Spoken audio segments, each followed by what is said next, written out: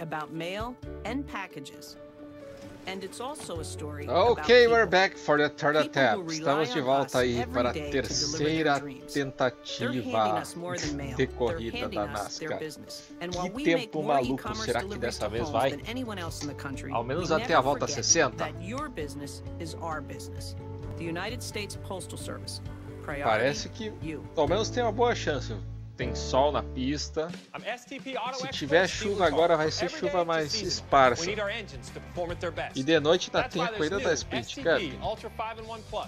Fuel system cleaner and fuel stabilizer. Help keep stale gas out and performance in. STP. I no longer live with the uncertainties of Hep C, wondering what if.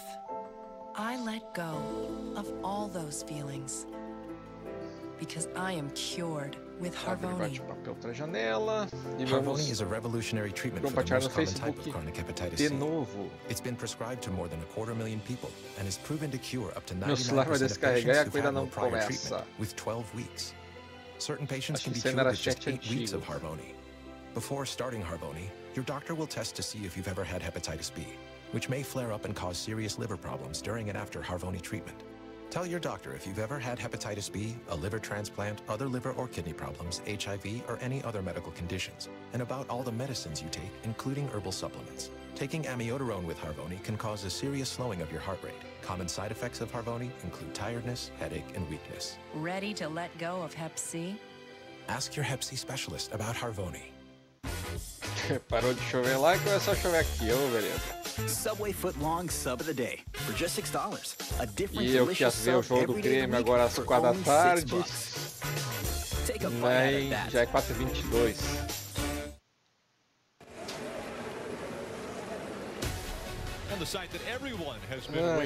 Vamos lá. Se chover agora, ao menos eu tenho que fazer. Vou lá assistir futebol. Olha como tá bonito o tempo. Do jeito que tá, eu acho que a gente vai ter logo uma bandeira vermelha por Big One. Que o pessoal tava correndo muito forte.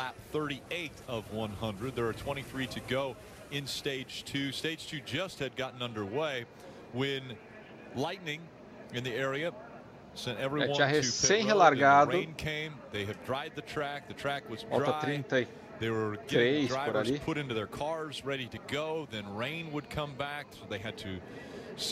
Já deu umas 3 voltas, né? 34, 36.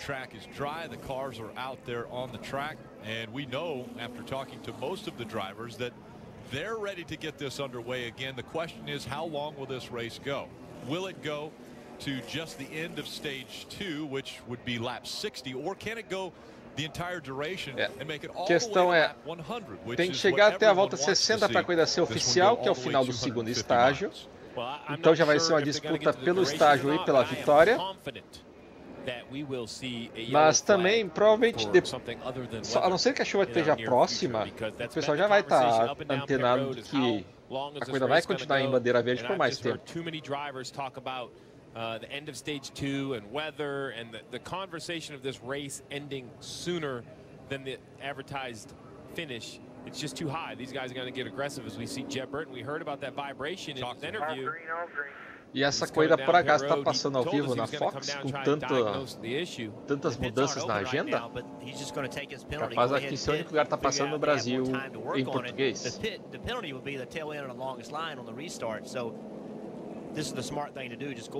Olha, se eu tenho mais previsão de chuva, eu vi ali no site que as nuvens se formam, se dissipam. Todo dia está tendo um pouquinho de chuva ali em Daytona. Se você olhar ali no céu, tem ainda um monte de nuvem esparsa. Acho que uma ou duas dessas nuvens ainda está chovendo. Se ela passar por cima de Daytona agora, vai chover, mas elas estão se dissipando. Acho que a cada minuto a chance de chuva é menor. Mas deve voltar mais tarde. Tá aquela zona de umidade que se forma chuva e some de novo, daí no outro dia forma de novo as nuvens, chove, vai embora. Apesar de que não é sempre assim, né?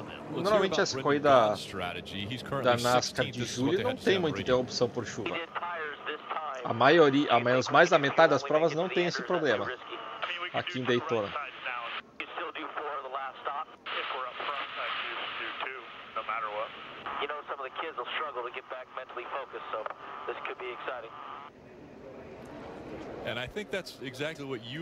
Mas previsão é nos próximos dias, todos os dias, pelo menos em algum momento do dia, vai chover. Ainda bem que temos esse novo Air Titan aí, que seca a pista rápido, porque aumentou bastante a chance de corrida, principalmente num dia assim, que a chuva vai e volta. Ty Dillon ameaçou parar, ao menos fingiu parar, mas não, a maioria dos carros na pista. É porque eles andaram só 3 voltas, já ajustaram o carro para as condições de dia.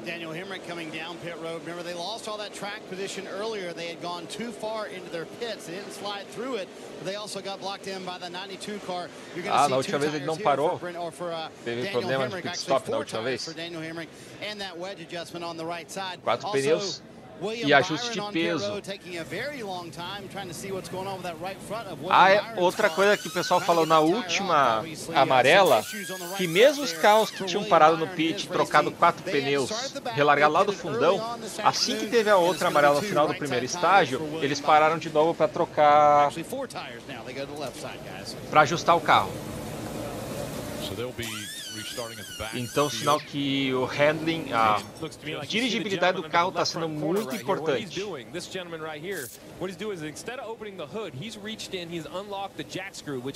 Ok, Doc Fulton, I will adjust the sound of everything. That's kind of why you saw him in there with that motion back and forth. I would assume the commentators will be louder now. You know, putting turns into the front jack screw, even though these cars do run. I'm not sure if I will speak in English or Portuguese. You can adjust the handling by taking the load off the bump stop and put it on the spring. So I don't know. Looked like a lengthy stop, but a stop with a plan for the 9 car, because that's a pretty major adjustment. We're about ready to get back to racing in the Coca-Cola Firecracker 250. Well, Once in again, English I can't out front, Brennan Poole, talk he has chosen the as fast outside as I line. think. And it will be Ty Dillon on the inside. They're 2x2 once again as we get ready for the restart. The field approaches the Geico restart zone. Vamos para a relargada. Going to make the hard left turn on the pit road. There's the Geico restart Pescar entrando, volta 41, bandeira verde de novo. Aquilo que a gente mais quer ver. Por quanto tempo vamos ficar em bandeira verde? A maior pena que tivemos até agora foi da volta 14 até a 30.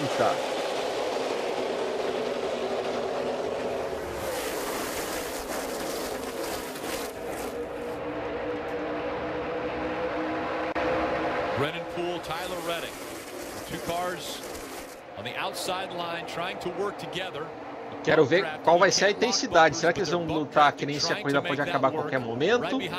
Ou já vão pensar um pouco mais numa modo endurance? Tá certo que aqui em Daytona não tem muito essa de modo de endurance, se você estiver brigando pela frente. Mas eles vão fazer three-wide ou ficar em só 2 carros lado a lado? É mais isso. Vai ser insanamente intenso ou só muito intenso?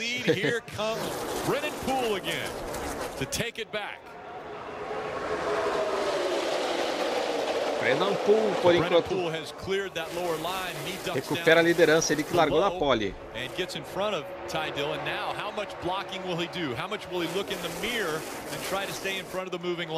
think he has to do a lot of blocking right here. I know his teammates in that outside line, but there's no teammates at this point. You just have to do whatever you have to do to try to hold position. 19 laps, he didn't do it.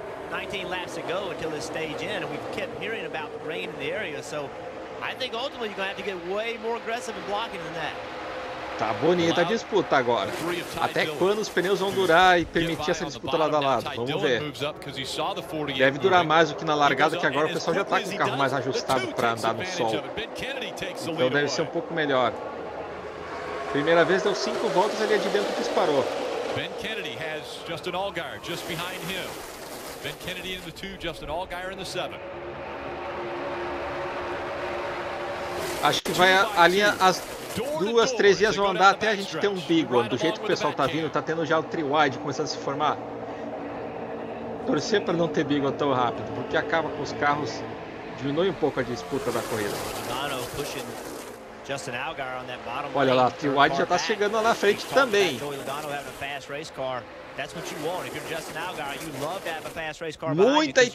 Muito intensa a disputa aqui agora. Kennedy in the 2 has tied Dillon within 31 thousandths of a second of his car when they cross the finish line. Now we're 3 wide. We haven't seen much of this 3 wide. Respira. Keep talking about it being hot and slick. That's where the cars really drive at. A terceira linha começando a cair, poucos carros agora ali por fora. Só uns 3, 4. Perdeu força.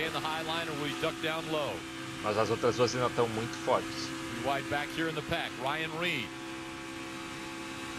After making an adjustment during that red flag, had to go to the back. So Ryan Reed trying to battle back to the front, but right in the middle of 3 wide. Ryan Reed tentando voltar para frente, tem um problema no pit. Ali encaixotado no meio do tri-wide.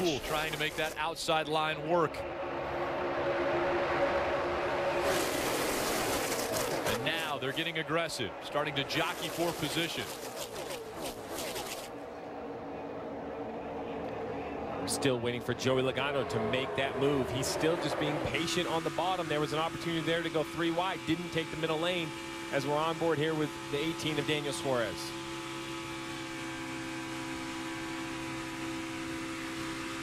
Ever so slightly, we hear him breathe the throttle there. Marty. Soltou um pouquinho o pé no acelerador e olha como os outros carros estão passando. Também, olha ali o wide. Big adjustment on the front, Steve, was because they were hitting the splitter way too hard. So watch the racing up front. Byron's back in the 25th position or so. There he is. And they were hitting the splitter way too hard on the racetrack. That's why they made that big front spring adjustment, Steve, to get that splitter off the racetrack so William could control the car a little bit better. And now's the time to make it, even though we keep talking about weather and potential issues. It's only going to be worse the longer you wait. If you know the issue you're having can be corrected, take the time, do it now, Jeff, so you still have racing ahead of you to try to recover. That's right. The row to watch right here is row 3, Joey Logano, and then right behind him is Elliott Sadler. I just get the sense that Elliott is committed right now. Wherever Joey goes, Elliott Sadler is going to go. I see him all over the back of Joey Logano. Everybody knows that 22 is fast. I think right now Joey can make a move and he feels safe that Elliott's going to go with him. Joey Logano e Elliott Sadler. You see the 48 there, Brendan Poole made that move the outside and Joey actually gets the inside of him. Remember last year's race, he was in a similar position when he actually spun out Bubba Wallace off of turn 2 and caused a massive wreck that he got caught up in. I asked him about that and said, what was the reason for that? And he said, I was overly aggressive. I was so successful. Foi só falar que o Joey Logano e Elliott Sadler estavam trabalhando juntos até agora, que daí eles desengataram. Se separaram. Try to decide which direction he wanted to go because he had a run on the 3 of Ty Dillon. He looked as though he was going to try to go low. Ty blocked. Brendan Poole went up high. Now that outside line is working. Elliott Sadler behind Brendan Poole. They're racing for the lead. Well, that's what's interesting to me, Rick, is in that first stage, the outside lane was non-existent. Everyone lined up on the bottom. But now, Jeff, we see equal help, and the outside seems to be able to keep up. Intention levels picked up a little bit more, Steve. So a little more side draft and helping keep that outside line together. 13 to go in stage 2, 53 to go in the race. You're not going to miss a moment as we go NASCAR nonstop. Tá comercial. The tools used to work hard have evolved through the years. They've helped us build nations, move mountains, drive ourselves harder. But one thing has never changed: the DNA of hard work. Ainda bem que foi non-stop, né? Por favor, tá muito boa essa disputa. That's why the DNA of our hard-working protection will always remain the same. Introducing the next evolution. Ainda tem 12 voltas para o final do segundo estágio e também para a corrida ser oficial. Ainda tem bastante corrida. If they sold these pretzel dogs at the stadium, that would Até really a class bandeira up the amarela joint. programada. Getting a hot dog on a premium pretzel bun with melty cheese sauce and crispy bacon here. Now, what kind of cheese you say? Melty cheese sauce here. Any other toppings on that one? Just that crispy bacon here. So you're telling me I can get a hot dog on a premium pretzel bun with melty cheese sauce and crispy bacon? Absolutely. Oh, no thanks. I already got one. The summer's biggest hit is the premium pretzel dog. And get half-price shakes and ice cream slushes after 8 p.m. This is how you Sonic.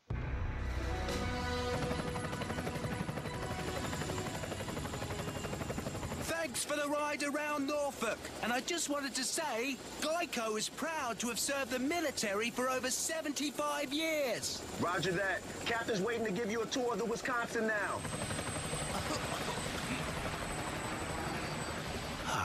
Could have parked a little bit closer.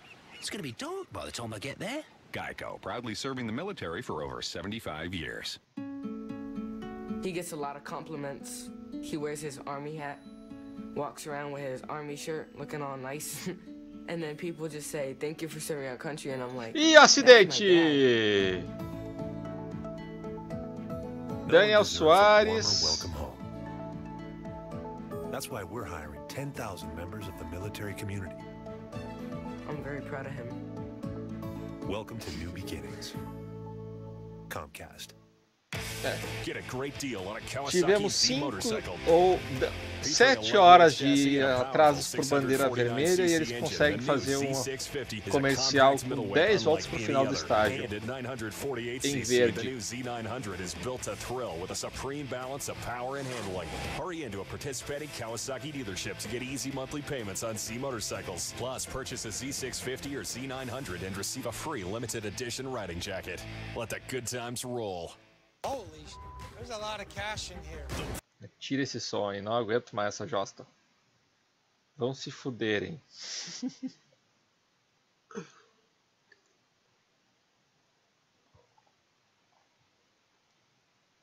Okay. You saw it all happen on NASCAR nonstop. No, I didn't. I couldn't see. Caution has come it out was a once tiny again. screen, Steve, you you dumb predicted shit. it not for weather. This time for maybe a little too aggressive racing. Let's take another look at what transpired. You see Cole Custer behind him is Eric Jones exiting turn 4. Eric Custer Jones checks up a little bit, gets turned sideways, and then behind him it's just they all stack up. Double Zero lost a little momentum there, getting free after getting bumped. Close call by the 11 of Blake Cook. He shoots back up the racetrack.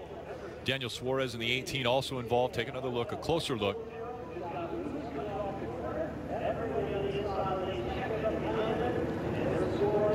We see this on restricted plate races all the time.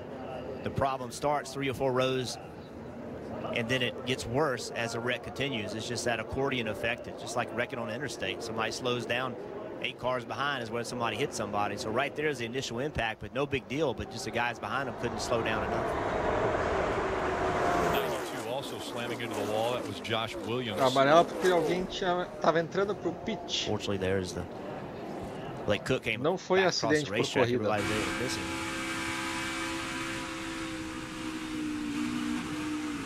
Keep coming, keep coming. Heads up, pit road. You all right, buddy? And the car smoking that was on the apron, we're trying to get a look at that one. It was smoking once it went by the finish line. Take a look then at Cole Custer, that move he makes, and then after he sees it, he's not going to be able to get back out on the track. He takes the ride right down pit road. Big impacts right here. These cars pushing each other. Obviously, they know they're in trouble. They're just locked up trying to slow the momentum down. You see that safer barrier work very well. Safer barrier absorbing some of the hit, so the drivers don't have to.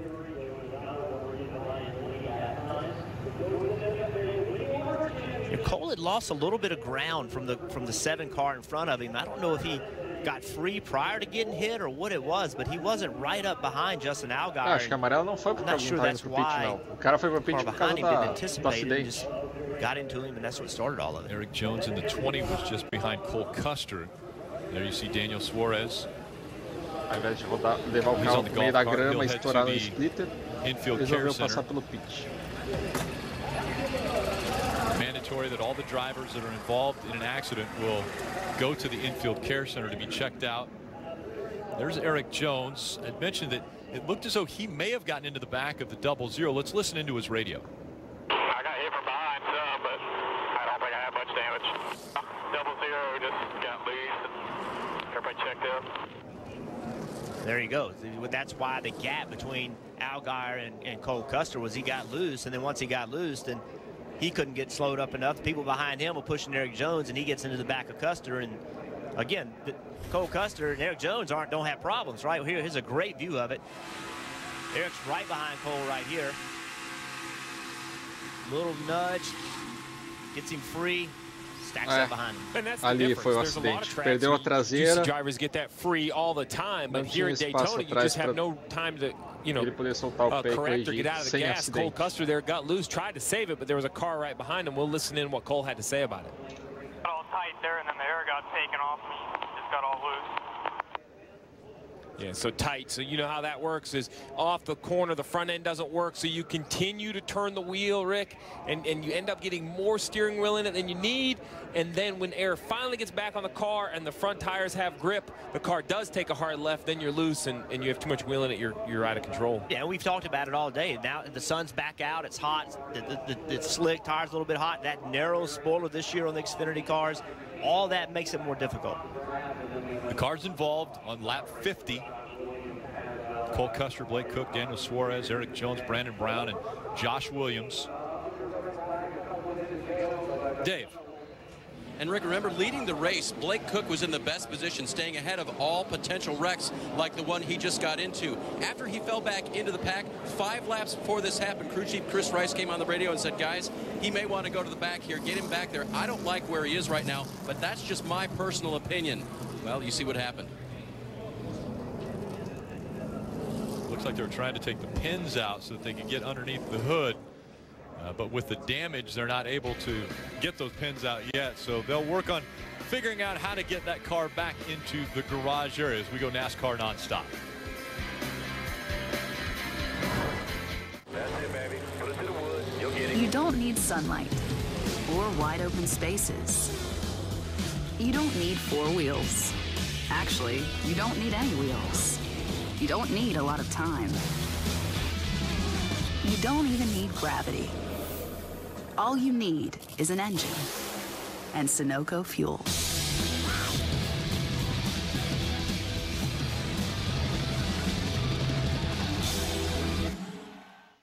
Get the ball inside early. We're just moments away from adding a new chapter to college basketball's most storied rivalry.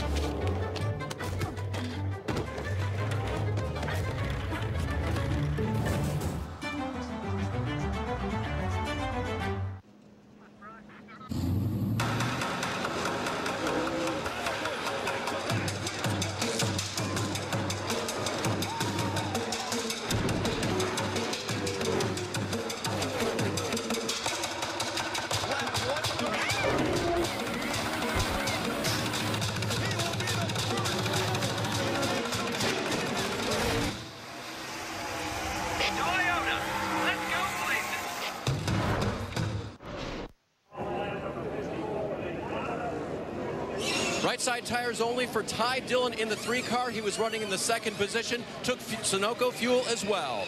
Dave, the big debate here, you can make it to the end on fuel. Joey Logano said, I'd rather have tires later, though. So if we stay out, I feel like we can win it. If we pit now, I feel like we can win it. Greg Irwin made the call. Come now, 4 tires for Joey Logano and full of Sunoco fuel.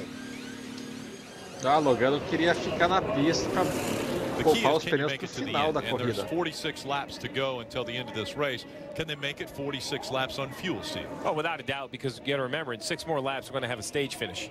So that guarantees 3 or 4 laps under yellow. So it's not really 46. It's 40, 41 green, 5 yellow. So fuel is not an issue. The question is, do you need tires? Então tudo bem parar agora e trocar pneus. Pode ficar fora no final do estágio. They weren't even really jockeying for position. In the last 5 laps of this race, the front cars are, it's going to be chaos. You're going to have to be able to go apron to wall with 100% confidence in your car and your grip level to block those runs. Yeah, and that decision was made more difficult whether to pit or not, because we have a stage in coming.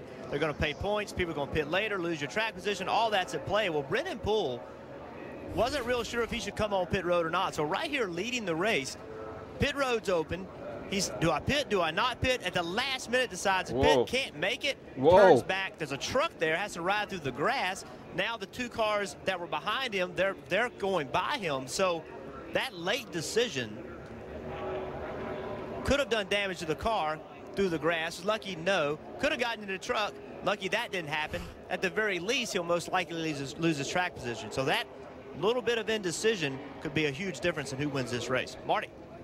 And Jeff, you've been in that spot as a lead driver before. You're trying to gauge off everybody really behind you, right? So you're kind of looking in the rearview mirror, trying to see where your commitment cone is to come to pit road. At the last minute, he saw everybody, the whole field behind him diving to pit road. Tyler Green, his spotter, said, get to pit road, get to pit road. At that moment, it was too late. Yeah, Marty, I feel this being a crew chief's tough, but you can't be the leader and try to follow the people behind you. Nope. You have to be decisive. Your crew chief has to say, this is what we're going to do. I know it's hard. I know it's difficult, but you cannot set the pace by your mirror coming on pit road when you're the leader. Let's listen to what the communication was with the 48 team. What happened there? Was it going to hit the cone, so I bailed. I didn't want to tell the one what we were doing here because I wanted them to do the opposite, you know, so I was trying to wait till the very last minute. Don't make it complicated. Don't try to control the cars behind you. All these gamesmanships ends up only hurting yourself. If you want your driver to pit, just tell him to come on pit road. And that's a great example why we hear these codes on Sundays. You know, there's codes, not pit for 2, just game A or something. Because of that, complicado. Quase perdeu a corrida.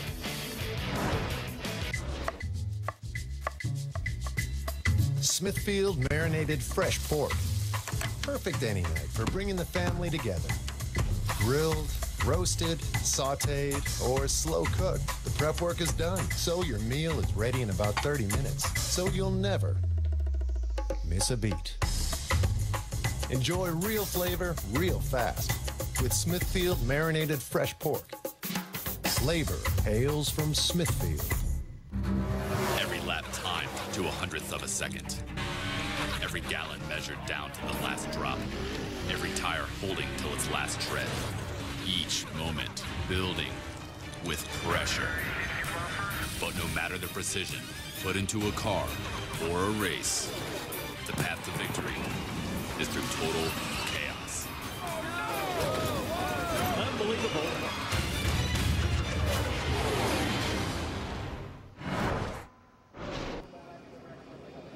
De volta ao vivo. Pescar vai apagar a luz agora? Nascar on Não sei. NBCSN Trocaram is de brought to you câmera. by Liberty Mutual Insurance, helping drivers worry less on the track and on the road.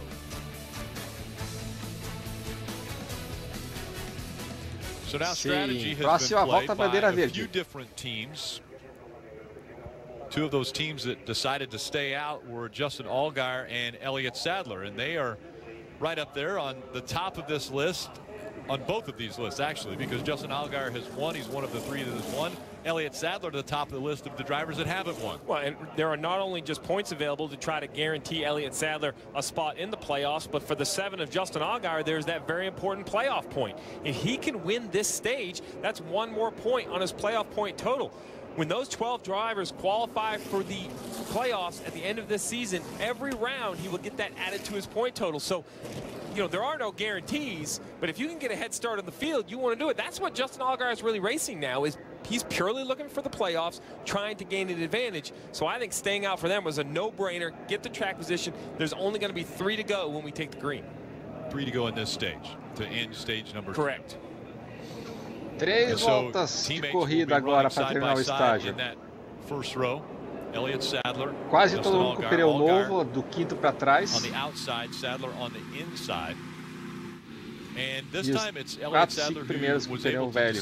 Vai ser intensa essa relargada, para falar o mínimo. No mínimo intenso. What do you do if you're towards the back? If you're Joey Logano in 12th? Remember, Jeff, we saw at the beginning of the show, in the last lap of each stage in February, big accidents. Now you have a group of Xfinity regulars towards the front racing for stage points. How aggressive do you want to be if you don't feel you have a chance to capitalize on those points? Vamos para a relargada. And now the field in the hands of Elliott Sadler, Justin Allgaier as they enter the Geico restart zone.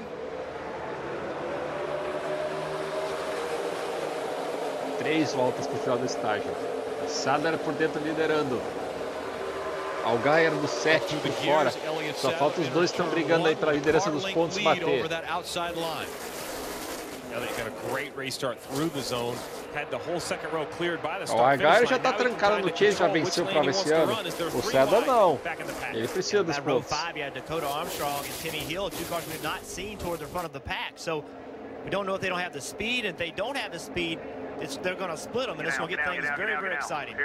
Nice move by Elliott. Elliott Sadler saw the inside line moving, heard from his spotter as well. Viu a linha chegando rápido, desceu bem na hora certa. Quase passado da hora. One of the very best on super speed races as far as spotting and giving that information. Big aggressive move. Remember, only 3 to go to the stage end. Now 2 to go as they cross the finish line. 2 to go to end stage number 2. 2 para o final do estágio. The road is closed. Elliott Sadler out in front. Sadler está disparando na frente, mas isso não deve durar muito. Tem um efeito ioiô aqui no vácuo. Se abrir assim, eles vão voltar. E já chegaram.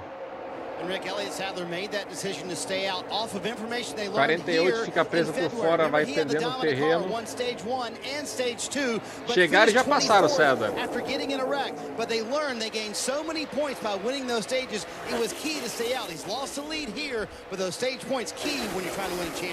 Brandon Jones out front now, and he had the help of Ty Dillon.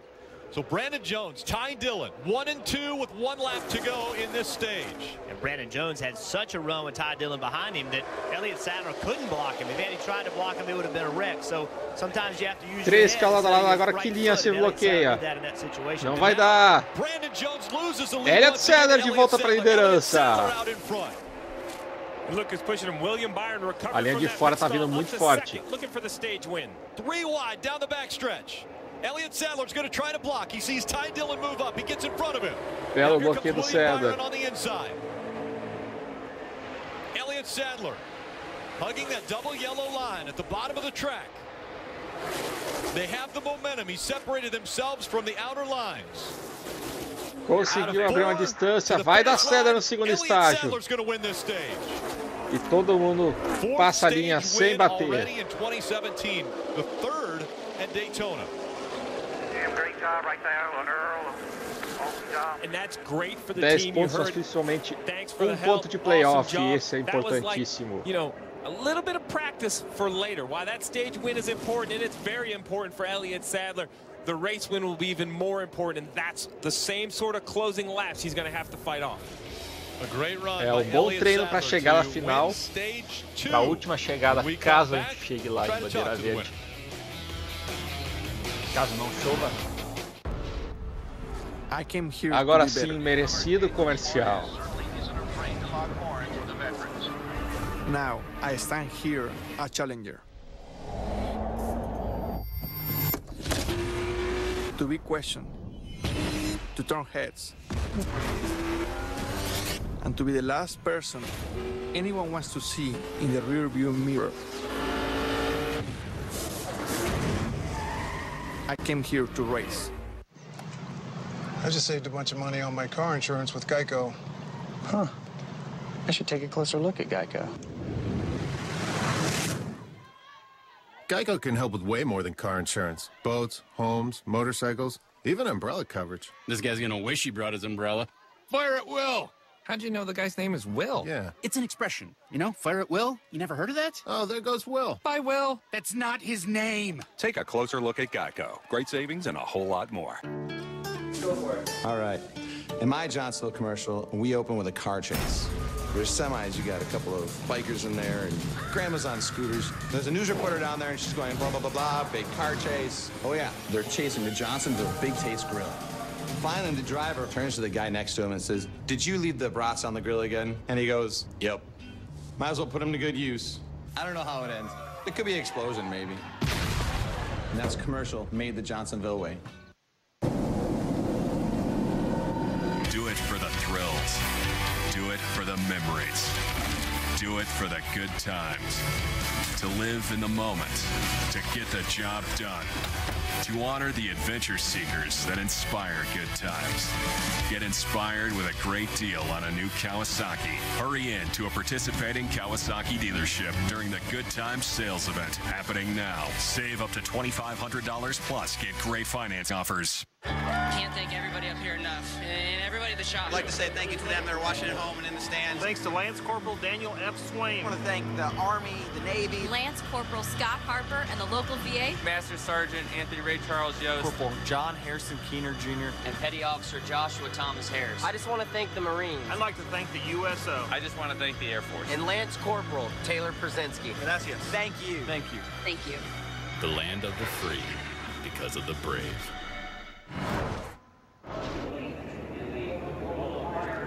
And here they come to pit road, at least the drivers that hadn't come to pit road earlier. Let's go to Kelly.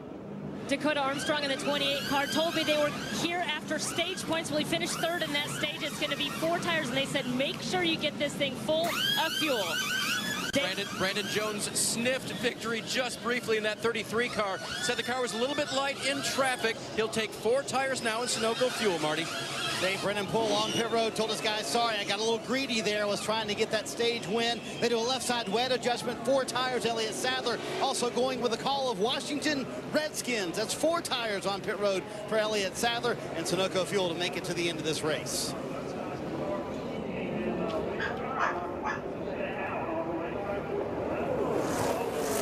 So Washington Redskins apparently means 4 tires for Elliott Sadler. I think they're a little indecisive on what they wanted to do. And it all comes down to who pits around you. And, you know, even if only 8 or 9 cars pit, the one car wanted to be towards the front of that pack that came off pit road. So it's time now for today's Subway Fresh Take. Let's talk to the winner of stage number 2, Elliott Sadler. Hey, Elliott, Jeff up in the booth. You with us? Yes, sir. I'm with you, Mr. Burke. Well, things got exciting right there at the end of that stage. Tell us what it was like to get that win.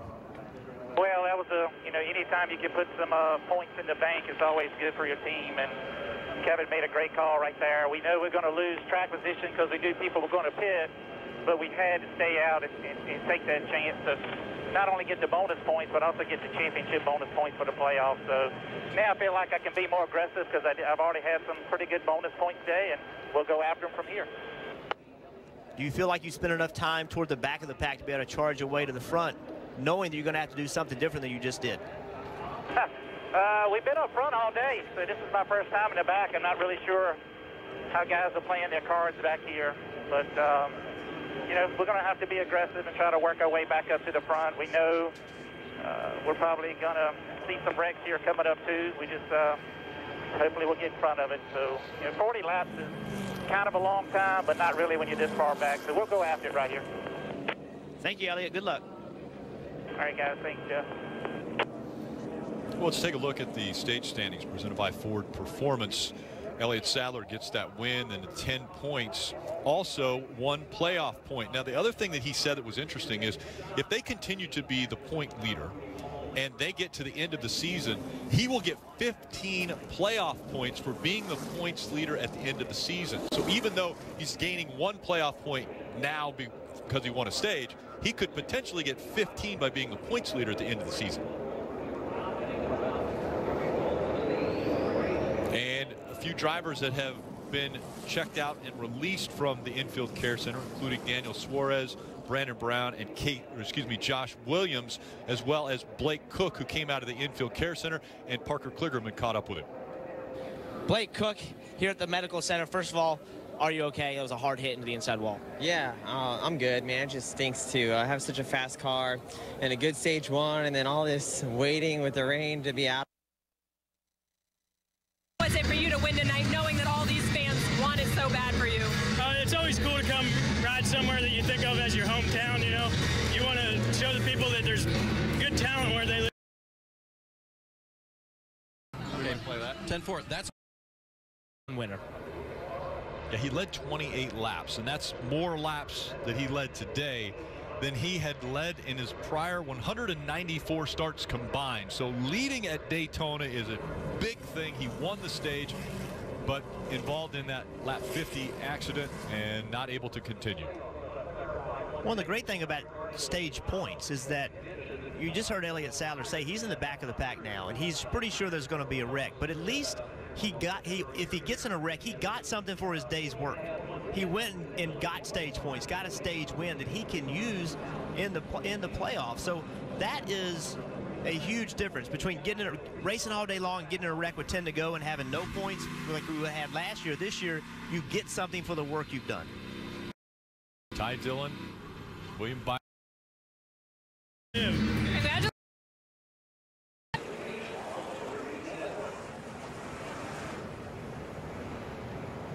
And welcome once again.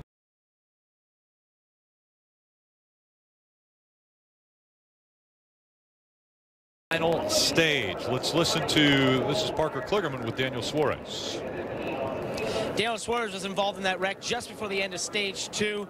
And Daniel, what did you see from your point of view? It looked like a hard hit on the inside. Honestly, I haven't seen the replay at all, so I don't even know exactly what happened. I was just in the inside line, just cruising. Honestly, I was just nowhere to go. It was just one point of the race where you have to just trying to be patient, and something happened in front of me that it was like a chain deal where everyone started to stop. Actually, I pushed a little bit my teammate, the 20, but it wasn't bad. And then whoever was behind me pushed me very hard and turned me around. So a little disappointed. This team worked very hard. Actually, like I said yesterday, maybe one of the best cars I have had here in a long time in speedway racing. But that's part of it. We move to the next one in a couple hours. Daniel Suarez out with a chain reaction that happened in front of him. Unfortunate. The one good thing that Daniel Suarez has is he now gets to refocus on the race that he's going to be running a little bit later in the Coke Zero 400.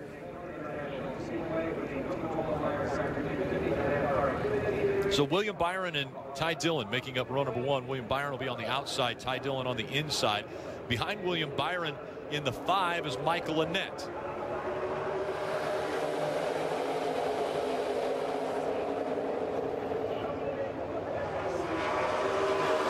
Tyler Reddick in the 42 behind Ty Dillon in the 3. Those two working together initially.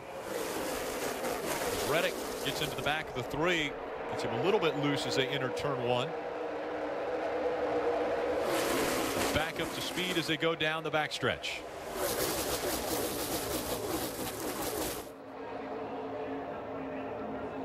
You see right there in the center of your screen the 22 of Joey Logano in the center, 3 wide back there. He pitted under this last yellow. He knows, him and Elliott Sadler both know they need to get up as soon as they can. Even with 35 to go, you heard Elliott Sadler say in the interview, Jeff, that while that is a lot of time, that doesn't seem like a lot of time when you're at the back of the pack. And he used the textbook move there as he was able to get down, side draft, pull the car that was inside of him back, and he was able to go by. William Byron out front now. Can he block for the next 34 laps? Because that's what he'd like to do, stay out front, stay in front of the line that's moving.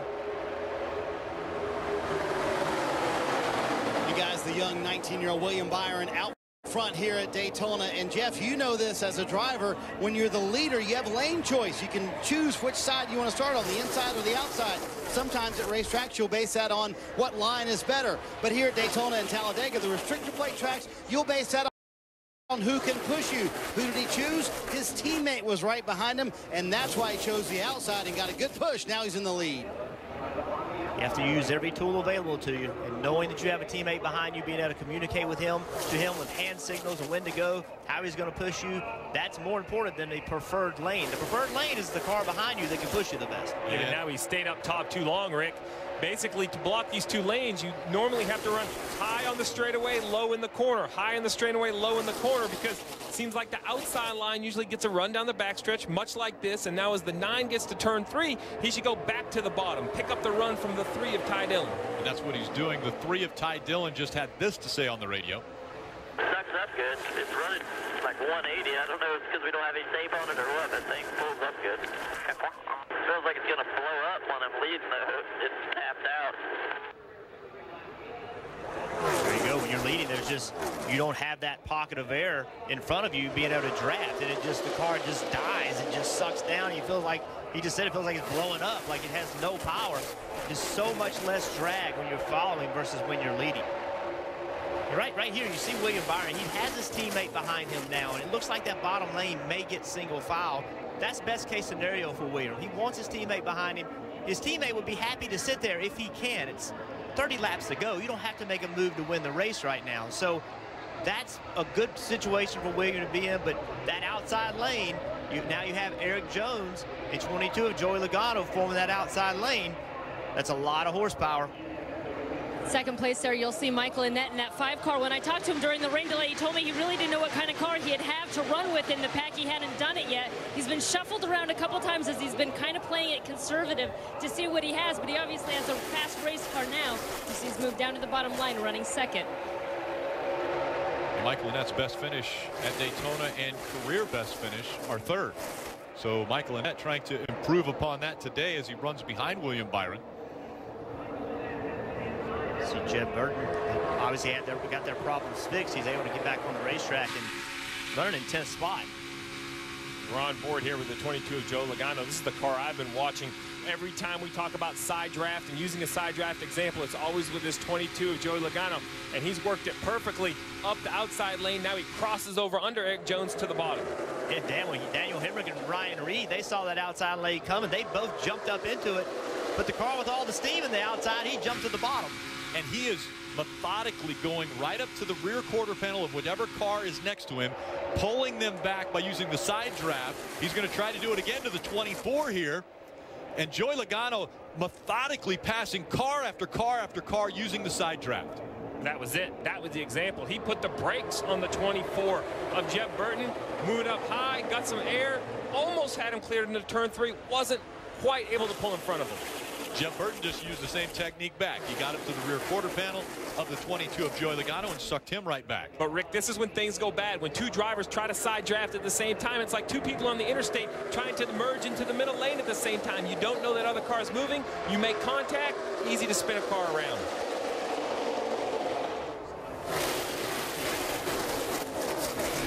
Watch again how he uses the side draft. That front fender on Jeff's right rear quarter panel, stuffs all that air on the right rear of the 24 car on the spoiler. Now he to the right, get as far away from the guy as you can, take that drag away from your car. Ryan Reed trying to make his way up to the front again. 2 wins at this racetrack, currently running 10th as we go NASCAR nonstop.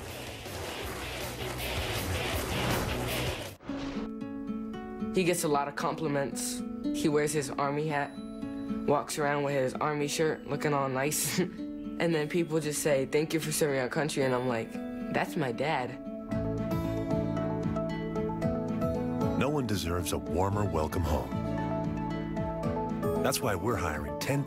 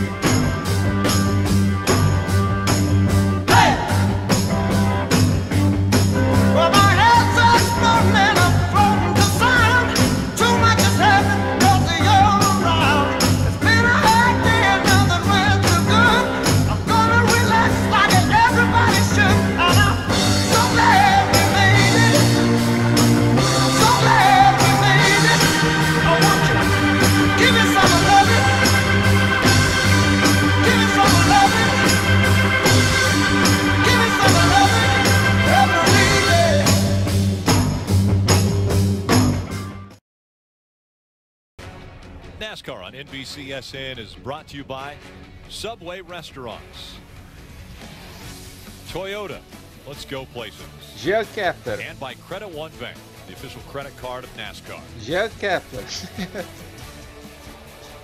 What a beautiful view looking down on Daytona International Speedway. Our aerial coverage provided by our partners at Smithfield Foods. And welcome back to the Coca-Cola Firecracker 250 out in front. William Byron, driver the number 9. William Byron, just 19 years old, from Charlotte, North Carolina. Right behind him, Michael Annett. Ty Dillon running 3rd. Back there in 4th, Tyler Reddick. 76 voltas de 100. Rick, this whole front pack really needs to try to just be efficient and stay in line. This 26. Eu tava com o microfone fechado, não sei desde doing quando. a nice job of just being efficient. You don't see him pop out of line much. He kind of just stays in the tire tracks in front of him. No one, it doesn't put anyone on defense. They can all kind of just focus ahead. And the reason I say that is this front 5, 8, even 10 cars, Jeff, was making a little ground and breaking away from Joey Logano. And if these front 6 stay efficient, the 22 of Joey Logano is going to have an even harder time working that outside lane. É, quando a linha de fora se forma, tem o problema de quem está infringindo disparar. Começa a abrir. 26 car. He is a native of Florida, wants to do certainly very well here this weekend. He had a career best 6 in Daytona here in February, and a very good restrictor plate racer, showing it once again. And Steve, you mentioned being very smart, staying in line, doing what he needs to do to not only finish this race, because he didn't have many opportunities, but finish it well. Scott Legacy Jr. knows how to work through adversity. Back in 2015, diagnosed and beat colon cancer, and now back behind the wheel of a race car. Scott Legacy Jr., as you mentioned, 6th is his best career finish, currently running 6th. This is only his 4th start in 2017. Sim, a quarta largada do Legacy Jr. Single file, just like you see it right now. What it forces is it forces everybody behind him to go single file, because if you make a move right now, if you're Jeb Burton, if you're even Joey Logano, we've seen Joey try to make moves. If you turn right here and get on the outside, if everybody doesn't go with you, you're done. You're going to the back. So it forces the people behind you to play defense as well. So smart move by initially staying single file to keep that group, that second group from catching them. But then once you get there, it forces you to go single file. Unless you make a mistake, like right there, you saw the 3 of Ty Dillon. He got off the racetrack. They filled that gap. Well, Opa, I was going to say, they're not going to stay single file for the whole time. Of those top 9 cars, only William Byron, the leader, and Ty Dillon, the car we just saw make a mistake, they were the only 2 with an Xfinity Series wins. So many drivers to the front looking for their first win. As you see, Jeb Burton, who now just joined that front line of the draft. A couple laps ago, his spotter came on the radio and said, all right, man, you can't win it on lap 72 after you've driven so fast into the top 10. And that begs the question, when do you go? My personal thought, about 10 to go. But what do you guys think? When is the time when you're single file like this to go to that top line and go? Now. I think you go now. I think drivers é a hora de ir agora. 10 voltas pro final, você não consegue fazer nada se estiver lá atrás. You cannot win it from 10th. So if you're in 2nd and 3rd, you could wait, Jeff. But if you're back in 8th, 9th, and 10th, you have to do something. But if you're in that front pack, your spotter right now has to be watching this outside line. They've got to be paying attention. Who's going to be the first one? A corrida da Coque hoje, se preparem com 50 voltas pro final, é a hora que costuma dar big on forte. Ao menos antes dos estágios, agora é outra história, né? Agora é na relargada pro estágio final. And one of the other things that put it so much into perspective as we were watching and riding along with Joey Logano, that inside line moving along. When you're on the freeway and you see that there's a bunch of traffic and you think, all right, I need to be in this lane. This is the right lane. And não estavam conseguindo avançar. Agora sim. Todo aquele empurrão para conseguir só encostar no 16. No meio da curva também? Não, só pouquinho. Agora sim empurrando. That's right, Rick, but it's not luck. There's a reason why fast cars and fast drivers make a good lane. It's because their cars are good, but it's also because they are working at it. Every time they get up next to a car, you see this são bons pilotos e bons carros trabalhando juntos, só assim. Ainda tem o Uno Seller que também está com um carro bom atrás ali empurrando. Essa linha de fora está muito forte. And it's very interesting to listen to Joey Logano's radio. Tab Boyd kind of almost coaching Ty Dillon through all this, trying to get him to do the things that Joey Logano wants to do. He said, we got to get away from the wall. We got to get closer to that bottom line. Jeff, why do they want to do that and get down closer to that bottom line? Well, that's just protection. Nobody can pass you on the inside, Marty. Remember, you cannot go below those yellow lines to make a pass. Just under 19 laps to go. Our last NASCAR nonstop. We'll be back for the finish, but you'll see everything. Mais comercial, vamos se ferrar. A gente fez duas voltas atrás, poxa. We have some congestion on the runway, and I'm being told it'll be another 15, maybe 20 minutes.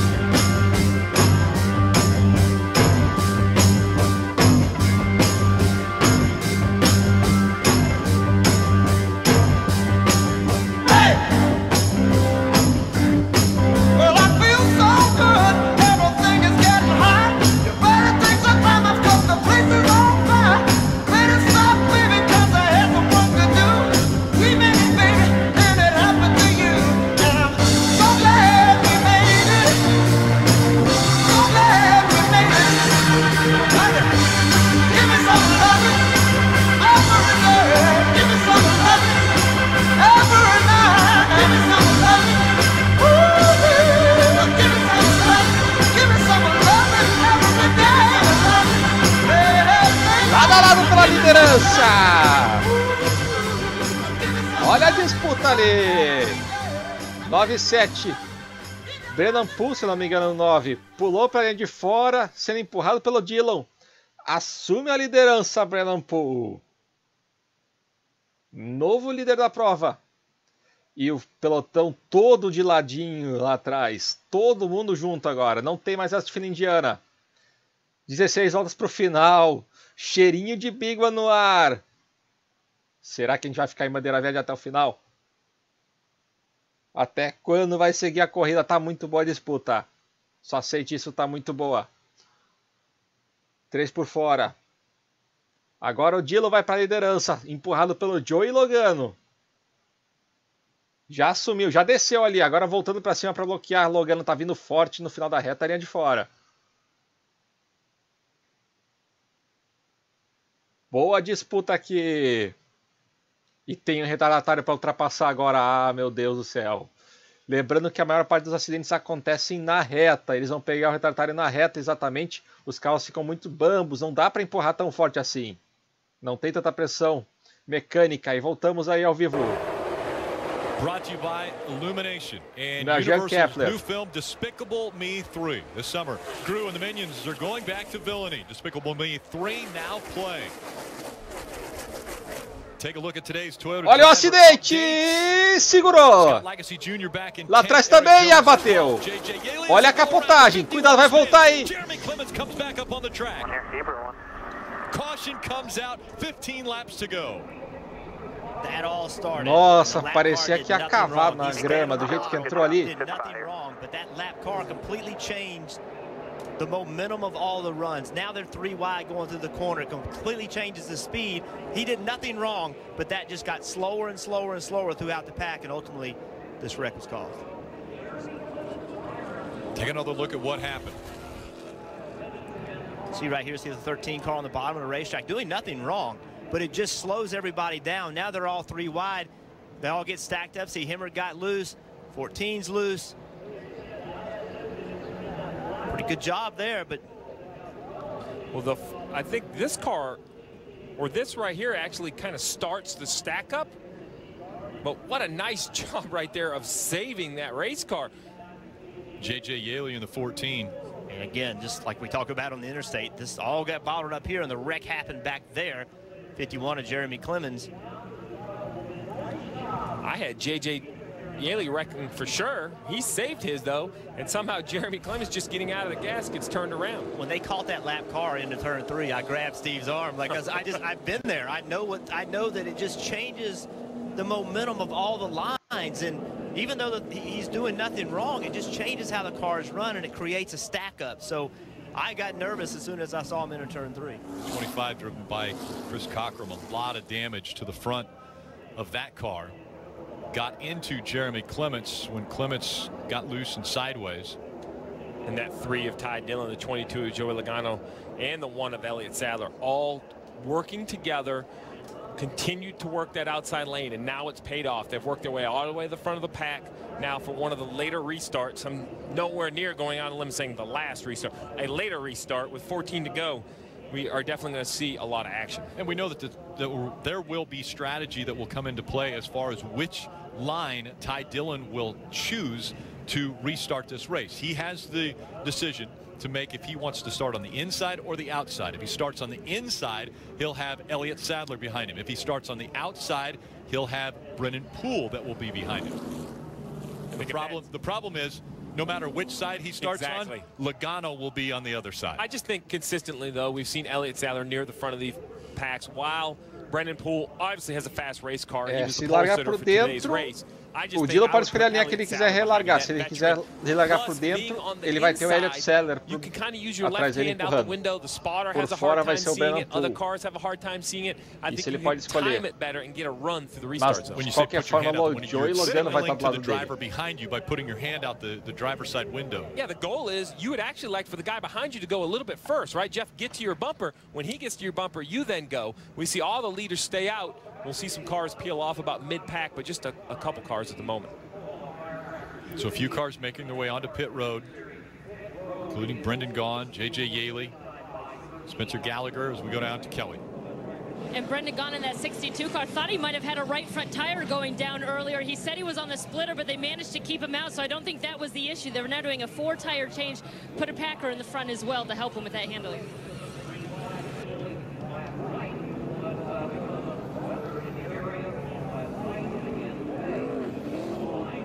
Brendan Gaughan with South Point Hotel and Casino on the quarter panel, which is owned by his father, Michael Gaughan.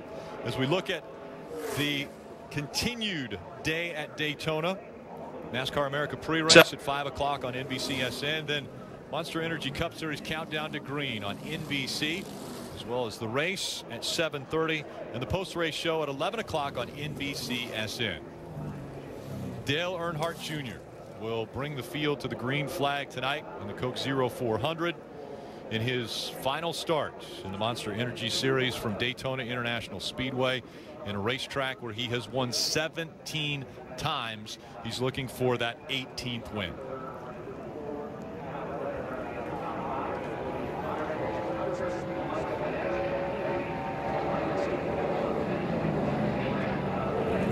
Spotter coverage brought to you by Liberty Mutual Insurance, helping drivers worry less on the track and on the road.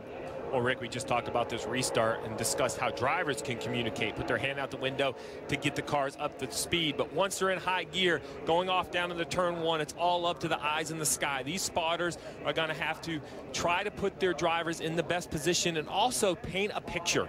What's behind them? Where's the energy coming from? Where's the run coming from? Because as you know, Jeff, you want to block, but you have to block early enough. Most of the big accidents we see is a driver that really, it's too late. He's missed the chance to block, still forces the issue. The car coming can't slam on the brakes. We see what happens when a car slows down. So the spotters are going to have to try to safely maneuver their cars to the front of the pack. If you're at the front of the pack, even more importantly, safely block traffic coming from behind.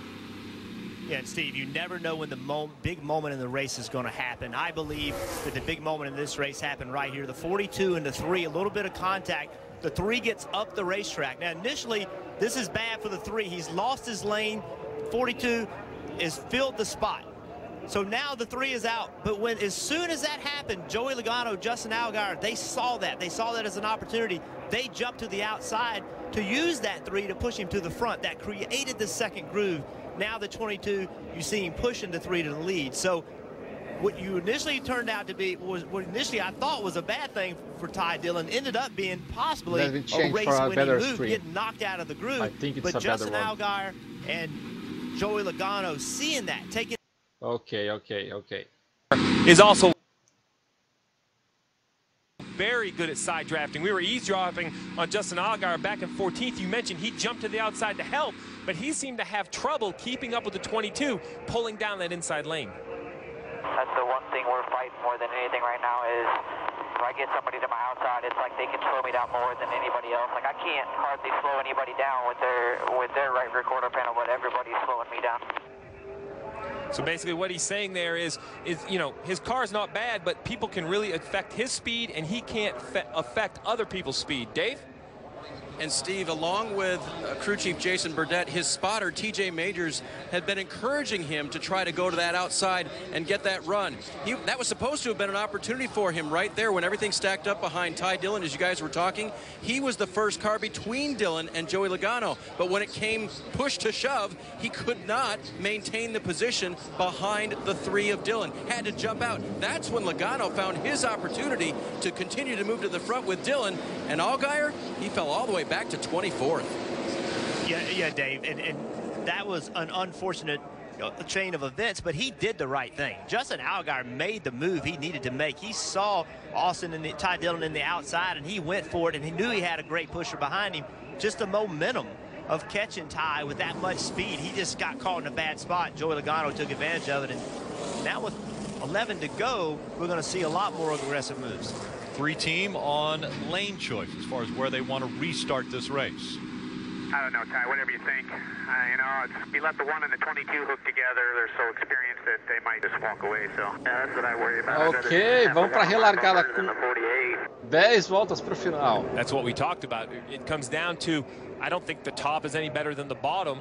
It's who do you think back there will do as more good for you? And I'm not sure Ty was convinced that Elliott is going to be magical for him, but he felt like it would be magical for Joey Logano. So he was going to split up that pair and see if Elliott could help him try to get the start. So we'll watch right here tá, as they come into this restart zone and see if there's some hand signals from these leaders. Por isso que ele vai para a linha de baixo, principalmente. Não é que ele quer ajuda do Sander, mas ele não quer o Sander ajudando o Logano. They feel like Brennan Poole in that 48 has been the best pusher in the field all day long. We'll see which lane wins on this restart. And this restart could win the race. If you can get out front, if you can clear the other line, the possibility exists Essa relargada for 10 laps. Pode vencer a corrida, mas acho que vai dar big one em 3 voltas. I think Marty made a great point. That 48 of Brendan Poole on the outside behind 22, he has been fast all day. He has been in the front all day long. I know he doesn't have the experience as Elliott Sadler, but I'm not sure his car's not a little bit faster. Talked about track position. Look at the hands, Steve. Look at the hands. You called it. There you go. Their left hands are out the window right there. The left hand of the 3 of Ty Dillon. It's out the window. Now you watch. Olha, puxando. Empurra. He gets his bumper, hand in the window, wide open. Não, me trava agora. Green flag back in the air. 10 laps to go at Daytona. And look at the difference already. Those hand signals get Elliott Sadler right on the bumper and Ty Dillon. Joey Logano has very little help. He's cleared the 1. He has cleared the 22. Now it's Ty Dillon's time. He needs to stay out in front of whichever line has momentum. E já tentou bloquear a de baixo, não deu. Mas é de fora que tá forte. A freight train moving along at just under 200 miles an hour. Tira e Logano por fora, Sadler por dentro. Sadler e Poole. Now Logano has also cleared both the inside and outside não line. é o Now Poole. Logano tries to do the same and block. Atrás do But Logano. this is going to make Ty Dillon's job much harder because Joey Logano has more racetrack to use. Aqui. Logano jumps in front of the outside line. Ty Dillon has to go to the bottom of the track. Will that give that outside line enough momentum? The 22 of Joey Logano. Can he clear the 3? Logano tentando livrar agora. He does clear. Ty Dillon. Now Joey Logano out front. 3 carros lado a lado. A partir da sexta linha, da sexta fila. Agora mais perto ainda. É quase 3 wide para a liderança. É, a hora da verdade chegou. All race winners on the high side. You have Brennan Poole, William Byron. It's so difficult for Joey Logano with this aero package. It appears to me that it's easier to get runs from both the bottom. Ih, a batida lá na frente do pelotão e vai voltar. Olha o Big One. Não! Não foi Big One. Conseguiram salvar. Meus parabéns para o Brennan Poole e o Austin Dillon. Meus parabéns ao Ty Dillon. Ty Dillon. Vai sempre ao Austin pelo 3. Poole sideways collects the 3 of Ty Dillon. quarter panel Uau! a little more than I thought, but if he can get back without the left rear tire blowing and doing more E também damage. para todo o pelotão que não se assustou com os dois carros e causou um acidente tentando desviar deles. They just got misaligned. The 9 of William Byron was pushing the 48 of Brendan Poole, and empurrar na you saw entrada the do 48 trioval é move. complicado. He made a move, and when he did, they no longer were lined up, and that shoved the 48 into being sideways. Jeff, you know, the tri-oval isn't, you know, talked about like a corner, but the cars get very light. So right here on the straightaway, as they get into the tri-oval, like you said, they just get misaligned. And right here, it amazes me. So fortunate that the 48 goes back down the racetrack. Those cars to his right, there's nowhere for them to go. If he comes back up the racetrack, it turns into a multi-car crash. See, right here, Brendan Poole almost looks like he wanted to move to the outside to make a move, and it just misaligned the bumpers, and the 9 of William Byron's behind him and spins him around. But Steve, your point about the trial is right. The worse the car drives is in the trial.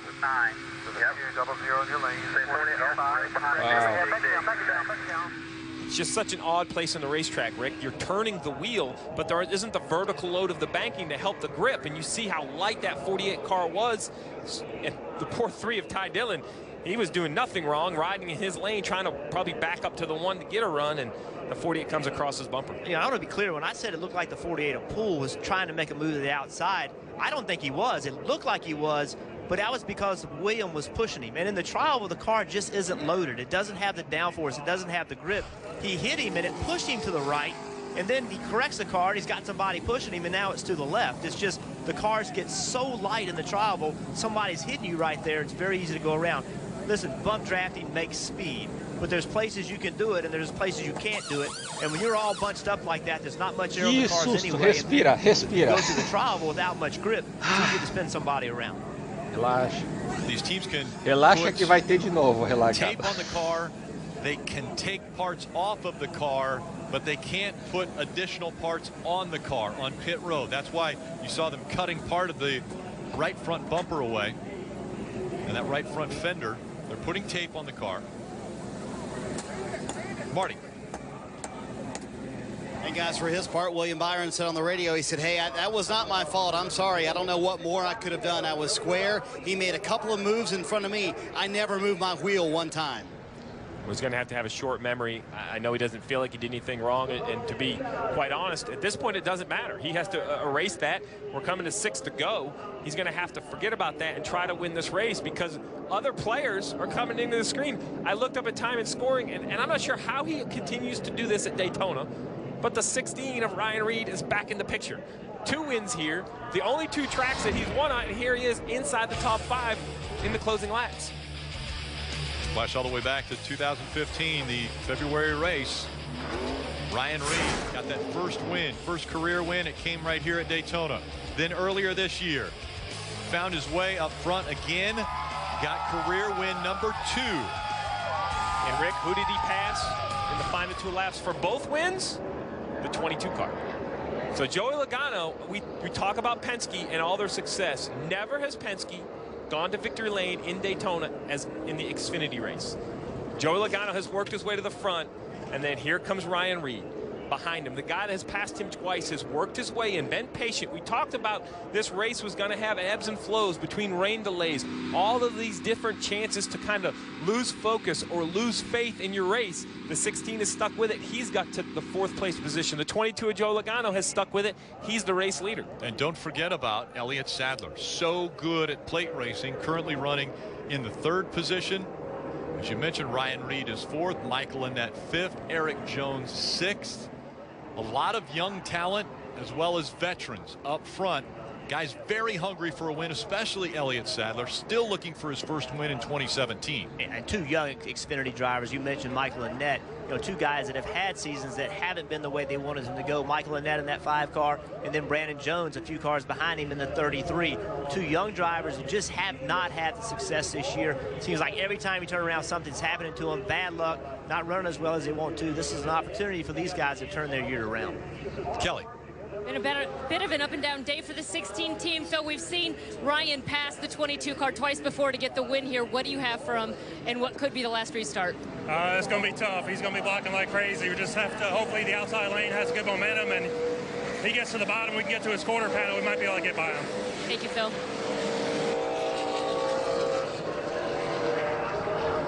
And listen, we know this is the Xfinity race, the Coke 0400, the Cup race will be later tonight. But don't think these Cup drivers do not want to win Xfinity races. This is the closing laps of the Xfinity race here earlier, and Joey Logano has a run on the 88 right here. Chase Elliott's driving the 88 in this position. He's pushing him, he sets up, he thinks he has the run, and look at Chase Elliott. Takes a hard right up the racetrack, blocks him. I think Logano at this point thinks he has it won. I'm not sure how they don't crash an aggressive maneuver, but watch Joey's reaction. Pounds on the steering wheel. It's just an Xfinity race, but he wants to win. Let's listen in to the 22 team. So I don't know how the JRM fuel mileage is in general, but the 9 and the 16 and the 5 stop, you know, quite a bit sooner than us. I don't know if they're close or not, but we lost this thing in February because the 3 run out of gas behind us. So be aware, the 1's in good shape. So they're talking about fuel mileage. Shouldn't be an issue. 36 laps that they have gone for William Byron, or will be 36 when they get to the end of this race. You know, the problem though, Rick, is fuel mileage never seems to be an issue till it is. Yes. And there's a lot of assumptions when you make fuel mileage calculations. Is it full? What did we use? And really what the crew chief's saying there is, even if he doesn't run out of gas, if you just get a little bit of an air pocket, remember, these aren't fuel injected like the Cup cars. A little air pocket, the motor stumbles just for a second, that's all it takes. You lose your momentum. Joey Logano picked to be behind him. Joey Logano picked Elliott Sadler. He appears to be the popular choice to have as the pusher. It will be 4 to go. William Byron on the outside. 4 pro final. Vamos para a relargada. Penske has never won a Daytona in the Xfinity Series. Joey Logano trying to change that statistic. Green flag back in the air. Logano liderando, Sadler empurrando ele. Agora não tem mais Brennan Poole e Ty Dillon. E já tentando 3 para cada lado, forçando o trio-wide. Amarelo fica preso no meio, vai ficar sem vácuo. Não, agora o outro azulzinho que está por fora ali.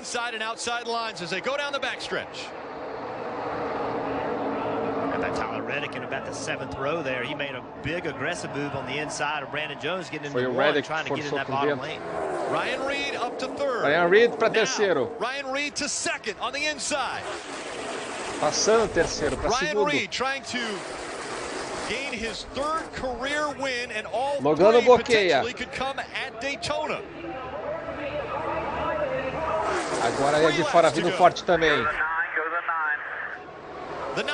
9 tentando bloquear de tudo que é forma, Logano. 9 tentando passar de tudo que é forma, Logano bloqueando de tudo que é jeito. Eric Jones agora por fora. 3 voltas para o final.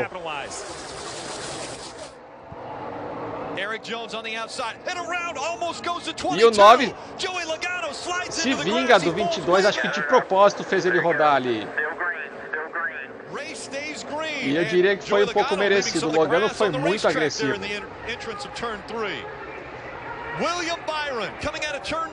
William Byron liderando.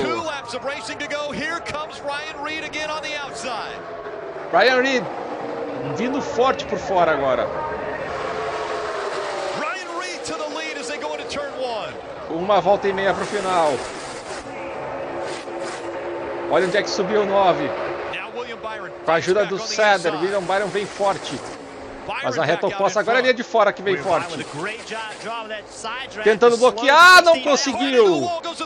Acidente lá atrás. Agora sim é Bigo.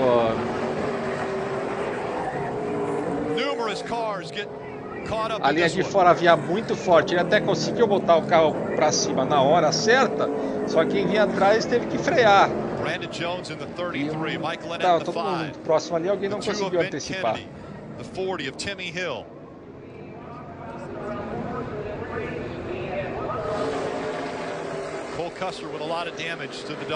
Que relargada! Muita coisa aconteceu agora. Overtime, vai ter mais uma relargada. Não acabou a prova. Away with it for so long, and finally the pushes and the runs just became too much. There's a good chance that they will stop this field after they get through turn 2 or right in turn 2 to red flag this. It will end under overtime. As you see the 16 crew working feverishly to try to do all they can before the red flag comes out, because once a red flag comes out, they have to stop working on the car. Michael Annett making it into the ambulance. He'll go to the infield care center. Michael Annett had such a good run going, as you said, Jeff, just looking for a bright spot. And Michael Annett and Brandon Jones both, once again, just got caught up in something. Ryan Reed, I know he's not going to be a race winner today. What a job getting into this race, being in the conversation at the closing laps, had fought his way up, had the lead. Red's out, red's out. Red's out, they can't work on the car Bandeira vermelha, não podem trabalhar no carro. E carros com vapor saindo, isso aí não é bom pro carro.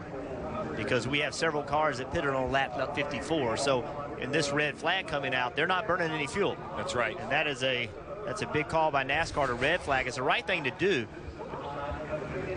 You see right here, Brandon Jones just pushing, Enfim, trying ele to estava get that empurrando run, e pushing tinha alguém Eric quase Jones empurrando in front ele. of him, who's into the rear bumper of Ryan Reed. E daí eles tiveram que Basically, the frear. push just gets too much. Justin Allgaier pushes the back of Brandon Jones. Não, nem He chegou gets na into hora the de ter que outside wall. frear. From there, it's a chain reaction. Ele já estava empurrando o Ryan Reed que nem um louco. E daí o cara atrás do Brandon Jones foi tocar nele também. Os dois já estavam muito instáveis. Nossa, o Ryan Reed bateu forte no muro ali na entrada da curva 3. He can't see the cars in front of him are having trouble. And you see right here, this is what happens. They just get stacked up. The 20 is into the 16, the 33 is into the 20, and that's all it takes. He kind of either loses a little momentum or the 7 just hits him too hard. They spin around. Ou era o 5. Enfim, teve um carro vermelho que bateu forte no muro, foi pra grama e quando voltou pra pista, voltou com tudo. Very fortunate that 33 stayed on his wheels. You see the 42 through the grass. You know, this is always the concerning point. When cars start hitting other cars, we see them climb up and get airborne. Luckily, all these cars stayed on the ground.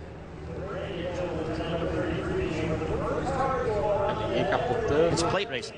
It's Steve, you said they're all racing. They're racing for their teams, their fans. This is the nature of plate racing. You have to push. You have to shove. If you don't, your line never moves. But when you do push and you do shove, we have these incidences. And it's... Listen, once this wreck starts, just as a driver, you know, it's a terrible feeling. You're hoping you don't hit anything hard. You mentioned it. We've seen so many incidents where cars start flipping. It's a terrible feeling for a driver. Riding along at 100 miles an hour with a bat cam, and you see. Aí ali o Ryan Reed rodou depois, bem depois, lá na frente o Ryan Reed rodando. E daí vai subir de volta para a pista lá no cima do Daytona. And this is the shot. You see the cars dancing side to side, trying to get position, and then the 33 just gets spit out of line that quick. And from there, the major crash. And then all of these crew members, everyone that works on all of these cars right here, this is where the disappointment of speedway racing comes in. The long walk from pit road back to the hauler, knowing you had a chance. You built a car, you came down here, you worked all weekend long, your spotter, your driver were communicating, and one car pushes another, and they all crash. Where you are. Got through there. That was from Matt Tiff's perspective, 19 car. Look at all the grass inside the car. Yeah. All the crush panels get knocked out of the car, and just everything flies inside. 33, Brandon Jones into the wall. Comes back across, collects Michael Annett in the 5. And as you mentioned, those two cars sideways in front of the rest of the field. Now it's luck. Michael Annett collected the 7. Justin Allgaier. É uma super câmera lenta, né? That we all felt was coming, but even leading up to this, we saw some huge moves, huge blocks. Joey Logano had William Byron all the way down to the double yellow line, getting into turn 1.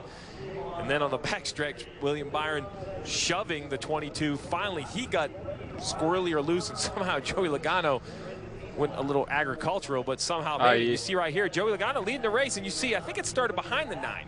It looks like the 16 shoves the 9, the 9 has to correct, o Ryan Reed and as he empurrando moves o across 9. the rear Talvez bumper não of the foi de 22, propósito, it spits the 22 out of line. O Seller estava empurrando o Ryan Reed, que empurrou o 9, que tocou no Logano. 16, the 16 shoves the 9, the 9 shoves the 20. You know, it's just a chain reaction. They're all just pushing each other, trying to win this race, and ultimately it just pushes Joey Logano off the racetrack. Incrível que o Logano, o splitter dele aguentou ali. Backstretch at 185 miles an hour. Grass collecting on the splitter and the front Encheu de bumper. grama, mas parece que está inteiro. Right along. The 20 popped up there while we were defending. Stay with a 9. There you go. Big shove. We're off middle with the 3 behind them. Da speed cut quebra quase sempre. And that's, I mean, it's that easy, right? The 9 didn't mean to move the 22 out of line, but you know, these bumpers are not perfectly square. The drivers make it seem like they are because they bang time and time and time again, but the bumpers have a little bit of shape to them, and when they aren't lined up perfectly, it just moves the car out of line. And we're listening to Joey Logano about that incident. It's going to end up in the left rear. Set me for a little bit of a ride. Oh yeah, the grass eater. And you hear there's no disappointment.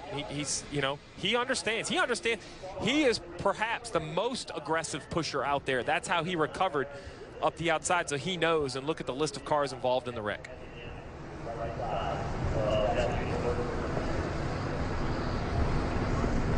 Such a difficult ending to a lot of these drivers' days. But William Byron out in front as we will be getting ready for overtime. Let's see if we can chat with William. Hey, William, it's Jeff up in the booth. You with us? Yeah, man, I got you.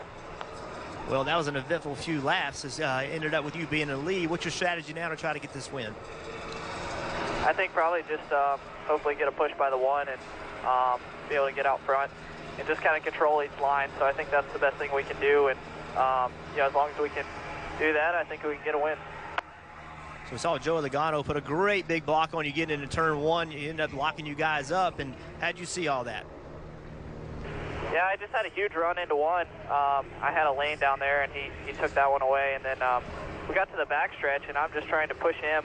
I'm on the yellow line, and he was half off the yellow line, and I was, you know, I had to stay square with the help I had behind me. So I was just trying to get pushed from behind and try and push him forward, and he ended up getting sideways. So unfortunate there, but I think we you know, we just got to get pushed straight, and hopefully if we can do that, I think we'll be able to hold on to it.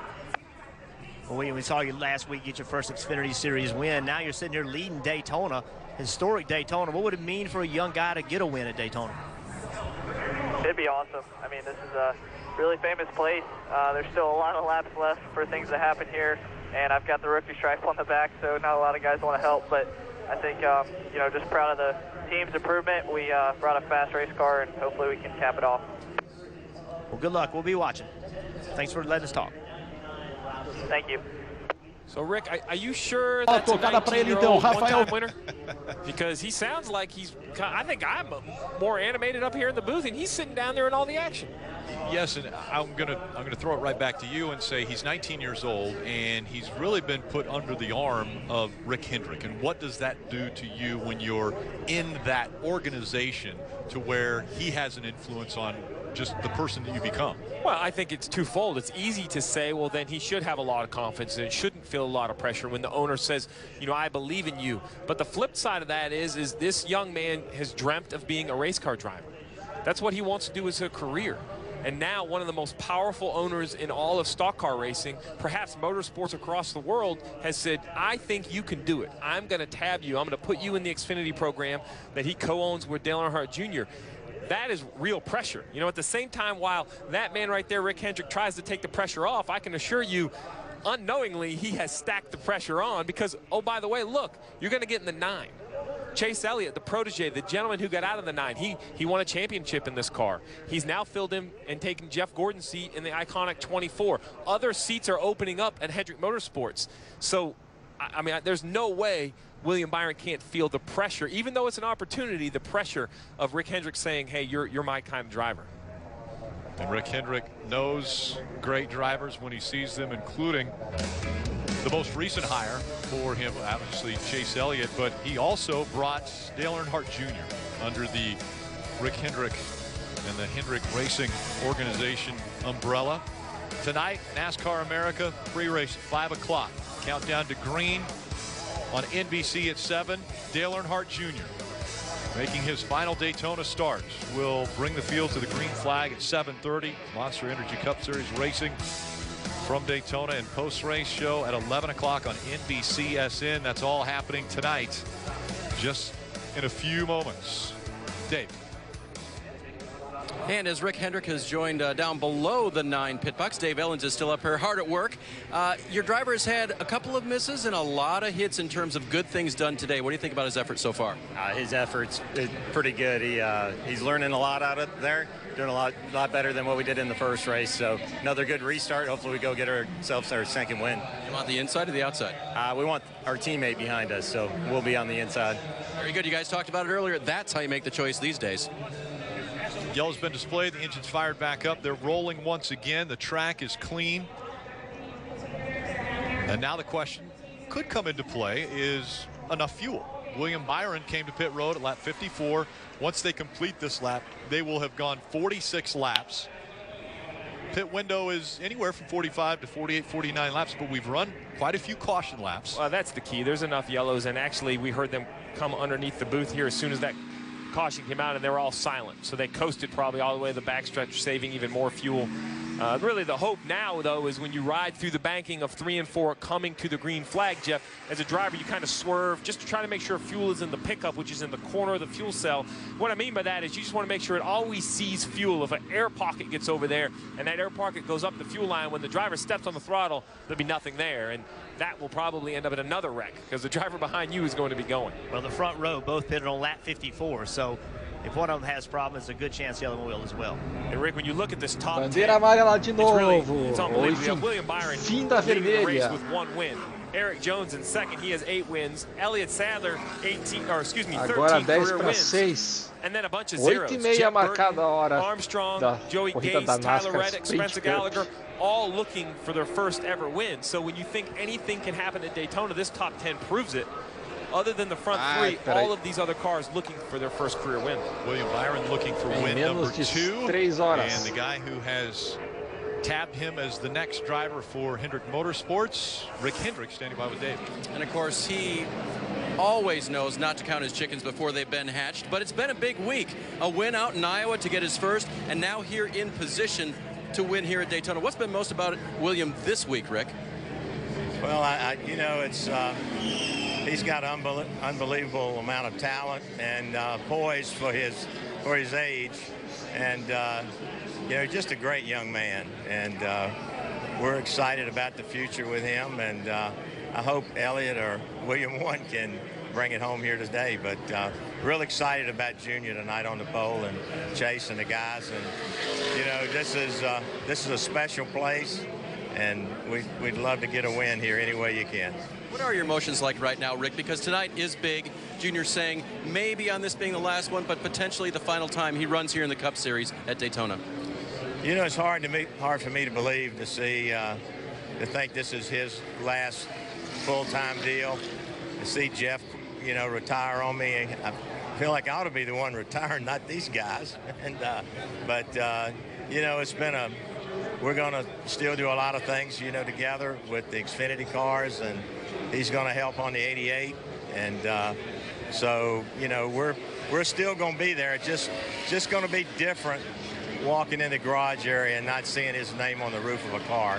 So you probably will see it some in this series, and who knows.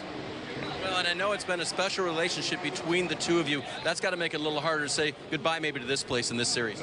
Well, you know, Dale loves the sport. He loves being around the fans. He loves being around the team. So I'm holding him to it. He says he's going to help me. So we're gonna still have a lot of fun together, and just like Jeff and I do. And so he's got too much passion for his fans and for this sport. He'll be around.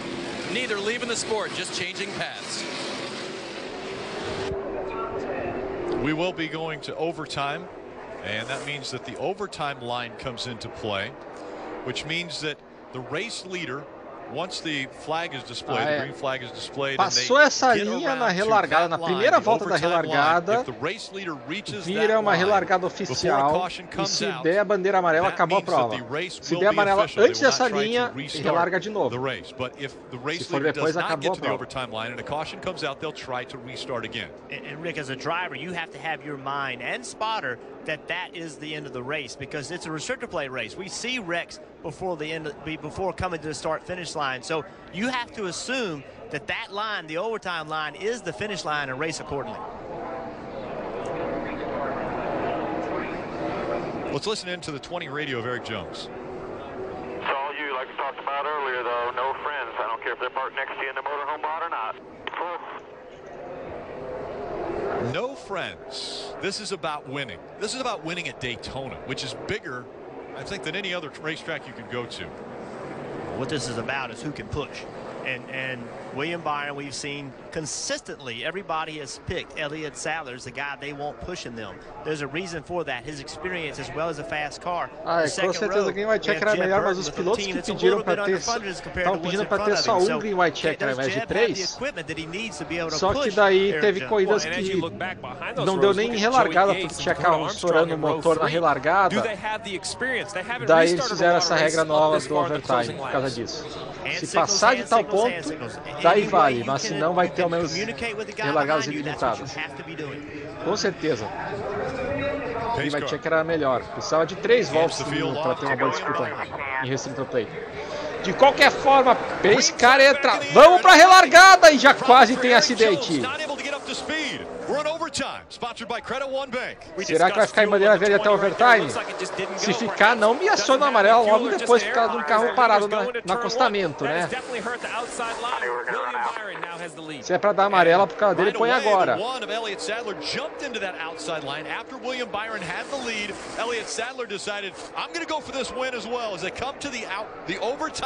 E batida! Batida! Tem que ter dado amarela antes da linha, poxa.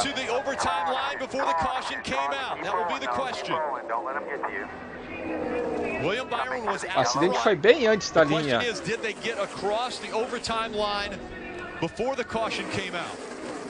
Se eles esperaram os caras passar a linha para dar amarela, foi manipulado. William Byron crossed the overtime line before the caution came out. William Byron is going to win this race, back-to-back wins for the 19-year-old.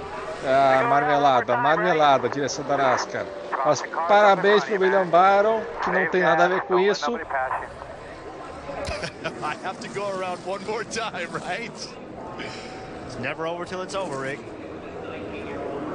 And the one of Elliott Sadler riding next to him. They'll slow down to a cautious pace. They'll get collected by the pace car. Other than outstanding. That's awesome, guys.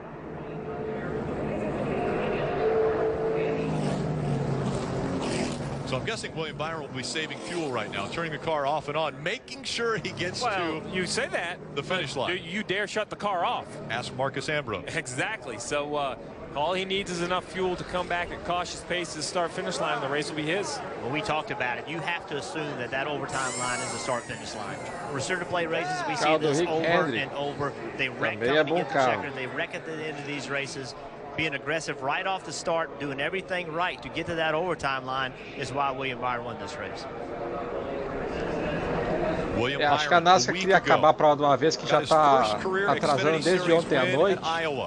E já tem que começar os preparativos para a prova da Sprint Cup. Não queriam fazer outra bandeira vermelha e esperar mais meia hora para mais uma relargada. Center of racing, Daytona International Speedway, and he becomes the youngest Xfinity Series winner at Daytona ever. The 19-year-old gets the win at Daytona. It's all on you right there. Very veteran moves out there. Checker flag, man. He takes the checkered flag for the second time in his Xfinity Series career. Já começa as teorias dos conspiradores. Tá bom. Eu duvido que seja qualquer coisa disso. Simplesmente a corrida já foi muito atrasada e está na hora de começar preparações para a Sprint Cup. You see the caution light up above. They had already crossed past the overtime line. The wreck happened behind them. And then the caution comes out. E só aí que sai a amarela. And you have to throw the caution. I mean, Não, foi completamente manipulado para acabar a prova de uma vez. Mas não tem nada a ver com o Hendrick ou qualquer outro assim. Well, we saw with Eric Almirola with his injury at Kansas that the assumption of any sort of injury is a mistake. Anytime you have any sort of contact like that, NASCAR has to assume they need to dispatch safety vehicles, not to mention the debris on the racetrack. William Byron out front. The wreck happens behind him. A NASCAR costuma colocar caminhão na pista, abre a pista para os fãs poderem visitar. Também quem tá, os fãs que assistem a prova da NASCAR principal não são os mesmos da Série B. Então tem uma galera que está com o ticket na mão na frente do autódromo de Daytona só esperando a bilheteria abrir para eles poderem ocupar os seus assentos. Either didn't know he was there or thought he could block that run. He moved up the racetrack, came across the nose. I mean, right there you can clearly see the yellow car back about 5 or 6 rows. Pilotos. The zero comes across his nose, that's all it takes. Hino nacional e tudo mais. Enfim. Já tivemos boas disputas hoje. Não foi uma coisa que acabou cedo, tivemos mais de 100 voltas de prova. E dada a volta 70 até o final foi muito bom.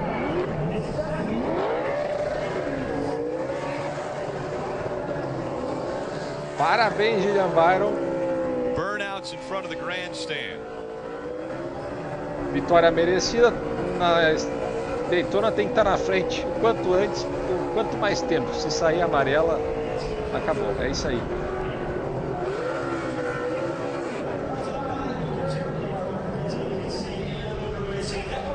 William Byron burning it down right in front of the fans here at Daytona. Comes to the finish line.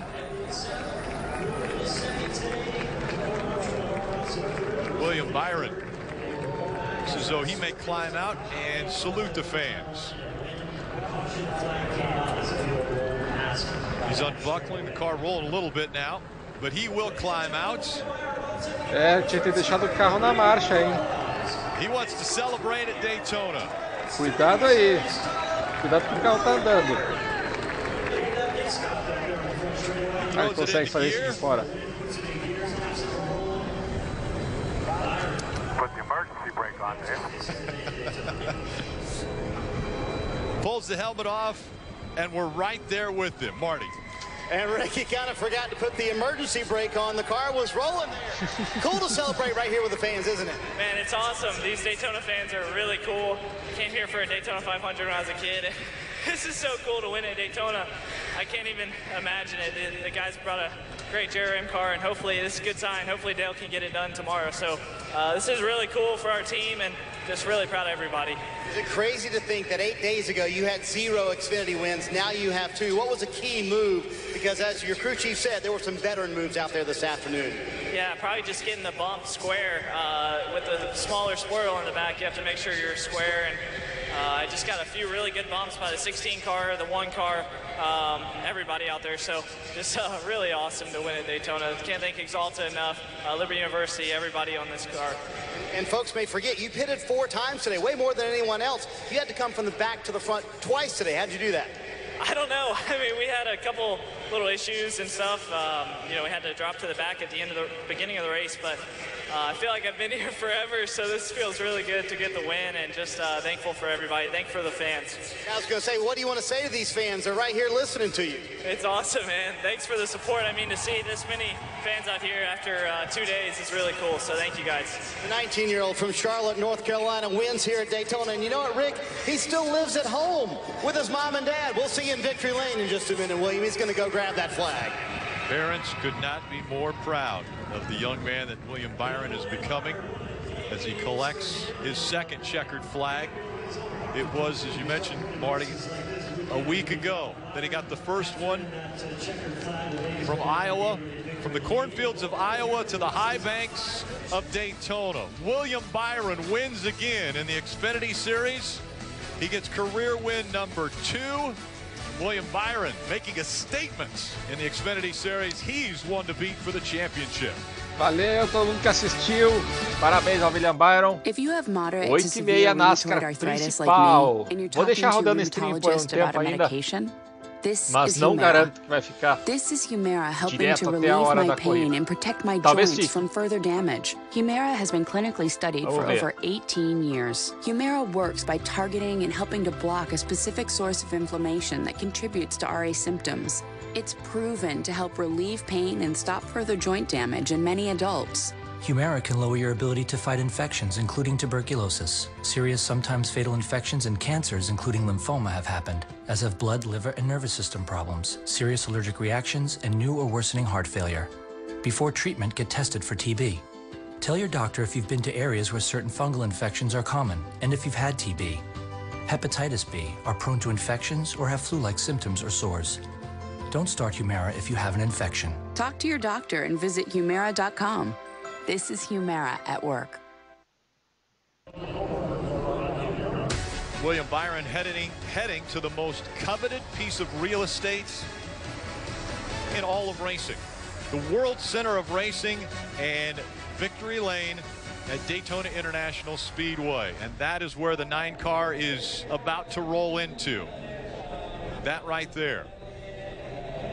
For a stock car driver, and actually any kind of racing vehicle, when you come to Daytona, there's something special about this place. William Byron mentioned it as a young kid. He's only 19, but as a young kid, he remembers coming to the Daytona 500 and what that experience meant to him. And now he gets to experience what it's like to come to Victory Lane at Daytona International Speedway.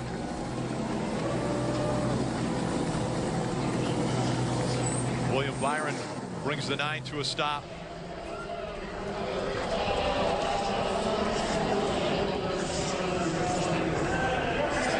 And let's head to Victory Lane and Dave Burns.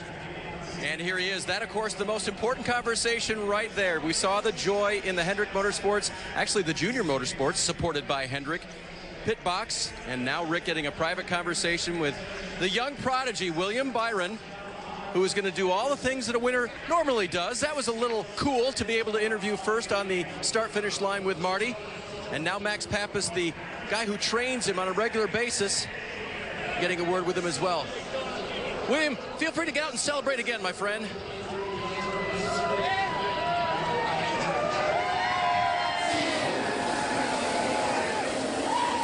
There is the traditional look of a driver that just came home to win at Daytona. But I want to start again with the most obvious. 2 in a row now. How can it actually be? I don't know. It's just a credit to all these guys. You know, we're extremely blessed to be here, and you know, just a lot of hard work from these guys to get here. We've had a great last 3 weeks, and just can't believe this. Thanks Exalta, thanks Xfinity, Liberty University, everybody on this team, Cessna, Valvoline, Brandt, Armor. It's just, it's awesome to have all these partners on us, on our car, and Exalta was here this weekend. They were really looking forward to a win, so this is really cool. So you mentioned to our guys under red something about improvement. You really thank the team for that. In what way? I think just bringing faster cars and just you know, executing better. I think we, as a team, we're getting more and more confident.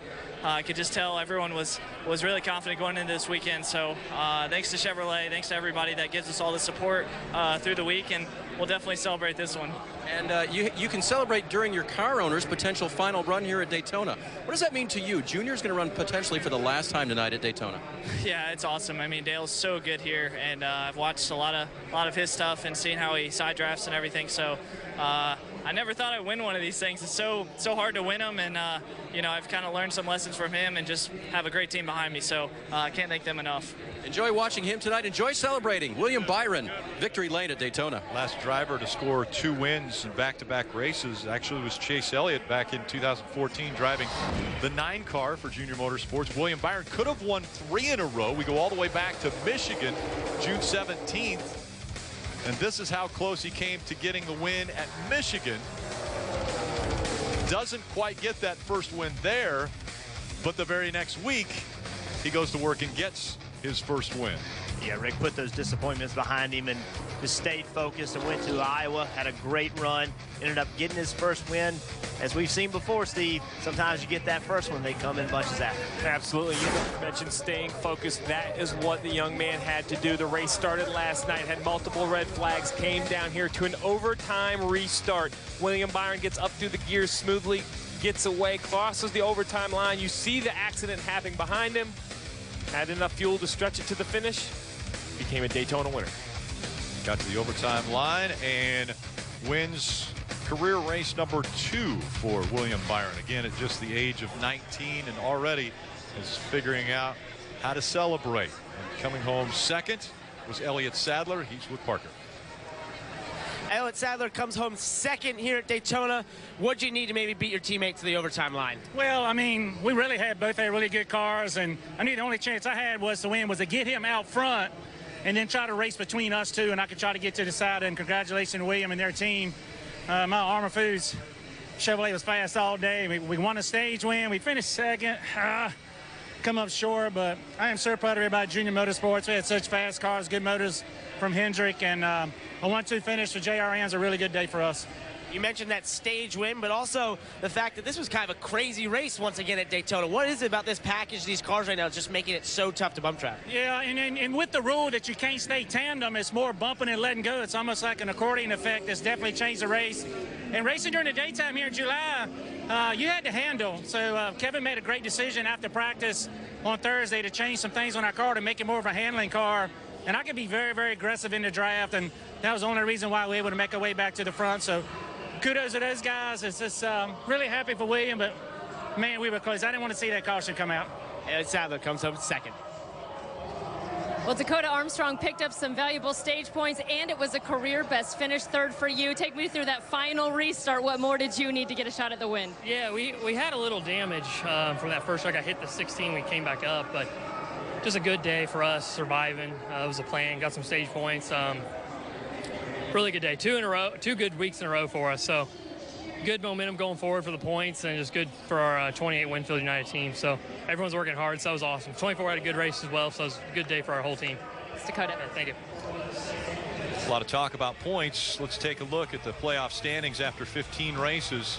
William Byron now with 2 wins. Justin Allgaier, Ryan Reed both have wins, and they will be in the playoffs with those wins. They're already trying to gain playoff points. Then you look at Elliott Sadler, who's leading the points overall and looks to be in comfortable position to be able to make one of the 12 spots in the playoffs, but at the same time, oh so close to getting that win in 2017. Yeah, and you see how a good run really moves you up. Dakota Armstrong in 9th now has 65 points over the cut line. But just remember, this was with only 3 Xfinity regular winners. As we pick up another winner as we get through the summer months, there's some road courses coming up, some standalone events. There'll be some races where there are not as many Cup regulars in the field. So this definitely could get jumbled up. The best way to avoid all of that, have your name highlighted. That means you have a win and you're in the playoffs. Career best finishes for 3rd, 4th, and 5th place today in the Xfinity Series race. Coming home 4th was Jeb Burton. He's with Kelly.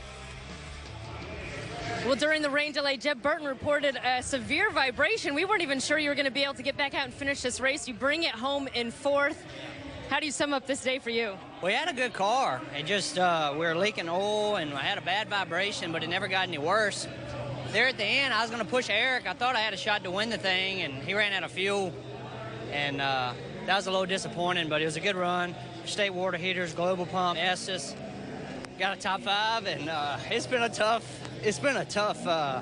career of mine, but we're going to keep at it and keep working, and hopefully we'll be in victory lane soon. Thanks, Jeb. Thank you. And what a day it has been. Again, coming up tonight on NBCSN, it's NASCAR America, the pre-race show. Monster Energy Cup Series Countdown to Green on NBC at 7. Dale Earnhardt Jr. The Monster Energy Cup Series racing from Daytona at 7:30. Dale Jr. making his final Monster Energy Cup Series start at Daytona. And then it all wraps up with the post-race show at 11. That will be on NBCSN. Thank you for those of the fans that were joining us on CNBC. Coming up next on CNBC will be Jay Leno's Garage. Everyone else on NBCSN, stick around. It will be NASCAR America pre-race coming up next. And it's time to head over to Krista, Kyle, and DJ on NASCAR America. We do that now. This copyrighted telecast may not be reproduced, retransmitted, or used in any form without the authorized written consent of NASCAR Broadcasting. NASCAR would like to thank all of our fans for your support, and we hope you enjoyed today's broadcast. Wednesdays. We're not ready, but I guess we can suit up. Jay's back. Once a racer, always a racer. And he's got a need for speed. Hey, can I drive? You never know who he's gonna meet. Good, let's take it off. I'll drive. Jay's living large. That's how we... Something else that comes with racing in Daytona in the summer, unpredictable weather. Last night's Xfinity Series race was a washout. Nearly 22 hours later, it just finished. 19-year-old William Byron just became the youngest Xfinity Series winner at Daytona. We are located in the fan zone. The decagon is gone, but the fans are here in numbers. You can see them behind us. They are in front of our set. They're listening to Clip Boyer. They got drivers over here on this stage. We're over here. NASCAR and NBC returns. We're so glad to be back with you at home, back with my drivers here at the track, Kyle Petty, our Hall of Famer, Dale Jarrett. So, I mean, I guess we need to start with William Byron because the future is right here. Yeah, he's made it apparent that Rick Hendrick might have a decision to make as to who's going to go in the 88 car. I know they've probably had others that they were thinking about as Dale Jr. steps out, but I think he's making a case that he's probably just doing it with his driving on the track. Don't know he's ever mentioned it, but I'm sure that Rick Hendrick has to be looking and thinking, is this our driver of the future for that car? I'm telling you, what are we, 14, 15 races into the Xfinity Series? Here he's got a couple of wins, a speedway win, a short track win, and I think what we saw here today in a Dale Earnhardt-owned car, Dale Earnhardt Jr. owned car, is you saw a glimpse of what the future may be at Hendrick Motorsports and may be for NASCAR. Hopefully later tonight, we're going to get a glimpse into what the past at Hendrick Motorsports and what Dale Jr. has meant to this place. What's crazy is it was only a few years ago, 5 to 6 years ago, William Byron wasn't really driving. He got a late start. He just won at Daytona. I know that has not sunk into him yet. It will. Yeah, and you know, as Rick Allen and them pointed out, he was inches away from that being 3 in a row, from Michigan to Iowa to here at Daytona. You're talking about 3 completely different types of racetracks. This young man is getting the job done, and it was exciting to watch all of that. You know, a lot of drivers looked like they had a chance to win at the end, but he kept his car in good shape out front and was able to do it. You know, Kyle, we used to have a saying that some of the 500-mile races at Pocono and Dover, it was 500 miles or 24 hours, whichever came first. Well, this 250-mile race came close to the 24-hour mark. That is true. Remember, this race started last month because it was June yesterday, right. And here we are in July. Okay, so it is. But you know what? I think if you watch the race and you listen to his crew and his spotters when it was over with, they said you made some veteran moves out there. Yeah. And I think that speaks volumes for who William Byron is and what he's been able to accomplish in a short period of time. Guys that have watched him the last few years see the experience, see the maturity in what he does on the racetrack, and that's pretty special. There is a race again tonight, but there is a party. I'm here in the fan zone right now. This is Daytona, so we're not bringing you just one. Not 2.5 hours of pre-race coverage before tonight's Monster Energy Coke 0400. Coming up on this show, we're going to hear from many of the drivers aiming for a big win and get a sense of the anticipation that is building here at Daytona. Rutledge takes a field trip to nearby Orlando, and the king, Richard Petty, who is celebrating his 80th birthday this weekend, will join us along with the current driver of the 43, Bubba Wallace. Of course, no bigger headline coming into this race than Dale Earnhardt Jr. So far, he has done everything right. The fastest man in town. In fact, it was a great qualifying effort for all 4 Hendrick machines. First, second, fourth, and 12th. So it's an all Hendrick front row. Something we've seen before here at Daytona. You have this time 42-year-old Dale Earnhardt Jr. on the pole for what is being billed as possibly his last Daytona ride. 21. Chega de NASCAR por agora. Vamos dar o tempo. Prepara o Bandicam para gravar. Carregar colônia. Tem o meu canal Kepler Gamer BR, que eu faço o meu joguinho lá. Quem quiser ter seu personagem no jogo, só pedir nos comentários. Tem vários slots disponíveis. Carregando o mundo.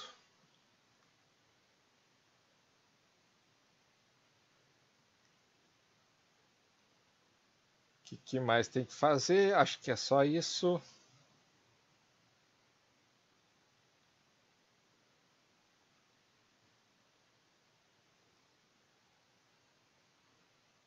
Distribuindo todas as coisas. Aí, deixa eu só tirar... Ah, não, nem tem mais o texto. Beleza, só o Bandicam. Colocar para gravar. Alt Enter, Alt Enter. Agora sim, sem overlay. Esta aqui é a minha coloniazinha do Rimworld. E vamos que vamos. Aqui só o Igor e a Marisa já tem personagens pré-definidos. Quem quiser ser a Estela ou o Akio, só pedir nos comentários. Estamos organizando tudo depois de 3 ataques seguidos, que não deu tempo de ajeitar todas as coisas. Tem muita roupa suja aí pelo lugar. Tem um eclipse e uma praga destruir as plantações. Um elefante selvagem no meio da nossa vila aqui também, para complicar as coisas. O Igor está todo ferido já, mas é um dos poucos que está vivo. Tem que levar as coisas agora para tirar do céu aberto, porque elas estão deteriorando. O Ak é o outro que ajuda, mas já está precisando descansar. Aliás, já descansou o que precisava. Acorda aí e transporta as coisas também.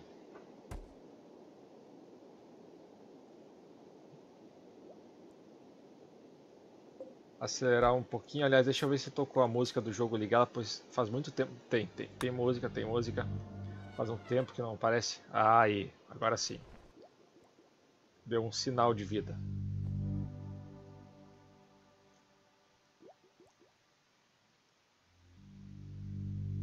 Tá bem baixinho. Deixa nas opções e aumentar um pouco aqui. Assim. A resolução. Pô. Manter. Por isso que não tava. Tinha alguma coisa errada. Agora sim. Essa é a resolução oficial do jogo. Estela tá pesquisando. Não tem mais nada para fazer, Estela. Não dá para cozinhar? Work. Estela cozinha. Ah, ela não cozinha. Ela é caçadora. Então vamos dar alguma coisa para ela caçar. Elefante. Será que dá para caçar um elefante? Poxa. Não, pega essa avestruz. O Akio. Não é caçadora, Estela. Isso. Estela, caçadora. Acorda. Bom, come e depois vai caçar. Só tem mais 2 pedaços de refeição. Tem que também cortar umas árvores. O Akio primeiro tem que... tem pouca coisa para transportar. Daí ele vai cortar as árvores. Acelera um pouquinho aqui.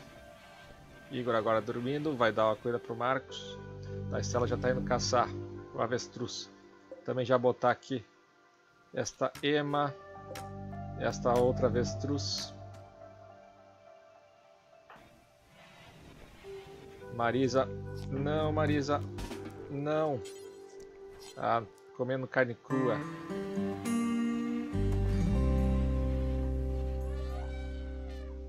Tem pouca coisa para levar ainda. Não tem muito. Tá quase. Tá quase. Novo recruta. Marisa recrutou com sucesso o Marcos. Opa! Ele já está indo em repouso. Tentou fugir da prisão há pouco. Tomou um monte de apunhalada e coisa.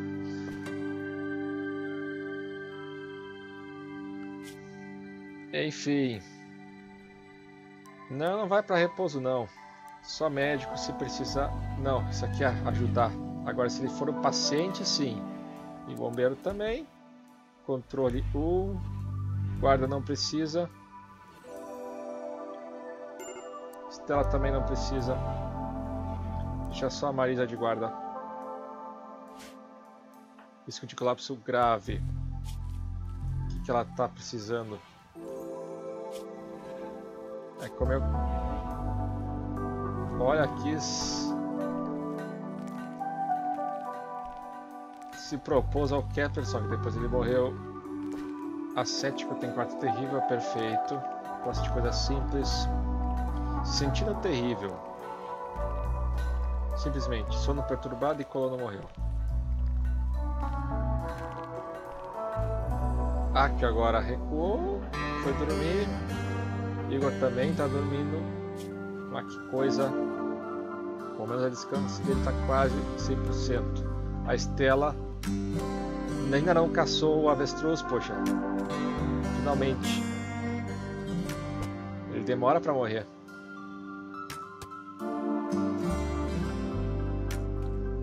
Aí, transportando o avestruz. Precisamos de comida logo. O que a Marisa tá fazendo?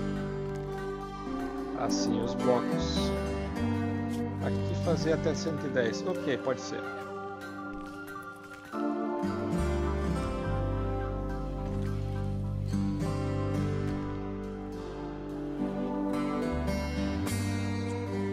Fumando um baseadinho. Depois de transportar tudo, a gente vai cortar as árvores. Daí vai poder levar.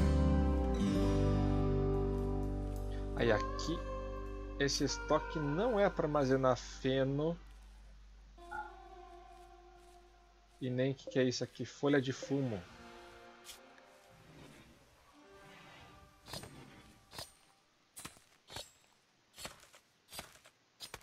Onde é que tem folha de fumo, poxa? Não consigo achar. Recurso bruto. É, material vegetal não. A gente tem que expandir esse refrigerador. E aqui tem uma onda de calor. Eu acho que já está mais ou menos controlada. Já tem um refrigerador aqui. Temperatura alvo 18. Já esfria essas duas salas. A gente tem energia para tudo isso? Não, está perdendo agora. Também é um som gerador solar. Marcos. Enfim, come carne crua, não tem outra. Igor transportando lúpulo para a zona de estoque. Assim a gente acabou de pedir. Plantando. Que o Marcos é bom. É ele que é o bom agricultor. Sim, temos um agricultor novamente. Marcos, nosso agricultor. Que é porque o agricultor morreu. Os outros tiram, não vão ser agricultores. E ele também vai cuidar de cortar plantas. Aliás, cortar planta número 1, agricultor 2. E também é bom domador de animais. Domador pode ser 3. E daí as outras coisas 4. Também é bom como ferreiro para forjar, ferreiro e alfaiate. O cara é bom para tudo, rapaz. Muita coisa. Muita coisa útil para nós neste momento. Em repouso, peraí. Não, agora se recém acordou. Ah, vai dormir então. Ok. Igor relaxando socialmente. Vai transportar todas as coisas. Aqui também tem um refrigerador. Mais coisa para transportar. Daqui a pouco já deve ter outro ataque. Faz tempo que não tem ataque. Vamos logo terminar de transportar todas as coisas.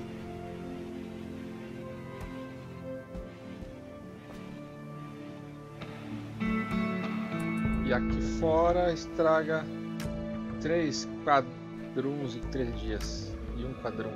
Enfim.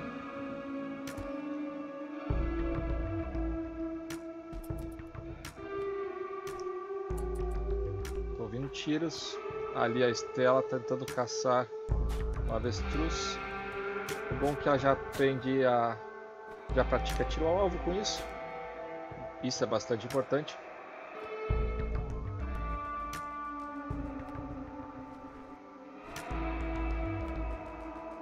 Aí quase tudo transportado. As roupas, o pessoal que a gente matou, tira a roupa para poder vender. Não é muito boa de usar, pois era um cara que morreu, mas é boa para vender. E aí começa a fase da limpeza. Também é importante que o pessoal entre em colapso quando não está limpo. Limpar tudo que está acumulado. Opa, caiu aqui.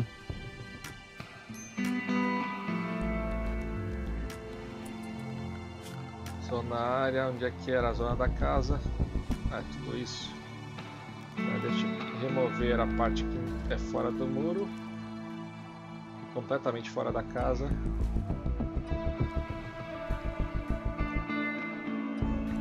Assim.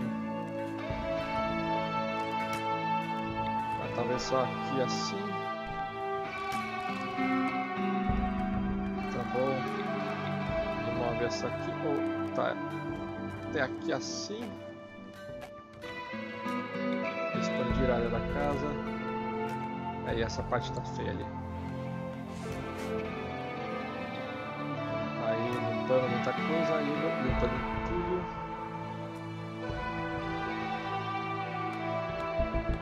O Marcos está fazendo, tá cortando as árvores. Até que enfim, tô precisando de madeira para muita coisa. Aqui já tem que levar, aguardando a madeira no lugar certo. Limpando mais um pouco. A maior parte da limpeza já está saindo, mas ainda tem algumas partes que acumularam. Daí eu vou refazer a prioridade deles para cuidar de outras coisas.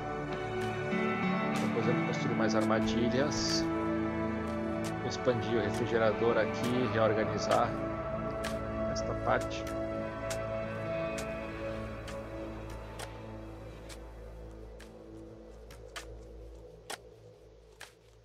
Aí, agora sim, tudo um pouquinho mais limpo. Pisos também, se puder alisar o piso aqui, pois permite o pessoal andar mais rápido.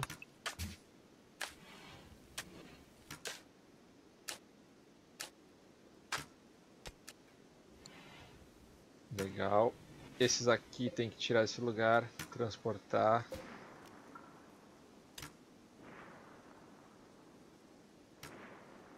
Todos esses blocos que estão no meio do mapa aqui, tira daqui, tira da nossa base.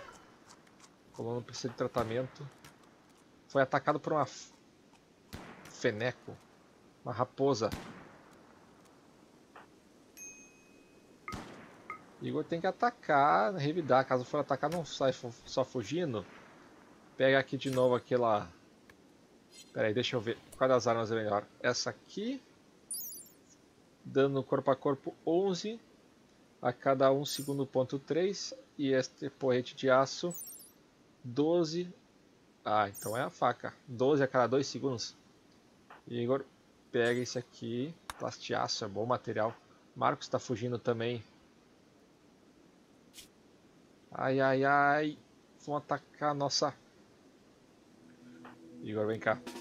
Ali está, ajuda. Marisa. Não tem nenhuma arma com ela. Todo mundo desmaiou e largou a arma no chão. Pega qual arma agora? Pega esse porrete aqui.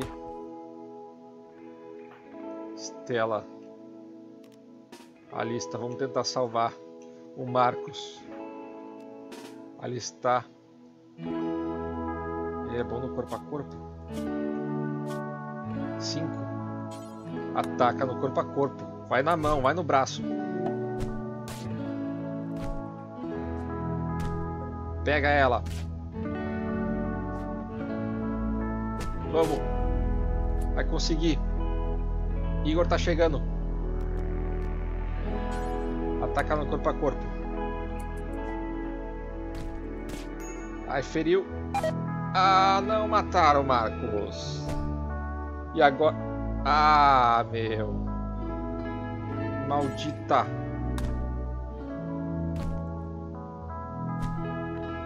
Maldita raposa, meu. Não. Recente. Não tem jeito. Não tem jeito. Essa ilha aqui não consegue ficar. Quando ia começar a andar bem... Já tira a roupinha e já vai muito errado.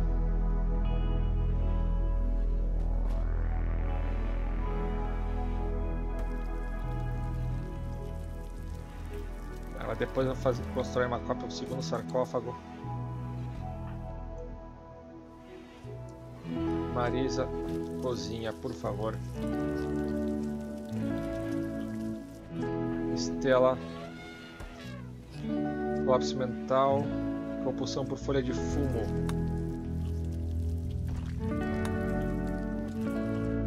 Ai, ai. É difícil esse jogo de pegar. É difícil de engrenar essa. Mas isso aí que é o Rainbow, isso que é o legal do jogo.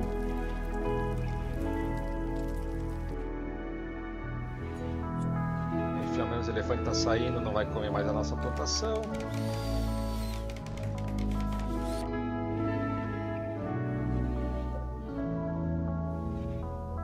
Próxima noite vamos matar todos os predadores que tiverem aqui. E aqui tem bastante aço, isso é interessante transportar. Muito interessante. Aqui a gente poderia desconstruir esse pedaço de nave, mas ainda não. Deixa assim.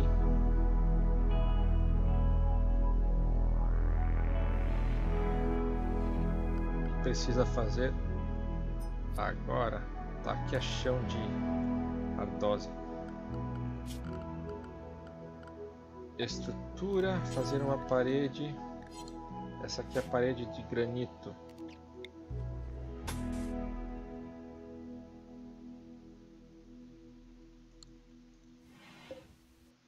Essa bancada do alfaiate.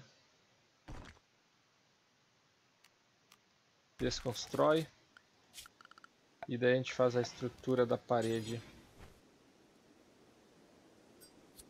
Assim aqui. Até aqui.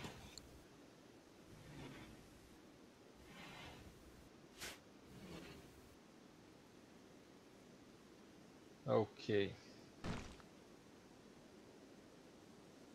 Igor levando. Akio. Ah, só precisa do atendimento do Marisa. Tá indo comer. O que o Igor tá fazendo em repouso? Atende o Akio lá.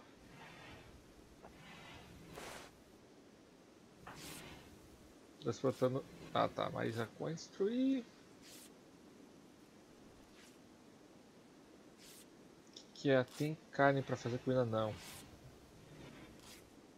Ao menos soltamos os dois prisioneiros que estavam consumindo muito da nossa comida que a gente não tinha.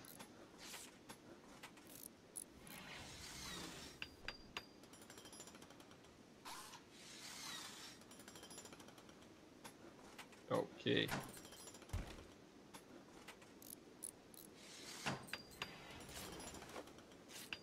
Igor também está precisando de ajuda? Arranhão do Feneco foi atacado. Item Stash Opportunity.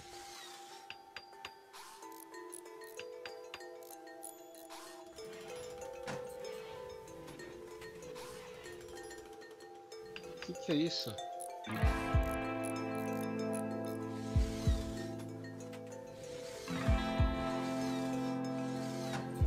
Ah, não.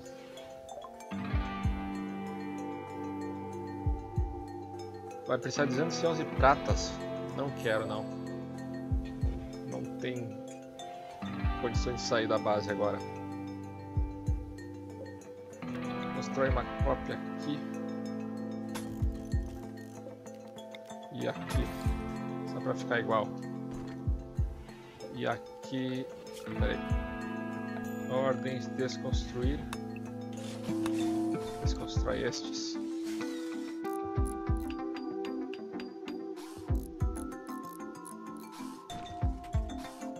Estela ainda tá naquele ataque dela. O Igor tá repousando. Finalmente vai curar, ao menos.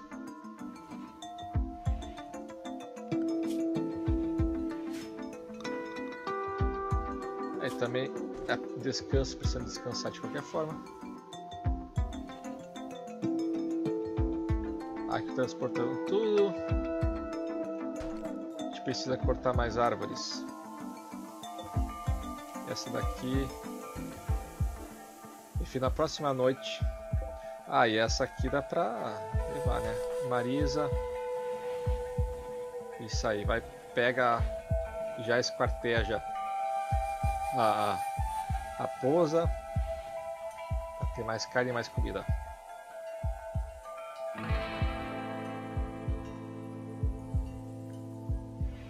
Aqui eu dormi. Todo mundo com o ciclo do sono completamente fora do normal. Mas não tem ninguém por perto com chance de atacar, não. Então beleza, pega a raposa.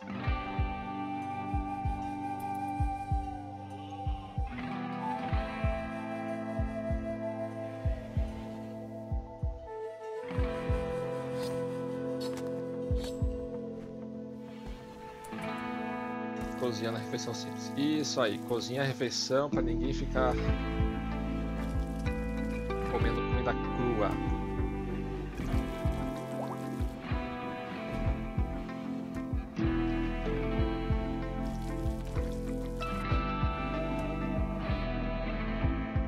Igor finalmente curado. O que ele tá fazendo? Transportando a Ema. Ah, tem uma Ema que a gente caçou. Espera aí, voltar aqui na zona de estoque.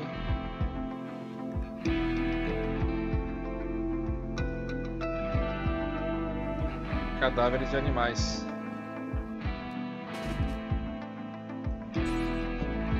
Transporta a Ema pra cá. Ao invés de levar lá para outro lugar. E piso, temos que fazer um piso. Aqui é chão de ardosa. Azulejo de granito. Tá escuro dentro desse lugar. Aqui faz isso. Zona e área. Zona de estoque. Vamos fazer uma outra zona de estoque para cá. Essa sim vai ser para proibir tudo. E daí recursos brutos, material vegetal.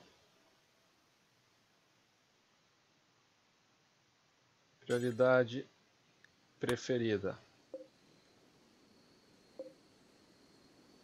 Ok. Igorino dormir de noite? Sim, tinha chegado. Agora é a hora certa de dormir.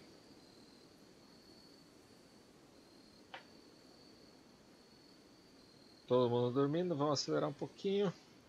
Aliás, será que tem algum predador que dá para matar? Uma raposa.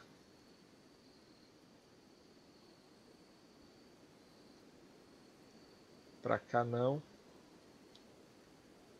Ao menos tem bastante dessas cabras ibex, tipo um veado, um alce.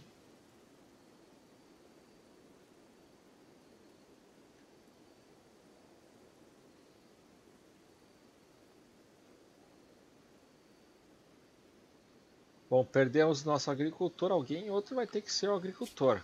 Quem vai ser o escolhido? Acho que vou deixar com a Estela e a Marisa, pois o Igor e o Akio são os únicos que fazem transporte e limpeza. E a agricultura ocupa muito tempo. Então vai os dois. Precisamos. Se bem que corte de plantas é o mesmo que o agricultor, né? Então deixa. Tá, o cozinheiro é a Marisa. Então... não, ninguém vai ser agricultor, só um. Vamos deixar o Akio, então. O que ele faz? Ele é um mineiro. Se bem que ele é minerador. Enfim. Bota ele de agricultura. E limpeza deixa só o Igor como um.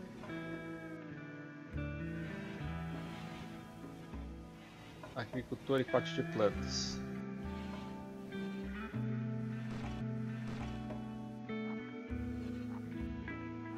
Marisa cozinheira, Estela caçadora. Ok, todo mundo tem arma na mão. Igor tá com a sua metralhadora. Pega a faca de plastiaço.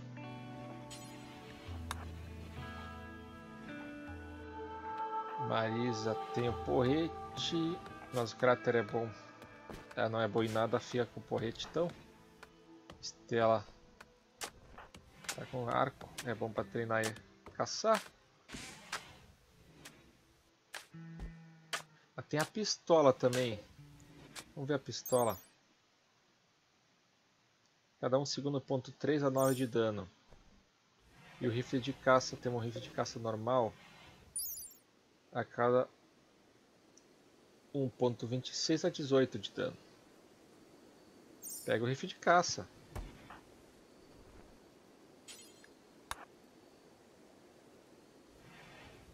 Ok. O que mais? Igor transportando de volta agora sim. Colhendo. Precisamos cortar as árvores. Isso aí, corta as árvores. Precisamos de madeira. A gente está de recurso. Nada de madeira no momento no estoque. Tem que fazer mais armadilhas. O banquinho e 2 sarcófagos. Definir colono. Onde é que está o túmulo do Kepler aqui?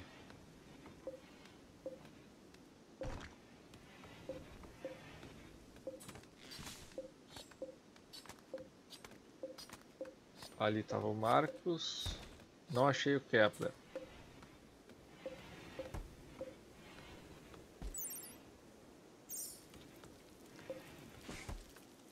É que não tem o sobrenome, poxa.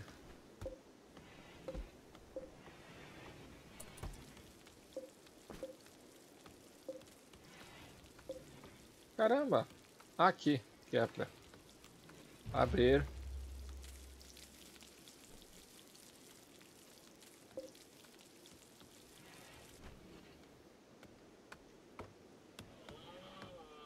Ela já pegando a madeira para o sarcófago. A Caio.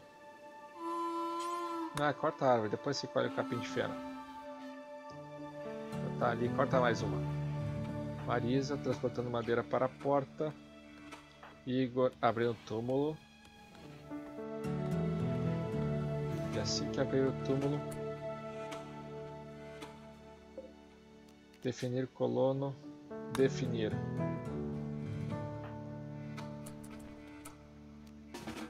Aí leva o Kepler lá pro sarcófago. Corpo em decomposição é a coisa mais bonita. Estela já levando pro banquinho também.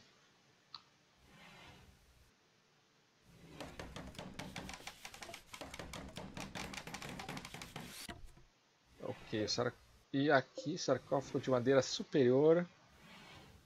Título Kepler, autor Torben Igor Friedel. Estes bons referências sobre Kepler vomitando no dia 2.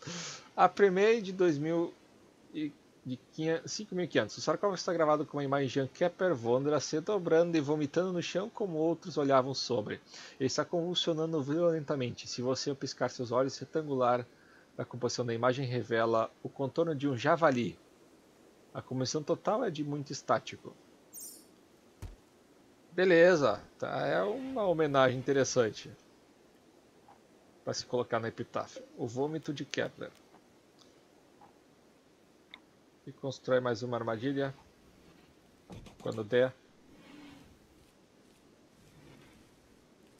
Pouca comida, pouca medicina, risco de colapso extremo. O que a Marisa quer? Necessidades. Precisa de álcool. Tava pesquisando bebida alcoólica, né? Cervejaria.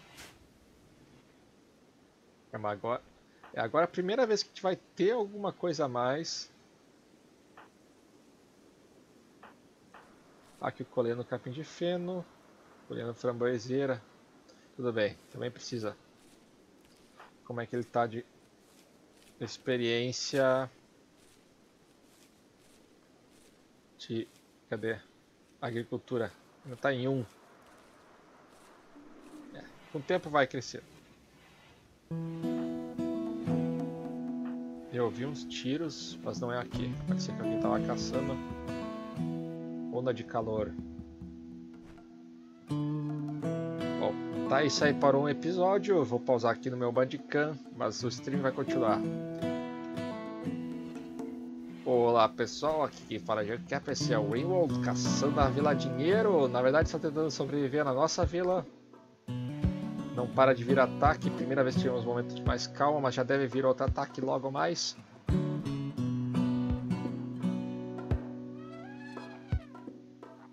O Fena não vai pra cá? Por que não levam o Fena? Ah, Fena aqui. Stella tem algo pra fazer? Ah, o sarcófago. Marisa tem algo pra fazer. Gastando madeira para a porta. Ah, finalmente vai construir a porta. O sarcófago aqui, vamos enterrar o Marcos. Ficou pouco tempo na vila, mas abrir. Ah, construindo mais. Beleza. Igor não para de transportar coisa.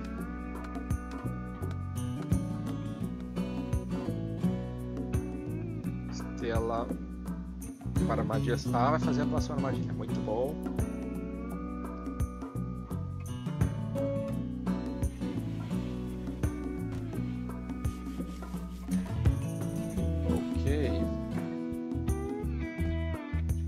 Armadilhas de aço. Tem que fazer uma armadilha de granito. Mandar construir. Só que demora para construir. Só que ela dá muito mais dano. Vamos ver. Fazer uma de granito. Bandit Camp.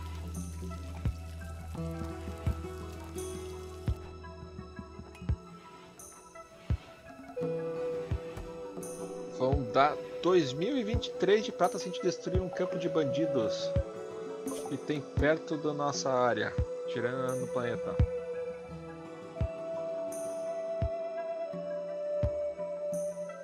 Vamos ver, vamos ver.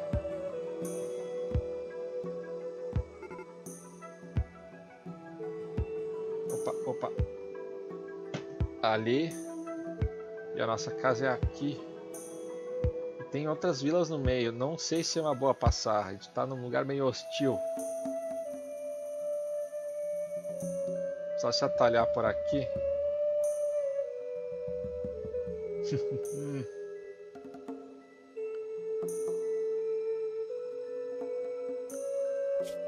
Não, menu não, como é que sai do... Talvez, talvez. Abrindo o túmulo.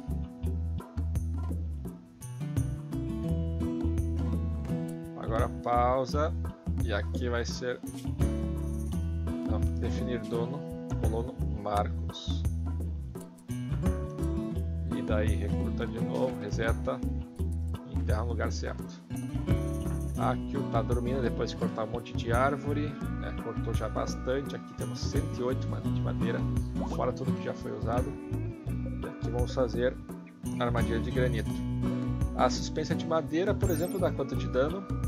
Dano armadilha 18. Chance de armadilha falhar 80%.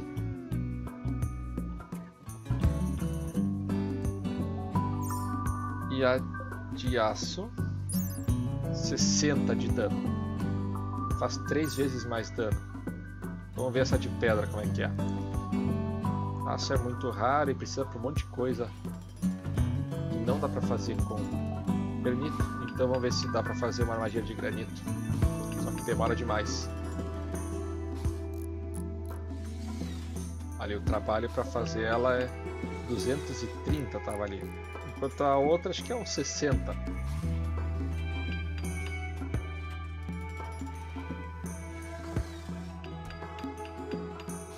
Enfim, Igor ainda não parou de transportar coisa. A sujeira está começando a acumular.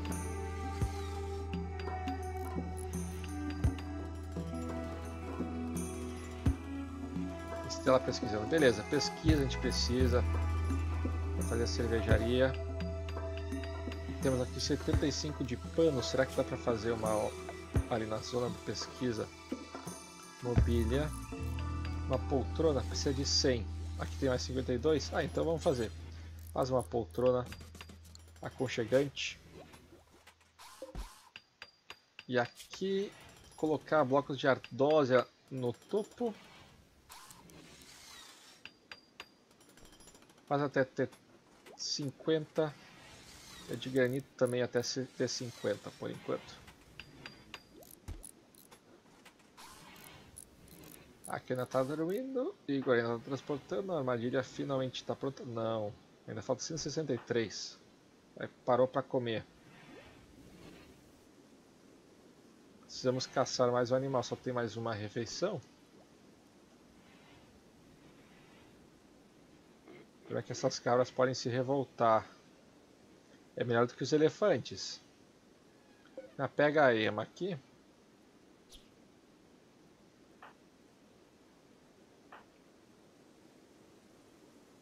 A Estela. Bom, tá construindo ali. Tudo bem.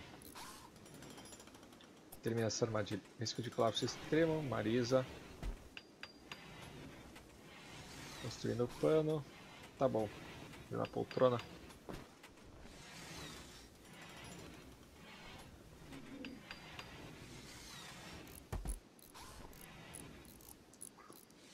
Igor comendo carne crua. Quem sabe o Igor não pode ser um caçador.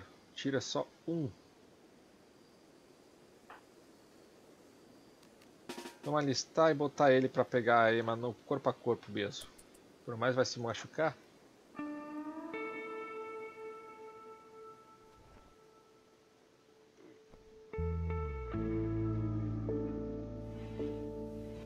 Uma ema ele deve conseguir levar uma ema.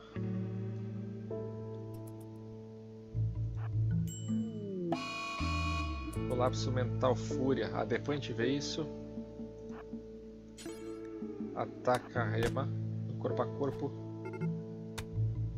O prisioneiro está escapando. Opa, opa. A Marisa entrou no colapso de fúria e foi atacar o prisioneiro. Acorda aqui. Estela acorda também.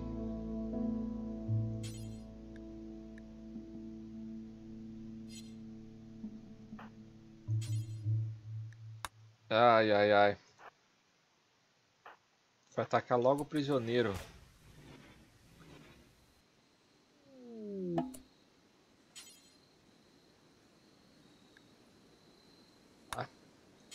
Atira. E atira. Ok, já derrubou. Não dá pra tentar prender. Ataca no corpo a corpo agora.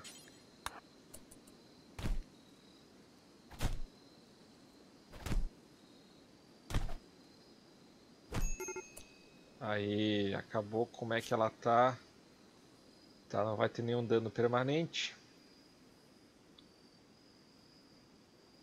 Tomou um tiro 14 e outro no ombro, tudo no lado esquerdo.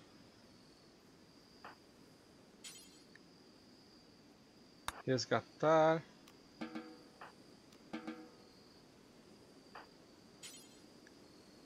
Capturar. E a partnership. Contusão de porrete. Nossa, corpo inteiro com desnutrição. Tronco. Tá precisando de comida, né? Igor, como é que tá aqui atacando? Tá com a reão da ema, mas matou ela. Transporta a ema de volta.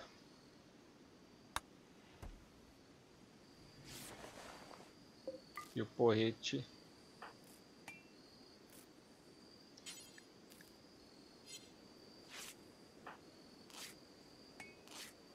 Bom, Marisa vai precisar de bastante cuidado médico. Partnership também um pouco. Cuida do partnership. Liga treinando trazer a ema.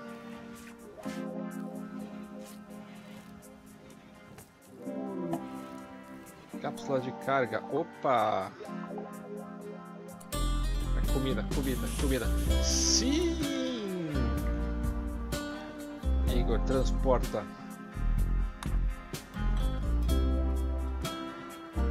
Aqui Cadê? Cadê a comida? Ali. Também transporte.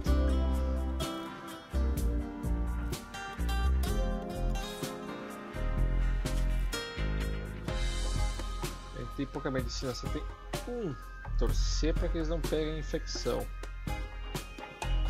Aí tem que cuidar isso também agora.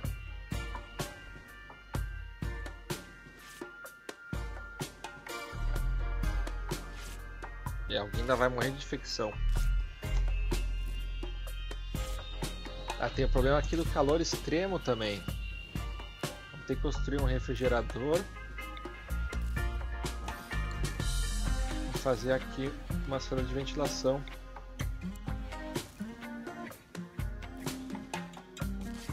Vou começar com essas duas.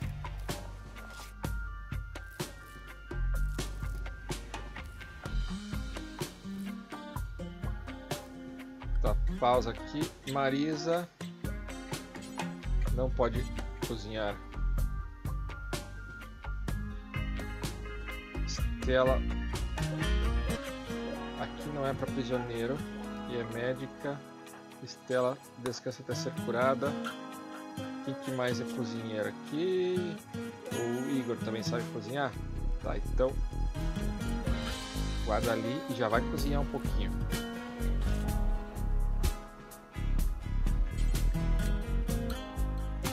Cozinhar.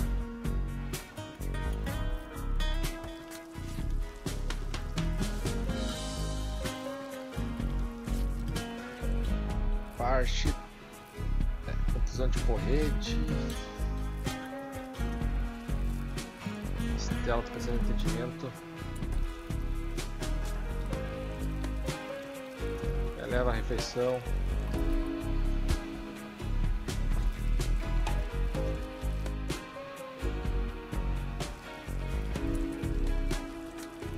Também come, também tá precisando comer.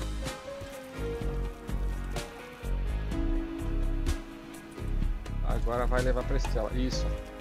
Entendi a Estela. Opa. O que eu aqui? Aê. E leva a refeição pra ela. Risco de colapso extremo, a Marisa ainda tá. Quem é que poderia pesquisa? Só o Igor e a Marisa. Só o Igor e a Estela.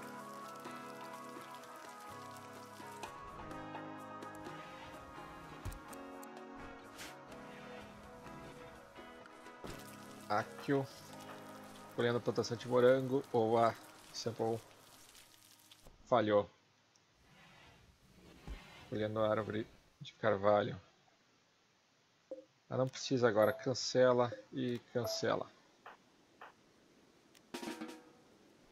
Transporta só e depois vai plantar.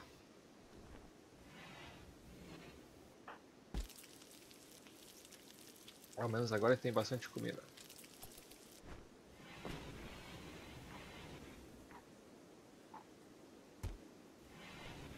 Em repouso. Aqui reabastecendo o fogão a lenha. Traz o feno. Também vai dormir. Marisa, construindo refeição simples.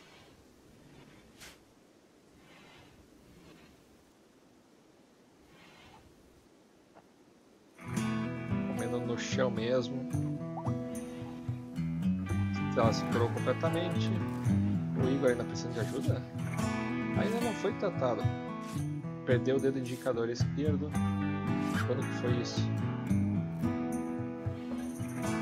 Foi agora?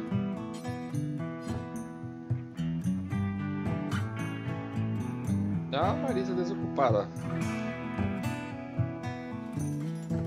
A Estela que tinha... O que a Marisa pode fazer?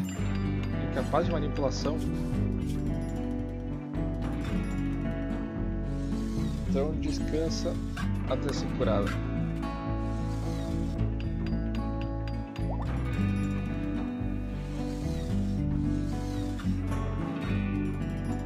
Transportando corrente.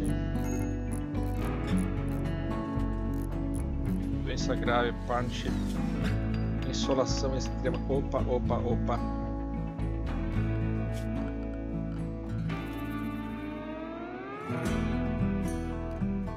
Faz um local para dormir aqui. E essa cama reinstala aqui. Para prisioneiro.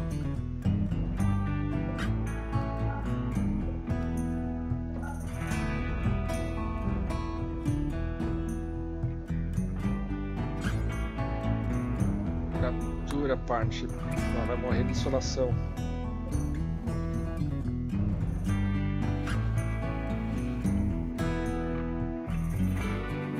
Aqui tá mais fresquinho.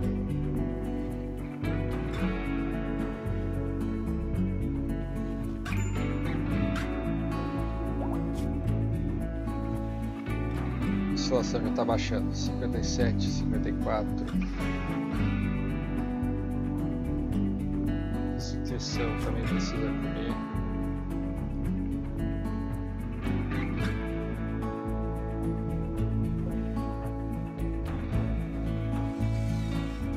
A armadilha que está pronta, tá. Mas essa tem na poltrona, tá quase lá, 26. Tem a poltrona, ele traz a cama e daí vamos fazer o ar-condicionado ali. Tá precisando.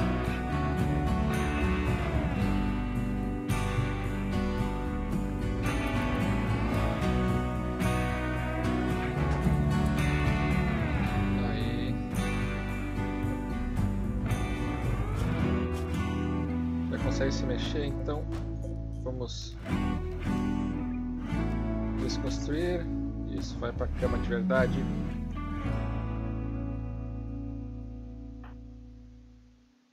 Começa fazendo o refrigerador.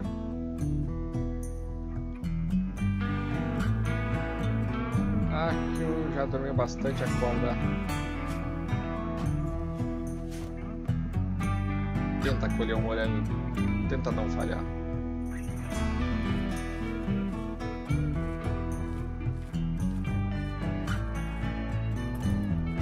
Ah, conseguiu. 2, 3. Ah, até que enfim, alguma coisa funcionando. Aquele refrigerador tá encaminhado. O aço lá em cima.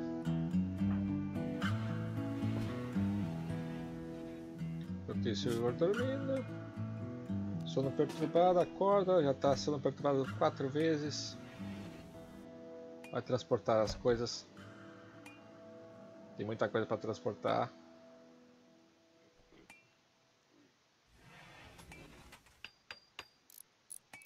E aqui a ventilação é aço 28 de 30, 30 de 30.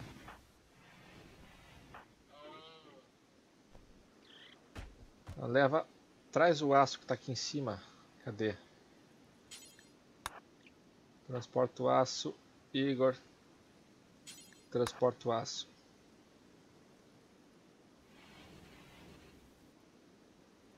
E precisa fazer eletricidade, condutor elétrico. Até aqui. Temperatura aqui 51 graus, 53.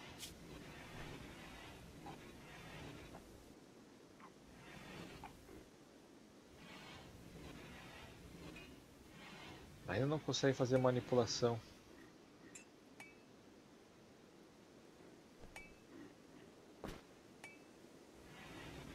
Ele não diz por que a manipulação está 0.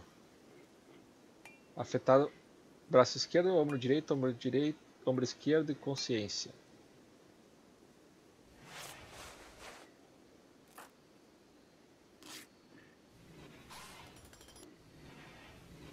Aí agora tem 2 ventilações, ainda não ligou.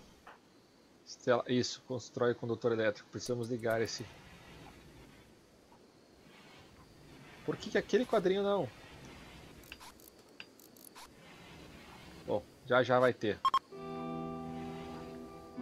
E agora acabou a onda de calor.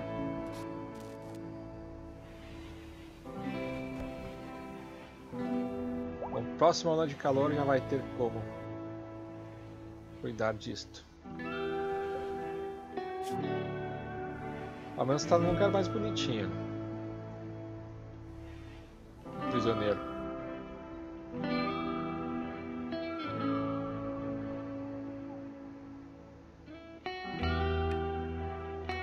Graus.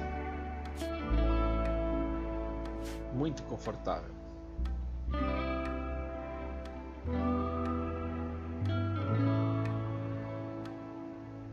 Esse rinoceronte, será que dá para matar ele?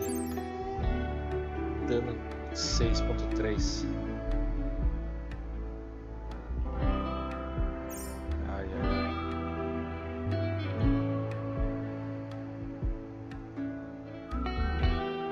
Tentar priorizar a pesquisa. Bom, vamos terminar. Chega de episódio, vamos pro próximo. Olá pessoal, aqui quem fala é o Capper Gamer. Isso aqui é o Wayward Sacana Vila Dinheiro. Na verdade, tentando sobreviver. É isso aí. Os aquecedores trabalhando, tá ficando sem. Aumenta aqui em 10 graus. 10 graus, isso aqui 23.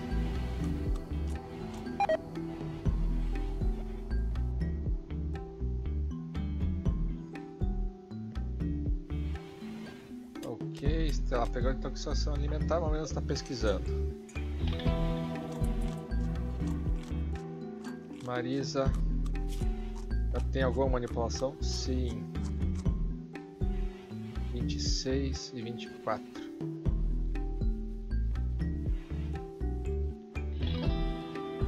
Igor vai cozinhar. Plantação de lúpulo para colher, beleza. Fazer comida.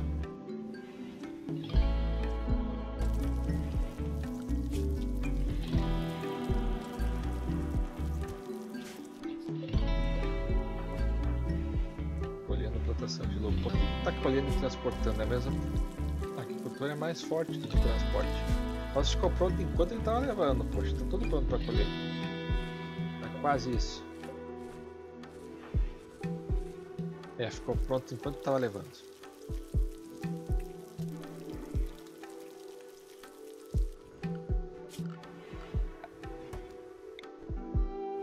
Expandir esta zona para cá. Cá.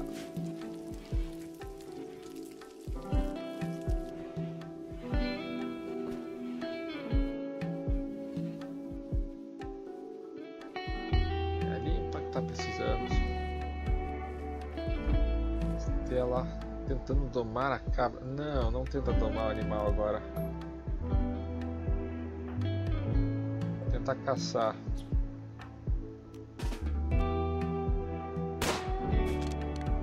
Se acertar aqui 18%, 19%.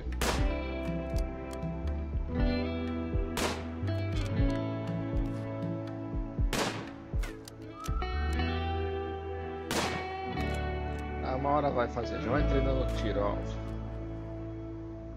Aqui o cavando em... não precisa. Tá plantando. Mineiro é 2, agricultura é 1. Não consegue plantar nada?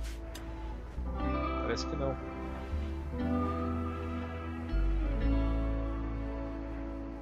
Tem alguma coisa bugada nessa versão do jogo. Espero que eles lancem um update daqui a pouco.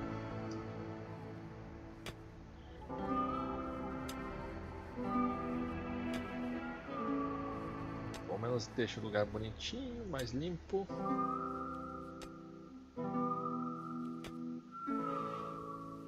Marisa, saúde 29 e 25. Tá quase lá.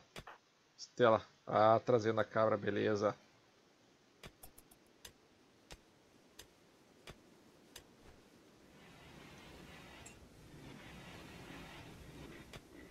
Limpando os aposentos.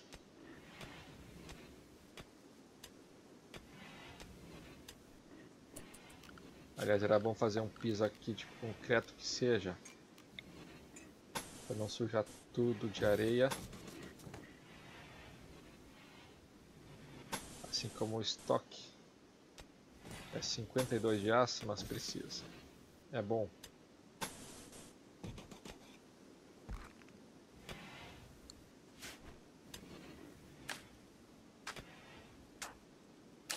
Faz também o chão.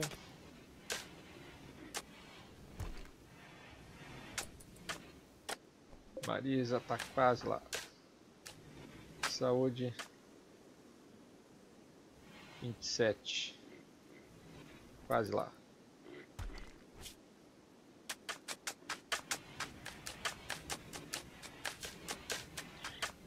Ó, cancela porque tá cansada. Vai se divertir.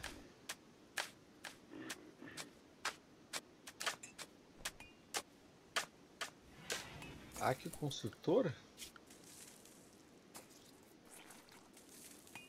Ah, é 12, tá bom, pode ser.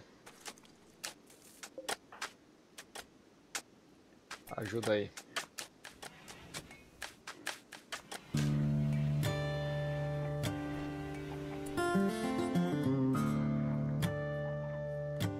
Igor comendo dentro do refrigerador, não sei porquê. Nossa, que sujeira que ficou ali, alguém acho que vomitou. Não pode cozinhar porque... Ah não, tem que esquartejar. Ah, a Marisa já tá indo. Isso aí. Cavando. Igor também mineiro? Nessa 2, você não pode ser mineiro. Demora demais e não rende. Mas para fazer pesquisa, pesquisa é bom. Quem aqui é o artesão da Marisa? São 2, mas é ela. Tem paixão por isso. Vamos fazer a comida depois artesão. Estela.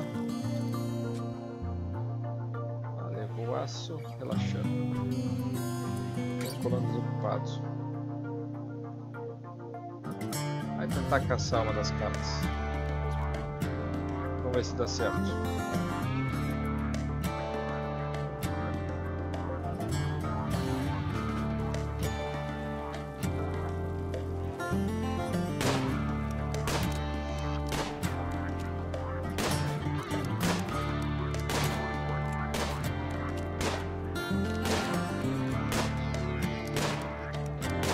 Acertou a outra sem querer, isso não pode acontecer. Tá, levou, beleza.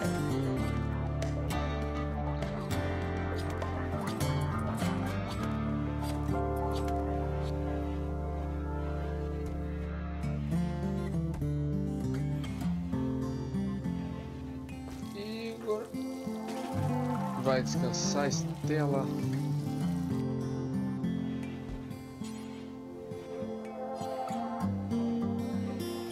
Marisa vai cuidar aqui vai fazer umas pedras quando os outros dormem. Daí pra gente finalmente terminar essa parte do chão que tá faltando aí, tá incomodando. Quem é que cuida dos prisioneiros? Também a Marisa.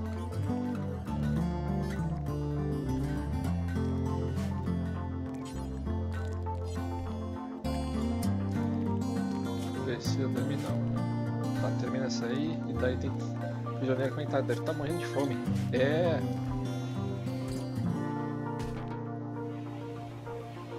Ah, a parte de comida. Tem que convencer ela também a se juntar à colônia. Será que ela é boa na agricultura? É boa em muita coisa. Ah, que construído, beleza. Deixar o Igor de cozinheiro. Cadê? Onde é que é cozinheiro? Não tô vendo. Construtor, aqui cozinheiro. O mouse tá funcionando, acho que era isso. E artesão. Guarda, construtor e artesão, os lugares da Marisa. Agricultor, cortar plantas e transporte. Depois minerador. Você de produção de granel. Produtos a granel. Enfim, uma caravana. Tá precisando.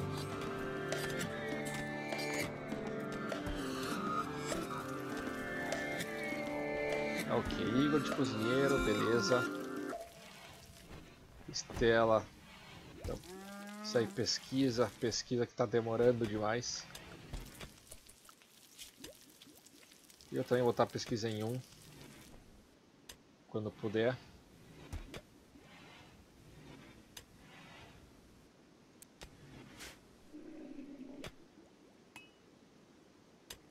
Quem é que é bom no social? Caráter social. Igor é 10. Marisa é 11. Estela é 7. Tá bom. Marisa. Vai conversar lá com a aranha.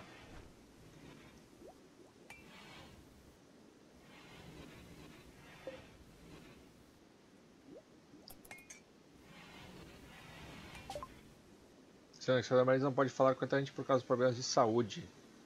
Isso afetará os problemas do preço no comércio. Opa. Cancelar. Então vai, Igor. Vai lá negociar com a aranha. Tá com dependência alcoólica. Carne seca, interessante comprar. Mas tá carinho, né?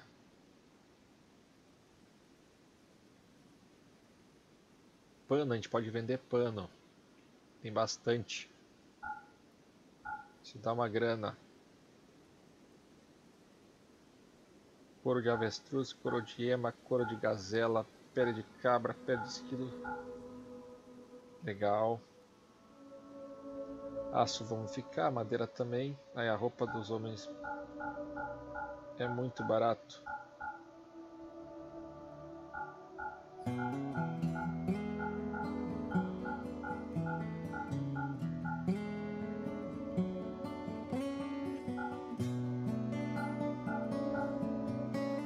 Limpar o estoque.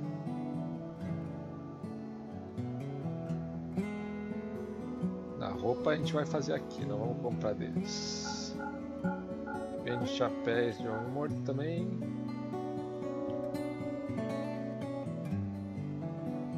Armas eles não querem, nem componentes. Confirmar, tá bom.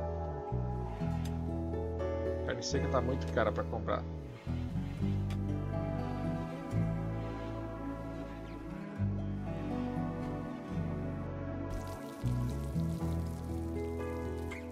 Essa cabra dá para caçar. O Aki podia ser caçador. A Estela deixa de pesquisadora.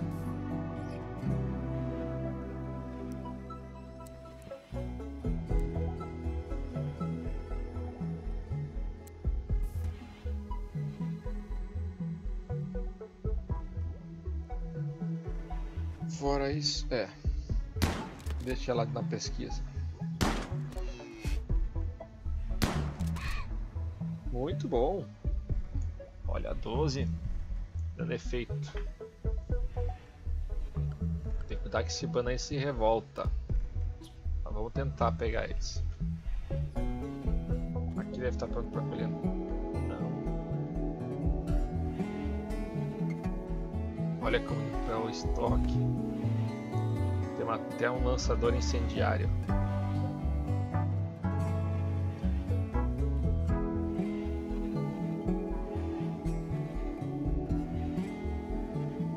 Marisa tá fazendo o quê?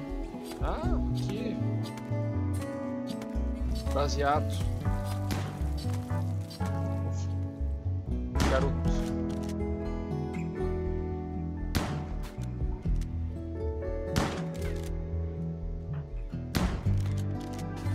Vai alistar e atira de perto.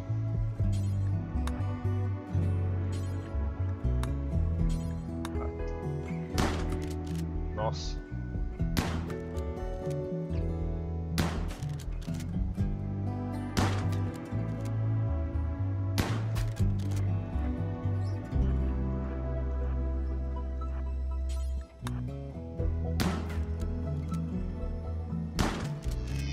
Aê!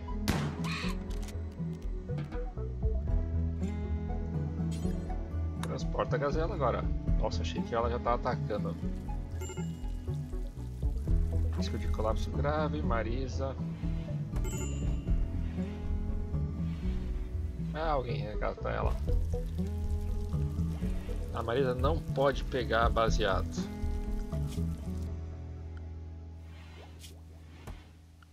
Marisa. Drug Policy. Sem drogas. Por enquanto.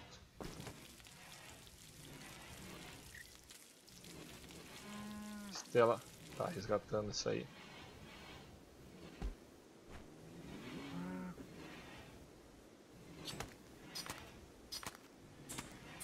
O que mais dá pra fazer? Eu teria que fazer. Nossa, não para de entrar aqui esses bichos.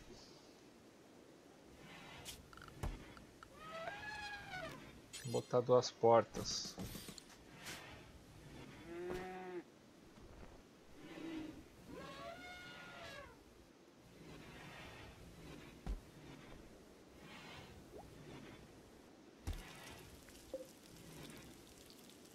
Fim de atacar esse rinoceronte. Igor tá com a faquinha.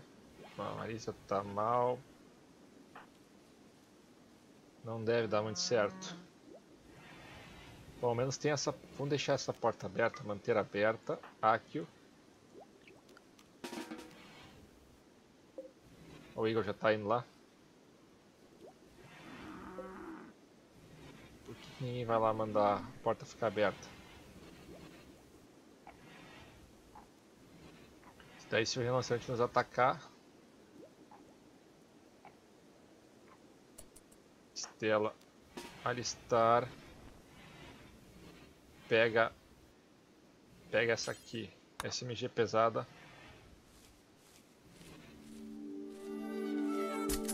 E o Igor pega a espingarda.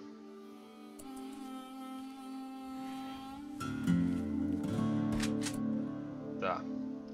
Vamos pegar esse rinoceronte.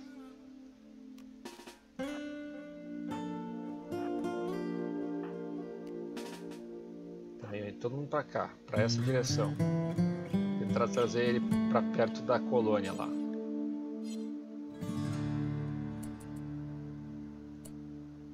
Ok. Não, vai um pouquinho pra trás, pois ele tá muito perto. Aqui assim.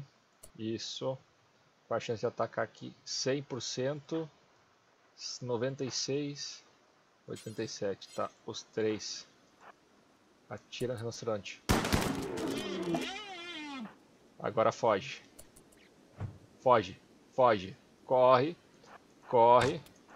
Isso, traz ele pra lá. Pega o rinoceronte. Pega o rinoceronte. Aê, muito bom.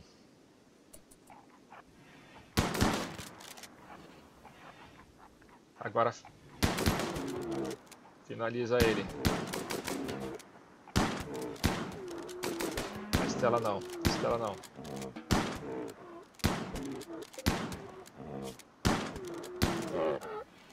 Aê, agora sim vamos ter comida. Agora sim.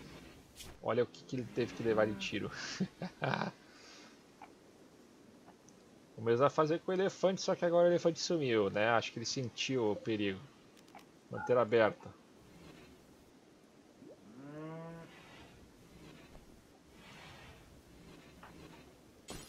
Na esquarteja, pega.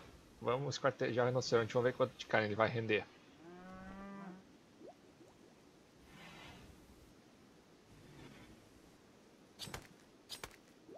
Olha o tempo que leva para esquartejar. Aí. Não deu pra ver. 66 de couro. 75, 75, 75 e 13. Nossa, deu mais de. Deu uns 250 de comida. Ah, agora sim. Precisamos também fazer a produção, fazer uma bancada alfaiate elétrica. Aqui.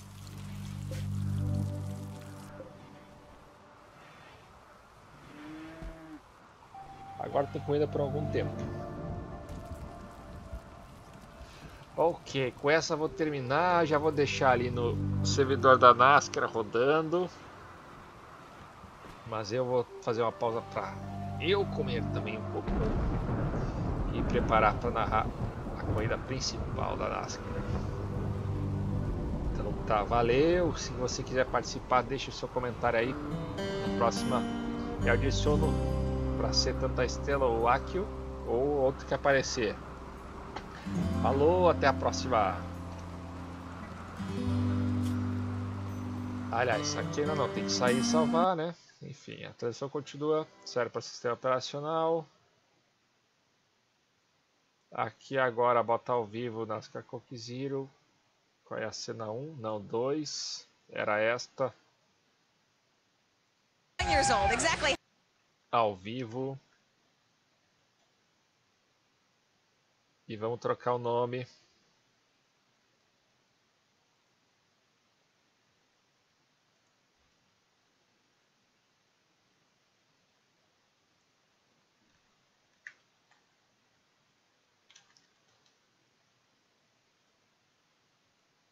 Makes speed, but there's places you can do it and there's places you can't do it, and when you're all bunched up like that, there's not much air on the cars anyway, and then you go through the trial. Ao vivo.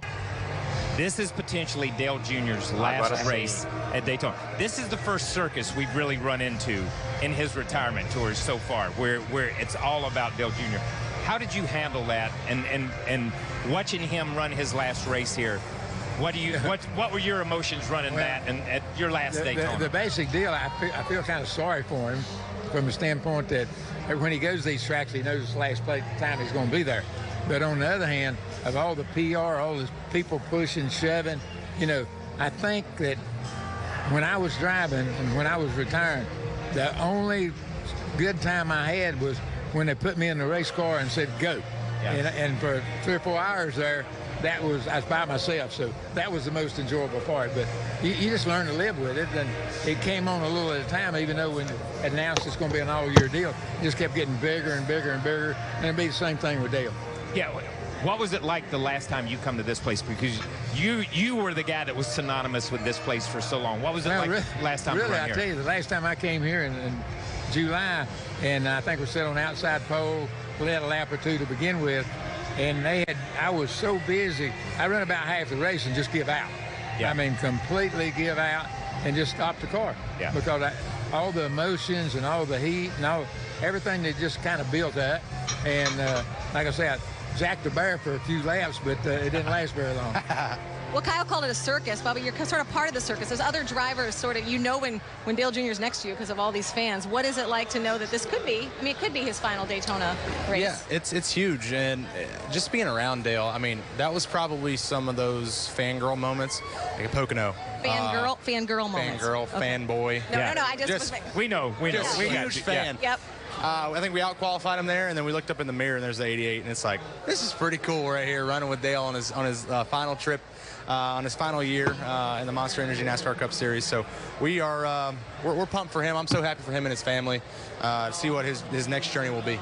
You know, we just saw the Xfinity race, and I want to go back to that with you. Is how big a step is it, really, from the Xfinity Series to this series, from restarts and the aggressiveness and how hard you run lap after lap? I'll tell you, at Michigan, what I thought, I feel like I'm one of the more aggressive ones on restarts in the Xfinity Series, making some runs to the top of 3 and making the most of it.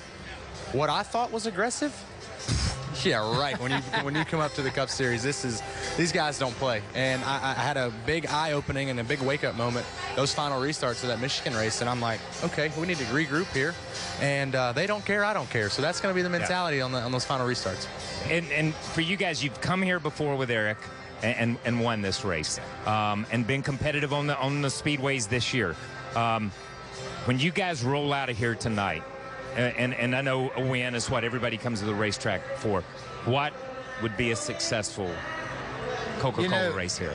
I get if he can finish in the top 15, that's a win for us and him, because he's still learning the car, we're learning him, And, you know, with a rookie, that would be a heck of a feat. And we could go away from here really, really happy. But like I told him, I said, look, it's a long race. They get very aggressive. Just bring me back 4 wheels and the steering wheel, and we're going to finish pretty good. Yeah. Yes, you will. Good luck. I hope you exceed expectations Thank tonight. you. We'll share a Coke tonight. Yeah. Absolutely. Congratulations, and best of luck to you and your first Coke 0400. And happy birthday. You see what Kyle gave me? The Richard Petty Coke. I love that. I knew. So I gave you the opener. Okay, you give me the opener. I'm just impressed he gave you something for your birthday. The King turns 80 tomorrow. Coming up a lot more. Brad Keselowski has established himself as one of the best racers on restrictor plate tracks. He won here last July, but is he the best? We will examine that next when we return to racing under the lights at Daytona. You're scruff, unruly, untamable. Now, everything you know about grooming is about to change. Introducing Microtouch Solo, the new hyper-advanced smart razor that trims, shaves, and edges, all with the same blade. Dual-sided German stainless steel blades let you shave up or down with micro-precision. And look, snap on the guide to perfectly trim beards. Snap it off to precision edge sideburns. And it's safe to the touch, so it's even perfect on body hair. Get your all-new Microtouch Solo now, complete with stainless steel blade, pivoting head, built-in high-intensity spotlight, plus 3 custom guides, all for just $24.99. Call 1-800-828-7531 or go to microtouchsolo.com. Order now, and we'll include an additional German stainless steel head, free. The personalized precision grooming solution from Microtouch. This summer, a Wendy's Frosty is just 50 cents. So feel free to freak out, because now's the best time to indulge a little, or a lot. Do you? The 50-cent Frosty, available for a limited time at Wendy's. The average family's hectic home. It's witnessed 2 DIY duos, 31 crashes, 4 food fights, and the flood of '09. It's your paradise perfected with Behr Premium Plus paint. Right now, get incredible savings on Behr, only at the Home Depot. La Quinta presents How to Win at Business. Step 1, point decisively with the arm of your glasses. Abracadabra, the stage is yours. Step 2, choose La Quinta, the only hotel where you can redeem loyalty points for a free night instantly and win at business. This man can lift a 526-pound barrel of Tennessee whiskey. These people can do everything else. This is Lynchburg, Tennessee, the home of Jack Daniels.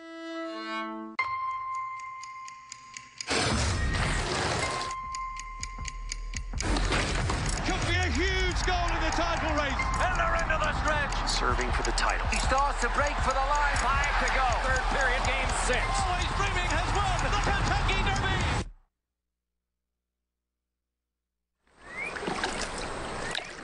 Derby. NBC Sports Championship season, presented by Canada Dry Ginger Ale, continues tomorrow with the Tour de France.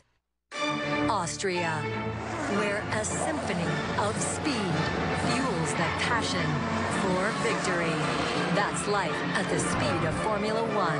The Austrian Grand Prix, next Sunday at 7:30 a.m. on CNBC.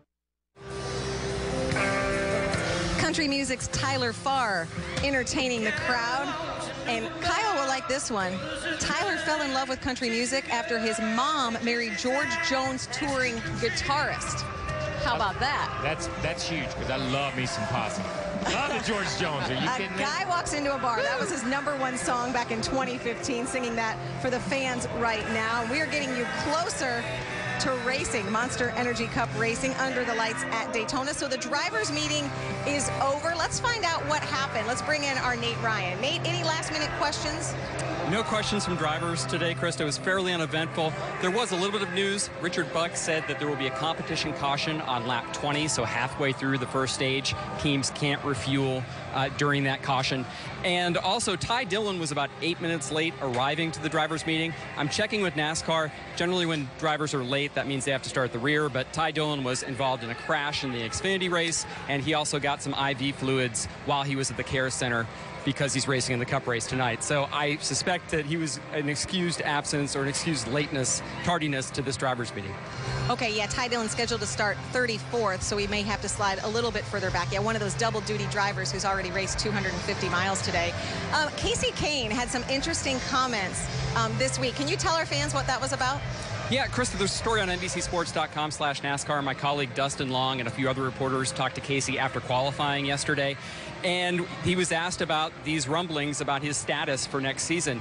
And Casey Kane said he's heard those rumblings. He reiterated that he has a contract for 2018, and he said that I want to be wanted, but I also want to perform. And he was fairly blunt. He acknowledged that his team is not performing the way it needs to be. And he said that there's not really a dissension within the team. They still all get along. They still like each other. But they're doing a lot of work right now trying to assess why they're off. Because as Casey Kane put it, if I don't improve, I'm not going to be racing in this series in 5 years. So he has a contract for next season, but two of his primary sponsors aren't going to be around next year. They haven't announced replacements for that. That's 60% of his season. So with that still being out there, I think there's still some question marks for Casey Kane. Okay, thank you. And yeah, fans can go to NBC Sports for more on that story. Thank you very much, Nate. Okay, so let's talk about Casey Kane. Dale, he was your sleeper pick. 37 years old, I think, so has a lot of time left to race. But he said he kind of feels the grumblings that are happening around the race team. Yeah, that's natural as a driver. When things aren't going well, you can't, even though you might not believe them and you don't want to pay attention to them, they're out there. So they're always brought up. You know, you have to look at the media and hear from the media, and they're going to ask these questions. Where do you stand? And you know, this team and driver may have had some of the worst luck of anybody in the garage area. And that's not all that it is. They haven't performed well at times, too. So there's a combination that they have to get better. And I think if they start performing a little better, they might find their luck turns around. We certainly hope so. Casey Kane's a very talented race driver. He has a lot of years ahead of him in the right situation. And you have to believe that this would be the best situation for him if he can figure out how to stay at Hendrick Motorsports. Yeah, and I agree. And listen, if he doesn't hear the rumblings, he's walking around with his helmet on 24 hours a day, because they've been out there for a long time. A lot of people have asked questions. Whatever happened to Casey Kane? I've asked it a million times on NASCAR America. And here, this is a performance business. Casey said it in some of his comments. It's about performance. I don't care if he likes his crew chief. I don't care if they like him. It's not about liking each other. It's not about getting invited to dinner and hanging out with each other at the pool. It's about what you do out here on the racetrack. And Dale and I will both attest to, we worked with plenty of people that we didn't like. But by God, we performed on the racetrack or did the best we could, and you had something to show for it at the end of the day. I didn't go to dinner with him. I didn't go to birthday parties with him, but we had trophies, and that was the big deal. And I think that's where Casey's at. Obviously, I think Hendrick is the best place to be in this sport, just about the best place to be. At the same time, if you can't perform there, then you need to move somewhere else where you think you can. And I think that's what Casey's saying. Personally, he wants to perform. If he can't get it done there, it is time for him to go somewhere else. You don't go to dinner with us either. No, I don't. Take a hint. I'm glad we cleared that up. Fans here at Daytona getting ready for this race. Last year, they saw a great one. This is it, America's fastest 4th of July party. Get ready for a summertime classic. Start engine. His car is on. Green flag is in the air. Stay down on the bottom. Make something happen. Choose the right line. You have to take the fast lane away. Restrictor plate racetrack. It is so dangerous at all times. 18 lead changes. These daring moves these drivers are making. When is the wreck going to happen? And around they go. Nearly half the field collected. One mistake, and this is what happened. Brad Keselowski, most laps led. Kyle Busch, side-by-side racing for the lead. You have to be aggressive. Go after it. 3 wide, looking for the white flag. One more time around. Picks up top, stop behind the 41. Keselowski wins at Daytona. Great team effort today. Very proud.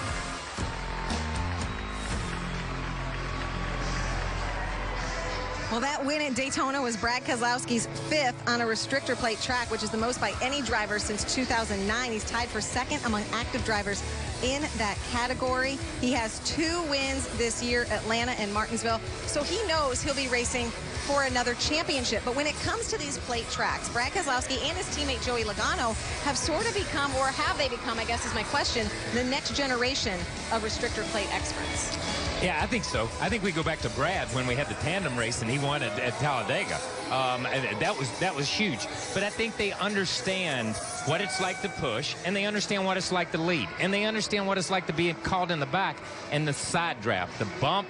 These guys just don't hook up anymore because these things overheat. And NASCAR's done a great job of eliminating the tandem style racing. But at the same time, that side draft will come into play tonight almost every lap. Almost every lap. That's why you see the inside line can't get away from the outside and vice versa. But Brad and Joey probably work it as good as anybody. Yeah, they do an outstanding job, you know, and we talk about different things. Some drivers embrace this type of racing. I think Brad and Joey do that. In particular, Brad, he really enjoys this, and he's become better at it. And I think that one thing that you can say about Brad is that you get a reputation as to how you're going to race here. And so people understand he's going to race, and when he gets out front, he's going to block. So you know that if you have a little bit of a run and you're not far enough up, you can expect Brad K to come down and he's going to block. If you decide you're going to stick your nose in there, you're probably going to cause a big wreck. You're going to get in. So he gets some breaks sometimes whenever he makes these daring moves, but that works to his advantage. There was a guy named Dale Earnhardt that did a lot of that too. He won here 34 times. Let's go back to February real quick when Brad made that comment. If you don't expect to get cut across the hood up, then you don't know how I race. Yeah. That's the way I race. We've seen it from Brad always, and people know that. Well, let's hear from Brad. He is with Marty Snyder. Let's chat with him. We're hanging on the back of the golf cart on the way to intros. We stopped for a second, Krista. And so let's talk about, let's pick up that discussion where they were talking about what makes a good restrictor plate racer in your opinion. Well, you know, it's a tough type of race, and I tell people all the time, you know, NASCAR, if you compare it to other sports, the goal's always the same, right? It's to win the race and to lead the most laps and be up front. But we go to all these different types of tracks. Last week we were at Sonoma, road course track. Of course, we turn left, right, and we come to restrictor plate track here this weekend with Daytona, and then we'll be off of short tracks, mile-and-a-half tracks. And it's like playing 4 different positions, you know, on a football field. It's still the same field, still the same goals to score touchdowns, but it's completely different depending on what track you're at and the driving styles and the styles that it takes to run, even at Daytona versus Talladega, are completely different. And that's why this track has been a little bit harder for me, quite honestly. But you got to make the right moves and put yourself in the right position in the pack. And I think last year we were able to do that. We had the help of a really fast car and caught a few breaks.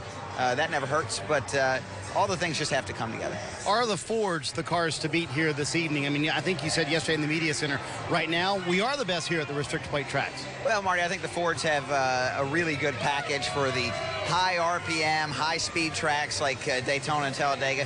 I'd like to see us work a little bit more on the slower racetracks. I think we're a little bit behind there. So, you know, you take the good with the bad. You try to take your strengths and make the most of them, and, of course, your weaknesses and minimize them, and we've been able to do that this year, and hopefully that'll continue today. Let's talk about your day and who you're honoring today here at the Coke 0400.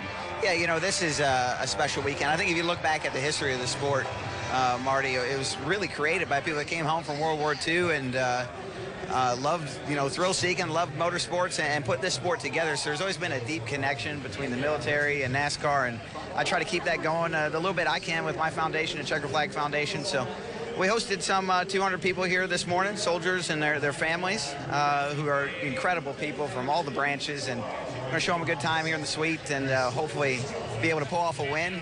And that's possible with the different fundraisers and things that we do to raise money to do so. And we got a cool one coming up in Phoenix that I hope the fans will join in, where we can nominate a hero and put a soldier's name on a car and all those cool things that will help raise funds for more events like that to be able to give back to our troops that, you know, those guys and women, they're just out there making incredible sacrifices for our community, and it doesn't go unnoted. Always good to give back, Chris. So certainly coming up on July 4th, always good to keep that in mind as well. You just echoed my thoughts. Yes, Brad does a lot for the troops, brings a lot of those military members to the racetrack. And the fans are loving the scene here. No bigger headline coming into this race than Dale Earnhardt Jr. He's on the pole. He's won this race twice, the Daytona 500 twice. This is not just a racetrack to a driver named Earnhardt. It's a way of life. Once we got to Daytona, we drive by the racetrack, and we pulled in there, and we parked down in turn 3. We got out, we walked around. The track was empty, quiet, and I'd never been to the crash site. That's where Dad, in my mind, lost his life.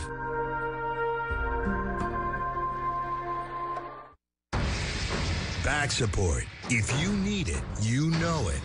Introducing CopperFit Back Pro, the ultimate compression garment for maximum lower back muscle support. I played 20 years.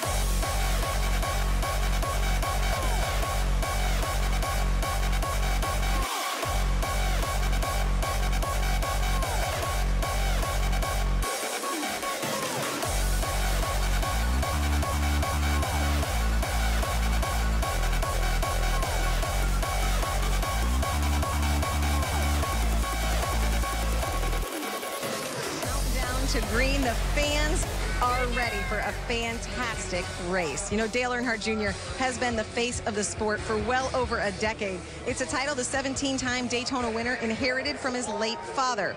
And one Jr. carries into Daytona this weekend, possibly one last time.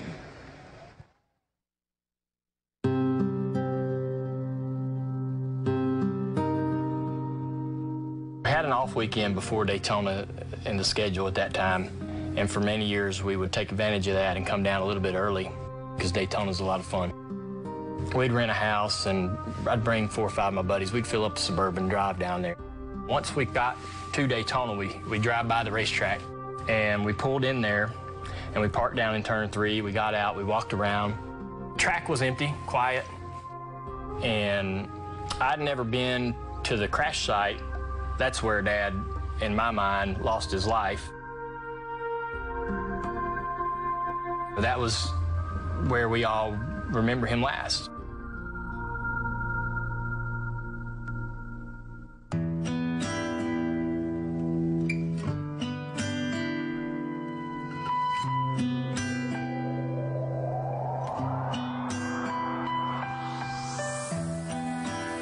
I felt like that was a place that I wanted to visit, and every time I go to Daytona, even today, and go around that racetrack, I look at that spot.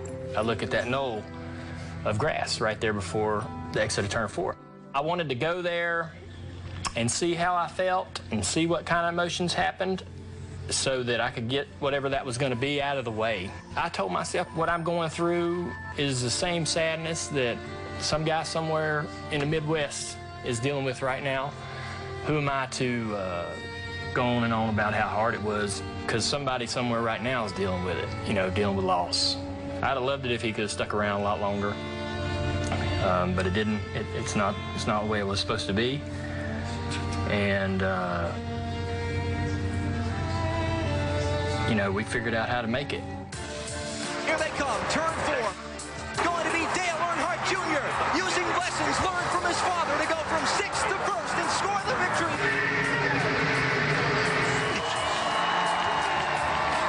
You've learned a few things through the years, though, haven't you, from certain people? Yeah, he was with me tonight. I don't know how I did it. I'd love to win at Daytona. Add another win to the Earnhardt column.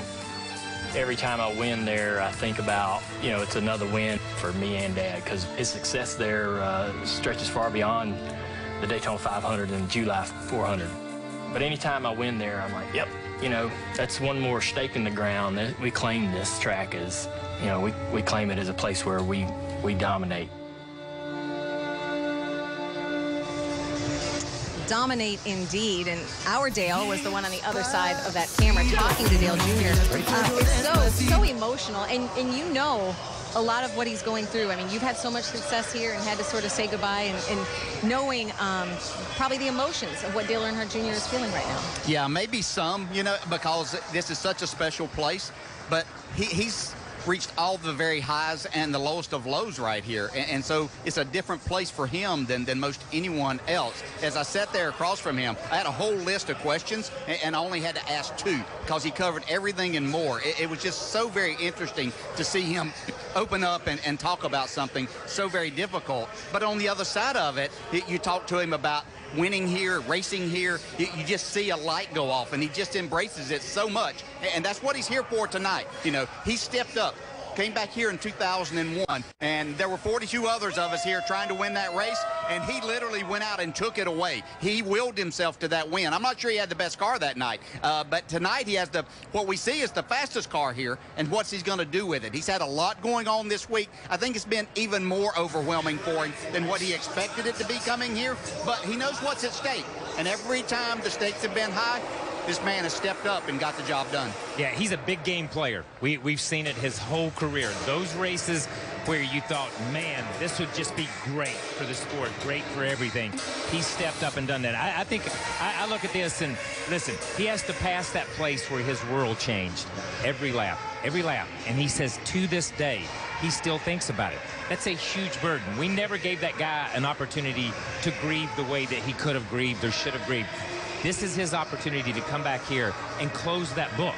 And I think that's the way he looks. Now, we heard my dad say he was overwhelmed his last time here, and finally he just parked the car. I pray that doesn't happen to Junior. I am pulling for him tonight, just like everybody else in the grandstand and most anybody that's a race fan. Yeah. It is absolutely special. I know you said he wants to win it so badly for the fans, but you made the notion you want him to win it for himself. Yes. Yeah. Yes. As well. Well, our time here on NBCSN is done with NASCAR America. It's time now to switch over to NBC for Countdown to Green and Monster Energy Cup Series racing from Daytona. Will it be Dale Jr.'s last Daytona ride? We'll see you on NBC. Inside the rack houses of Jim Beam, thousands of barrels lay silent. Aging, building a fuller, smoother flavor that only comes from being aged 4 whole years. Jim Beam, where history's made from the inside. Oh, you make yours. Now find Jim Beam apple, pour it over ice, and serve with club soda in a fresh lemon quench to make it crisp, refreshing. Jim Beam apple and soda.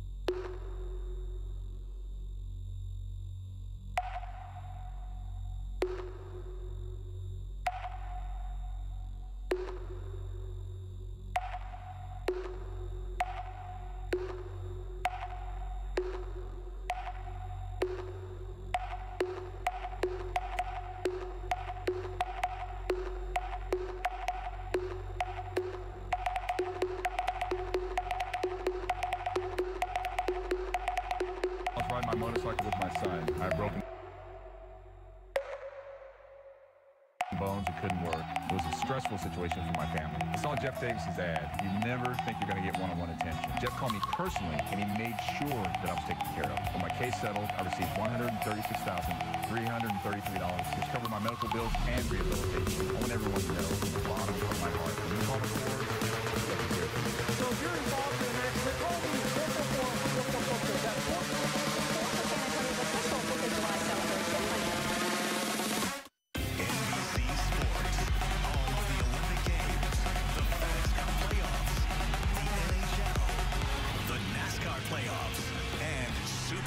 52. Only on NBC.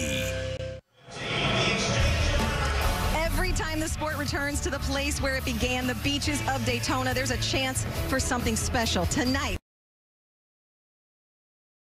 that chance is so much more. Dale Earnhardt Jr., in his last full season, races at Daytona for what could be the final time. And he'll do so from the pole position. It has all the makings of magic. The countdown to green from Daytona, NASCAR on NBC, has begun.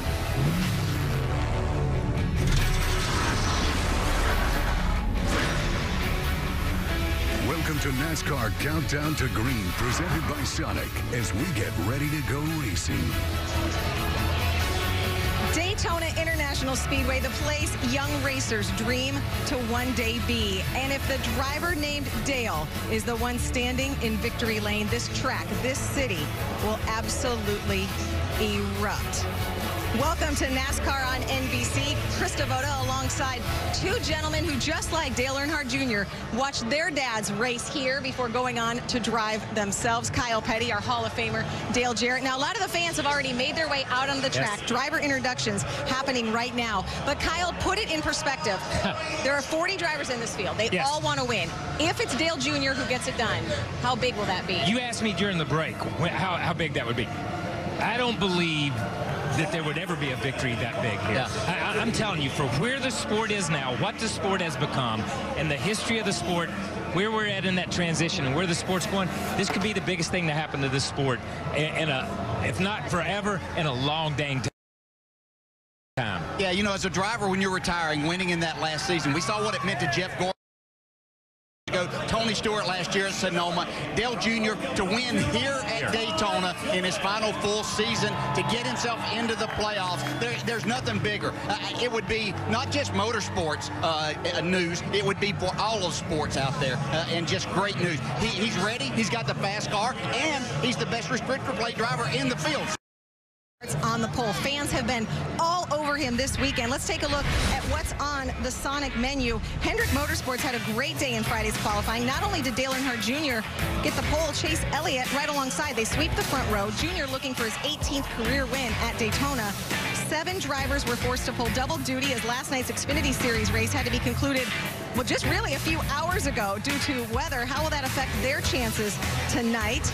Martin Truex Jr. and Kyle Larson resume their battle for the top spot in the regular season standings here at Daytona. Kyle Larson is with our Kelly Stavist. And Kyle Larson came so close to winning the Daytona 500 here back in February. Kyle, it came down to the last lap. You're leading but ran out of fuel. Obviously, that was a mileage race, but you still must have done something right to even be in that position. So what were the lessons from February that might help you out today?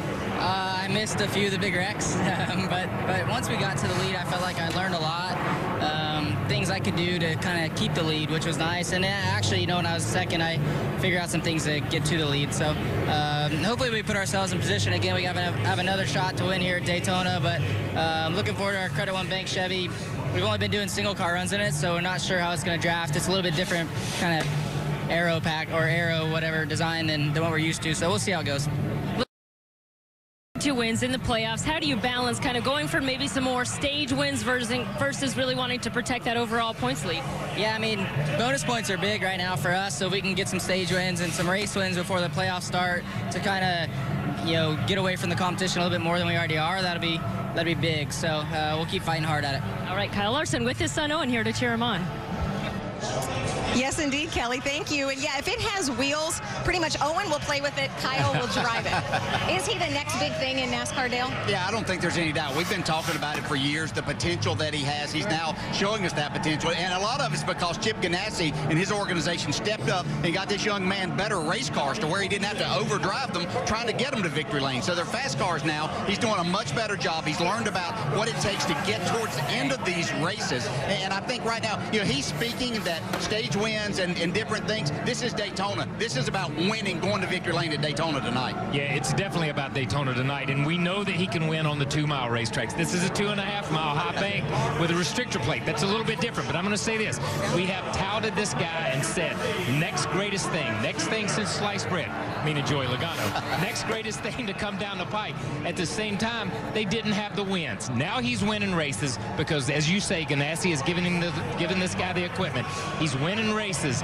He can grab the bull by the horns, and he can be one of those next guys. These guys are athletes. They're cowboys. They're fearless. They have their families with them here at Driver Intros. Well, the man breathing down Larson's neck is Mark Wex Jr. He's won 2 races this year, and thanks in part to our Toyota Camry on-track car, he may have found an edge.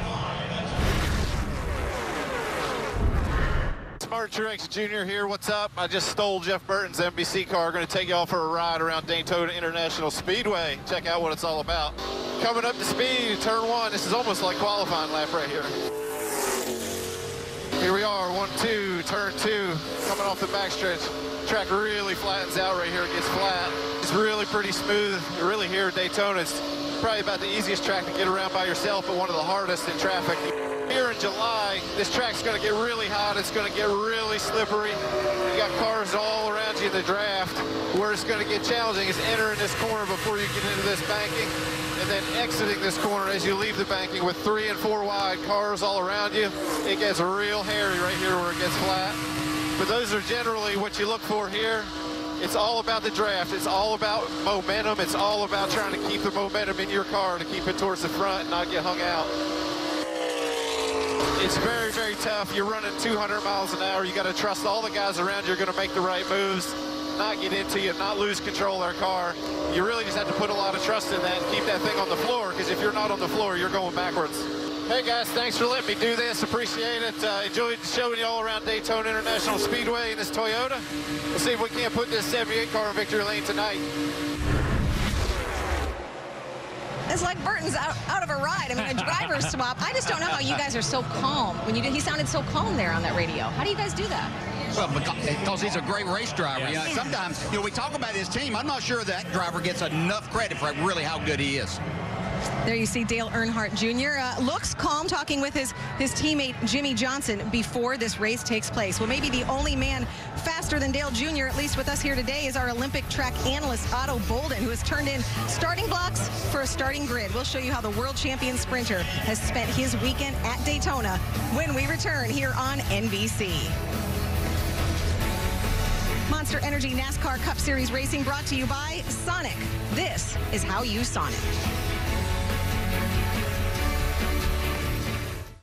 Coming soon on the pits. Who is that? That's Max. He's the new tire guy. Tires. That's so exotic. And she's off. What are you listening to? Music. I like music too.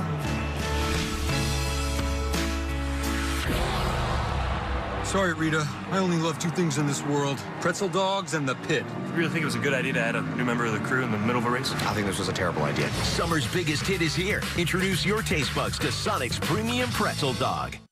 I was made in the shadows of greatness, shaped by the hands of legacy, forged in the fires of racing. I've been challenged, tested, and proven. Whether it's on that track or off, the truth is, what you're made of is what you're made to do. Changing your oil after 3,000 miles? If you'd used new Mobil 1 annual protection, you wouldn't have to. Why are you 3 inches tall? What?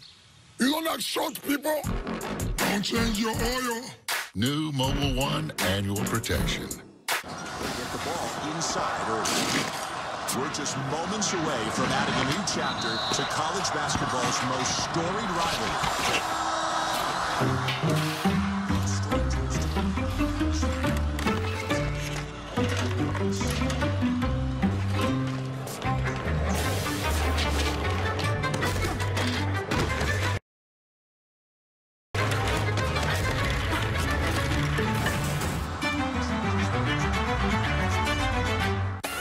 Justin Timberlake, Steph Curry, Charles Barkley.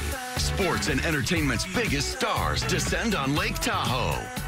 The American Century Championship on NBCSN and NBC. I'm new. Just moved to Midnight. No family, no friends. He's running from something. In this town, only outsiders fit in. What are you? Vampires, one word for it. From the author behind True Blood, Midnight, Texas. Premieres July 24th on NBC. NASCAR America is moving to a new time. Beginning next Monday, July 3rd, we're on at 5 p.m. Eastern. Weekdays right here on NBCSN. We will see you at 5 p.m. daily. That's when we talk about Danica, other drivers being introduced to the crowd. You know, Dale Earnhardt Jr. hopes to exhale around midnight tonight and be covered in beer in Victory Lane when he does it. I think any driver would take that scenario. Every new fan has questions. Well, we thought what better way to answer them than bring in somebody really fast. Otto Bolden has been an NBC analyst for track and field since 2007. He represented Trinidad and Tobago in 4 Olympics, taking home 4 medals. And just like a track athlete, he has come out of the blocks blazing here at Daytona, taking in a little bit of everything around this track.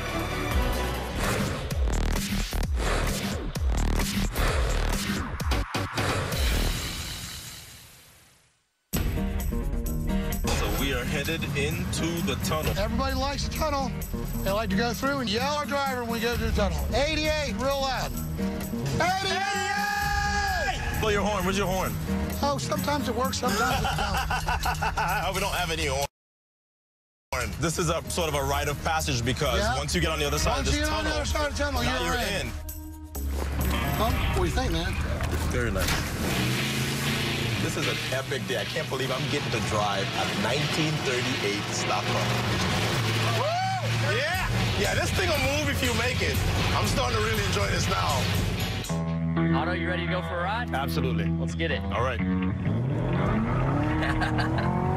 Perfect. I'm driving at Daytona. There you go, man. Most famous track in the world right here. Dude, I gotta ask you. Yeah. The first time I heard your name was with that gnarly crash that you had here. Oh, yeah. It happened right there. Yeah, right. Took down that whole fence section. That was one of those where I just went, wow. What these guys do for a living is not easy. No joke. You never know what can happen. You want to creep up the banking? Sure. I lifted just a little, I'll be honest. Think about 3 wide. You process things in a way that a civilian like me could not possibly. But you have to really relax. And right. It's like when you go to get in the blocks for the race. If you're uptight and stiff, you gotta relax. So the biggest thing is letting the car kind of do its thing. The best day at Daytona ever. I'll put this up against anybody else.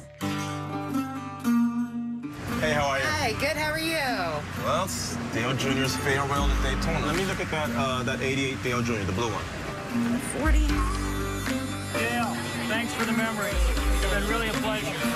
Hey, you're a committed guy, man. Otto Bolden, nice to meet you. Nice to meet you, yes, sir. I was talking about the fact that fans don't get this kind of access in other sports. What makes you stand up here 48 hours before your last race here and do this? Well, they come out here and stand in this heat all day long. I know they've been pulling for us to get one this year, and it means a lot to me. Well, listen, man. I'm glad that I got into this sport before you got out of it. Thank you for the hat, and all the best. Good luck to you. Enjoy your weekend. You get to do this like every other week? That's great. So you are 10 minutes away. Yeah. Do you even start thinking about the race? Once you get in the car, everyone goes away. Gotcha. Welcome to Independence Weekend Racing. Such a spectacle. Green flag is in the air. Pretty impressive. Otto, you're an athlete. How does your sport compare to NASCAR? Well, the Olympics is a lot of a spectacle, and this is certainly not far behind. I am just blown away by being down here and seeing these throngs of people and how close they get to these drivers before this big race. Really cool. Yeah, the fans are everywhere. If Otto needs to make an escape, at least he's fast enough to do it. He can run a 9.86 100-meter dash. Well, it's the race Junior Nation has been waiting for. If Dale Earnhardt Jr. is going to make the playoffs, this might be his best chance. We will talk to Dale Jr. How's he feeling moments before this historic final Daytona ride?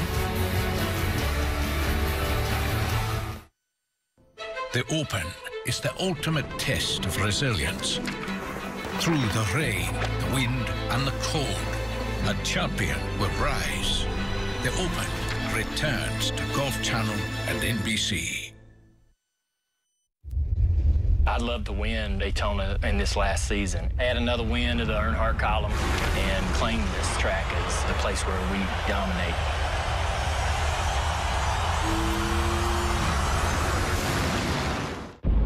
I want you guys to start your approach. Stay parallel, maintain visual. Open the line. Execute. So with the American government, we're here to take you home. Let's go. All right, guys, I fold. Can you pause that? No. Why? Because I'm a werewolf? No. You gonna do the werewolf thing again? It's DirecTV Now. There's no DVR. I can't pause it, can't rewind it. And before you ask, there's no Showtime, NFL Network, Red Zone, CBS. That's evil. That's evil. You want me to take care of it? No. Because I would love to. You're freaking me out. TV that's missing stuff is evil. Let's play cards. Spectrum has it all. DirecTV bad. Spectrum good. Long live the truck that's as hospitable as the folks around here. Ram, the 2017 luxury truck of Texas, makes everyone feel right at home with 100% full-grain leather seats and a smooth, controlled ride. One drive and you'll discover why Ram trucks are the longest-lasting pickups in Texas. Hurry in for the last days of the Ram Drive and Discover event. Just announced. Get 0% financing for 72 months on all 2017 Ram 1500 models. Hurry to the last days of the Ram Drive and Discover event. Randy Beamer and Delane Matthew on News 4 San Antonio. What goes around comes around. And as a sport that races in laps, we know that a clean race pays off in the finish. It's why NASCAR commits to green programs and biofuel, like Sunoco Green E15, so we can offset our carbon emissions. We're not going to stop making a difference, and neither should you. Learn how you can help by visiting NASCAR.com/green today. And starting on the pole for tonight's race, car number 88, the Nationwide Chevrolet from Kannapolis, North Carolina, Dale Earnhardt Jr. Hey, race fans. Appreciate you guys coming out tonight. It's going to be a hell of a race. Enjoy it. That was Dale Jr. just moments ago. Seems pretty calm, right?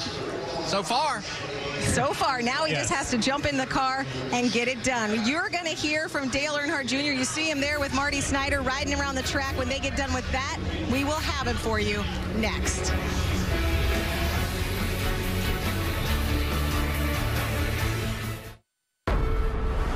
I came here to be better. Newcomer Daniel Suarez certainly isn't afraid to lock horns with the veterans. Now, I stand here a challenger. To be questioned, to turn heads,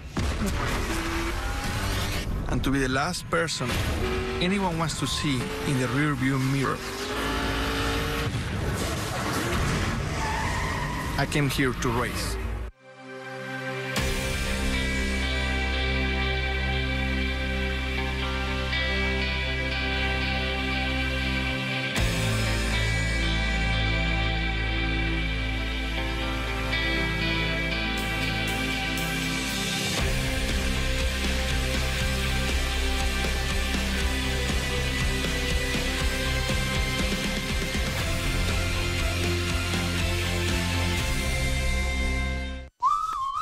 At AutoZone, we know you don't need an expensive new tool. That's why we loan over 100 specialty tools for free. Here's your disc brake caliper tool. That's it? I don't have to buy it?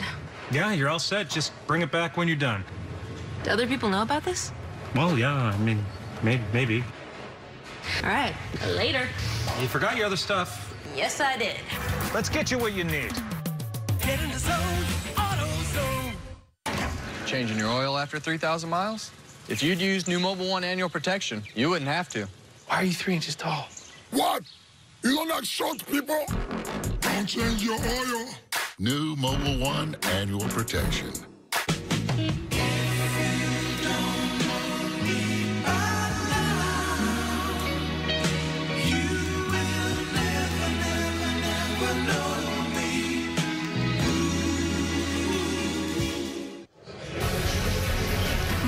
Energy NASCAR Cup Series racing provided by Sonic. This is how you Sonic.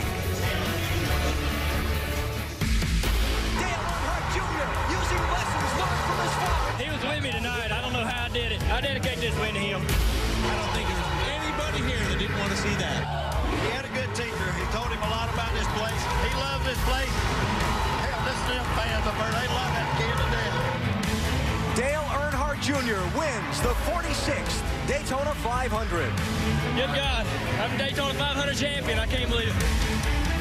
Close the block on Denny Hamlin. Across the line he comes. We're going to turn this down. I cannot believe it. This is better than the first one. Junior will win a Daytona.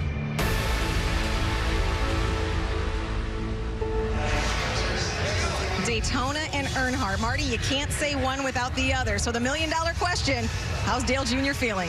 Well, let's ask him, Krista. It's been amazing to ride around the racetrack with him at driver introductions as well. And what are sort of the emotions going through your mind seeing all these fans cheering for you? Oh, man, this is Daytona. They're excited about this race. We got a lot of fans here that love to see us come run here, and we got a fast car. We're on the pole, so they're really looking forward to the night, thinking we got a shot at the win, and we do too. So they're excited. We're excited, so you can feel it. You've done 611 of these, Junior, but are there honestly some nerves tonight, feeling the pressure? There's a little pressure that's unusual. Anytime you qualify well or get the pole, it puts a little pressure on you as a driver, but that all goes away once you get in the car and get in the heat of the race. Everybody wants to see us win tonight. It's Daytona. A lot of folks think this might be our best opportunity to win before the chase begins. So, there's a little added pressure, but you'll forget about that around 20 laps into the race. This week, he introduced a cool new campaign for his fans. Let's see how he rolled that out. It's going to be Dale Earnhardt Jr. using lessons learned from his father. Oh, yeah! Today, the Great 8 goes back to victory lane. I love you, man. The legacy continues. Just get out and acknowledge these fans. They love you. I'll never take this for granted, man. Just real thankful. My racing career isn't just about me. It's about the team. The fans. The families.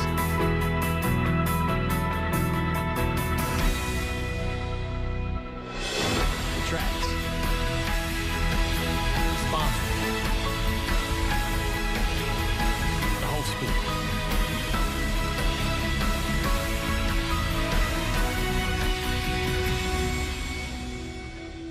I want to be a race car driver someday. It's a great sport. I love it to death. That's it's all I've ever known, racing. Join us over the next 5 months on the Junior Nation Appreciation Tour, where we show appreciation to where it's owed.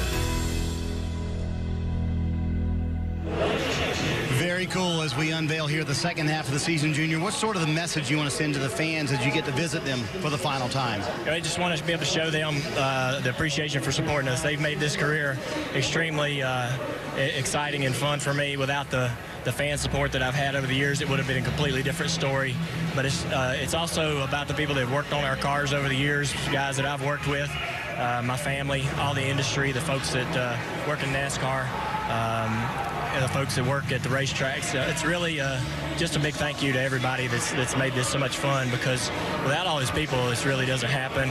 And so we want to make sure that they feel appreciated throughout the rest of the season. All right, Krista, fans all around us. Dale Earnhardt Jr. hoping he can get those fans a win tonight here at Daytona. So emotional, Marty, and you really almost heard his voice crack a couple of different times there, Dale. He knows what's at stake. Yeah, he does. He knows exactly where he's at and what everything is about right here. And he talked about the pressure. And pressure does different things to different athletes. But the ones that are the greatest, Tom Brady, Michael Jordan, Steph Curry, they love that added pressure, and they step up when the moment becomes the biggest. Watch for one of his best performances tonight. Yeah, and we know he can step up. But I'm going to say, just throw out some words. He's been reflective. He's been appreciative. all week long. Every interview we've seen, he's been that way, thinking about understanding the history, the magnitude of this moment. At the same time, he's focused and determined. You know what I mean? And it's hard to balance those two things. But he said it. 20 laps into the race, forget all this crap. I'm focused on running a race car, and I know I've got a race car I can win with. He's 42 years old, from a little mill town in North Carolina, of normal stature, weight, height, but he carries the weight of an entire fan base on his shoulders. We can't wait to watch him race. He would be obviously a very good pick for tonight, Dale. Is he your pick? I'm doing my best because I never get these right, so I'm doing my best to help him go to the victory lane. Good way. I'm going to pick Jamie McMurray. He's been fast in both the plate races this year. He's been very aggressive. I think that works to his advantage tonight. That's a great pick. I'm going to go with Joey Logano. We saw an interview with Brad Kay earlier. They talked about the speed the Fords had on the super speedways, on the restrictor plate tracks. I don't think there's anybody that drafts as well as those two guys. And I think it's time for this guy to redeem himself for that encumbered win that we had back earlier in the year and get that win that puts him on into the chase. He's my winner.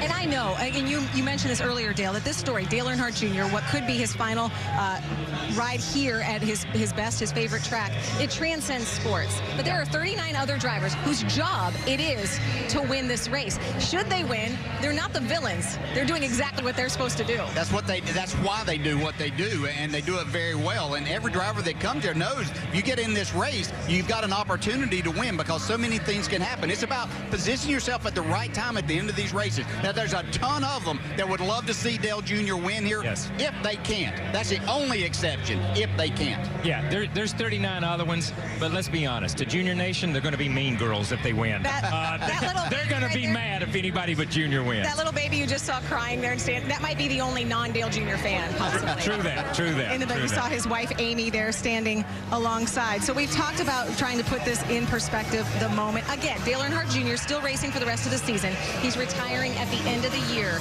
So he's going to continue this sort of goodbye campaign at all of these tracks. But Daytona is the one synonymous with his family name. Yeah, it really is. I mean, they've dominated here. We heard him say that earlier in the piece, that he dominates. That's what his family does. That's what he learned from his dad. They were so much alike in driving. I've said this a number of times, that if you swap cars with those two and you just got out there and raced them, you wouldn't know which one it was. It was eerily similar the way that they went about it. But he's going to have all of those skills in his pocket here tonight. Yeah, and all Junior Nation wants to see is domination tonight. That's what they came here for. That's what they're tuning in tonight for. They want to see this 88 lead the first lap and lead the last lap, and as many of those laps in between. They want to see him hoist that trophy in victory lane. Well, Dale Earnhardt's hero was the man who shared his name. This is the track where they both so often danced in the draft all the way to victory lane. Can he do it once again, one final time? Can he earn his spot in the championship hunt with another epic Daytona win, or will the night belong to someone else? Pre-race ceremonies are just moments away. If the script gets its magical ending, you'll want to know where you were tonight. If they sold these pretzel dogs at the stadium, that would really class up the joint. Getting a hot dog on a premium pretzel bun with melty cheese sauce and crispy bacon here. Now, what kind of cheese you say? Melty cheese sauce here. Any other toppings on that one? Just that crispy bacon here. So you're telling me I can get a hot dog on a premium pretzel bun with melty cheese sauce and crispy bacon? Absolutely. Oh, no thanks. I already got one. The summer's biggest hit is the premium pretzel dog. And get half-price shakes and ice cream slushes after 8 p.m. This is how you Sonic. Sorry about the holdup, folks. We have some congestion on the runway, and I'm being told it'll be another 15, maybe 20 minutes, and we will have you on your way.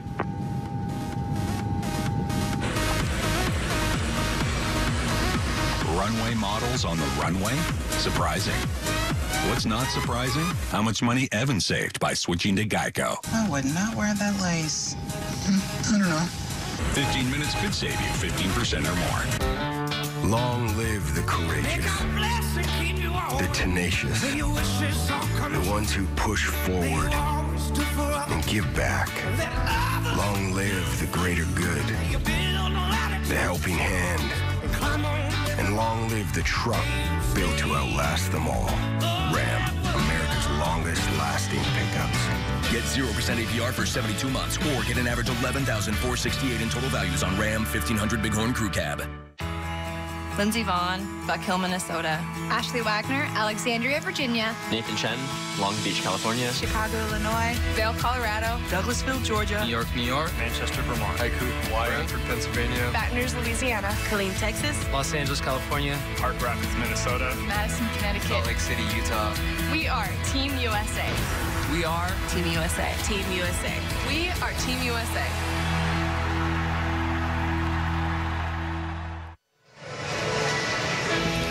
At NASCAR's most famous track, a win doesn't just pay out points, it can change your life. There's also the potential for some more Earnhardt Daytona magic. We go trackside for tonight's opening ceremonies. Ladies and gentlemen, at this time, we ask that you please rise and remove your hats as the Florida Army National Guard Color Guard presents our nation's colors. Please remain standing as Sonny Gallman from the Central Baptist Church in Daytona Beach offers our invocation. Let's pray. Our God, we're grateful for the beautiful weather that we share today and the beautiful venue that we can share it with one another. We thank you for families and for friends that can be with us. And we especially thank you for the freedom that we celebrate this weekend and those who fight to protect that for us. We ask that you would bless the drivers and their crews, keep them safe, may their heads be clear, and may they drive well. It's in your name that we pray. Amen. Here to perform our national anthem, please welcome the Navy Band Southeast.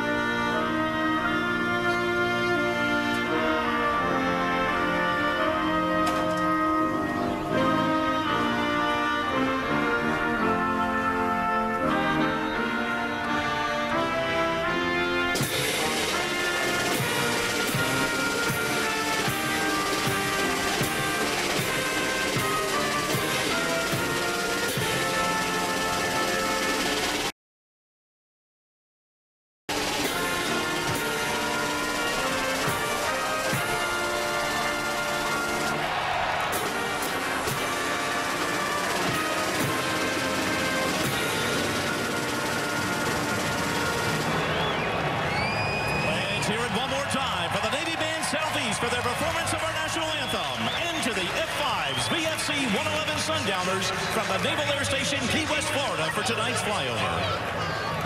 Continuing a Daytona tradition that dates back to the 1970s, please join us in honoring three of America's bravest heroes on this Independence Day weekend. Each of these individuals was awarded the Congressional Medal of Honor for going above and beyond the call of duty while participating in daring operations against enemy forces. Please welcome Captain Thomas Kelly, Command Sergeant Major Gary Luttrell, and Colonel Walter Joseph Barm.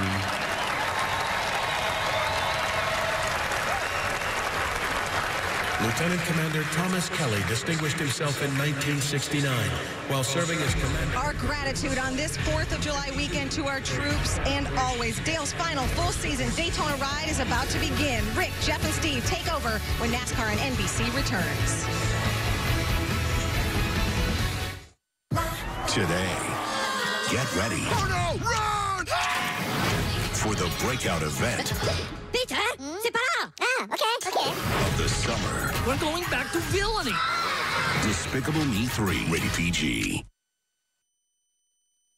We are teaming up with the San Antonio Parks Foundation. Day, plus the HEB fireworks extravaganza at 9 p.m. On air, online, on the go. We're there for you when you need us. We are News 4 San Antonio. It's the Texas DQ Wow of the Month, the Texas Twofer. 2 quarter-pound Hunger Busters, 2 dude chicken fries or 2 grilled chicken sandwiches. Mix and match any 2 for just $5. Wow! The Ford Summer Sales Event is on. I'll jump out and guide you back. Easy, son. This is going to blow your mind. Whoa. Awesome. That is really cool. Take on summer right with Ford, America's best-selling brand. Now with summer's hottest offer. Get 0% for 60 months plus an additional $1,000 on top of your trade-in. Celebrate July 4th with 0 for 60 plus an additional $1,000 trade assist cash on F-150 during the Ford Summer Sales Event at your best in Texas Ford dealer. Look at these. They're valuable rooms-to-go coupons in your newspaper. Good July 1st through July 4th. Coupons that save you big money on great-looking furniture. 4 days only. This Saturday through Tuesday at Rooms to Go. So find them and bring them along. Save a ton of extra money and look for the incredibly low interest-free monthly payments throughout the store. I'm talking really low. So buying's easier than ever. That's July 1st through Tuesday, July 4th. 4 great days to shop Rooms to Go. Get extra savings with bonus coupons. The Texas DQ Wow of the Month. The Texas Twofer. Pick 2 quarter-pound Hunger Buster burgers, 2 dude chicken fries, or 2 grilled chicken sandwiches, or mix and match any 2 for just $5. Wow. The World Car Drone Cam on News 4 San Antonio.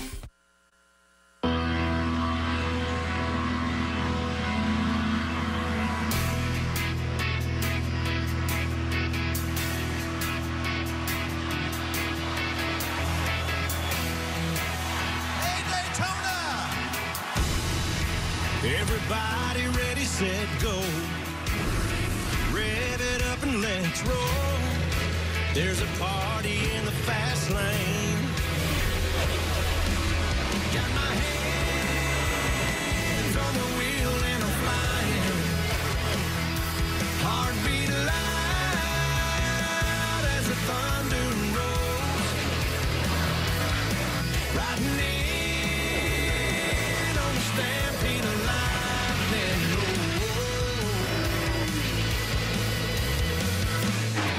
I'm bringing back the sunshine. Bringing back the sunshine. Baby, it's about time.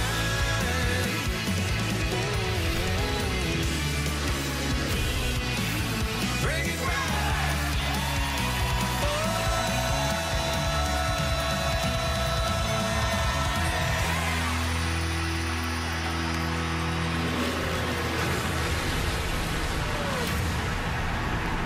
Just inland from the hard-packed sand of Daytona Beach sits the 2.5-mile high banks of Daytona International Speedway, where over the last 4 decades, one name has risen above the rest: Earnhardt.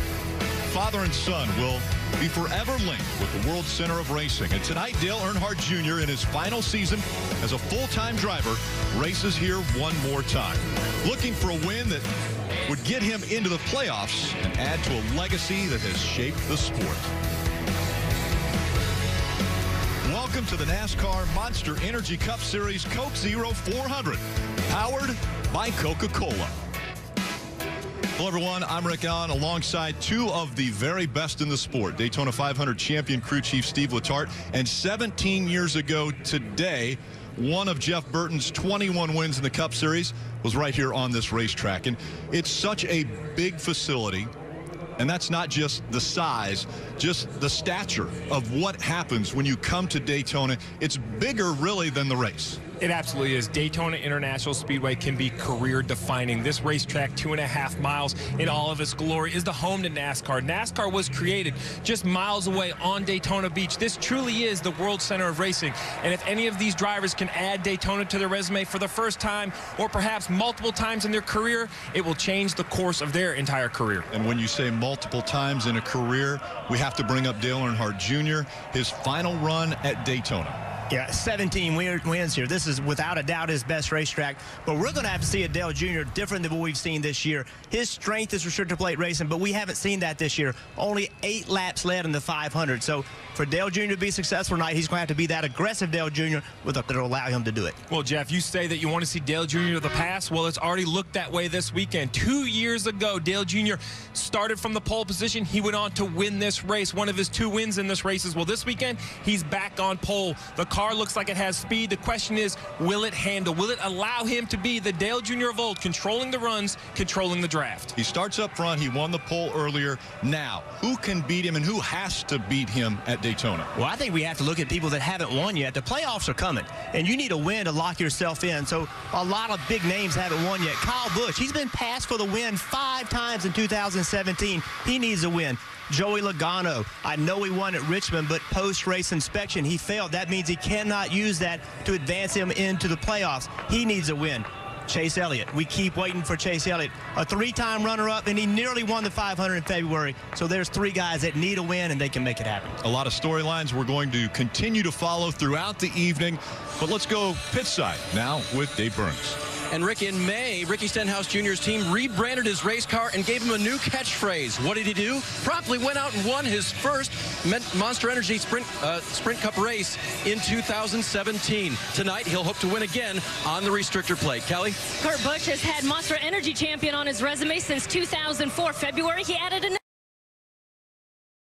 title, Daytona 500 champion. He says it feels different coming back, knowing he's conquered this place. He looks to do it again tonight, Parker.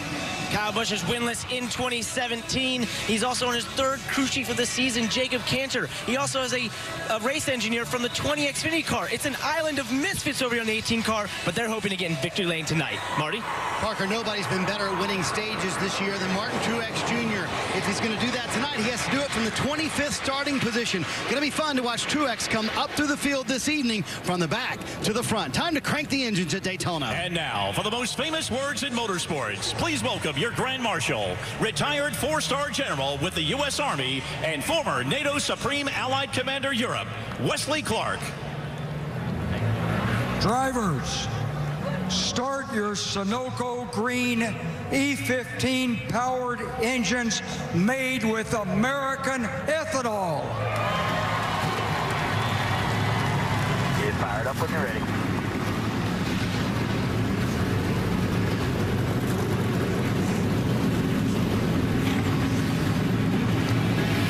Cars coming to life, and the fans anticipating the final start at Daytona for Dale Earnhardt Jr.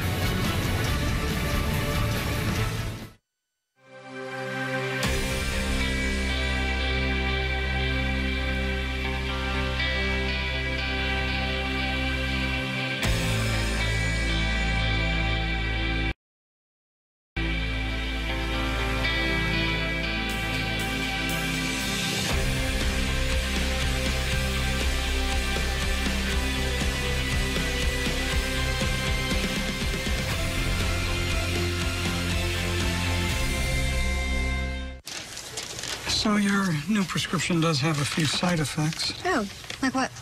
You're gonna have dizziness, nausea, and sweaty eyelids, and in severe cases, chronic flatulence. No. So gassy, girl. So gassy. If you're Boys to Men, you make anything sound good. It's what you do.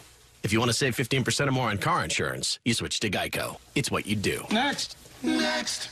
That's it, baby. Put it to the wood. You'll get it. You don't need sunlight or wide open spaces. You don't need 4 wheels. Actually, you don't need any wheels. You don't need a lot of time. You don't even need gravity. All you need is an engine and Sunoco fuel. Okay, let's do this.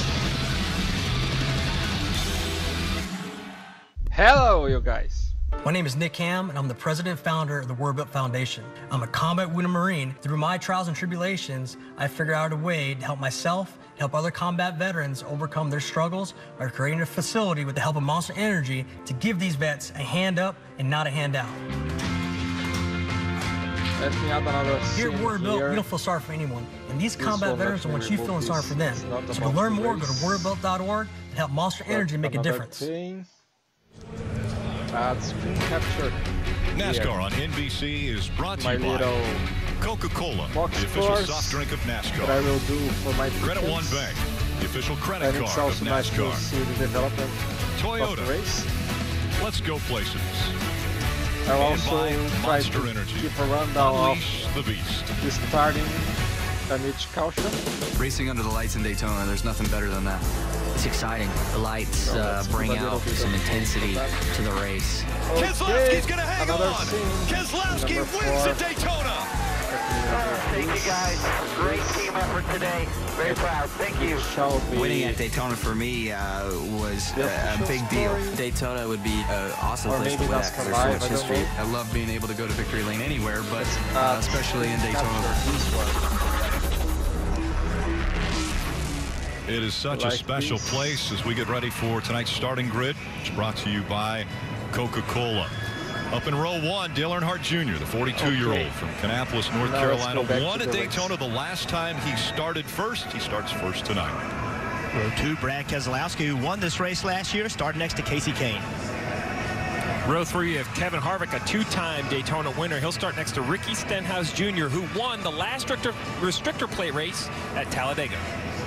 Both drivers in row 4 have won at this track. Joey Logano, the 2015 Daytona 500 winner, and Jamie McMurray, a two-time Daytona winner.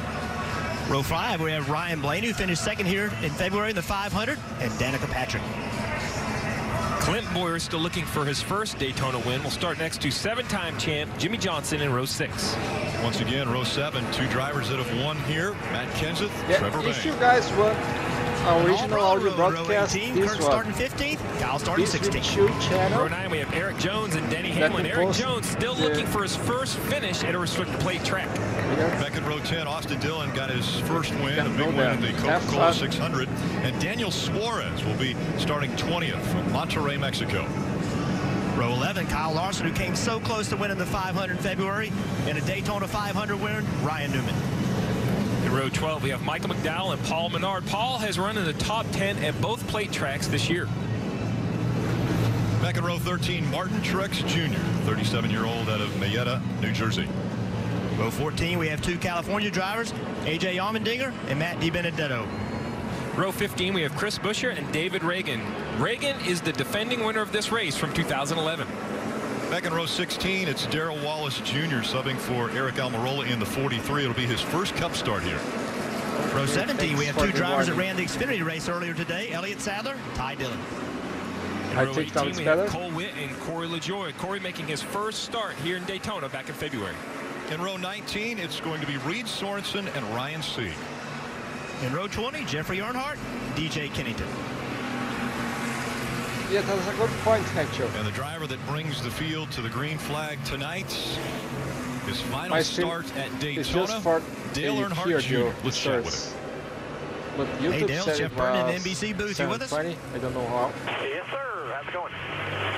Oh, it's all good up here. I'm wondering, with all the hype and ceremony finally gone, now you get back to racing. How do you get this win done? Obviously, we just got to have good pit stops. We got to get on and off pit road correctly, not create any problems for ourselves and make mistakes. And then on the track, you know, obviously it's the easiest if you're up toward the front, control the race a little bit, try to keep that top 5, top 3 track position all night. That's really the best thing that can happen to us. If we're not able to do that, it gets a lot tougher because these cars, you know, this is real hard to pass when they get too wide. Really not a lot you can do but sit there. But hopefully we don't have to worry about that. We've got to fight, try to fight for the track position all night, and that means battling for every little spot that somebody tries to take from you, because it could have an effect on the outcome at the end of the race. So that was my next question, Junior. So is the battle going to start right now when the green flag drops to keep this track position that you earned by sitting on the pole? Yeah, I mean, that's what other guys are going to be doing. They're going to be trying to get the lead or get somewhere comfortably in the top 3. That's where everybody kind of wants to be. They know if they're there and can stay there all night. They got a great shot on those last couple restarts to win the race. So, if you can ask Steve, when we won the 500, we fought all night long, all day long for every position as hard as we could, and that gave us the track position at the end. Well, Dale, we appreciate you letting us ride along. The fans will really enjoy it. Good luck to all you guys. Thank you. He's absolutely right. Track position here, as he mentioned, in 2014 was huge. I think it will also be huge again tonight. He has the starting position, Rick. Now he has to defend it. And he is the first one that gets a good vantage point of this. The rise to honor. The cars going right next to service members of our wonderful country, representing the Army, the Marine Corps, Navy, Air Force, and Coast Guard on this Independence Day weekend. The drivers, the fans, the crews, all saluting the heroes of the United States, our service members. Let me try to raise the quality a little bit. What a great salute to the heroes of this country. Nice.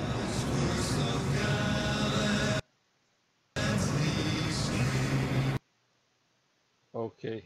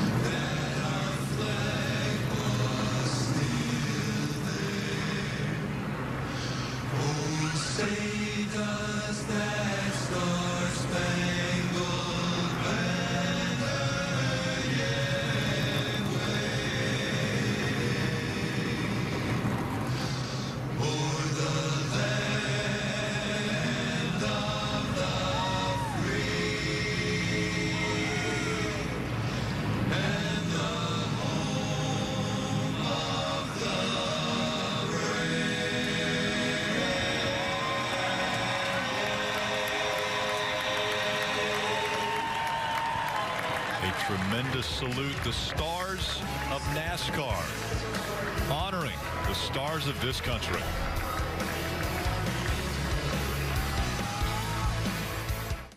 I was made in the shadows of greatness, shaped by the hands of legacy, forged in the fires of racing. Is what you're made to do. I came here to be better. Newcomer Daniel Suarez certainly isn't a train to lock horns with the veterans. Now I stand here a challenger. To be questioned, to turn heads, and to be the last person anyone wants to see in the rearview mirror. I came here to race.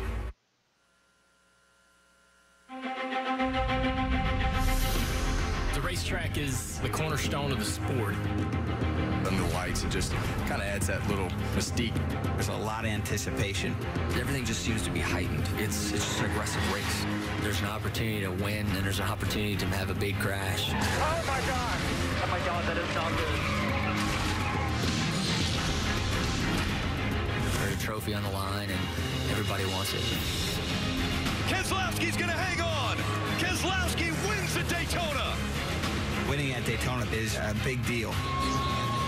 Daytona, that is the one track that you want to be able to win at. Coming to the checkers. Oh, that was close. I don't know. Man, what a close finish that was. One for the history books. I mean, that's about as exciting as a race car driver as you can get. In Daytona, you just don't ever know what's going to happen. That was beautiful. Very, very nice. I don't really know how to put that into words. We just couldn't believe it. He was with me tonight. I don't know how I did it. Any race that you win at Daytona is special. That's a unique opportunity for all of us. Winning would mean everything to me. Being on the list of Daytona winners is definitely something that you want to put your name on as a driver. There is something about Daytona International Speedway that brings out the best in drivers and crew members. We have some great vantage points. Our aerial coverage provided by our partners at Smithfield Foods.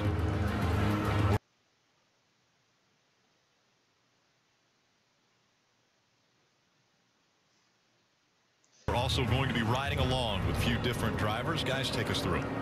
First car with is Bubba Wallace, starting back in row 16, the Coca-Cola cam. The 47 of A.J. Allmendinger will be carrying the Kroger Click List onboard camera. We're going to be riding along with Kyle Larson with the Credit One bank camera. In the 10th row, Daniel Suarez will have the Subway onboard camera. Up in row 5, Ryan Blaney, first. Back live, please. Never mind. I'm doing my best. I'm trying. Internet's not great today. Sorry.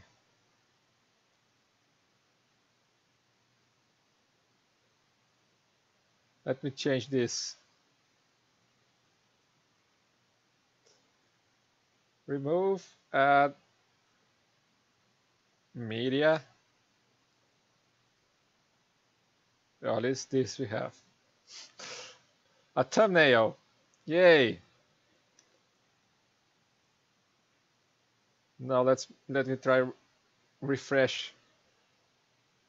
Broken down in the stages, this race will go 40 laps, and 80 laps. The fuel window, 45 to 49, so they can run over the stage length of those first 2 stages. And remember, with 2 laps to go, coming to those stage ends, pit road will be closed.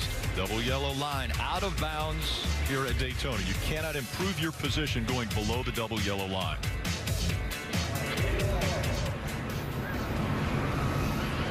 One of the things that's going to be another perspective that we're going to be able to enjoy. And actually, I believe his visor is up right now, but that's A.J. Allmendinger, and he has the helmet cam. It's right on his visor. He's got it propped up just to get some extra air, I'm sure, into his helmet right now. But once he goes, he'll drop that visor down. And Rick, we've been looking at this camera all weekend long, just during qualifying by himself on the racetrack. It was just captivating, his view, his vision around this 2.5-mile facility. When they drop the green flag and they're 2 and 3 wide in traffic, you're going to be able to see such a great point of view, see how often he looks in the mirror. It's really going to be just a great perspective all night. Before the green flag drops, let's go back to pit road. We'll start with Dave Burns.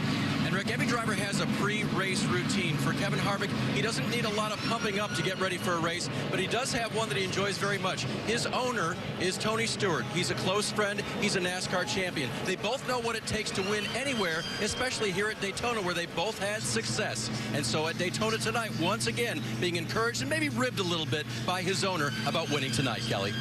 7-time champion Jimmy Johnson is a 3-time winner here at Daytona, but he hasn't even finished the race. The last 2 trips here, his crew chief Chad Knaus told me that they think he's got a fast race car good enough to move to the front. And if they can keep it clean, come away with a top 10, Parker.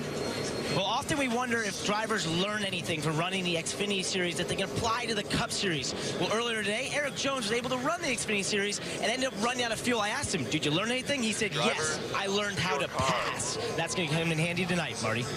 Parker, I got to ride around with Dale Earnhardt Jr. as he was introduced to the fans here at Daytona International Speedway, maybe for the final time. And I want to describe the scene to you. He told me it was overwhelming. He said, I did not expect this. He said, honestly, I thought I wouldn't get this kind of attention until we got to Miami. And then he turned to me and said, you know what? It adds a little pressure to the evening tonight. He said, I know all those fans want me to win. They expect me to win tonight. We know we have the best car. Now we have to deliver.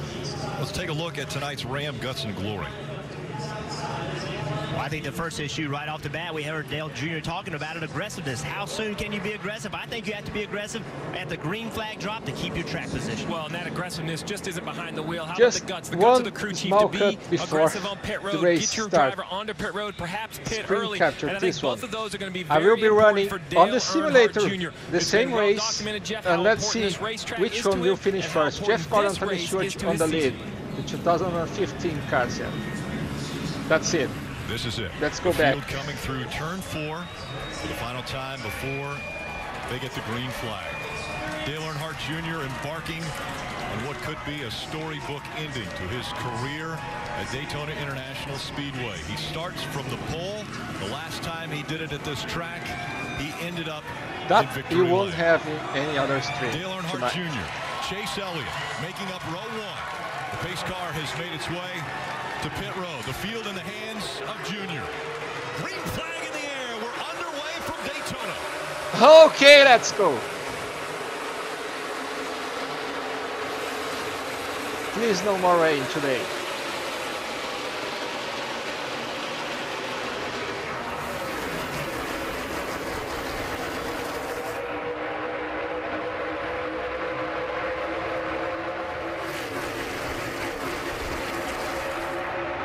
Look at the run Junior has got. He must have a lot of horsepower. Great perspective as we see the bad cam going down the backstretch at 100 miles an hour. That camera moves from one point to the next. Dale Earnhardt Jr. moved up the racetrack. Chase Elliott came down, fighting for the lead as they come out of 4 for the first time. Dale Jr. got such a great restart that he had so much gap between he and the second row that when they ran him down at such a rate that he could not block Chase Elliott. Chase Elliott leads lap 1. On the bottom of the racetrack now, Chase Elliott, Dale Earnhardt Jr., 1 and 2. Brad Keselowski in the 2, running 3rd. Casey Kane, 4th on the outside, leading that outside line. Big block. There's the blocking we were anticipating. Chase Elliott all the way up the racetrack, trying to keep that 88 behind him.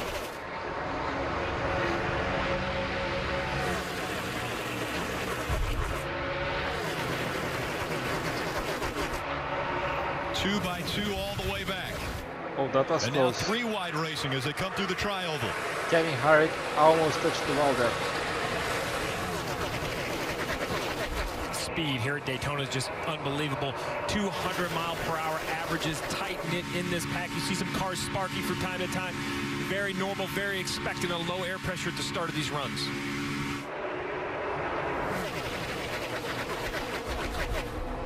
Down the backstretch they go again. Chase Elliott moves all the way up the racetrack. That's where Dale Earnhardt Jr. was trying to move to get some momentum, maybe get in front of teammate Casey Kane to try to pass teammate Chase Elliott. Hendrick Motorsports well represented at the front of this field. Brad Keselowski in the 2. The 3rd car back on the inside. Jimmy Johnson in the 48s. Still mid-pack, closer to the front than the back. Well, and that's the struggle, Rick. That's the struggle the drivers have been talking about track position. You see Jimmy Johnson has a decent race car, but he's in the middle 3 wide. There's really nowhere to go. The track is clogged in front of him. He just has to be patient, wait for the door to open up as Dale Jr. gets shuffled out of line. Lots of cars too wide right now. Coming down the racetrack. Very on the inside. tense moments. Trying to get the inside line moving, but Keselowski's taken 2nd away, and here comes Kevin Harvick in the 4. Helps coming though to Jr. 21 pulled right up behind him. At the same time, the leaders tried to block. That helped Dale Jr. as well. Gave him a little bit of sniff of that draft, so that's going to help pull Jr. back to the front. Chase Elliott goes low once again, opens the door for the 2. Here comes Brad Keselowski. He's going to move on the high side, trying to take the lead away from Chase.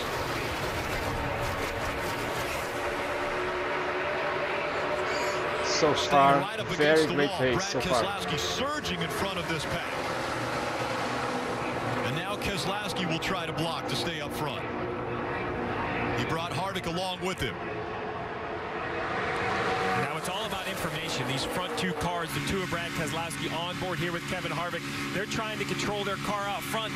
Continue to look in the mirror, listening to their spotter, trying to figure out what lane to block, where the momentum, where the runs are coming from. Keselowski out in front now. Kevin Harvick just behind him. Let's listen in on the spotter communication of the 2 teams.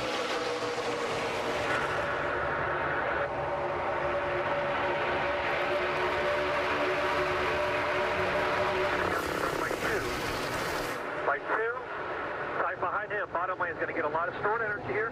88 solid on the 24, going to come forward to 84. The 4 is going to air push you. Your closest one to you, and closest one behind Harvick. Chase is clear, 2 wide behind him. 4 and 24, single file, and 2 wide. High lanes, 4 back. Dale Jr. all over the 24. That'll be big energy out back on the bottom. Bottom energy, Harvick went up top with the...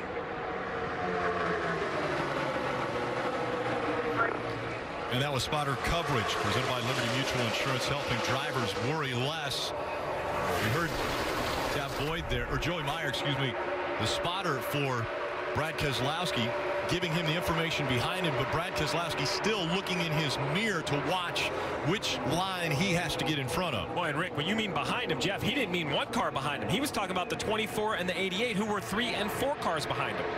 And, Steve, it was amazing to listen to Joey Meyer, Brad Keselowski's spotter. He was doing all that while Brad was in the lead. You would think nothing's going on while you're in the lead. You can just hang out. That's not the case, is it, Jeff? He wants as much information as he can. Where's the energy coming from behind me? That's as key as anything in a plate race. That's right. That energy is the run. A guy pushing another guy, getting that run on the leader. You can't see that develop. You only see it after it's happened, and then it's too late to block. Chase Energy fakes low, and Chase Elliott goes for the lead on the high side.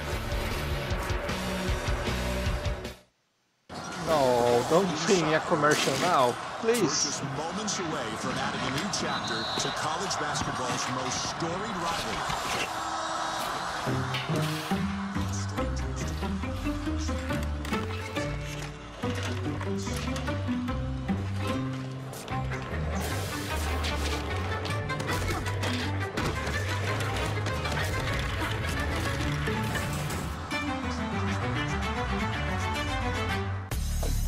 My dad's new jalapeno double cheeseburger is the best $2.49 burger you've ever had. This seems like a pretty subjective claim that's impossible to prove.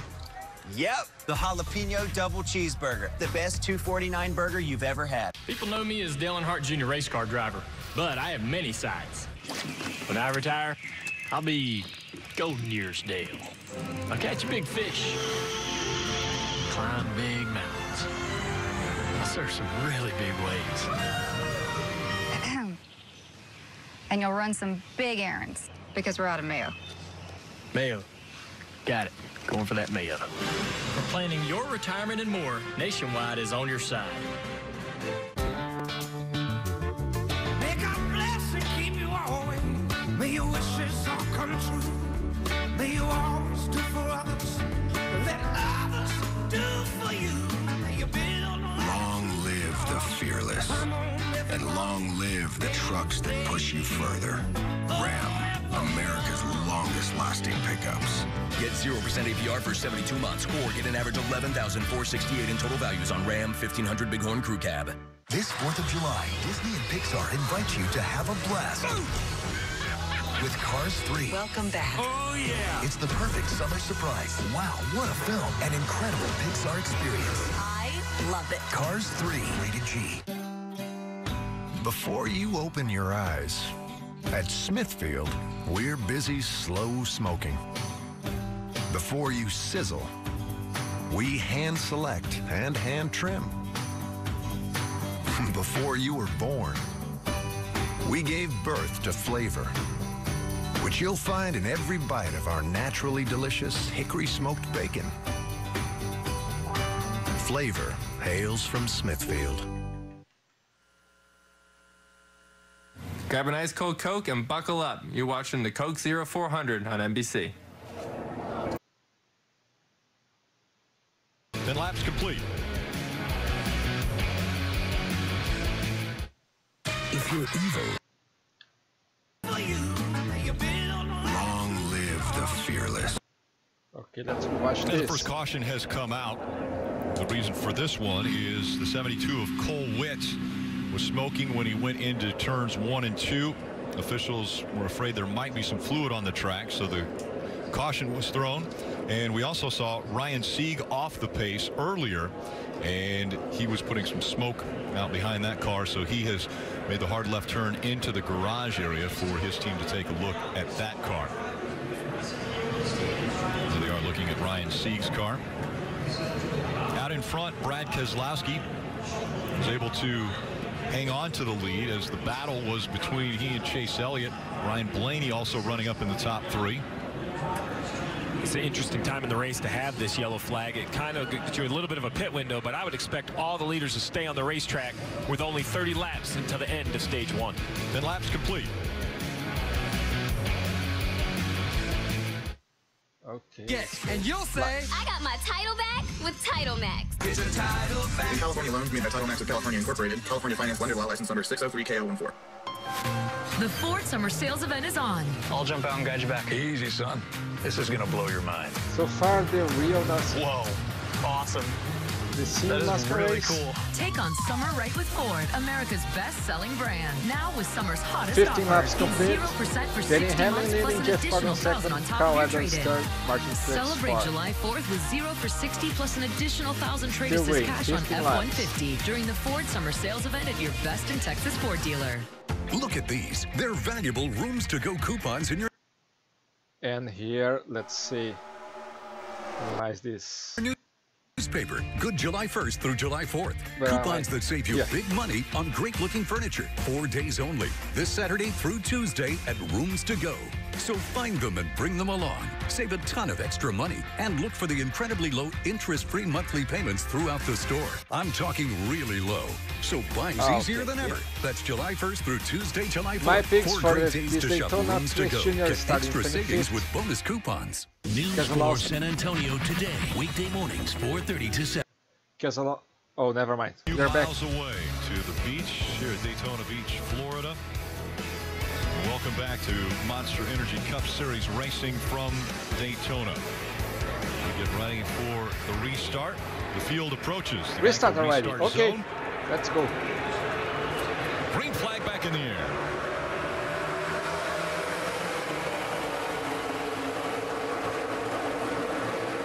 Brad Keselowski chose the inside line.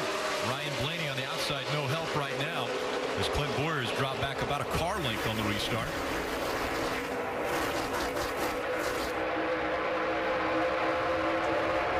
Marty. Restart just happening, Rick. Denny Hamlin coming back down pit road. They changed right side tires under that caution we just had, but they only got one lug nut on the right rear. Now the race is he going to be able to stay on the lead lap? I don't think he's going to be able to. They put lug nuts back on the right rear. Denny heading out, and you see the pack going to catch him really quick. Well, he'll be on the lead lap right now, leaving pit road, but as Marty mentioned, the pack will catch him really quickly. If not this lap, he'll be 2 seconds off the pace without drafting help, Rick. So it's just a matter of time if he's not caught, fortunate enough to catch a yellow. If the caution doesn't come out, he will be freight trained here in just a little bit. He's out in front of this pack, but the pack already 3 wide behind the 2 of Brad Keselowski. The 24 of Chase Elliott is up top and making the third lane work. Epic racing. Something works is at 21. Blaney, he has been really aggressive, moved himself into top 3. Here comes Blaney once again, looking to the high side now. Below him, the 4 of Kevin Harvick. Those 2 running second and third. Well, Jeff, we asked the question, how early will they be aggressive? I think the question has been answered. Lap 14. I was going to say 13 laps into this race, and the entire top 20 is just jammed together. This has been Brad Keselowski's formula. He has, without a doubt, been the most aggressive driver on speedway races the last year and a half. He's decided he wants track position. He's going to block. He's going to defend. He's going to do whatever he has to do to keep it. Chase Elliott has already led 4 laps in the blue and white number 24. Here was the latest conversation between him and his spotter, Eddie DeHaan. Man, on who gave 88 the push. This is 21. Simple. Yeah, that's good information. That was be a legitimate player. Crew Chief Alan Gustafson told me earlier today he's very good at this, and he expects him to run up front all night after that great qualifying position. Marty? Dave, in front of him, Ryan Blaney, the 23-year-old out of High Point, North Carolina, making some aggressive moves this evening. Fun to see these young guys up front. When I asked Eddie Wood about him, he said, Smoker off at turn 4, Marty. We got a smoker coming off at turn 4. That's the 15 going around DJ Kennington. Oh, yes, it's the engine saving. And you see the hood flap that has come off of this car. That looks like a major engine expiration to me. Fire out the pipe, smoke everywhere, probably spun in his own oil. This must be a nice replay. That is a major explosion. You almost see a trail of fluid that he spun in coming to a stop. You heard him say, motor blew up. DJ Kennington, 39-year-old out of St. Thomas, Ontario, Canada.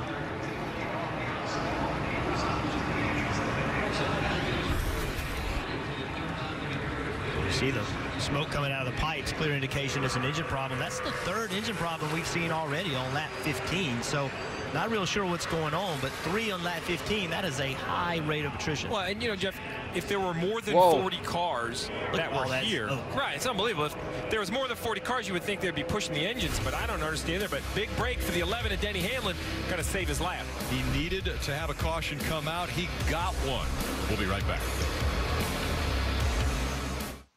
Imagine a kid who's told his disability will be a lifelong struggle. Now imagine a place where that same kid is told he can do anything. I don't have to imagine, because that kid is me. Okay, great for you. Let me show something here. So race rundown so far. We had the start, and at 8 laps we had a debris caution, and then another restart with 13 laps, and just 3 laps from that, another caution for a blown engine. My picks for the race, I'm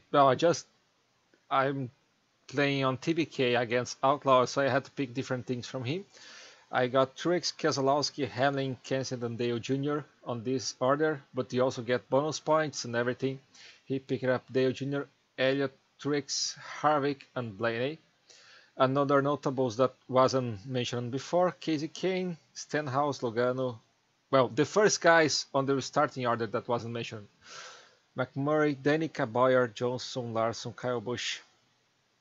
Only Boyer, we can see he's starting 11, moving up to 5. Danica had a nice 10th place starting position, but moved it back to 15. Truex was stuck in that 3 wide, is still back there. And having had that problem, this I took before the first caution, so all the positions must have changed right now. But this is a nice rundown so far. And on the simulator, let's see, it's in number 4. 24 laps already complete, all green. Jeff Gordon leads 20 minutes of racing. Let's go back to the real feed. Caution, it was supposed to be lap 20, but it's coming a little bit earlier. Okay, no competition caution anymore. Onto pit road. Now, these drivers and crews can add fuel. The ones that came onto pit road earlier could not. Parker. Lead is 77. Eric Jones coming in here. They were struggling a little bit, getting too hot in the draft. They're just going to do left side tires here and a wedge adjustment. Marty. Before tires for Joey Logano and a wedge adjustment as well. Said his car was too free all the way through the corner. He was the first of those cars to pit coming onto pit road here. And interesting that all the leaders stayed out, fellas. Yeah, so pit road brought to you by Kroger Checklist as we see Eric Jones gains a spot. 5 for Darrell Wallace Jr.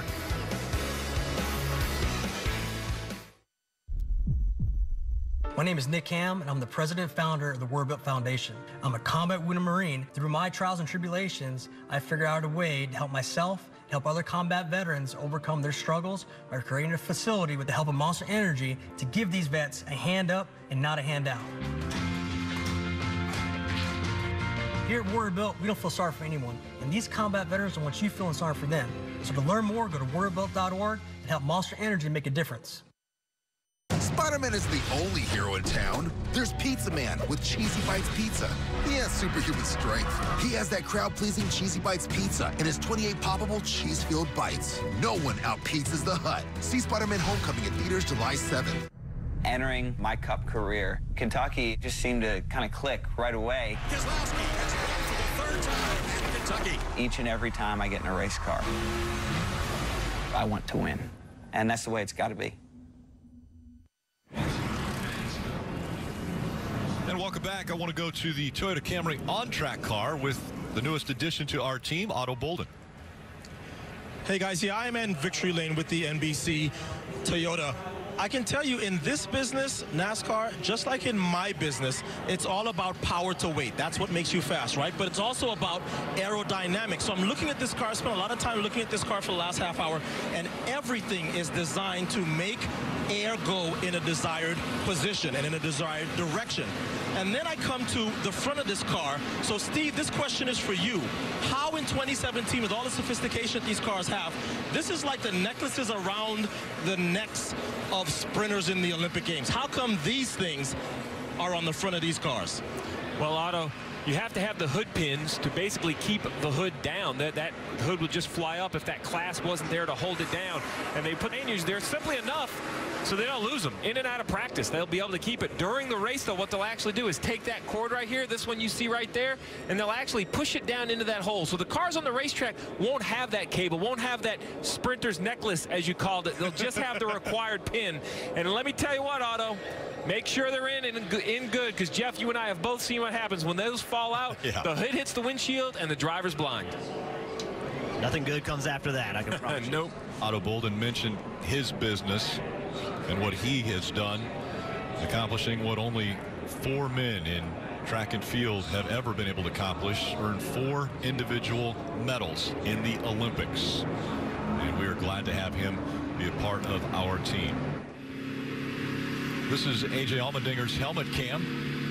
That's a great view right there. You see those green lights on the top of his dashboard. That's a whole digital screen right there. And those lights that kind of go across like that will show at some point coming down pit road, and you'll see that's those graduating lights we talk about. You run 5 or 6 greens or maybe 5 or 6 yellows. That gives you a good perspective on what they use to run pit road speed. You see Chris Buescher too fast entering on his pit road penalty, so he got a little off on those lights. And the field approaches the Geico restart zone once again.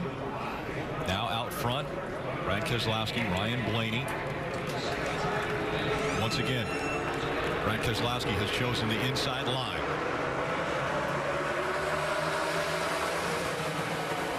Up through the gears once again, Brad Keselowski being pushed by Chase Elliott. Ryan Blaney, no help right now from Kevin Harvick behind him.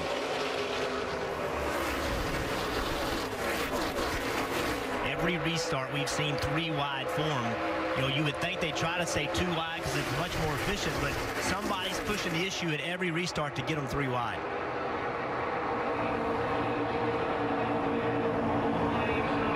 An incredible perspective down the backstretch, riding along at 100 miles an hour as the cars whistle by at nearly 200 miles an hour.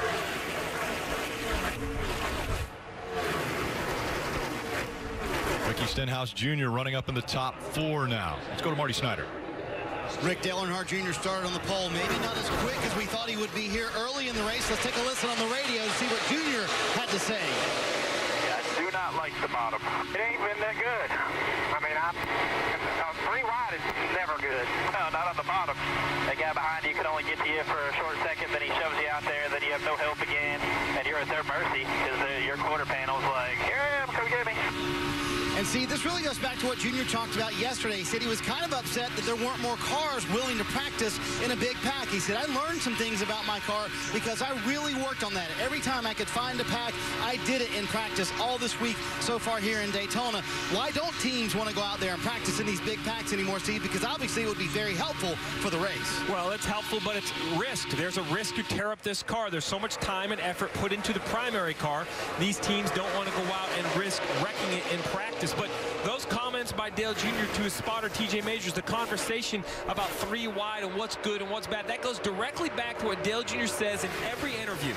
He wants to run up front. He wants to learn what it takes to win the race. That's one more example of a conversation. They're just putting that in the memory bank, Rick. That tells TJ, hey, late in the race, don't get me on the bottom 3 wide. I need to be on the outside. And look at this view as we ride along with Kyle Larson. You know, as you said, it's 2 wide. Where are you going to go? So there's chaos back here. This is where the wrecks happen. This is where it's so easy to get caught up in a wreck. You have to find a line that you think's moving. We heard Dale Jr. talk about the bottom's no good. Kyle Larson, he's working the top. You heard him throttle back just as he went out of that camera. He saw something happen that made him nervous. It immediately got 3 wide in front of him. It slowed that line down, and he lifted a little bit. Casey Kane, he's trying to make the middle work. But how about Darrell Walsh Jr., who we're on board with right now, up inside the top 15, the 15th position, filling in for the injured Eric Almirola. He's been vocal all week about just trying to run all the laps, been leaning on Dale Earnhardt Jr., texting him some information. What should I be looking for? And here he is up, mixing it up, just trying to, I guess, not make any big mistakes early. So listen right now. We talk about Daytona and Talladega where you have to run wide open. But if you run wide open all the time, you run right into the back of a guy. You have to still modulate that throttle. Listen as we ride along.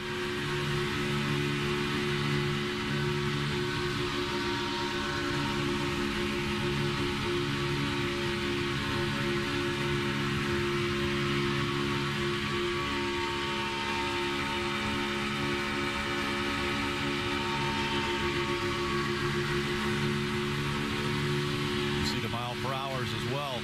196 miles an hour, 197 now, 99, 200. Darrell Wallace Jr. currently running anywhere from 14th to 16th, matter on which second you look at that. Hey, and Rick, as we talk about the 43 right to his left, the 41, Kurt Busch, the Daytona 500 champion. The Daytona 500 came down to fuel. Well, that is exactly how you save fuel at a super speedway. You get back in the draft, let another car pull you along. Every time you see those green lights go out, that means he's not wide open on throttle, burning less fuel. Still out front, Brad Keselowski choosing the lane that he wants to stay in front of. Whichever one has momentum, he gets into it. This is a great perspective, riding along with A.J. Allmendinger.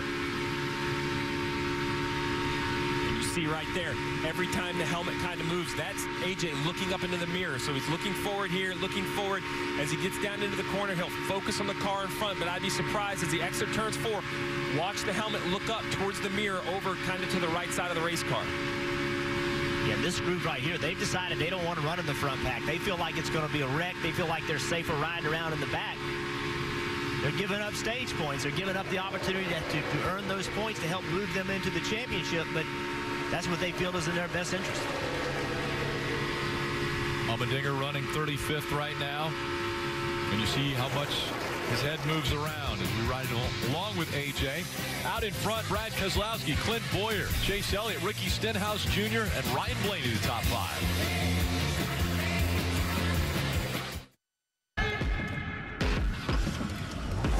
Run as fast as you can.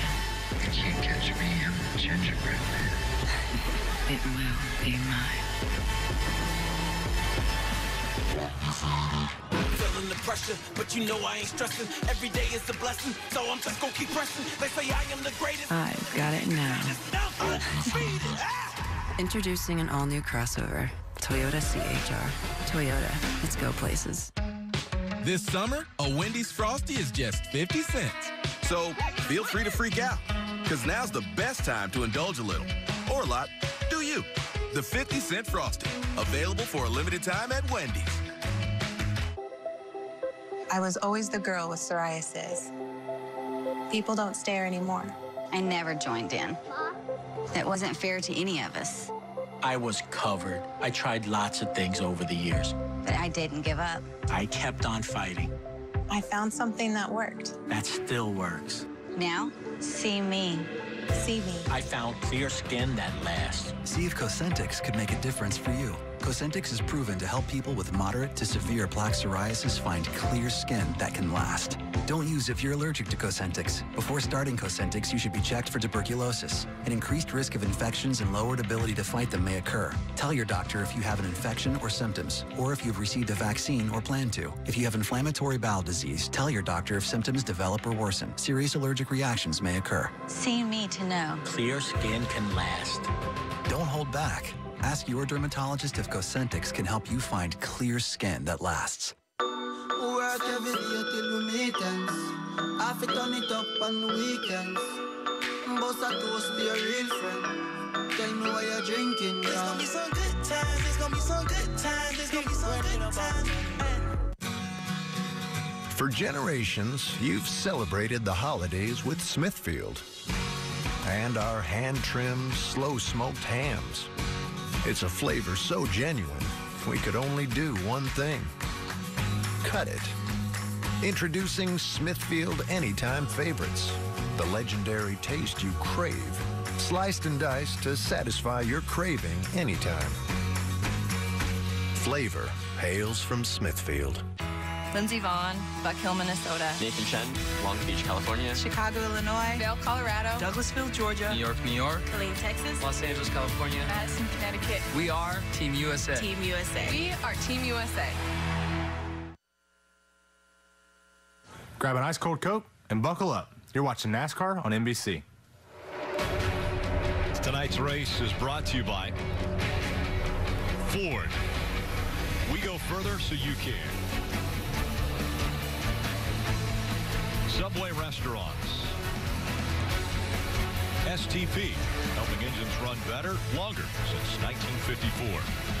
And support Shriners Hospital for Children by visiting loveshriners.org. Kevin Hart Harvick has taken over the lead from Brad Keselowski, but Keselowski not wanting to relinquish it as Keselowski runs on that high line. And now just 10 laps to go until the end of stage 1. Get a few updates before we get to the end of the stage. We start with Marty. Rick, fantastic duel for the lead here at Daytona. I asked Brad Keselowski's crew chief Paul Wolfe why not pit during that competition caution. He said, why would we? He said, we can make it to the all the way to the end of this stage on the fuel we have in the car already, and track position, clean air, way more important, Parker. Right, Clint Boyer back there fighting in the top 5. You may be wondering, how did he get there? Well, he's been doing it through using his manufacturer teammates, only working with Fords. His spotter, Brett Griffin, has come on the radio multiple times telling him which Fords are with him. First it was Joey Logano, then it was the Roush Fenway Racing teammates, and now it's Ryan Blaney and the Wood brothers, number 21. He's a little tight on exit, Dave. Ricky Stenhouse Jr. runs near the back on the inside of this pack with the blue and blue number 17. As you see, the 3-wide battle for the lead. Stenhouse won at Talladega earlier this year, and those skills are applied here. Also, remember, the Fords have gotten better at Roush Fenway Racing, Rick. Brad Keselowski taking advantage of that 3-wide. He comes back to the front. They're 3 behind him for second. Now, which line do you choose? Hard to block 3 of them. Yeah, it's going to be hard to block all 3. Kevin Harvick trying to make a run on the inside. The one thing, though, Rick, is when you're 3 wide, you're making so much more drag than when you're side by side. It's hard to get those big runs. Unless someone gives you a big shot from behind, it's hard to get a run. Dale Earnhardt Jr. trying to make the high line work. He's all the way back up to 4th. Marty. Rick, welcome back to the front. 88 car, right? He kind of fell back there, but he slowly worked his way up by using the middle, the top, everything but the bottom of the racetrack. You heard earlier, that's not where Junior wants to be, and it's worked for him. The top line is really starting to move with that 88 in tow, and you should hear TJ Majors on the radio coaching him all the way through back up to the front here. Interesting that Michael McDowell in the 95 has been the car that has helped him get toward the front. Well, that's a smart move by Michael McDowell. Who better to push? Who better than commit to? His stats are unreal. 17 wins at this racetrack. He'd be the type of car I would push, not to mention that red number 1 right behind Dale Earnhardt Jr. of Jamie McMurray. His stats at Daytona and Speedway Racing, very impressive. A good run there for Dale Earnhardt Jr. And Brad Keselowski saw it. He moved up, got in front of him. Now, here comes the 4, Kevin Harvick. Harvick on the inside will try to take the lead away.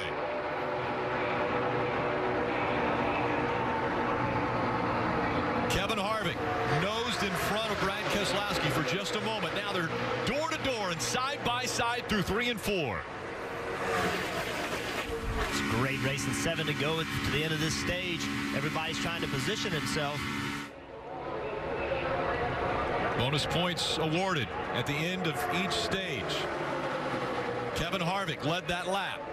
Brad Keselowski, Dale Earnhardt Jr., Ryan Blaney, Clint Boyer, Jamie McMurray, Joey Logano, Chase Elliott, Mike McDowell, Matt Kenseth, all in the top 10, jockeying for position. Rick, it seems very clear there are 2 schools of thought. You see those 15 or 20 cars battling for these stage points, but then there's a group of single-file cars behind them. I think they're afraid of the storm. They're afraid of the energy, the craziness leading to this stage finish. Chase Elliott in the middle, sideways loose. Dale Jr. said he didn't want to be in the bottom, but right now he's on the bottom, chasing after the 2, trying to find a way around Brad Keselowski. Well, I think the bottom of single file will work. He doesn't want to be on the bottom of 3 wide. Coming into this stage, Steve, do you think anybody's going to pit with 3 to go in this before this stage? I think someone outside of this main pack might try to get to pit road with 3 to go, come out, try to preserve their lap for 3 more laps, maybe gain some track position when the leaders do pit. As Dale Jr. climbs down the banking, he tries to make a move now to the outside of Brad Keselowski. And Keselowski dodging all over the racetrack to stay in front of the fastest line. And that now has been led by the 88 of Dale Earnhardt Jr. Kevin Harvick working once again, but Dale Earnhardt Jr. has the 21 of Ryan Blaney behind him. He'll get a little more momentum. Keselowski sees it. He goes back up to block. Now as they come by the tri-oval, Dale Earnhardt Jr. side by side for the lead. The fans on their feet. Big push here. Big push. Big push. Under 4 laps to go. Dale Earnhardt Jr. couldn't clear the 2 yet. That 2 car really impressive, sitting there to stay alongside Dale Jr. Dale Earnhardt Jr. now has help. Ryan Blaney will give him a shove. Kevin Harvick pushes the 2. Neither driver can clear the other. Harvick once again gives the 2 a little bit of a push. The 2 nosing just in front of the 88. 3 laps to go in this stage. Junior goes all the way down, almost making contact with Keselowski. As we mentioned, the 77 of Eric Jones, the 11 Denny Hamlin, they hit pit road last time by, trying to get their service done before the stage ends. These leaders, though, they're not worried about strategy. They're worried about points, trying to win this stage. Where's the push going to come? Who's going to get the big run in order to push either Dale Jr. or Keselowski to the lead? Ryan Blaney looks to the outside. He doesn't want to push anymore. He wants to battle for the lead. That shuffles Dale Jr. into the inside, right in the middle. And now Junior can't get down to the bottom to get in front of the 4, but he still stays out in front. Pit road is closed now as the cars enter turn 1. Just under 2 laps to go. Keselowski, Dale Earnhardt Jr. They're spreading out a bit in the top 5. Dale Jr. all the way to the bottom of the track. Tried to pull the 21 back using side drafting. And now the 21 tries the same thing. Brad Keselowski being able to continue to hold off this run are so impressive. He has taken this art form of blocking to a new level. What he was able to do right there shows me he has the best car. I thought Junior was going to go right by him. He had all the energy behind him, and Brad was able to keep alongside of him for about 3 laps. Under 1 lap to go in this stage. Brad Keselowski looking very strong out in front of the pack. A good run for Clint Boyer in the 14. Comes up behind the 88. Ryan Blaney tries to side draft him and pull the 14 back. It'll be hard for Junior to get any energy behind with 2 wide behind him. It'll be really hard for someone to push because those cars aren't going to create enough help. Brad Keselowski, Dale Earnhardt Jr. coming to the end of stage 1. Looking back behind Dale Earnhardt Jr. as they come off turn number 4 for the finish of stage 1. Brad Keselowski, he will win stage 1. Dale Earnhardt Jr. second. That is the 3rd stage win for Brad Keselowski. And that is a lighthearted dress rehearsal of what we're going to see in a couple stages. Good practice. They wanted to win that stage, perhaps not taking every risk possible, knowing that the big prize is still available, but a great dress rehearsal for all these drivers to learn what they need to do later in the evening. We have 120 laps left. Brad Keselowski with the stage win, another playoff point.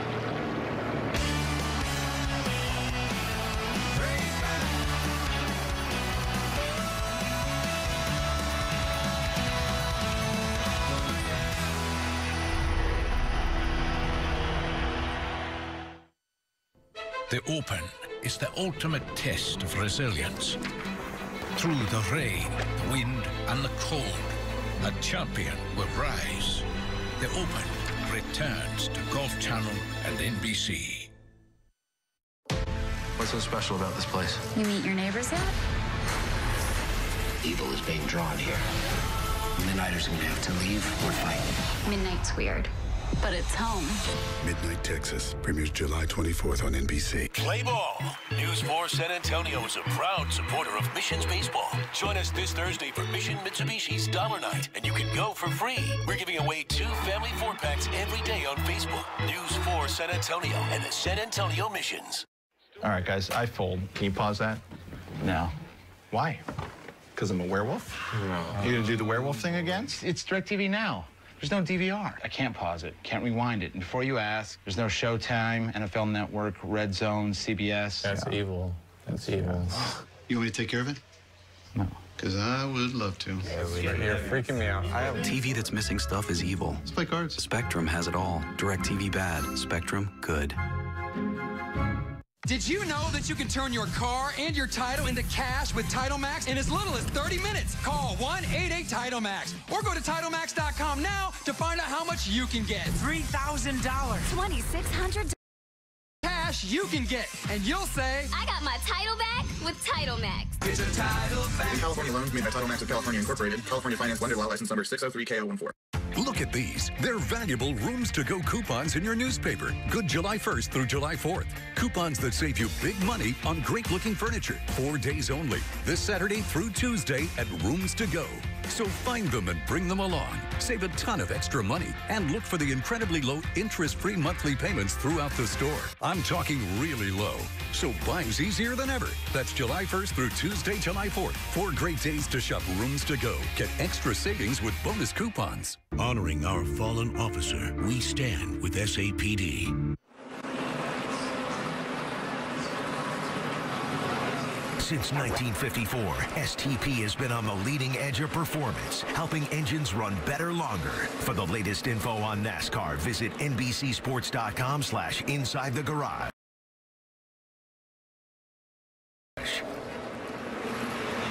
And let's take a look at the stage standings presented by Ford Performance. Brad Keselowski with the win, 10 points and 1 playoff point on down the line. Everyone gaining some points from finishing in the top 10 in that first stage. Rick, we know Dale Earnhardt Jr., it's been well documented that most of us feel this is a must-win to try to get into the playoffs or his best chance to win. But if it doesn't happen to be those stage points, 9 stage points accumulated, they got to keep grinding in the points. There's no telling how the summer may go. Someone could have a bunch of mechanical problems, get into some accidents. So the ADA has to keep fighting for points, for wins, for whatever's available. Now pit road will be open. And did the 11 of Denny Hamlin come onto pit road prior to...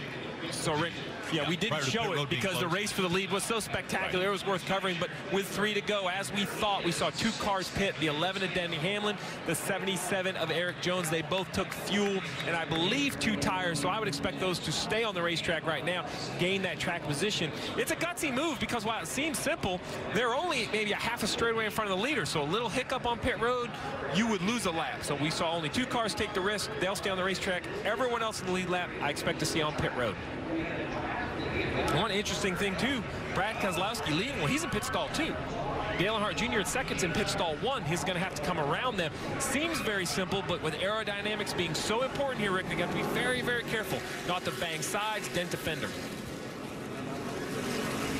And Brad Keselowski is going to be the Pied Piper as he leads everyone on to pit road.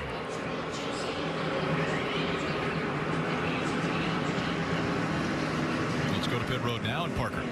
Yeah, as you see, Clint Bourne, the 14, finished 4th in this stage. He needs those stage points. He's right on the bubble of making the playoffs on points. They're going to do 4 tires, 2 rounds down to help a tight on exit condition in that 14 car. Parker, Marty. You saw it on pit road, Brad, because Ryan Blaney was coming down pit road, and Joey Logano got into him. He was going to miss his stall, and there was a miscommunication there. Meanwhile, on pit road, Dale Earnhardt Jr. leads with 4 fresh Goodyear tires, and then you also have Brad Keselowski, the leader, with 4 tires as well. So almost a near wreck here on pit road, Rick. And there we saw the race off pit road, brought to you by NASCAR Heat 2. Ryan Blaney being quick off of pit road, gained a couple spots, as well as Kyle Larson. Casey Kane, Daniel Suarez, Dale Earnhardt Jr. losing a few spots. We're able to talk to stage 1 winner Brad Keselowski. Let's dial him up. Hey, Brad, Jeff Burton in the NBC booth. You with us? Copy. Well, Brad, you seem to have taken over as the master of super speedway racing. Real aggressive blocks. Tell us about your approach. Oh, Jeff, we're just 1 stage in. It's just survive each stage as you can and try to get as many points and hopefully be there at the end for the win in these places. So, not a bad start, but long, long ways to go. You know how it is, Jeff. Yeah, I do know how it is. You lost a little bit of track position, decided to take 4 tires instead of 2. Do you think Hamlin's coming into play? Is that why you took 4 tires? Yeah, well, you know, I can just feel like I can make more aggressive moves, control my own destiny when I got 4 tires. So, the team put 4 tires on. You know, they've been doing a good job, so might as well stick with what you know, what's been working with Detroit, Genuine Park Ford. Brad, thank you for letting us join you. Have a good night. Thanks, guys, and welcome back. Thank you, Brad. Well, Jeff, we talked about how tight it was going to be on pit road. We thought it was going to be trouble for the leaders, but trouble for Ryan Blaney. Misses his pit stall right by the board, has to abort in front of Joey Logano. Contact between the two cars. We'll have to check on damage when we return to Daytona. I came here to be better.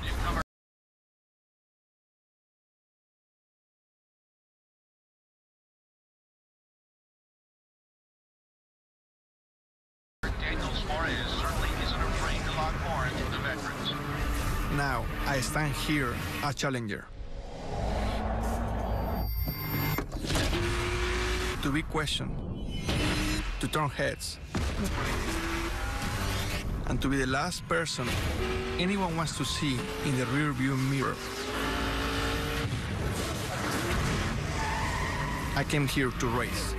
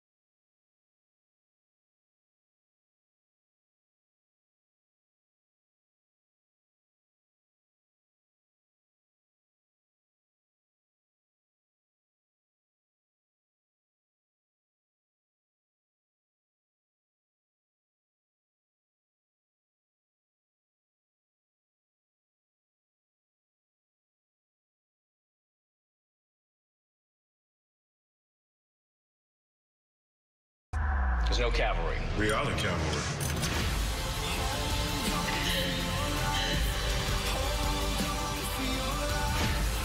We're outmanned, we're outgunned. Anyone can be a hostile. We didn't come this far to leave Kimberly behind. No matter where you go, I'll find you. It has turned out to be a gorgeous day in Daytona Beach, Florida, as we're under the lights now. Our aerial coverage provided by our partners at Smithfield Foods. NASCAR Drive is NASCAR.com's live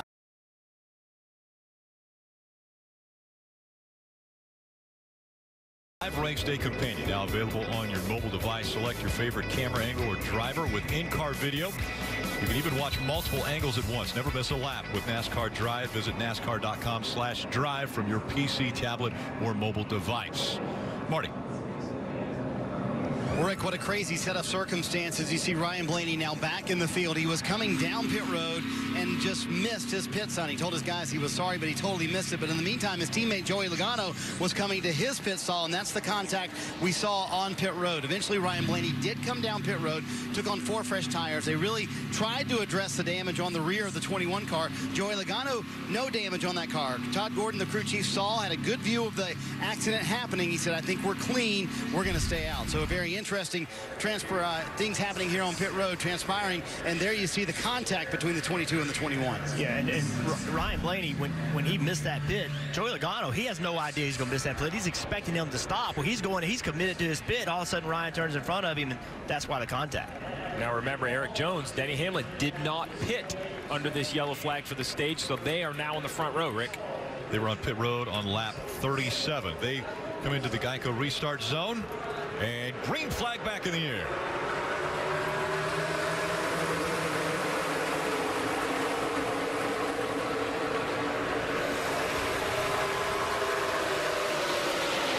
Denny Hamlin surging on that outside line. Former Daytona 500 winner.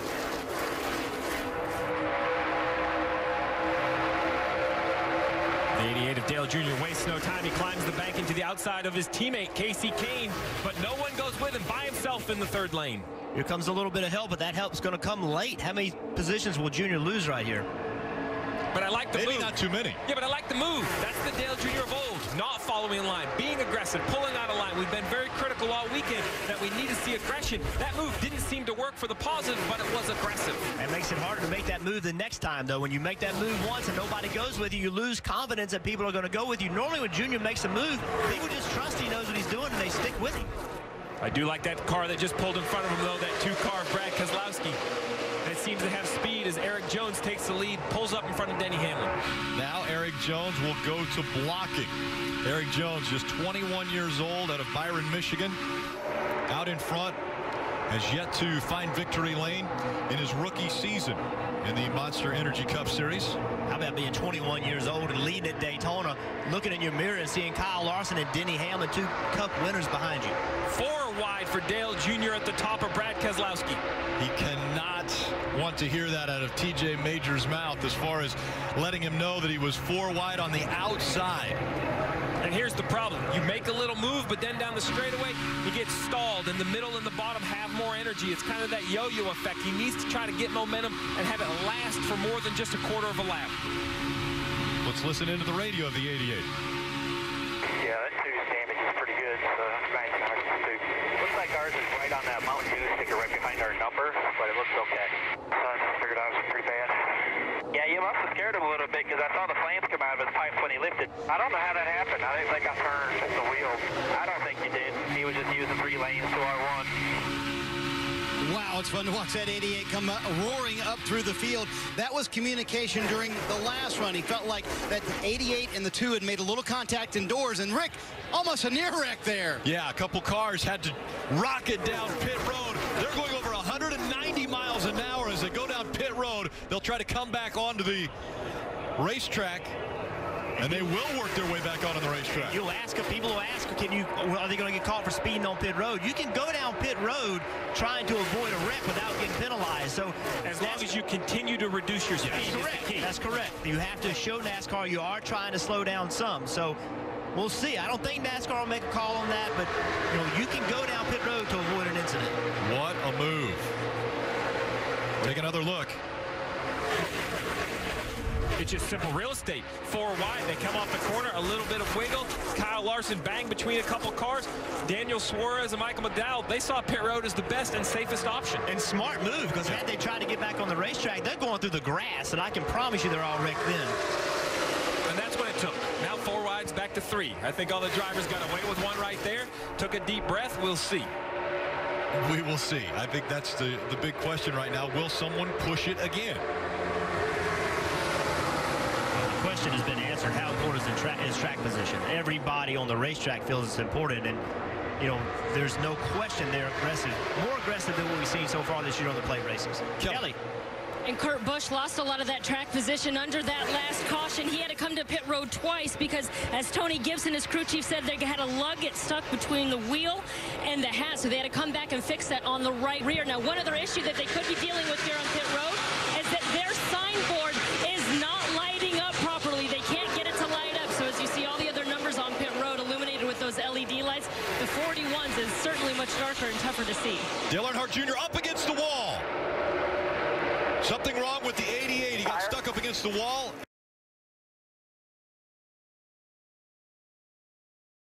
And now dragging on the right front. 2, stay up there. Stay up there. 3 more cars. 2 more cars. 1 more car. Clear, clear, clear to the bottom here. No caution yet. Looks like right front, Greg. No caution. This is going to create a lot of damage as he drives around. That inner liner tire is trying to hold the car up a little bit, but these cars are set up so low to the asphalt without having that outer tire. It's dragging the splitter. You see right here, he's up top, right in front of Paul Menard, and he's all the way up. I can't tell if there's contact with the 27 or if the tire's down before. Right rear flat. Going into the corner, the right front flat. You heard him, he thought he had a right rear flat. So the reason the 27 was on his bumper is Dale Jr. felt he had a flat tire, and he was trying to go into the corner a little slow. Dale Jr.'s coming to pit road. Kyle Larson also on pit road right now. And there's a lot of damage on the 88, a lot of aerodynamic. The fenders pushed in, the tires flat, and more importantly, he's just continuing to lose time relative to the field. Kelly. And it was just a quick stop down here on the 42 as they tried to assess some of that damage from contact there with Dale Jr. I'm going to get an update as soon as I can. And Kelly, Dale Earnhardt Jr. coming down pit road. You can hear the disappointment in his voice. It's obvious. It's palpable. He said he felt like he had a right rear going down when he was coming through the tri-oval, and then he felt it go when he was going into turn 1, and then also the right front obviously went flat when he made contact with all. Heavy right side damage on that 88 car. You see them trying to bang that out a little bit, and going to put 2 right side tires on here. But for Dale Earnhardt Jr., came in as a favorite. The fans wanted him to win, expected him to win tonight. It's not going to happen. You see the gentleman under the right front tire. It's more than just a fender. He looks like he has a ratchet in his hand, perhaps right there, trying to break a fender brace off. They have to put a new tire on. Very costly for the 88. So the 88 with damage to the right side after a tire goes down. Into the wall he goes. Denny Hamlin, though, rockets to the front now, and he leads at Daytona.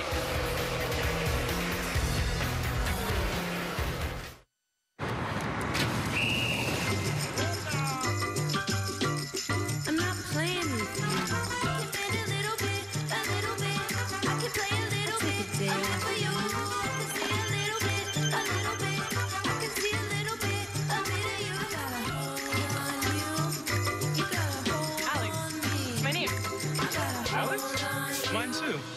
I got a new swimsuit with glitter and fringes, and I got a case of the Too Many Benjamins. And the wolf huffed and puffed. Like you do sometimes, Grandpa? Well, when you have COPD, it can be hard to breathe. It can be hard to get air out, which can make it hard to get air in. So I talked to my doctor, and she said, Symbicort could help you breathe better, starting within 5 minutes. Symbicort doesn't replace a rescue inhaler for sudden symptoms. Symbicort helps provide significant improvement of your lung function. Symbicort is for COPD, including chronic bronchitis and emphysema. It should not be taken more than twice a day. Symbicort contains formoterol. Medicines like formoterol increase the risk of death from asthma problems. Symbicort may increase your risk of lung infections, osteoporosis, and some eye problems. You should tell your doctor if you have a heart condition or high blood pressure before taking it. Symbicort could mean a day with better breathing. Watch out, piggies. Symbicort. Breathe better, starting within 5 minutes. Get Symbicort free for up to 1 year. Visit SaveOnSymbicort.com today to learn more. Welcome to the all-new Hulu, personalized just for you, with a deep streaming library and now offering live TV from over 50 live and on-demand TV channels. Get Hulu or get Hulu with live TV, with plans starting at just $7.99 a month. Hulu, start your free trial today. Howdy. Hey. Here we go. Awesome, thank you. Thank you. That's not your car. Car's ready. Wrong car. Is not your car? I would love to take it, but no. I'm so sorry about that. You guys want to check it out? Someone else's car. This is beautiful. What is this? It's the all-new Chevy Equinox. This feels like a luxury SUV. I love this little 360. How do they even do that? I made a bad decision on my last car purchase. Well, your car's here. Bummer. Bummer. Wah, wah. I'm ready for an upgrade. My dad's new jalapeno double cheeseburger is the best $2.49 burger you've ever had. This seems like a pretty subjective claim that's impossible to prove. Yep, the jalapeno double cheeseburger, the best $2.49 burger you've ever had. July 4th, celebrate with the biggest fireworks in a decade. An all-star musical event with the hosts of American Ninja Warrior. That is large! Macy's 4th of July Fireworks Spectacular, live at 8, 7 Central on NBC. On July 24th, from Charlene Harris, the author behind True Blood. In this town, only outsiders fit in. Midnight Texas premieres Monday, July 24th on NBC. Take a look at tonight's Toyota driver update. Denny Hamlin running first, Matt Kenseth third, Kyle Busch fourth, Eric Jones seventh. Kyle Busch, he's on his third crew chief as the caution has come out. And the 33 smoking. That's Jeffrey Earnhardt behind the wall quickly. So the fourth caution of the night comes out in stage 2 with 22 laps to go.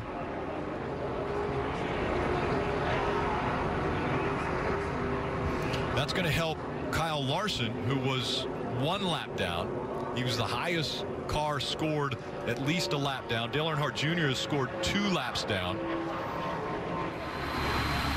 In a way, that will help Dale Earnhardt Jr. in the fact that he will then be the highest scored car a lap down once Kyle Larson gets his lap back. Yeah, with only 21 laps to the stage finish, they know that another caution is coming. This is when it comes down to race management for Greg Ives. He has to decide here, does he want to try to get the wave around if caution or if cars do stay out? He comes down, continue to work on that car. We have seen damaged cars come back and win races. Kurt Busch did it here in February. The Daytona 500, he was in an accident. Ricky Stenhouse Jr. did it at Talladega. With just a few laps left, 30 laps left, he had damage. They taped the hood up, he could recover. So I think that's the most important thing for this 88, is you can't be sad about what happened. You have to move forward, repair this car, continue to work, try to put it together the best you can. I touched on the fact that Kyle Busch was on his 3rd crew chief. Adam Stevens, when the wheel came off at Dover, he was suspended for 4 races. The interim crew chief, then a week ago, 2 lug nuts loose, and now they're on their 3rd crew chief, which is Jacob Cantor. Let's go to Marty. And guys, when Dale Earnhardt Jr. did come down pit road, that right rear tire that he thought went flat actually was up, Steve. So that could have been the 27 actually hitting him, what he thought was the right rear going down. When they did hit the wall, that's obviously when the right front let go. They're already making a plan of when they could take the wave around, but right now they're 2 laps down, Dave.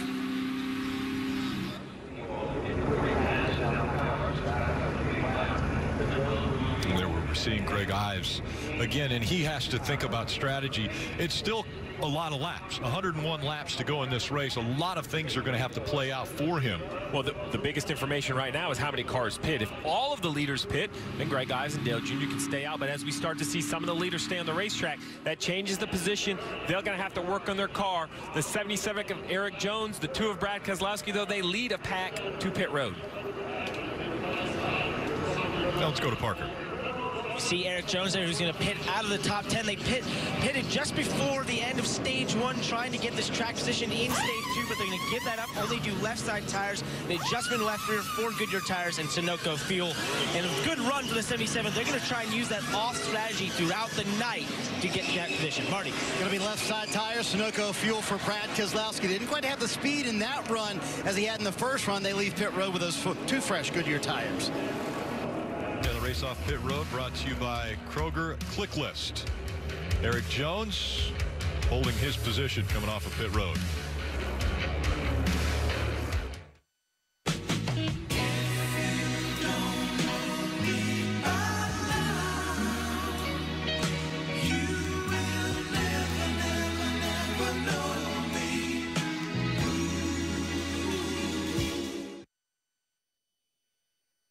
A man's sudden death has family members demanding answers after their loved one was found beaten and covered in bite marks. Plus, heightened security at San Antonio's Pride Parade and celebration. Details tonight at 10. No one covers local sports like Don Harris and the News 4 Sports team. Watch our complete coverage every night. Brought to you in part by Thomas J. Henry. The Texas DQ Wow of the Month, the Texas Twofer. 2 quarter-pound Hunger Busters, 2 Dude Chicken Fries, or 2 grilled chicken sandwiches. Mix and match A2 for just $5. Wow! Finding the best hotel price is now a safe bet because TripAdvisor searches over 200 booking sites, so you save up to 30% on the hotel you want. Lock it in. TripAdvisor.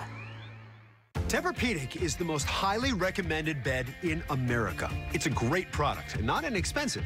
And that's why right now you should buy your new Tempur-Pedic mattress set at Rooms to Go. The selection is amazing, and so is our 100-month interest-free finance offer with payments starting as low as $20 a month. So do your homework. Shop, compare, and then buy any of these amazing Tempur-Pedic mattress sets with low interest-free monthly payments. Now it's all happening right now at Rooms to Go, so don't miss it. The Texas DQ Wow of the Month. The Texas Twofer. Pick 2 quarter-pound Hunger Buster burgers, 2 Dude Chicken Fries, or 2 grilled chicken sandwiches, or mix and match any 2 for just $5. Wow.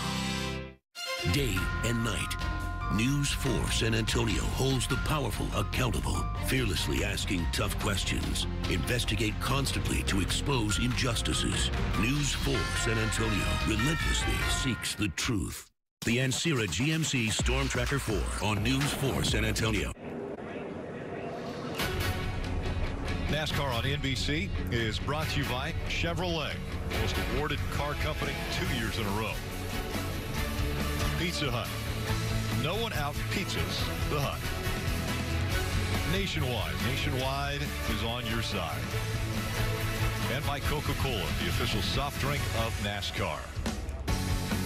Coca-Cola has been the official soft drink of NASCAR since 1998. The mission of Coca-Cola is to inspire moments of happiness. On Thursday, a number of people had a moment of a lifetime.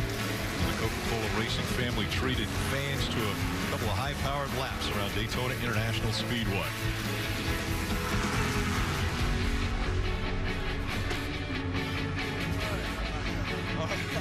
Always smiles on the faces of those drivers. Get NASCAR coverage when you're on the go. NASCAR Mobile, the official app of NASCAR, puts race coverage and live in-car cameras at your fingertips. You can even listen to drivers and teams discuss race strategy. Download for free at NASCAR.com/mobile.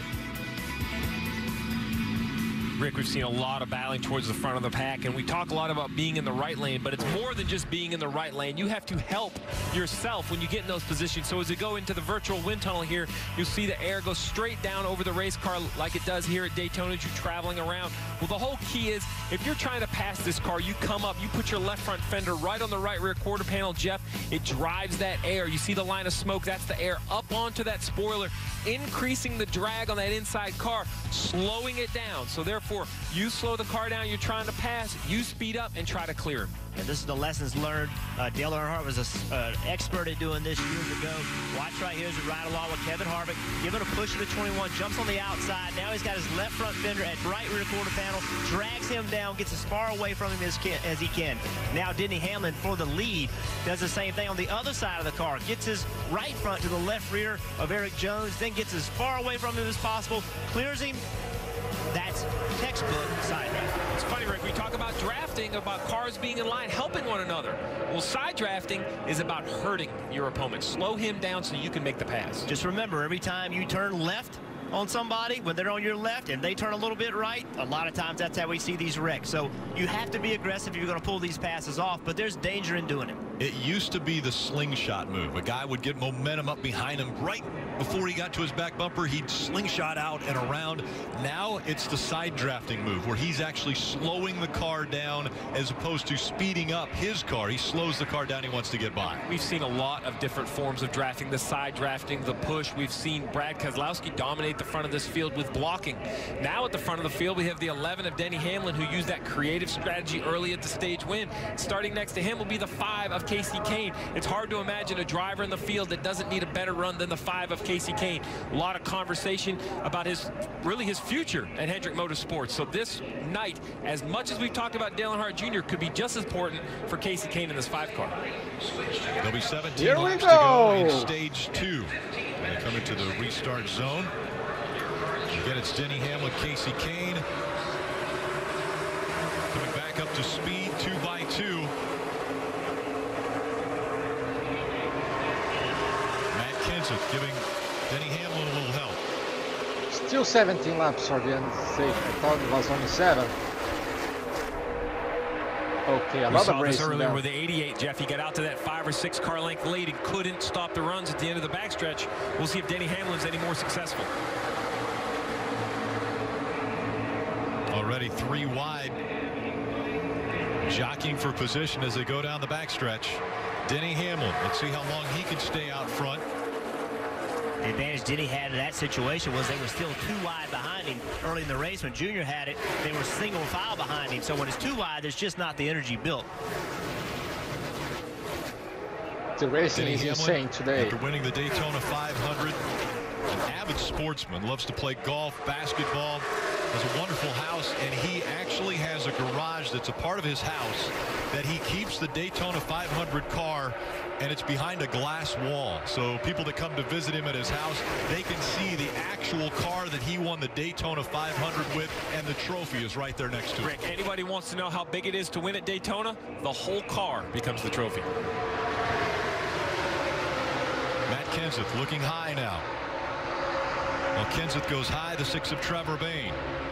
Trying to find an opening. He's running third. How about Brendan Gaughan in the bottom lane, running in 8th position. Came way from the back to get here. Here comes Casey Kane once again, making that outside line work. He has Kyle Busch behind him. Denny Hamlin trying to choose the right line to stay in front of whichever one has momentum. Now he allows Matt Kenseth to get beside him on the bottom of the track, but Kenseth no help down there. Trevor Bayne gave Kenseth a big push, almost got him cleared, didn't quite have the speed to do it. Now Trevor's going to get back behind him, try to get a push. Look at Blaney. 4 wide. 4 wide. 4 wide as Blaney goes right up against the double yellow line. You can't go below it to improve your position. That was huge for Blaney. We ride along with him. Jimmy Johnson working to his outside. Blaney on the inside of 3 wide. Jimmy Johnson in the middle. This is when your spotter's got to be telling you 3 wide, 3 wide, you're 3 wide, you're on the bottom, giving you that information. You can't see that top lane, you only see the lane beside you. Look at the front of the pack. So much has been made about Joe Gibbs Racing and the fact that they haven't gone to victory lane yet this year. The 11 of Denny Hamlin leading, Matt Kenseth in 3rd, Kyle Busch in 4th. And they have been one of the best teams at working together at the super speedways. Sticking together when the team needs to get up front. They work together. Let's go through the field, brought to you by Nationwide. Kelly. Casey Kane, who had been leading that outside lane, came here after a hard crash on the last lap at Sonoma. He told me yesterday he was still pretty sore. Thought it was his back. It turns out his kidney. It might still be bruised. I asked him what it was like to race here following that. He said, well, it's a pretty good track for that, other than I have a 50-50 shot of getting wrecked. Well, so far he's been able to keep it clean, Parker. Trevor Bayne only has 1 win in the Monster Energy Cup Series, and that is here at Daytona in the 2011 Daytona 500. And right now, where he finds himself in the points position, he is not going to be able to point his way into the playoffs. So I asked his crew chief, Matt Pusha, what's the goal here? What are we trying to do? He said, we have one thing on our mind, and that is going to victory lane, just like his teammate Ricky Stenhouse Jr. did at Talladega earlier this year. Dave? Brendan Gaughan, one of the drivers, doing double duty today. And remember back at the 2017 Daytona 500, he made it his car owner's dream come true. This is a very small team. They've only run 3 races this year, but they made the 500, ran it, made Talladega, and made this race. And Brendan giving his car owner a good ride again tonight. Parker? Danica Patrick is running it just outside the top 10 right now and finds herself in a position, well, now she's in 23rd, she's fallen back, I'm sorry, but she finds herself in a position where they are focusing on one thing as well, and that is winning. This team had a good run going at Sonoma last week and had it taken away from them with a wreck, and therefore they've focused on one thing and one thing only, and that is these super speedways and the opportunity it presents to go out there and get her into victory lane. Dave? Parker, NASCAR's most dramatic moments stay with drivers and fans forever. The 3 car there, the red, white, and blue paint scheme of Austin Dillon. Every time he goes by this point right here, he'll remember the crash he had last summer, walked away from miraculously, and even when he rode around with our Otto Bolden earlier today, or before our countdown to green, he was reminded, that's where I crashed. I remember it every time, and tonight he hopes to avoid that and win. Kenseth out front. Trevor Bayne and Jimmy Johnson fighting for the lead. For the front of the pack, Denny Hamlin has been shuffled back to 4th. David Ray running up in the top 5 in the 38. Great racing here from Daytona. Stay with us.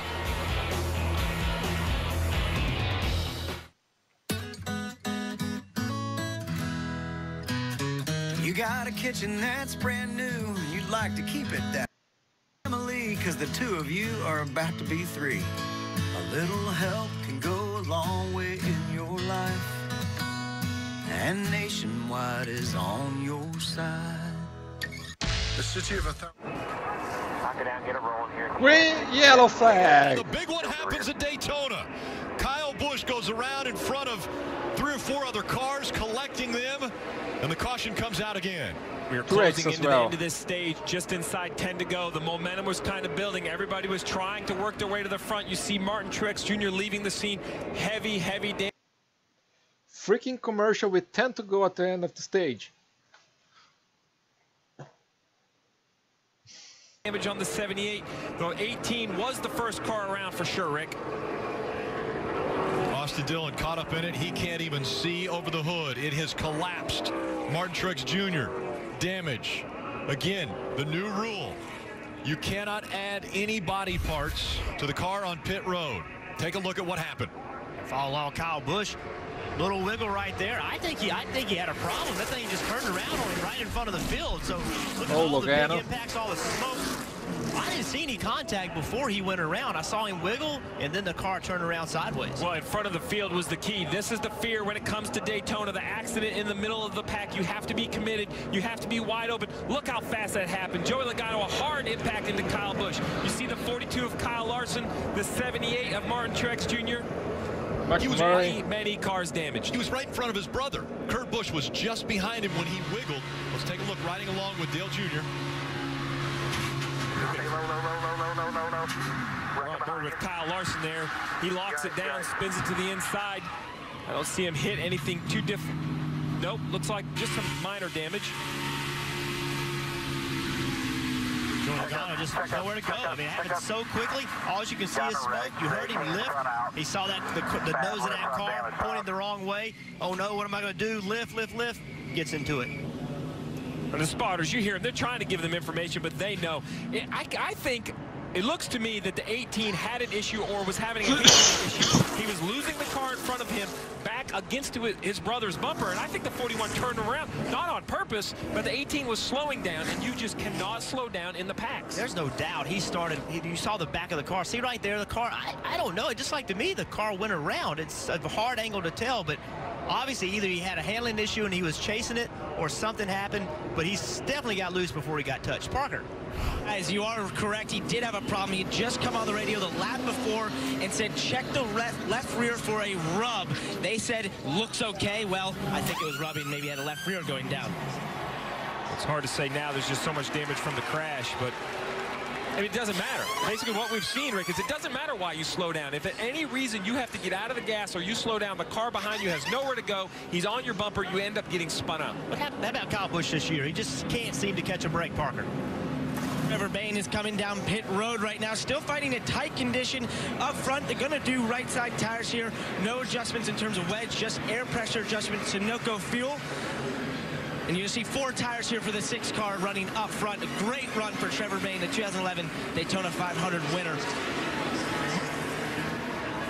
And guys, Joey Logano is now done for the night, climbing out of the car. They will be done for the evening. Martin Truex Jr., though, remember last week at Sonoma, they lost the engine. They only lost 8 points out of that. They are second in the championship standings. Cole Pern said, bring it to pit road. We'll do all we can, but it's going to be tough to get the 78 back out on the racetrack. And what do we talk about on NASCAR America earlier this week, Steve? That 5-minute clock, going to be key right here. We'll see if they can beat that 5-minute clock. Valuable points on the line right now for Truex. It is valuable points to the 78, but even more painful for the 22. Joey Logano does not have a win that qualifies him for the playoffs. This accident here, very, very detrimental to his playoff chances.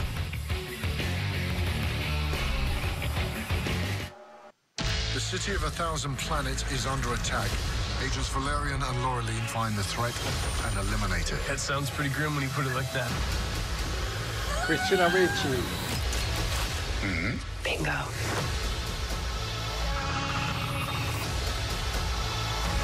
Run. Humans are all so predictable. Clearly, you've never met a woman. Valerian. Rated PG-13. I want to see that Summer movie sales event is on on. IMAX. It's gonna work. I promise you. We can figure this out. A little help? Hold on, Mom. No, Wi-Fi. Wi-Fi. It's not a question. It's a thing. Take on summer right with Ford. Okay, enough commercials. Let's see how we are doing on the other race. Already lap 95 of 160. Ryan Newman is leading. Brian Vickers second. Kenseth third and Greg Biffle fourth. I think we had a crash several laps back.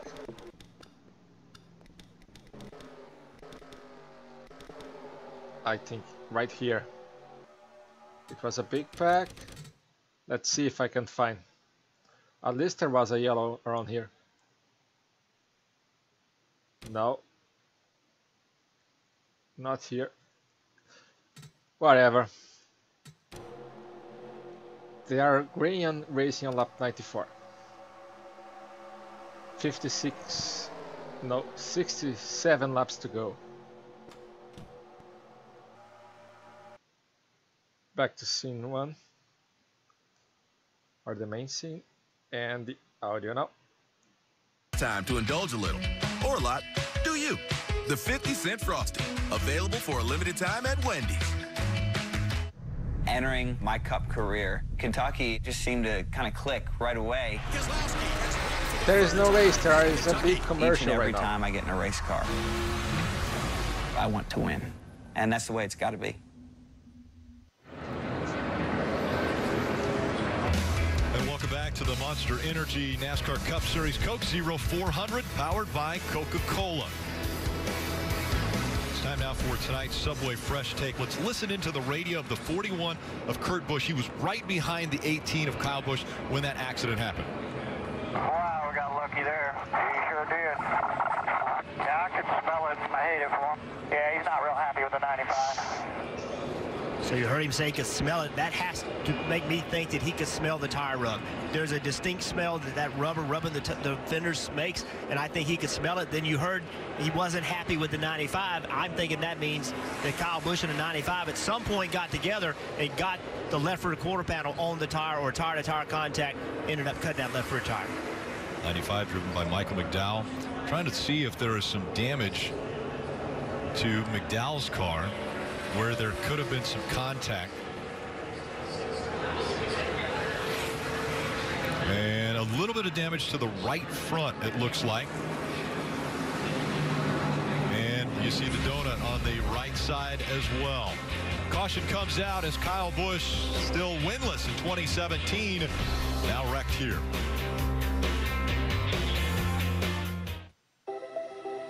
I was always the girl with psoriasis. People don't stare anymore. I never joined in. That wasn't fair to any of us. I was covered. I tried lots of things over the years. But I didn't give up. I kept on fighting. I found something that worked. That still works. Now, see me. See me. I found clear skin that lasts. See if Cosentix could make a difference for you. Cosentix is proven to help people with moderate to severe plaque psoriasis find clear skin that can last. Don't use if you're allergic to Cosentix. Before starting Cosentix, you should be checked for tuberculosis. An increased risk of infections and lowered ability to fight them may occur. Tell your doctor if you have an infection or symptoms, or if you've received a vaccine or plan to. If you have inflammatory bowel disease, tell your doctor if symptoms develop or worsen. Serious allergic reactions may occur. See me to know. Clear skin can last. Don't hold back. Ask your dermatologist if Cosentix can help you find clear skin that lasts. I'm not playing with you. Alex, it's my name. Alex? Mine too. I got a new swimsuit with glitter and fringe. Howdy. Hey. Here we go. Awesome, thank you. Thank you. That's not your car. Car's ready. Wrong car. Is not your car? I would love to take it, but no. Oh, I'm so sorry about that. You guys want to check it out? Someone else's car. This is beautiful. What is this? It's the all-new Chevy Equinox. This feels like a luxury SUV. I love this little 360. How do they even do that? I made a bad decision on my last car purchase. Well, your car's here. Bummer. Bummer. Wah, wah. I'm ready for an upgrade.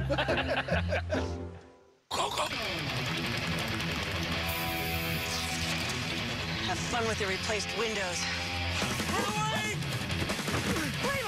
Leave him! Brick and mortar, what? When you bundle home and auto insurance with Progressive, you get more than a big discount. That's what you get for bundling home and auto. You get sneaky good coverage. Thanks. Spider-Man is the only hero in town. There's Pizza Man with Cheesy Bites Pizza. He has superhuman strength. He has that crowd-pleasing Cheesy Bites Pizza and his 28 poppable cheese-filled bites. No one out-pizzas the Hut. See Spider-Man Homecoming in theaters July 7th.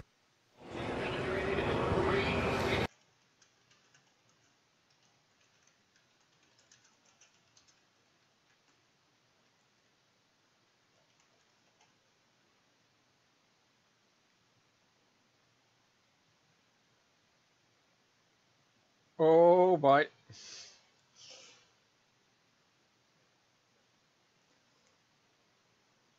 Let's try another. Just a moment.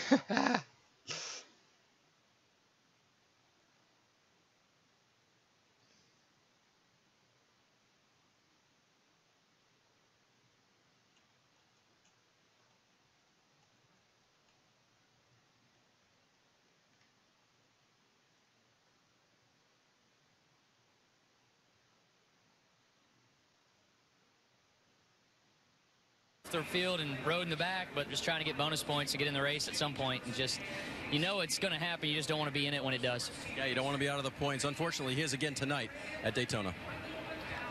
So, Jeff, we heard the audio of Kurt Busch say that he could smell the tire going down. He thought his brother Kyle would have problems with the 95. Well, here's what we see. We see the 95 of Michael McDowell, the 18 of Kyle Busch side by side, heading down the front stretch. And right here, the 95 comes up, the 18 comes down a little bit, and that is a bad place to make contact. The tailpipes, Rick, come out on the right side, just in front of that tire. Very easy to hurt that left rear tire on the 18. That must be what Kurt Busch smelled on the 18 going into turn 3. We heard Austin Dillon mention how important stage points are coming up on the last 4 laps of stage 2. And out front, Matt Kenseth, Denny Hamlin. Kenseth on the inside, Hamlin on the outside.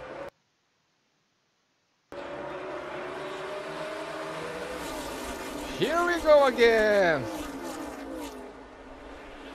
Once again, 3 wide, even before they get to turn 1.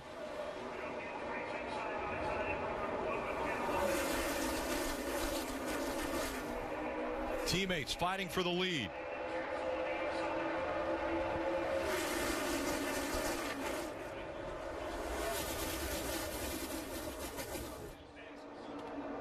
Side by side as they get into turn 3. David Reaganson there running in 6th. Put a big block on Chase Elliott. Chase tried to get underneath him. David did a good job of using that yellow line. Remember, you cannot go below that yellow line to advance your position. Denny Hamlin, Matt Kenseth, still winless in 2017. 3 laps to go on the stage. Next time by, they will close pit road when the race leader gets to the finish line. Dave.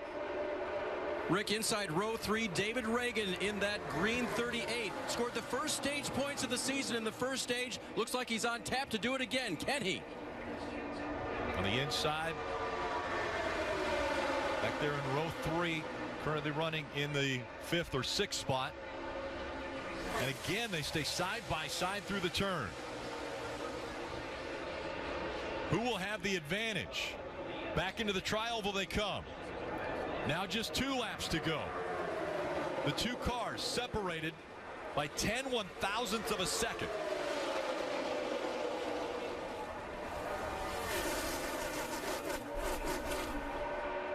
One or the other will try to side draft to get the advantage when they get to the finish line. 3 wide behind them once again. Now the surge coming from the 20. Matt Kenseth has the nose in front of the 11 as they enter 3.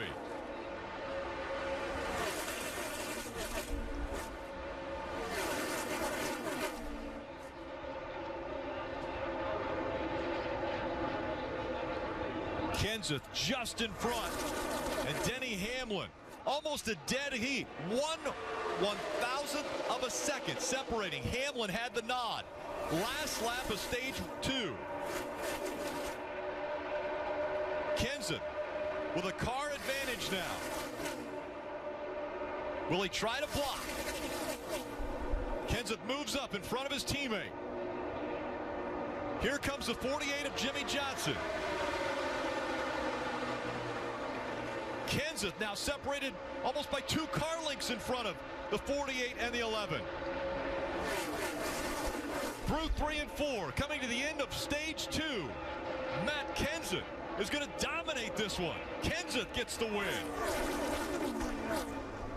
What a mess behind. Second stage win for Matt Kenseth. And a playoff point, but still looking for his first race win. Jimmy Johnson third.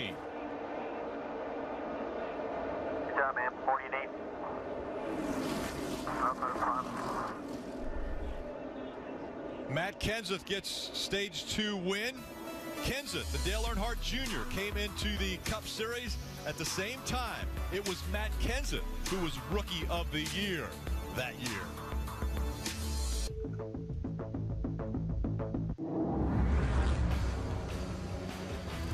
Round number 3 of the NASCAR Pinty Series from Autodrome Chaudière. Rookie Donald Teague on pole for the CRS Express 300. A real battle at the front for the first 150 laps of the race, featuring 4 different lead changes amongst 3 different leaders. Lap 236, DJ Kennington, LP Dumoulin, and Alex Tagliani in a 3-way battle. There's contact, and Dumoulin gets the worst of it, spinning to the infield. He'd recover to finish 3rd. Lap 299, on board with Andrew Ranger, battling for position, gets hit and goes spinning. He'd finish 9th, but the spin brings out the caution, sending the race to NASCAR overtime. On the final lap, it's last year's series champ, 17-year-old Caden Lapcevich, driving away from Alex Labay and Dumoulin. A runner-up in this race a year ago, Lapcevich takes the checkered flag for his first win of the season and 4th of his career. This feels so good. We were so close last year, and to finally check it off is amazing. Alex and LP gave me some great battles on the restart, and I could ask to race with a better group of guys. This is awesome.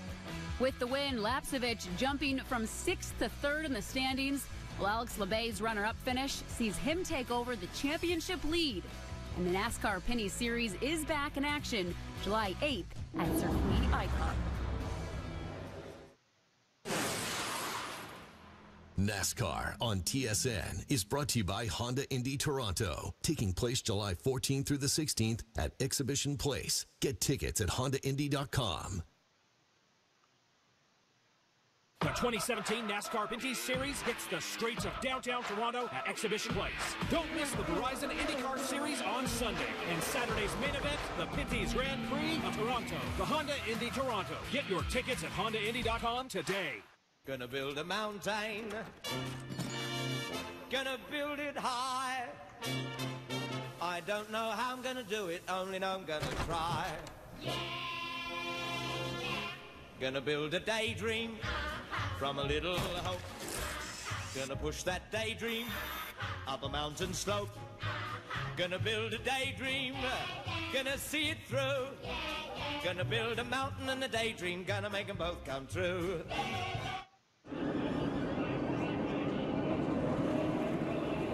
Stage 2 complete at Daytona. The winner, Matt Kenseth, upper left, comes to pit road. He was asked, what do you need? He said nothing. They'll give him 4 tires and a full load of Sunoco fuel, Kelly. Jimmy Johnson has had a ton of speed in that 48, but not a lot of confidence, so they've been taking some pretty big swings at it. 4 tires and fuel for him, and his teammate Casey Kane in the 5 has been fast in the pack and alone. He's down and away, Marty. Denny Hamlin already left pit road with 4 Goodyear tires, and he said he was a little bit too tight, especially off of turn 4. Mike Wheeler made that call. He also made the call at the end of stage 1 to give him that track position so he could get up there up front. And we saw the race off of pit road, brought to you by NASCAR Heat 2. Let's talk to the stage 2 winner, Matt Kenseth, brought to you by NASCAR Heat 2. Hey Matt, Jeff Burton, NBC booth, you with us? Hey Jeff.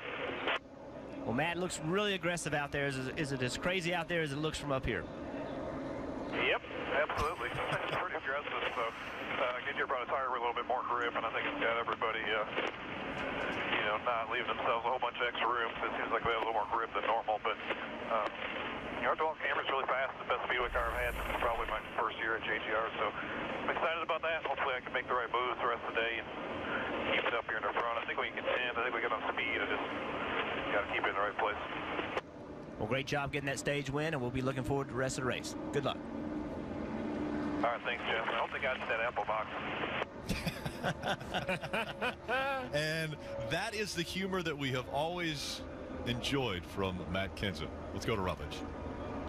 You know, Rick, it's getting hot out there on the track, but it's cool in Wendy's right now. You know why? Because Frosties are 50 cents. That's right. Right now, for a limited time, participating Wendy's, you can get a small Frosty for 50 cents. That works for drivers, fans, anybody who wants to race on in there. Particularly any drivers that are out of the race early tonight, come have a Frosty with me. Guys, 50 cents. I'll spot you for this one.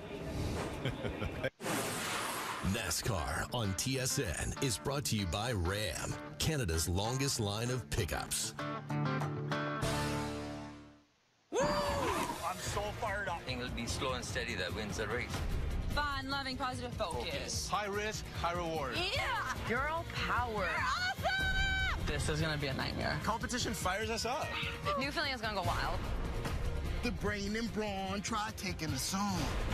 We're gonna bury the competition. The Amazing Race Canada returns Tuesday at 8 on CTV. Brought to you in part by Cinorama, #1 in Canada for organized tours to Asia.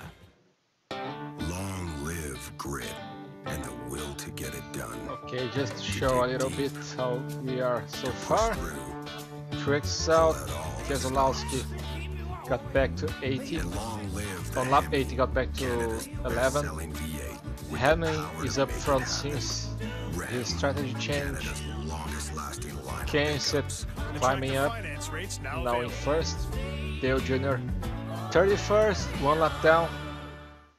Here's how Chase to keep Elliott your kids safe and cool this kinda summer. The classic roller bladeless coaster fan ride so provides a far. nice cooling breeze, has 12 speeds. Harvick Wow. And because it's back to bladeless, 6th it's place super safe. on the end of that classic crazy bladeless racing. fan, only $99.97 and only at Home The Hardware, Ryan Building Center, Blaney and Furniture locations. down to 10. Case K, kind of a roller coaster ride as well. 6, 7 The same years? for Stenhouse. Waste of time. Need a good Logan reason is to get out of the started. race now. Buy one, get one free. Offer ends McMurray July 9th. Only at around your the local top 10. Deluxe Paint store. Danica, Turn every season into a solid top season 20. with the all-new Pinty's Pub and Grill Boyer fully had cooked some beef burger. problems, Quality maybe in that ingredients crash. ensures He's now in full flavor and 29. guarantees a thick, Jimmy juicy Johnson burger for the every first time climbing It's up never to been easier. top 10. Pinty's, official In partner third of place. NASCAR in Canada. Larson still stuck 1 lap down. Gold Cup, Friday on TSN. And Kyle Busch maybe still in the race 2 laps down and back to the Brought action. to you by Illumination and Universal's new film Despicable Me 3. The summer Gru and the Minions are going back to villainy. Despicable Me 3 now playing. And welcome back. It's Monster Energy Cup Series racing from Daytona. Matt Kenseth got that second stage win. He made the comment about the Apple box, Jeff, and when we're on camera, Steve Letarte, I believe you're about 6'4". I'm just under 6'6". And I'm not. Jeff Burton is a little bit vertically challenged, and so we have a Apple box that he stands on to make us look a little bit closer in height. And Matt Kenseth thinks that's funny, so I'm glad that he brought that back up. Just to be clear, Matt Kenseth and I are the same height. He knows all about it. Well, Rick, we were watching that great battle to the line there for the 20 of Matt Kenseth to win that stage. Well, at the back of the pack, there was another great battle between the 88 who we're on board with right now and the 42 of Kyle Larson. Both were a lap down, and they were fighting for that free pass position. The 42 of Larson ended up getting it. That put Larson back on the lead lap. While that's bad news for Earnhardt Jr., the good news for this 88 team is they are 1 lap down and currently the only car 1 lap down. So really any yellow here in any sort of short time frame would move the 88 back on the lead lap and see if they have good enough repairs that car can be back in contention. And Steve, it was fun to watch him dice trying to get around that 42 car because he wanted to be in that position for the free pass. He just asked Greg Ives a moment ago, who's on our lap now? They said, just us. He said, oh, cool. So the next caution that comes out, Dale Earnhardt Jr. likely to take the wave around and back on the lead lap. So might not be done yet for the chance for this win. Caution lights are off on the pace car, meaning that we're about to see the green flag once again to begin the final stage. And Rick, it just shows you how strong this field is. The 2 of Brad Keselowski back in the 12th position. The first stage, he's the guy we talked about, just commanding this lead, blocking. He lost that track position, went back there, and he's kind of been stuck in the middle of the pack. Kevin Harvick, Ricky Stenhouse Jr. making up row 1. Kevin Harvick on the outside line. Ricky Stenhouse Jr. on the inside. Another restart.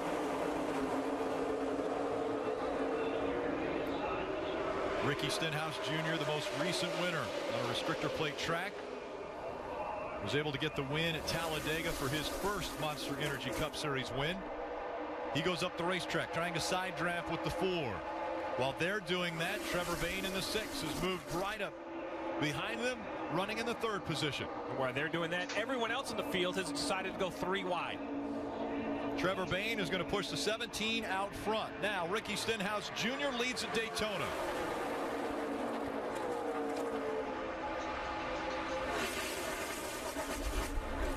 75 laps to go in the race.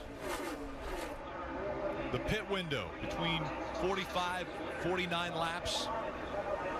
They'll have to come to pit road at least one more time. The battle for track position is real. You mentioned it. Keselowski got to the back, and he just has not been able to get to the front with a car that appears to be one of the best cars. So, trust me, people in the field are watching that. They know that car is fast, and he got back there and has not been able to get back. You've got to protect it. Going to have to be aggressive once you get it to keep it. How about the 19? Daniel Suarez making the move up toward the front. Just ran in the Xfinity Series race earlier. Whoa, whoa, whoa. That one, but the Monterrey, Mexico rookie, the Monster Energy Series, now up into the top 4. And how about Jamie McMurray? A lot of damage on that car. Right front fender. You see all the tape flying on it. See it flattering around. Still able to stay in this front pack. Kelly. When I talked to Daniel Suarez's crew chief, Scott Graves, he told me that they're still working with Daniel to get a little more aggressive in these plate races, which is part of the reason he ran that Xfinity Series race earlier today. Said he's got to learn what it takes to maneuver through traffic. If a spot opens up, you've just got to take it and trust your spotter. Daniel had a few handling issues earlier in this race. Now he's saying handling's much better. He's got a stable car to go race with, Dave. Kelly, the car that Ricky Stenhouse Jr. is driving is identical to the one that he won with in Talladega. It was the backup. Guess what happened to the primary? Trophy. Stenhouse has it. It's in his shop, in his garage, waiting to be looked at for the rest of his life in his first win in the Monster Energy Cup Series.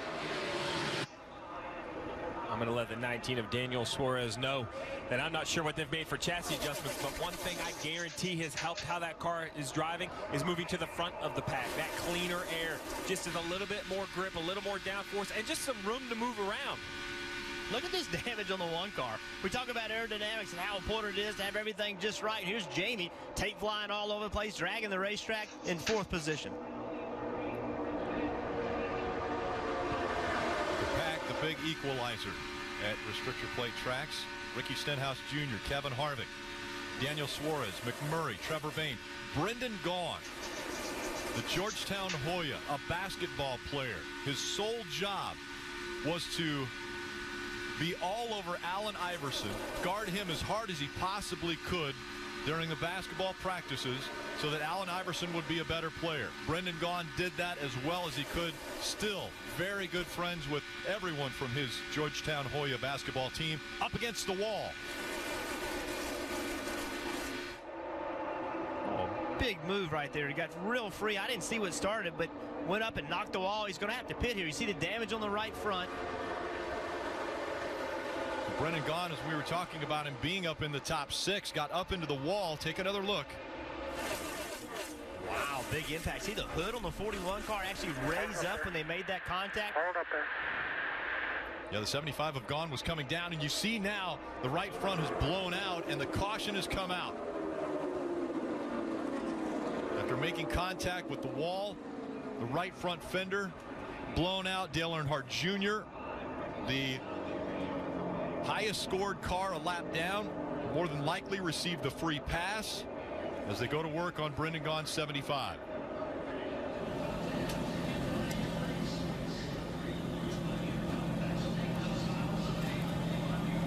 So Brendan Gaughan running up in the top 6. Didn't look like he saw Busch was down on his inside, was coming down.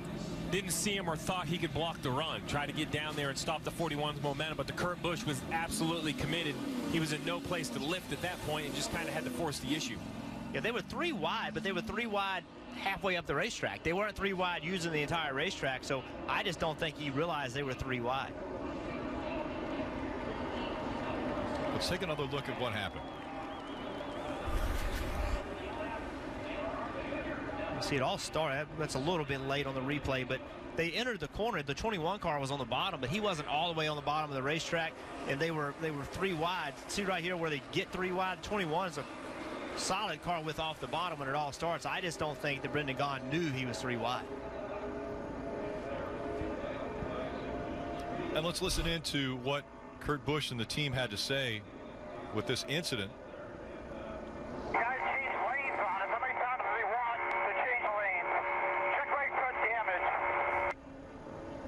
There you have it. I mean, he's frustrated. He thought the 75 had committed to the top of the corner. He was going to go through the middle. 75 came down. They made contact. You mentioned the 21 of Ryan Blaney right here behind Kurt Busch. Remember earlier, missed his pit box, had some damage, a contact with the 22. He's recovering nicely up to the 7th position. A couple Fords running up front with Ricky Stenhouse Jr. and Kevin Harvick. Trevor Bayne running 4th position. Daniel Suarez, the sole Toyota, in the top 5, running 3rd. And Rick, this caution is decent, but not perfect timing for the 4 of Kevin Harvick. Not perfect timing for the 4 of Kevin Harvick right here. He was last on pit road at lap 62. We're now at lap 91, so he was basically almost 30 laps on this tire, 30 laps on this tank of Sunoco fuel. So I think he's committed. I think Rodney Childers is going to have to call Kevin Harvick to pit road purely for a fuel window. I don't think he can risk pitting under green, but I'm not sure everyone behind him is going to pit. Just behind him, McMurray, Kurt Busch, Blaney, Kenseth. They were all on pit road 9 laps ago, so they may stay out. These are the untimely cautions that can kind of lose you track position, and I think this is going to lose Kevin Harvick track position for sure. So Harvick was last on pit road at lap 62. Stenhouse Jr. and Suarez, as well as Bayne, were all on pit road in lap 72. Quite a few cars look like they're going to dive to pit road. Suarez stays out. Dave. And so, Rick, the front 2 kind of felt like their hands were tied, and so Rodney Childers for the 4 says, well, all right, just pit. The 17 had told me they're not going to pit either. Well, here they come. Right side tires for the 4 of Harvick, and then it looks like left side tires, 4 Goodyear tires for the 17 of Stenhouse, Parker. I believe his teammate as well, the 6 of Trevor Bayne, had came down and got left sides and fuel only for that 6 car that's running right up front. We did see Trevor Bayne running up there toward the front. As we take a look at the race off of pit road, we will stay here as we go NASCAR nonstop from Daytona International Speedway. This NASCAR on TSN Access Update is brought to you by Mopar. Over the last couple of years, Mopar Canada put a plan in place to replace their existing short-track racing power plant. Mopar assembled a network of engineers and racing-minded specialists, and together, they developed the M1 engine. The M1 hit the track in the fall of 2016. The lighter, more technologically sound power plant was what Mopar Canada had set out to achieve. The M1 engine, with its aluminum block and cylinder heads, includes a 500 horsepower punch and readied itself for racing in 2017. Horsepower, it's about the same thing. It's more the weight. It's the big difference for us. The much place, it's really in Moscow where I was able to turn quicker and make more speed in the corner before I have a lot of push in the corner. So this is really the big difference. The changeover from the cast iron Dodge engine that we've been running from years past to the new aluminum Hemi M1 engine it's 120 pounds lighter, so that we can move weight around in the car to put it where we want it instead of having to have it right there on the nose where the engine sits, allowing us to set up cars better. Dodge has 8 NASCAR championships to its name in Canada, and now with the new M1 Mopar power plant, the groundwork has been laid out to add to that number. This NASCAR on TSN Access Update was brought to you by Mopar. NASCAR on TSN is brought to you by Inside Track Motorsport News. Celebrate Inside Track's 20th anniversary. Get 20 issues for $20. Visit InsideTrackNews.com for details. Can you feel something without touching it? See something with your eyes closed? You can when it's designed for you, the driver. The new Mazda 3. Pinty's Pub and Grill sauces. Fresh flavors right out of the bottle. Now you can add your favorite Pinty's flavor to any dish. Make every night a Pinty's night. Pinty's, official partner of NASCAR in Canada. Here's how to keep your kids safe and cool this summer. The classic bladeless fan provides a nice cooling breeze, has 12 speeds. Wow. And because it's bladeless, it's super safe. The classic bladeless fan, only $99.97 and only at Home Hardware, Building Center, and Furniture locations. Introducing KFC's new Kentucky Flatbread with a boneless original recipe tender. That's goodness and value all wrapped up. Get it with popcorn, chicken, fries, and more for only $5. This is finger-licking good.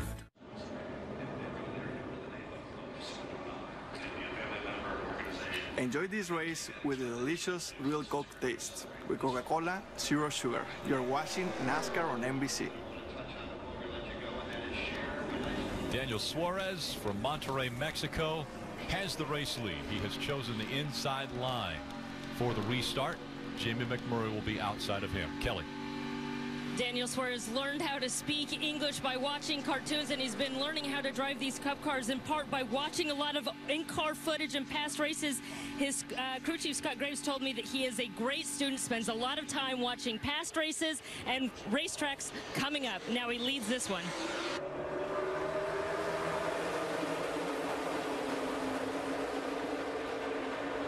Suarez getting a push from his teammate Matt Kenseth.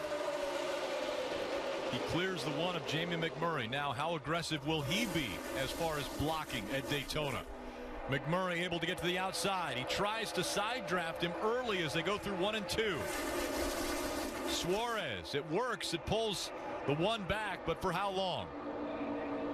I just can't believe that right front fender and all that tape is not what you want as the lead car. That seems to work okay behind other cars, but there's so much drag there. It's going to be hard for Jamie McMurray to lead this line.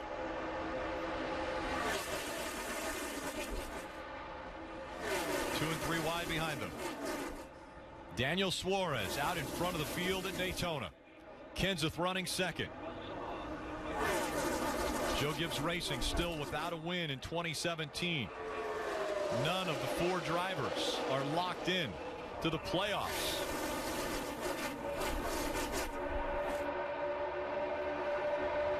And here comes that 48 of Jimmy Johnson, lurking back there in third.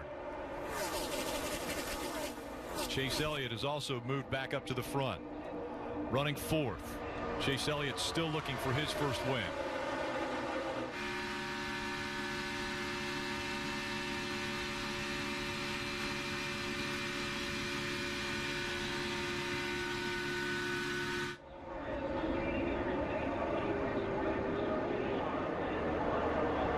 Dave. Rick, that one car certainly isn't driving exactly like Jamie McMurray is wanting it to, but it fits the workmanlike attitude of Chip Ganassi Racing when it comes to these races. Matt McCall, the crew chief, told me today that they maybe aren't the best right now. They don't spend a ton of time on the bodies, but the Hendrick motors that run underneath there take us very far. And of course, Jamie, very talented at these big races, knows how to draft for restrictor plates and has won at Daytona before, Kelly. Michael McDowell in that 95 car comes here after an impressive 14th place finish at Sonoma. They really worked on race on this car all weekend long, and Michael McDowell been reporting that his car sucks up to the car in front of it. Really good, really happy with it. He's been able to push well and been up towards the front much of this race. Well, Rick, we heard Dave say that the one of those guys didn't work tremendously on their aerodynamics, but good thing they didn't, because the one and the right front damage on that car is definitely hurting this outside line. And remember, that car pushing Jamie McMurray, Michael McDowell, that's crew chief by Todd Parrott. Todd Parrott, a Daytona 500 crew chief champion. So he's a really good road course, a really good super speedway crew chief, knows what he's got. 3 wide, we're reckoning. Oh, around goes the 24 of Chase Elliott. He had help. Trevor Bayne got caught up with him. The caution comes out.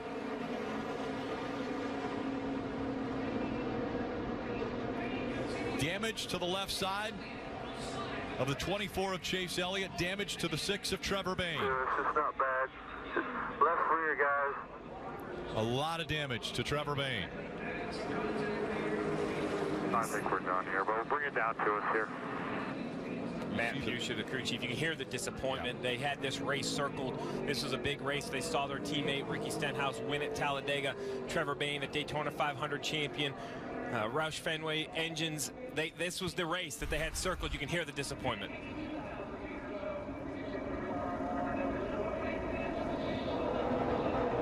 Once again, I think a situation where got 3 wide, and I'm not real sure Michael McDowell knew he was 3 wide. Car jumped up on the outside of him. He went to the right. That pushed him back to the left, ended up getting into Chase Elliott.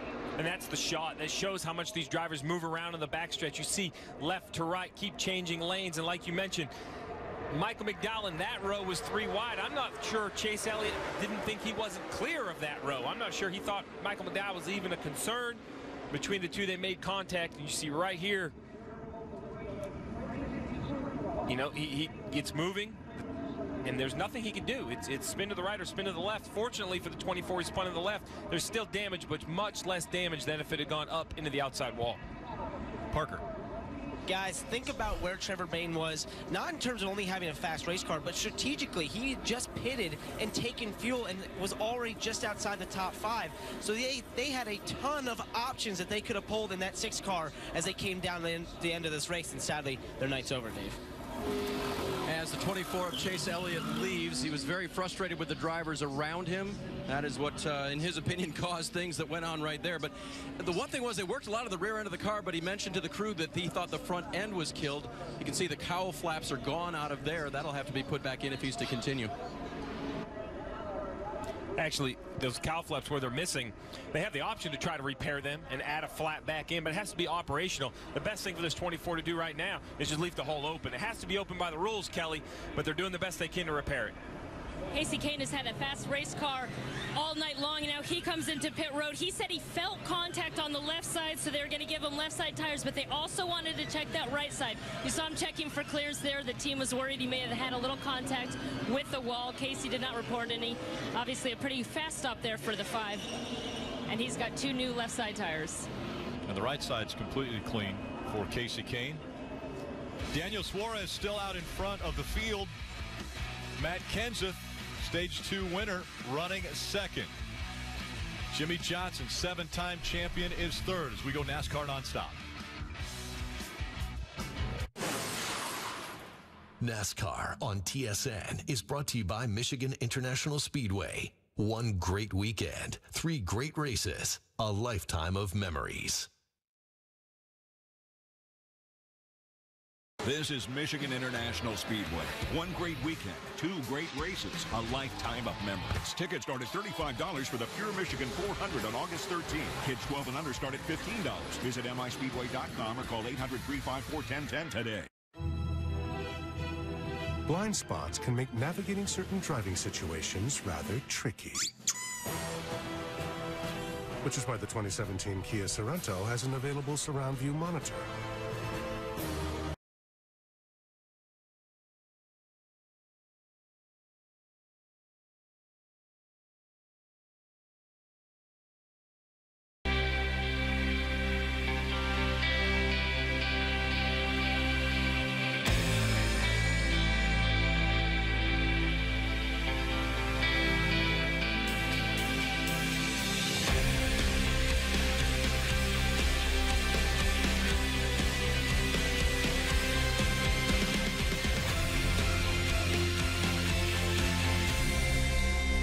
If they sold these pretzel dogs at the stadium, that would really class up the joint. Getting a hot dog on a premium pretzel bun with melty cheese sauce and crispy bacon here. Now, what kind of cheese you say? Melty cheese sauce here. Any other toppings on that one? Just that crispy bacon here. So you're telling me I can get a hot dog on a premium pretzel bun with melty cheese sauce and crispy bacon? Absolutely. Oh, no thanks. I already got one. The summer's biggest hit is the premium pretzel dog. And get half-price shakes and ice cream slushes after 8 p.m.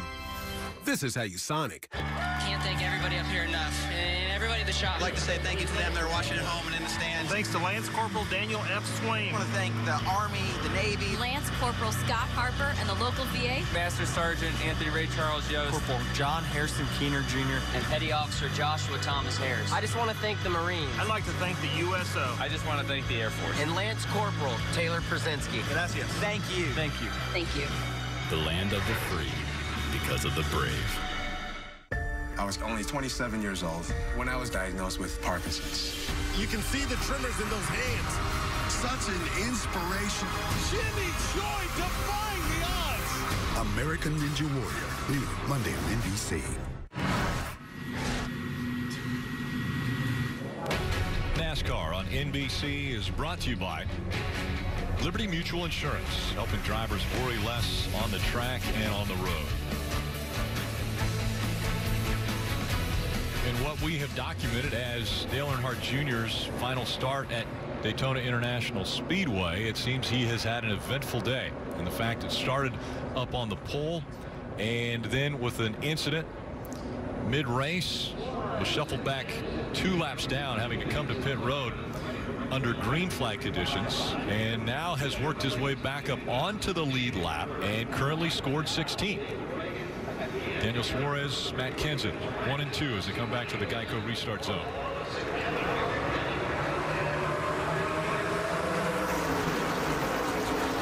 .59 laps to go. Suarez on the inside, Matt Kenseth on the outside. Jimmy Johnson on the inside of row 2. Heavily damaged front end of the one of Jamie McMurray still holding tough as he's on the outside of row 2. Dillon making it 3 wide on the outside in row 3. Riding along with the bat cam at 100 miles an hour as they go past us down the backstretch. I really believe Jamie needs somebody behind him really pushing him. There's no question that nose being damaged, it hurts him. And if you're in the outside line, you really don't want Jamie leading it. You really would rather have a car with a clean front end. It's going to make that line work so much better. And Rick, you mentioned Dale Earnhardt Jr. Here he is. Welcome back to the top 10 right now in the 10th position for Junior. And I wish I could list all the things that's wrong with the race car. The toe's knocked out about an 1/8 inch, which means the steering wheel doesn't even turn straight or even go straight when he's in a straight line. Also, he said the right front splitter knocked out a little bit. He's tight off of every corner. Junior managing the car inside in the pit box. Greg Ives managing the tires. One issue, because they wrecked earlier, they only have 2 sets of sticker Goodyear tires left. So they have to manage that. That's one of the reasons he didn't take tires on that last stop. 3 wide for the lead, Rick. Kenseth tries to come down to side draft the 19 of Daniel Suarez. While he does that, Jimmy Johnson takes advantage. He goes to the high side. He's trying to take the lead away. Here, new leader 48. Jimmy Johnson out front at Daytona.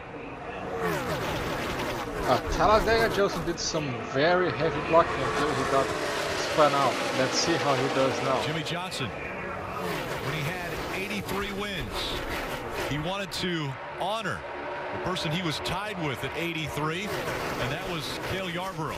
So he had a helmet painted up with Cale Yarborough's image on the helmet. Cale Yarborough said he called him before he did it and asked if it'd be okay. Cale said absolutely it'd be okay. I would be honored. He went out that very race and got his 84th win.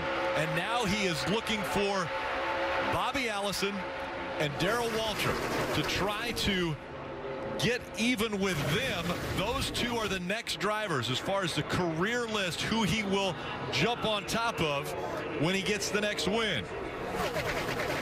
Those two are on his helmet tonight. That inside line about the 5th row.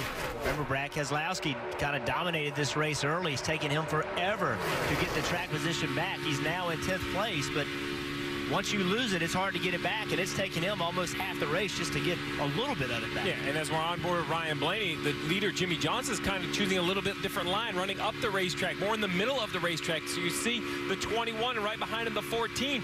They're the bottom lane of the 2, but they're running in the middle of the racetrack, not down around the yellow line where we've seen cars run tonight. It seems like that upper line is continuing the momentum as Jimmy is committed to the top, leading the pack.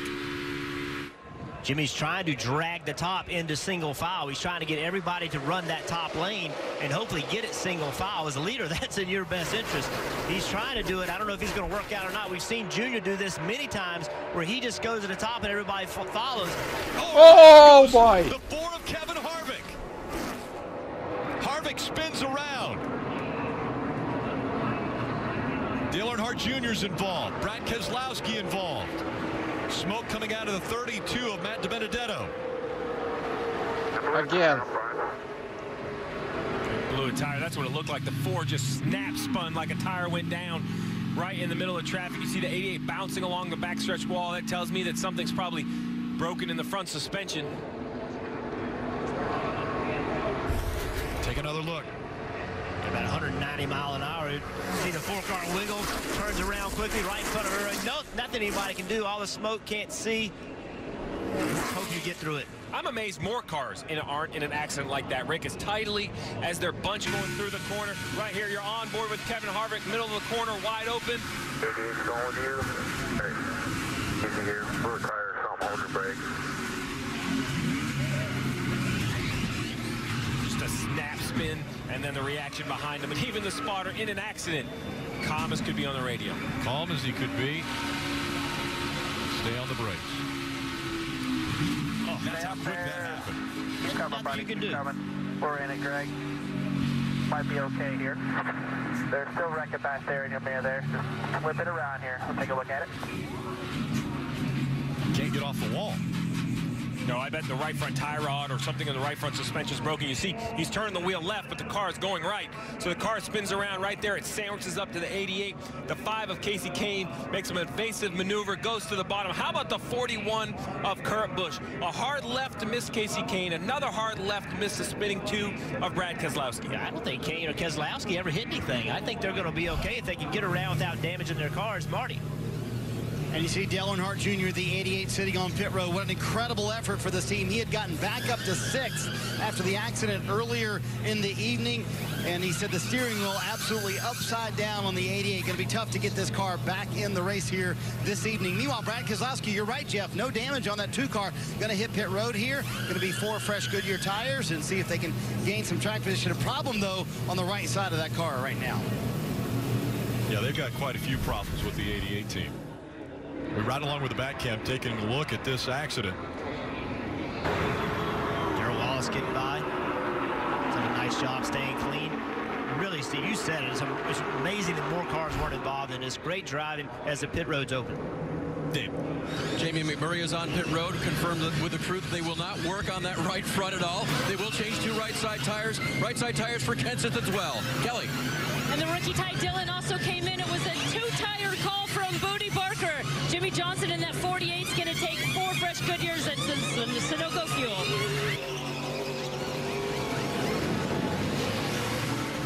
Pretty impressive run there for Matt Kenseth. They pick up 3 spots on pit road with that 2-tire stop. Very close to being inside the fuel window. Yeah, we saw fuel come into play in February with 53 to go. It could absolutely come into play tonight. Another big one happening up front. This time it's Kevin Harvick blowing a tire right in front of the field. We go NASCAR nonstop. Inside early. We're just moments away from adding a new chapter to college basketball's most storied rivalry.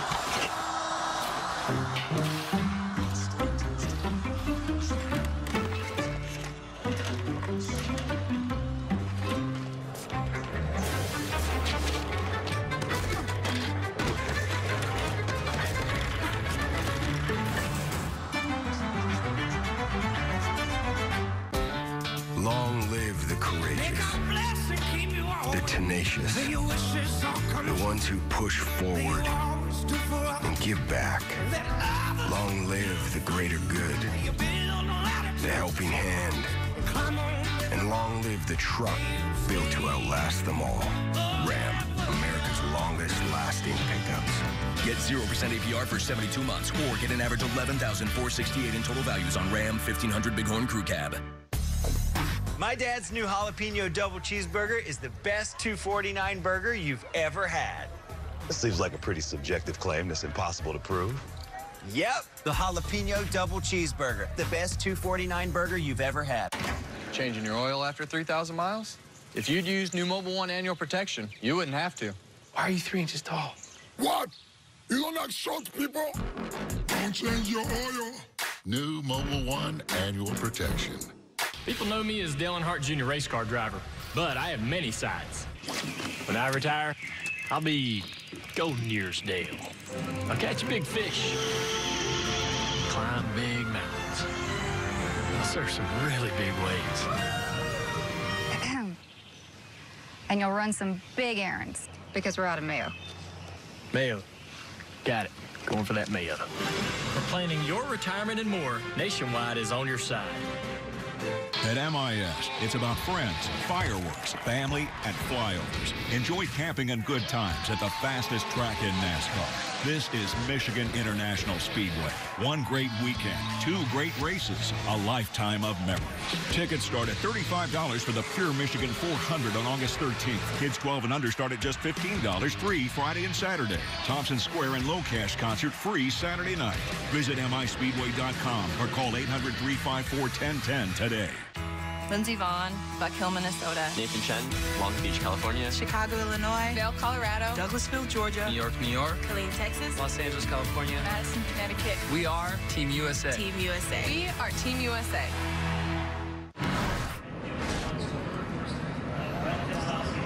You're watching Monster Energy Cup Series racing from Daytona. And it has been eventful. NASCAR Race View gives you access to features that let you follow your favorite driver just like you're at the track. You get live stats, leaderboards, driver, team communication, and more on any device. It's available now for an all-new low price when you visit NASCAR.com/raceview. Let's go to Otto Bolden. Hey, you guys know how much fun I've had this week. My face still hurts from how much I've been smiling. I've gotten to explore the origins of the sport on the beach, and yet none of it compares to being at this position under the lights at Daytona watching an actual race in Turn 1. Otto, how cool is this? We're up on one of the Star Coach Race Tours buses right here, and what I found is if you tell people, hey, I'm with Olympic gold medalist Otto Bolden, they're like, no, you should come on the roof. It's a lot harder to get up here. What do you think about this view, being able to get this close to the track and see these drivers come by you? Well, for me, it's like, you know what? This is as good as it gets. For me, this being my very first exposure to Daytona, I wouldn't be in any other place. And our thanks to the Star Race Coach Tours. This is amazing. And Jeff, you'll have you know, we don't need an Apple box down here. This is crazy. We're height appropriate for our experience. This is amazing. No Apple box. It's only 2 of you. Kelly.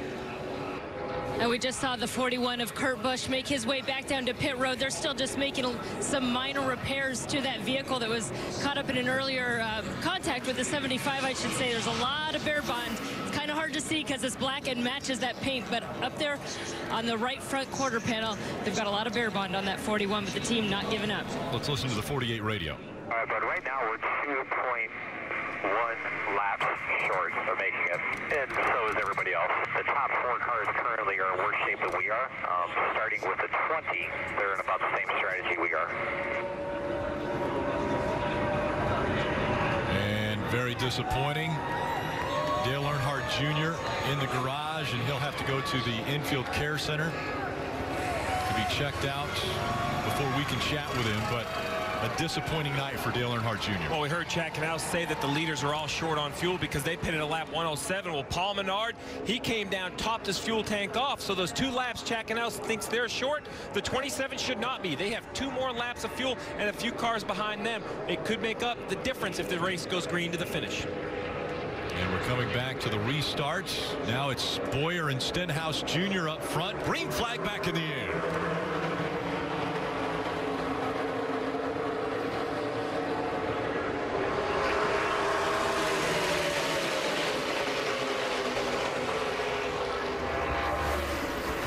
Jr. with a little help. Now edging in front of Clint Boyer, who tries to move up to block.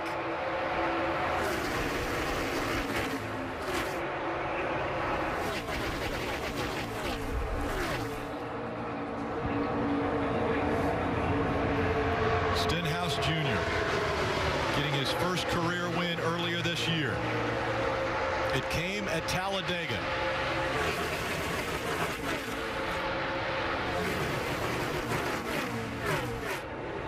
Down the backstretch, a little bumping as Ryan Blaney had worked to the inside. And you guys used the word at the very top of the show, aggressive. We're going to see aggressive racing, and I believe it's starting to pick up. Yeah, 49 to go. We've seen it up to this point. It's only going to get more aggressive. See Clint Boyer, he's worked his way up to the front of the race. Clint Boyer needing a win, does not have a win yet this year, needs that win to get into this stage, to try to get into these playoffs. Marty. And in the back of this pack, Brad Keselowski, the man who won stage 1. He had a little contact earlier. We saw him in the middle of that wreck. They do have right rear damage. He said the right rear on this car starting to go. So there's a rub there, and the tire starting to go down on that 2 car. See how far back he is as the pack now coming into the tri-oval. Stenhouse Jr. now trying to make that outside line work. Now Ricky Stenhouse Jr. seeing there's no run on the bottom. He can go to the top here and try to drag the line to the top. Try to get single file. That's what he did. Smart move. Following right behind him, Clint Boyer in the 14. Matt Kenseth, stage 2 winner in the 20. Ty Dillon, brother of Austin Dillon, grandsons of Richard Childress. Ty Dillon currently running 4th.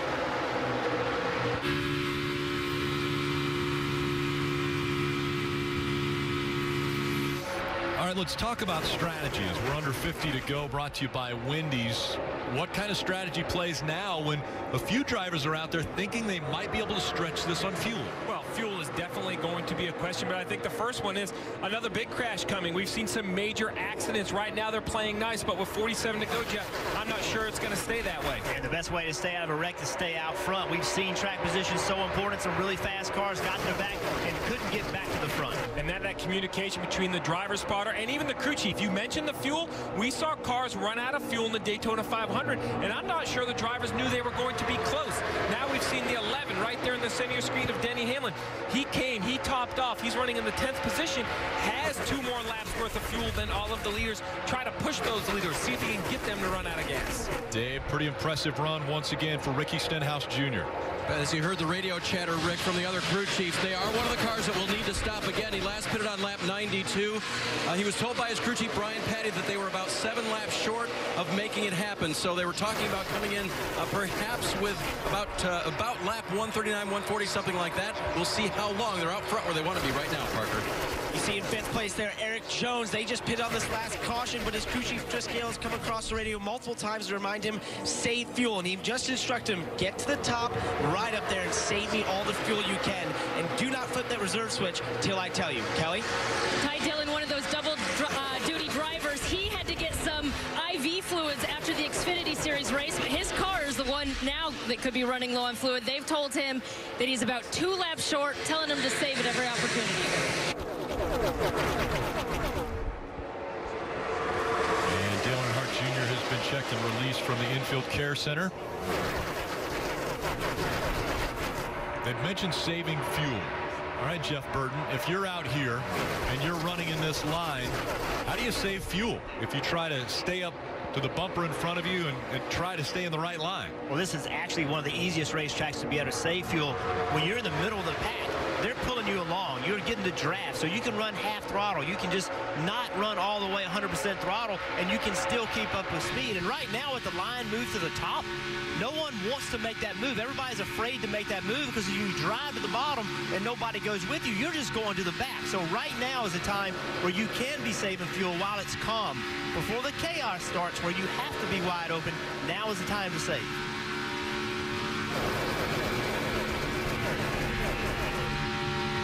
Ricky Stenhouse Jr. has successfully pulled this field up against the wall. That is a great move by him. When he does not have to block and choose lanes as far as which one to stay in front of, it makes it a simpler task. The only problem is, and the 2 of Brad Keselowski into the wall. We heard Marty. Pop the tire again, guys. So whatever you got to do to fix it, we're okay. Come and see him. We heard Marty with that report. At least a caution. No, people won't stop single. Will stop single file saving fuel. Cut that right rear tire. I was just about to say, Stenhouse Jr. and Clint Boyer, they have to come to pit road. They would not have enough fuel if a caution didn't come out. Now a caution comes out, they're going to be able to come to pit road. This also helps everyone else, though, as we see the 2 go around. Yeah, spectacular spin right here. Obviously, he did have a tire going down, slides up the racetrack, makes contact with the wall, and he's taking the hard left-hand turn back to the garage. So Brad Keselowski's night will be done from that accident. And Rick, now the situation is Stenhouse, he does need fuel. He's going to pit. Boyer will pit. But I don't think Denny Hamlin back in 10th or Casey Kane, they're going to pit. They'll stay out for some track position. All right, let's hear from Dale Earnhardt Jr. He just got out of the infield care center. And he's come to visit us, and I don't know where to start with this night, Junior. I mean, when you got back up to 6th there, were you thinking we might have a shot at this thing? Oh, yeah. As soon as we got our lap back, I knew that, anything was possible. And we was kind of drafting right up back through there, and I think the four got a flat and just really had nowhere to go. But it was fun. We had a pretty strong car. You had some gremlins in there. I'm not sure what was going on with that, but we had the toe end messed up. That first deal, we brushed the wall a couple laps earlier, and I thought everything was okay. And then I come through the tribal, and it had a right front going down, and it was trying to spin out. And so I was trying to lift, and really nothing I could do because there's so many guys behind me, and we got into one and hit the wall. But the guys worked on the car. We got our laps back, and was about to have some more fun, get back up in there and mix it up, and then that happened with the 4. But it's been a wild night. I didn't anticipate this much action and this much, torn up sheet metal, but there's still a lot of racing left. This might not be the last one at Daytona. You never know, but the emotion of this whole evening, if you could kind of sum it up, when we were riding around earlier and you were waving all the fans, you said you didn't expect this. Why? I just didn't expect all that attention. All week, my phone buzzing all day long with social media going crazy, and everybody talking about this being my last Daytona race. I hope every weekend ain't like this as far as that goes. I mean, but the attention and reaction from the fans makes me feel great, and hopefully we're able to turn that around and back on them the rest of the season and thank them for everything they've done. But I wish we could have had a good finish tonight, if not a win. We were working up in there and having a good time and being aggressive and wearing out the sides of that race car, but just wasn't to be. I know you wanted this one for the fans more than anything, right, Junior? Everything we do is for the fans. When we come here and won in that 3 Wrangler car, that was for Daddy's fans. When we won here in 01, that was for all our fans, all his fans. They're all here. Look, Grand Citizens is full. Everything we're doing today and all the things that are happening for the rest of this race are for the fans. So hopefully, I think they're getting a great show tonight. I asked him what it was like this evening. He said, you know what, it felt good to run good, Rick. Didn't finish like he wanted, but he did run well tonight. Yeah, disappointment the way it ends. Dale Earnhardt Jr. after starting on the pole out of the race. We're staying NASCAR nonstop. There's the race off of pit road.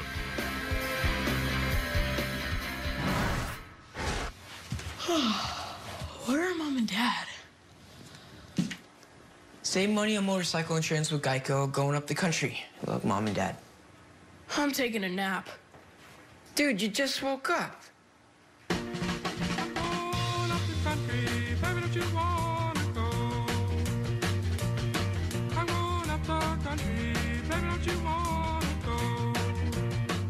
Geico Motorcycle. Great rates for great rides.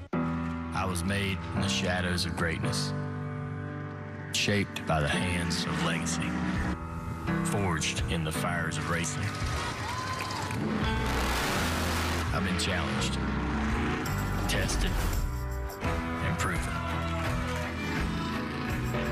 Whether it's on that track or off, the truth is, what you're made of is what you're made to do.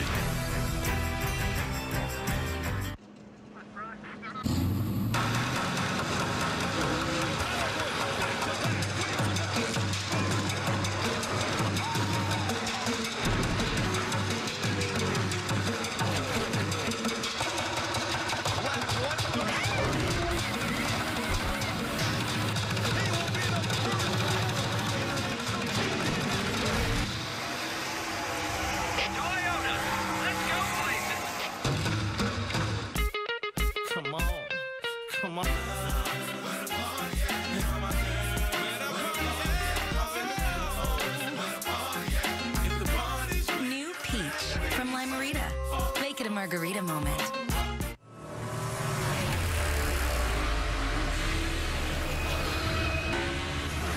Got him. Burn down, bud, burn down. Sit behind you.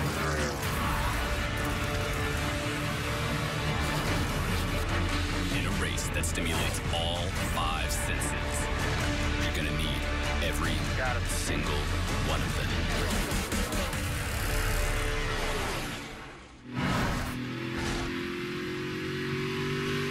And welcome back as Monster Energy Cup Series racing continues from Daytona. Matt Kenseth up front.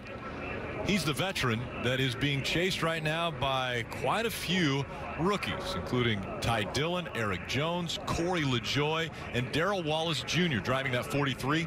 By the way, the King will turn 80 tomorrow. Well, the King told him on the pre-race show, just stay out of trouble, buddy, and you'll be fine. The 43, Darrell Wallace Jr., he's doing a great job of that tonight. 40 to go as they come to the start-finish line. Kenseth on the inside. Ty Dillon on that outside in the 13. And the inside line, nose to tail. Kenseth, Eric Jones, Darrell Wallace Jr. 1, 2, 3. Outside line just did not go through turns 1 and 2. We have the 5 spinning off turn 2. Casey Kane goes around. If he stays off the wall, nope, we're not going to stay green. The caution comes out right away. All right, here, just get her back here. Nice job of getting that car stopped. Now he's just got to get the car back around without tires coming apart. You know, they're flat spotted. You know, they're flat. You can see the left front, surely flat, the left rear. They run interliners, a tire that's inside of the tire, so that if they do go flat, they don't go all the way down to the rims. That car looks like it's running in Martinsville, not Daytona. Tire marks all over it, damage all over it. It has been a rough night in the pack. 11 cautions on the night, so see Casey Kane. A little bit of push from David Reagan, and it looks like Casey, much of a push. It looks like Casey gets up the racetrack, off turn 2. I don't know if he gets up the racetrack because the 38's pushing him, and then tries to come back down. And it's just too late at this point. It's a better vantage point. It seems like Casey, you know, it looks like he's leaving for the middle lane, not the bottom of the backstretch, and the 38 was going to fill that hole. We mentioned it at the beginning of the show, how important it was for Casey Kane to have a good run, potentially get a win. He had moved up the racetrack and it looked like he was trying to come back down, and David Reagan was already there. Right before that, the 38 gave him a shove. I don't think the 38 pushed him up the racetrack, but maybe got him a little out of shape, and that caused him to move up a lane. And then David Reagan, there was 39 to go. He's not going to let him back in line. He tries to fill that slot. Casey Kane obviously thinks he's going to try to protect. That's not the last one of those we're going to see tonight. Casey Kane making his way onto pit road to the attention of his crew. The record number of cautions for the summer race is 12. And as you both had just mentioned, that was the 11th caution already. Rick, I'll take the over. So you think we will have more than 2 more cautions? Why wouldn't he think that at this point? It has definitely been eventful as Matt Kenseth back out in front, the stage 2 winner. Eric Jones up there with him, Darrell Wallace Jr., Ty Dillon, Jimmy Johnson, all in the top 5. Reagan, McMurray, Blaney, Suarez, and McDowell all inside of the top 10. Some big names out of this race as well. Harvick, Truex Jr., Logano, and Earnhardt.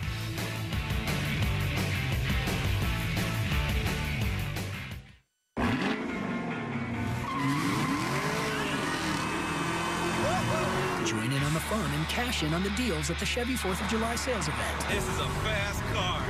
Enjoy the ride while making no monthly payments for the rest of the summer on these exciting Chevy vehicles. Or for a limited time, get 0% financing for 72 months on these 2017 models. Or get 20% below MSRP on 2017 Impala Premier and Sonic LT. Find new roads at the Chevy 4th of July sales event. If they sold these pretzel dogs at the stadium, that would really class up the joint. Getting a hot dog on a premium pretzel bun with melted cheese sauce and crispy bacon here. Now, what kind of cheese you say? Melted cheese sauce here. Any other toppings on that one? Just that crispy bacon here. So you're telling me I can get a hot dog on a premium pretzel bun with melted cheese sauce and crispy bacon? Absolutely. Oh, no thanks. I already got one. The summer's biggest hit is the Premium Pretzel Dog. And get half-price shakes and ice cream slushes after 8 p.m. This is how you Sonic. I was made in the shadows of greatness, shaped by the hands of legacy, forged in the fires of racing. I've been challenged, tested, and proven. Whether it's on that track or off, the truth is, what you're made of is what you're made to do. Get the ball inside early. We're just moments away from adding a new chapter to college basketball's most storied rivalry.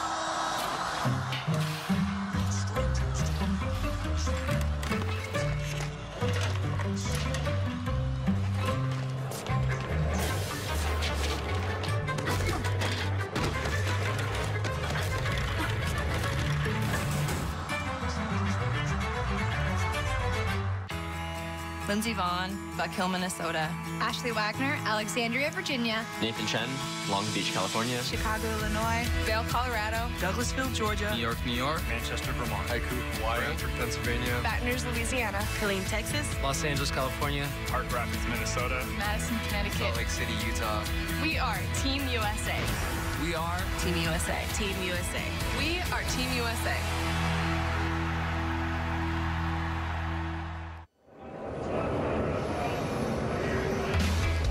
The Monster Energy NASCAR Cup Series Coke Zero 400, powered by Coca-Cola. NASCAR is on NBCSN next Saturday. It's Monster Energy NASCAR Cup Series racing from Kentucky. The coverage begins at 7:30 p.m. Eastern. Let's listen in on team communication for the 48. Man, we almost got wrecked so bad on that restart. He was pushing from behind the one, and he's got to just sink a touch. Yeah, those guys ahead of you did a really bad job, and he was all over your rear bumper there. That was team communication presented by Liberty Mutual Insurance, helping drivers worry less. Well, the rear bumper, the 48, you can see is a little pushed in, but it's also real black. Well, look at the nose of the one.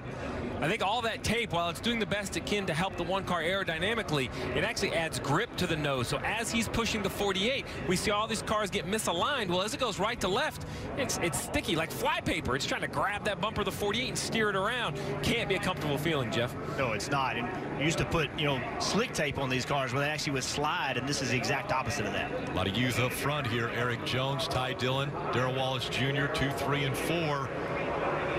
Coming back to the restarts, Kenseth on the outside, Eric Jones on the inside.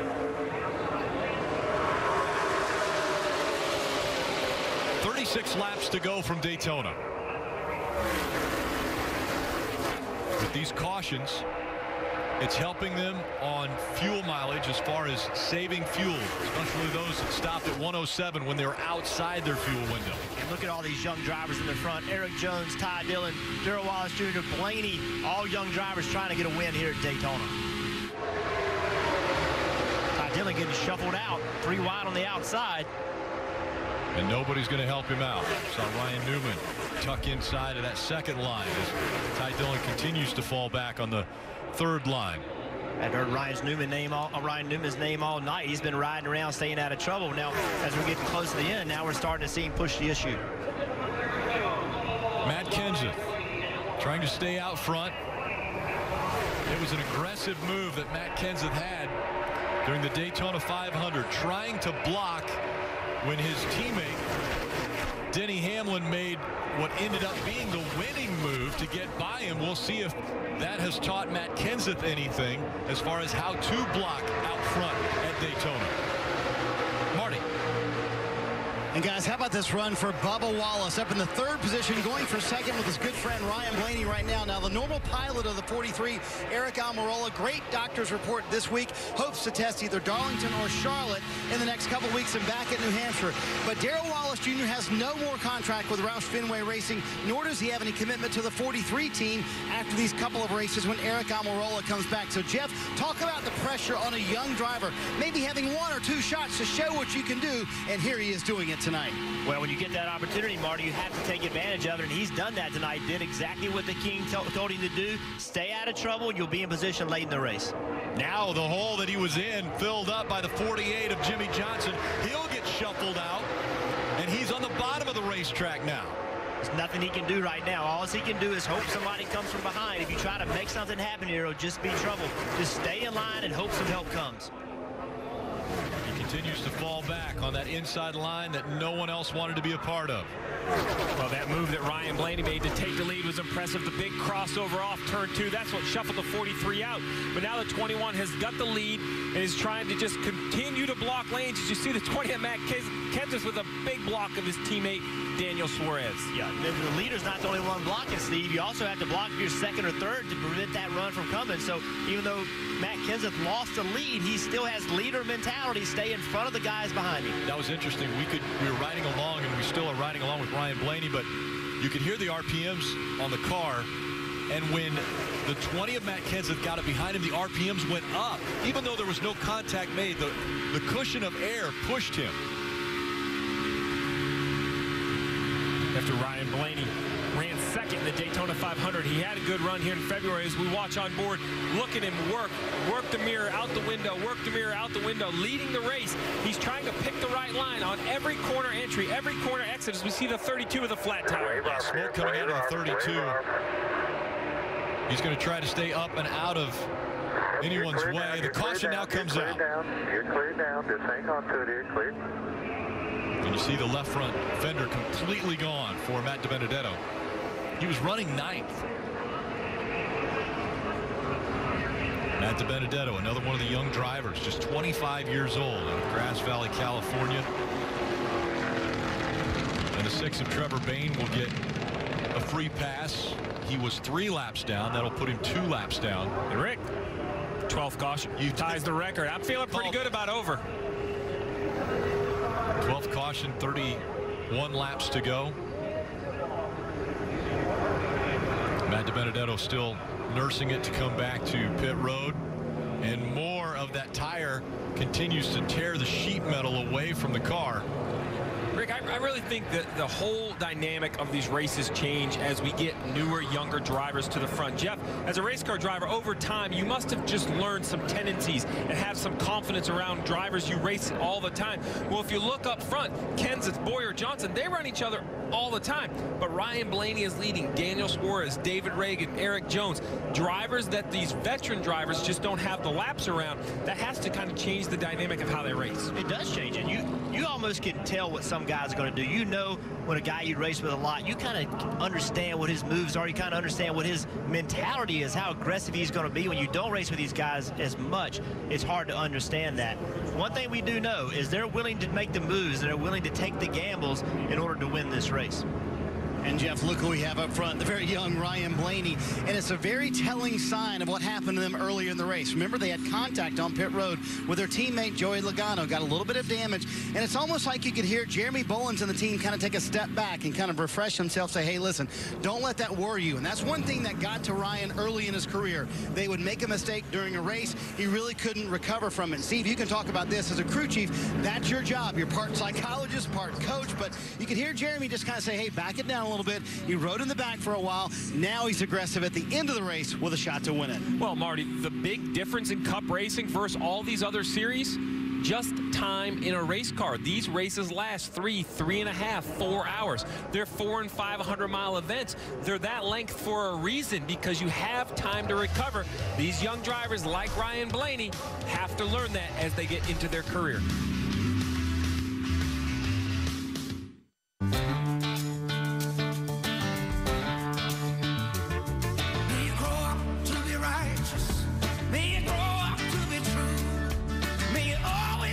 Long live honor, and long live the truck that salutes those who've built this country.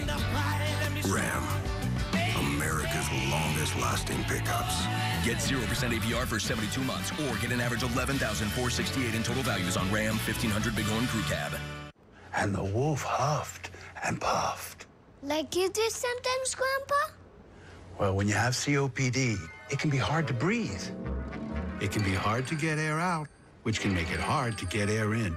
So I talked to my doctor, and she said, Symbicort could help you breathe better, starting within 5 minutes. Symbicort doesn't replace a rescue inhaler for sudden symptoms.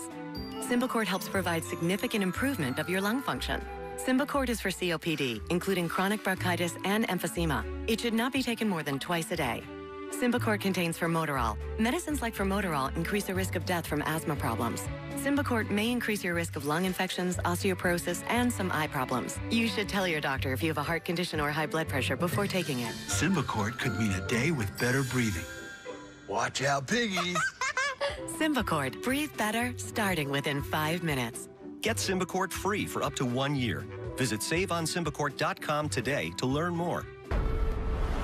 I came here to be better. Newcomer Daniel Suarez certainly isn't afraid to lock horns with the veterans. Now, I stand here a challenger. To be questioned, to turn heads, and to be the last person anyone wants to see in the rearview mirror. I came here to race.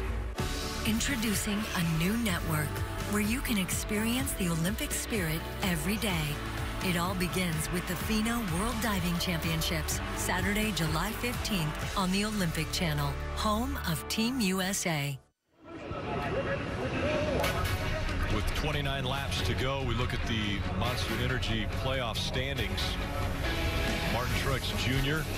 leading with 2 wins, the most playoff points, but when you go back down that list to Kyle Busch, who doesn't have a win, and then all the way down to 16th and 17th, Joey Logano, another tough night. Hey, Rick, why are wins so important? There's no one that shows that better than 6th place on this list right here, Kevin Harvick. Had gone all season, hadn't got the victory lane, had some fast cars, broke through last weekend at Sonoma, gets that win, is out of the race tonight. And while no one wants to fall out of the race, he'll sleep much better knowing that he's still in the playoffs. He might give up some playoff points, but he's not going to give up a spot. And look who we have on the bottom end of these playoff standings. You have Matt Kenseth running 2nd, Clint Boyer running 3rd, Daniel Suarez running 5th. It's an opportunity for these guys. Well, and then we have guys that aren't even on that list. How about David Reagan in 6th? If David Reagan goes through and wins this race, that whole scenario changes dramatically. Don't forget about Eric Jones. Eric Jones in 8th. Casey Kane in 9th. Yeah, I mean, 7 of the top 10 currently have never won. So the chance of getting a new winner this season is high, and perhaps a new winner in their career. 7 of the top 10 right now have never won. Blaney, Suarez, Reagan up front. Jimmy Johnson, Clint Boyer, they make up row number 2. So Blaney and Kenseth. Blaney on the inside, Kenseth on the outside. 28 laps to go.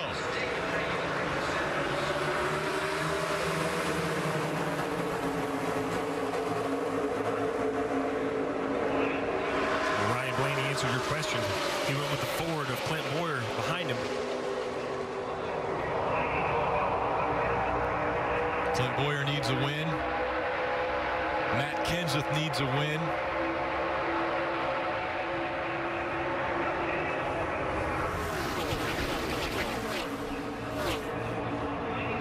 See that movement. The leaders are somewhat calm, but about 8 cars back, everyone is chaotic because with 28 to go, they're starting to realize if you're outside the top 10, it's going to be very difficult. We've talked about staying up front all night. Well, it's been important. The closer we get to the end of this race, it's even more important. It's going to be harder to make any moves.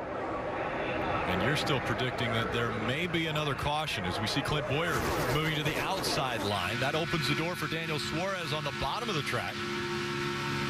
Right along with Daniel Suarez, here comes Ricky Stenhouse Jr. to give him some assistance. Guys, you see Clint Boyer there up on the outside, trying to make that outside lane move. Think about where he was last year at H. Scott Motorsports. A dreadful year, running mostly outside the top 25 each week. When he got in his 14 cars, like he'd been let out of jail this season. And now he's in position to go and get that win and lock himself in the playoffs. This is a team, as you mentioned, that's right on the bubble of the playoffs, and a win would guarantee them to get there. Yeah, right now, that move that Clint Boyer made, he had the inside in pretty good position. He saw the 20 on the outside, jumped up in front of the 20, thinking that was going to push him to the lead, but it's only moved him further to the back. Things are picking up to Ricky Stenhouse Jr. jockeying for position. He gets by Daniel Suarez. He moves up to second. And how about Kasey Kahne in third? Just a few laps ago, he was spinning down the backstretch, creating a yellow. He's fought back all the way to third position. Mentioned how important it would be for Kasey Kahne, not only for a playoff possibility, but maybe for his career to get back to victory lane and run well. Daniel Suarez moving up the racetrack, trying to get that outside line to go. Kasey Kahne, big block. Daniel kept his momentum up. Hard turn to the left.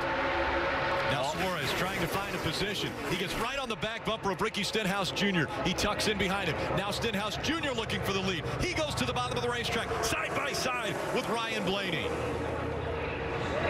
3 wide for the lead. Here comes Suarez on the outside. Suarez making the outside lane work. Suarez in front of the field at Daytona. All the runs seem to be getting bigger, all the moves more abrupt. As the laps count down, there's no more feeling your way right to left. If you're going to make a move, they commit and pull hard on the wheel. And could that spin actually help Kasey Kahne? Remember, when he came in, he put on 4 tires. He has the 4 freshest tires on the racetrack as he makes a move for the lead. He made the move to the bottom of the racetrack. It was aggressive, and he has taken the lead away from Suarez. And I have to agree with you, Jeff. That move, that was commitment on the steering wheel to tug to the bottom of the racetrack. You know how hairy the handling can be getting into the bottom like that. And there goes Ryan Blaney in the 21.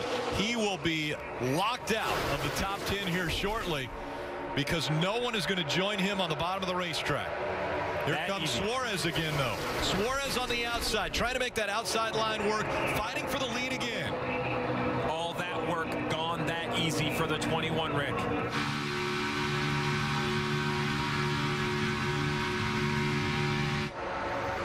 Daniel Suarez on the outside, Kasey Kahne on the inside, just behind him. Clint Boyer and Matt Kenseth. We saw Kasey Kahne get to the middle of the corner and turn left, trying to get away from Daniel Suarez, trying to make a shorter way around the racetrack, trying to clear him. Kasey Kahne, a little bit of distance between he and Matt Kenseth, but a good move by Suarez. He takes the momentum that Clint Boyer gave him with a little shove. And now Suarez back out in front. He's cleared both lines. Now will he try to block again? Oh, yeah. He's going to try to block. Will the inside line come back?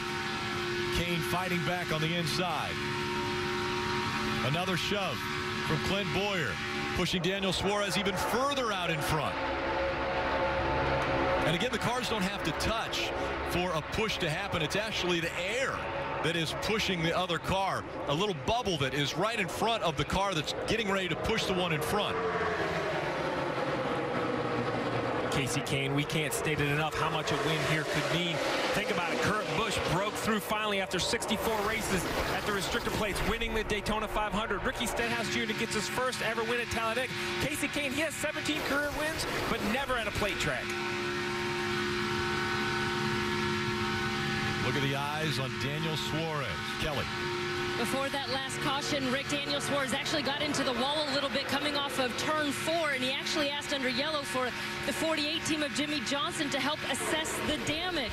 Jimmy told him he saw a little bit of damage at the 11 o'clock position on the wheel well, and then he even asked, well, would he pit? They were asking Jimmy Johnson to help make the call whether or not to bring the 19 in. Jimmy kind of laughed and said, I'm not making that call. I'll let them do it. Obviously, they've stayed out, and they still got a fast piece to work with. Look at Daniel Suarez. Look at his eyes. He's leading this race or battling for the lead of this race. Look at his eyes. To the left for the mirror, to the right for the upper mirror, using everything he has in his power to keep this lead.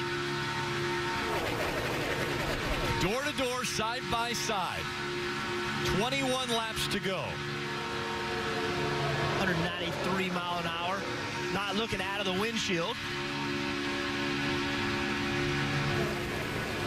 Look at his eyes. Left, right, straight. There's not one driver in the top 11 that has won this season.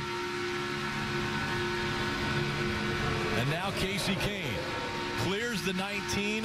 Kasey Kahne's going to try to block both lanes out front. Can he do it for 20 more laps? We go NASCAR nonstop. My burger goes best with mustard. Ketchup and mustard. Grass-fed grass-fed beef. No, corn-fed. On the grill. Now, flat top. Iceberg lettuce. Nah, arugula. Jalapeno. No way. Avocado, dude. Medium rare. Gotta be well done. Brioche. Sesame seeds. American cheese. Cheddar. Can I have a turkey burger? What? Turkeys are for Thanksgiving, man. I like my burger with the Coke. I'll agree to that. Strictly with the Coke. Only with the Coke. Coke and a burger. Come on. All right. That's where you get the flavor.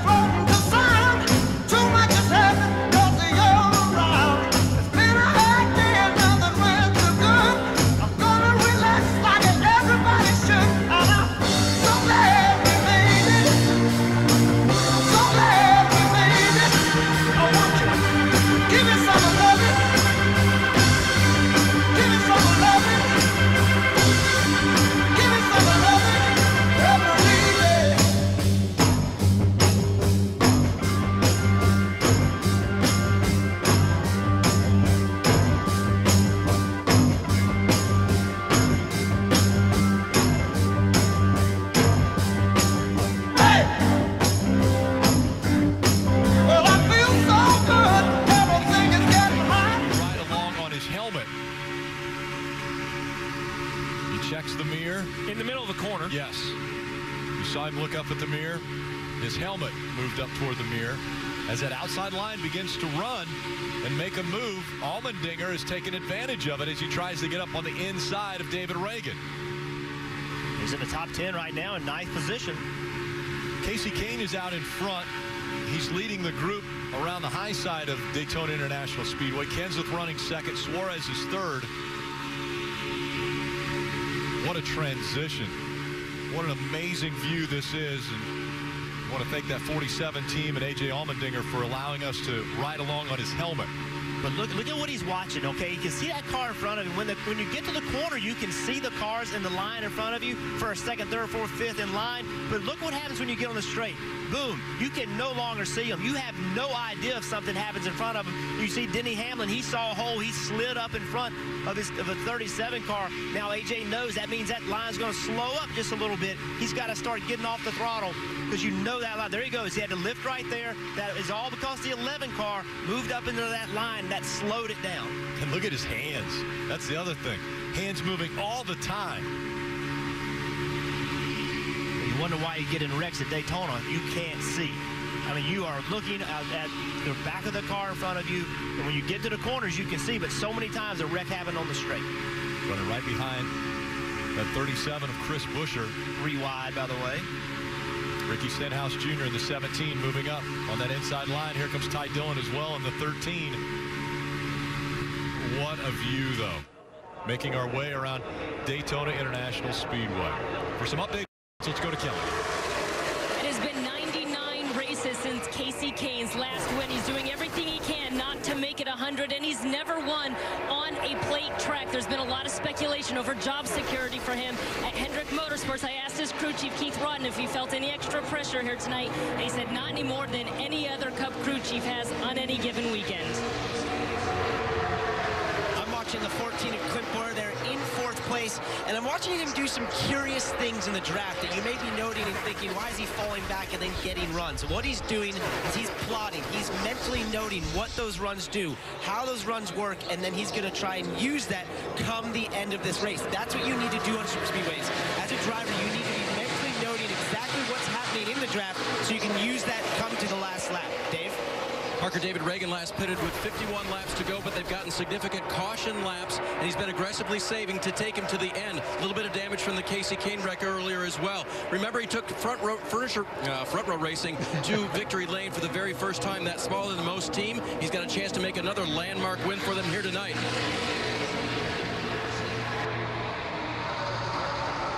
Parker Reagan running in the 12th position. You saw that run. It looked like the inside lane got, you know, sometimes the outside lane or the inside lane has to check up just a little bit. When that happened, look at this run Ricky Stenhouse Jr. got on the very bottom. They made it too wide on the bottom. They've got that inside working. And Ricky Stenhouse is putting a clinic on. Watch him on the straightaways when the outside lane can't get away. They're blocked, you know, they're pinched up against the wall. Right there in the quarter panel. Get in the corner, hard left, away from the outside lane. Quits the side draft. And now here off the corner, he'll try to get up again as Eric Jones gets a big wiggle through the middle of the pad. Wow, he was inside. Yeah, he was in the side of the 14 and left for a quarter pound on the 14. I don't know how they didn't wreck. Here comes the 17 of Ricky Stenhouse Jr. He's got to run. He's bringing Ty Dillon with him. Ricky Stenhouse Jr. back out in front of Daytona. And that was domination for the last 5 or 6 laps. He basically did it on his own on the bottom. Side drafting, patiently working one position at a time. Ricky Stenhouse Jr., huge fan of Ole Miss football. Did you see Casey Kane right there? 20 of Matt Kenseth got into the back of him. He was sideways in the trial. Nice save. Stenhouse Jr. back out front.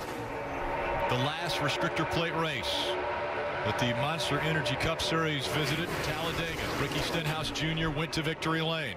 Now, with under 11 laps to go, Ricky Stenhouse Jr. blocking out front. Ty Dillon, and where did Kyle Larson come from? All of a sudden, Kyle Larson is in play for the win. Stenhouse Jr. leading this field around. Looking at the bottom, now moving up to the top.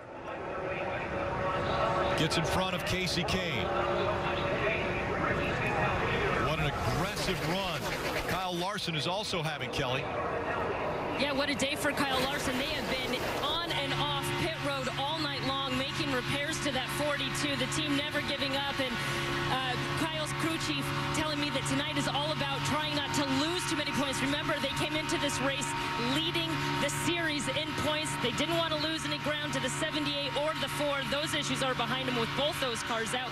This could be a really good points day again for Kyle Larson in the 42. What a run by Ty Dillon in the 13. Ty Dillon trying to race for the win at Daytona. He moves up to the inside of Ricky Stenhouse Jr., challenging for the lead. 9 laps of racing to go. Ty Dillon, Kyle Larson on the inside, challenging Ricky Stenhouse Jr. and Casey Kane on the outside.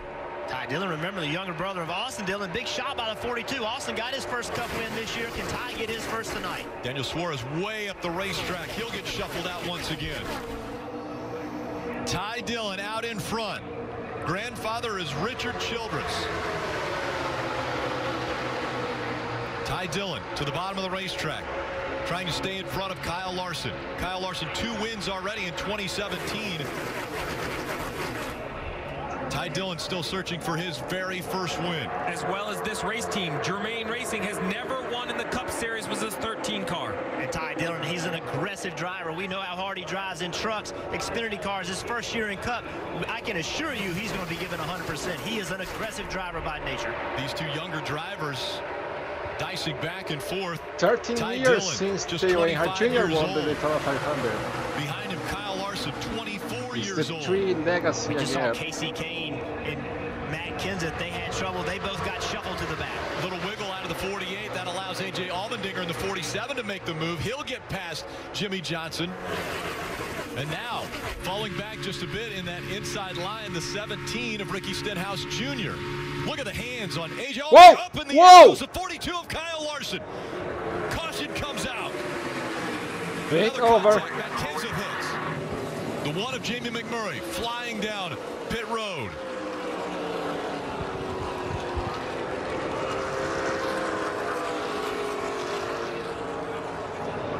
Kyle Larson up in the air, right in front of the grandstands.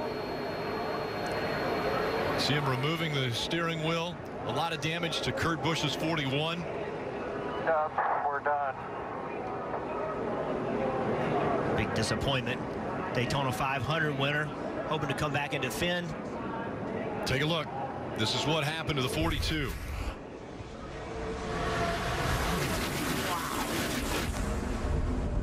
How did he get back on the ground without flipping?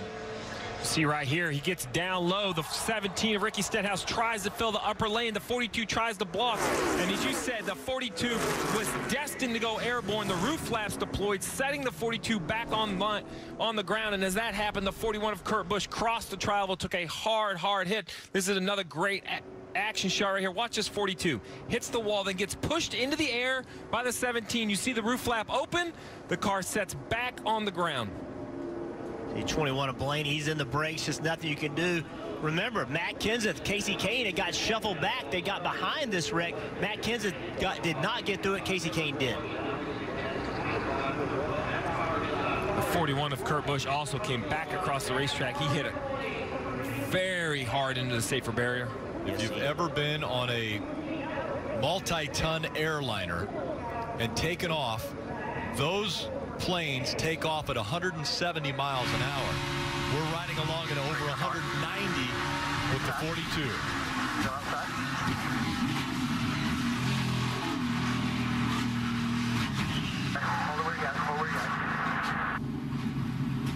His hands off the wheel for 90% of that. Took his hands off the wheel, hoping not to injure his hands or his wrist. We're in front of the 14. Check up. What a sickening feeling. Looking out the windshield, a car in the air in front of you, not knowing what's going to happen. That was Ryan Blaney's vantage point. Once again, the 17 of Ricky Stenhouse Jr. had filled that hole, and a big hit by the 41 of Kurt Busch. The red flag has been displayed. Those are the angles that just tremendous impact. The 41 down at the bottom of the racetrack gets caught in the quarter panel, it looked like. So you see him down there on the bottom. The action starts happening on the outside, and the 41 gets clipped, turns right, up the wall. One car came up, the other car came down. It's hard for me to see when it first starts. We always want to point fingers right here.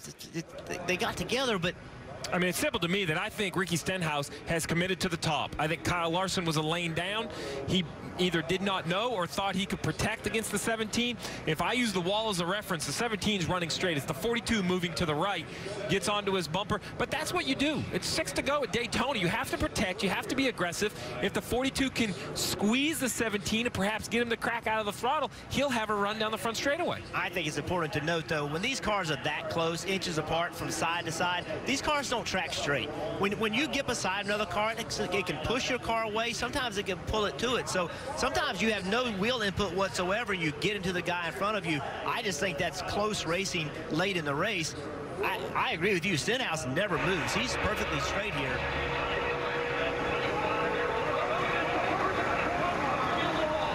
Nevertheless, big impacts. And once again, not a mid-pack accident. This is up towards the front. These are cars racing for the lead.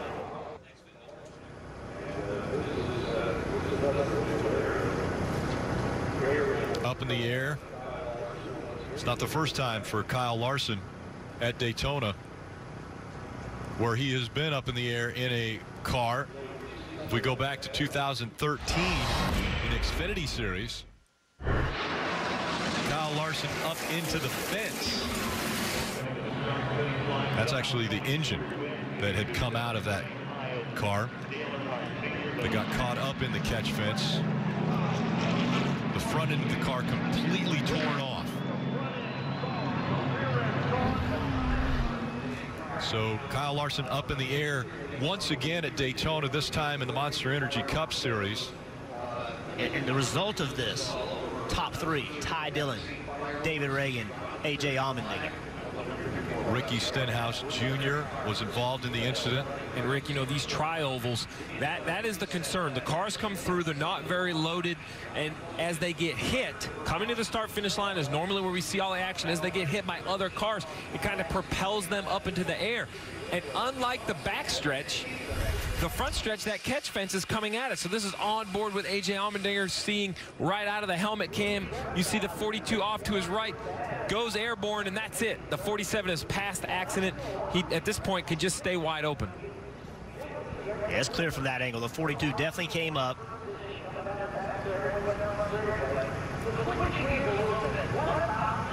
And once again, what an amazing job by NASCAR to make sure these cars stay on the ground. That car got up in the air, but then dove straight back down to the ground. And thank goodness, because when they get up in the air, like I was saying, in the trial with the catch fence coming back to you, we have seen cars get into that fence. You saw the Kyle Larson replay from 2013.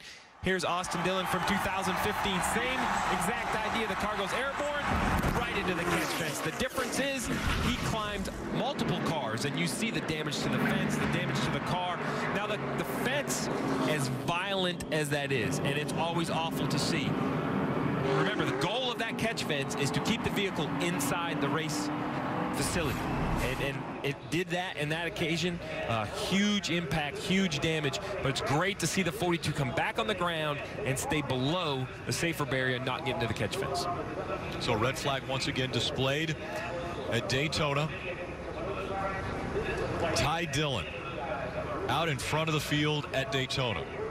David Reagan, A.J. Allmendinger, the top three at Daytona, with it'll be 5 laps to go when they come back by the start-finish line. Rick, we talk about safety innovation, and it's not just soft walls, Hans devices, and seats, but the body itself. We go back into the vertical wind tunnel, and we see right here, as we spin the car around, the air goes up over the roof. That creates this low pressure that actually lifts the roof flap up, slowing the air down. Much like an airplane wing, when that thing gets backwards, it creates lift. You got to get that lift out, Jeff. That's right. Underneath the hood, you have all this pressure. The hood flaps actually open up and release that pressure and keep the front of the car down. So the roof doesn't have a hole in the roof. It's just like an airplane wing, like you see when an airplane's trying to slow down, the flaps come up. It's just like that. With the hood, it actually opens up and lets the air out from underneath the hood. And that's basically the problem with race cars. Are they're designed to make downforce, they're designed to seal up.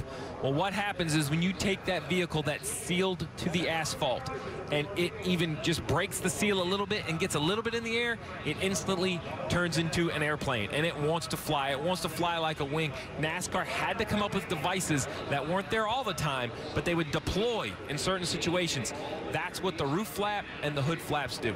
Yeah, luckily enough, there wasn't another car that drove underneath the 42 car. Had a car driven underneath the 42 car. There's nothing roof flaps or anything else could do at that point. So fortunately, had a place to come down on the racetrack cleanly.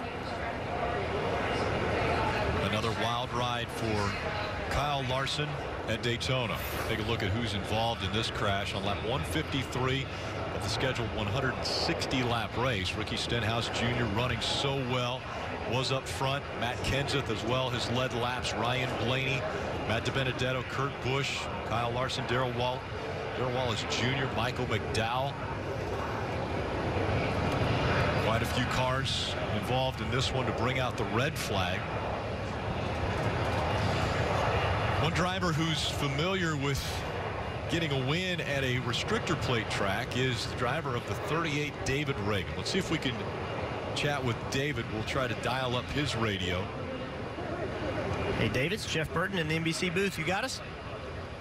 Yeah, I got you, Jeff. What's going on? Well, you sound pretty calm. We're not. From what we've been watching, it's been pretty wild. How's it down there?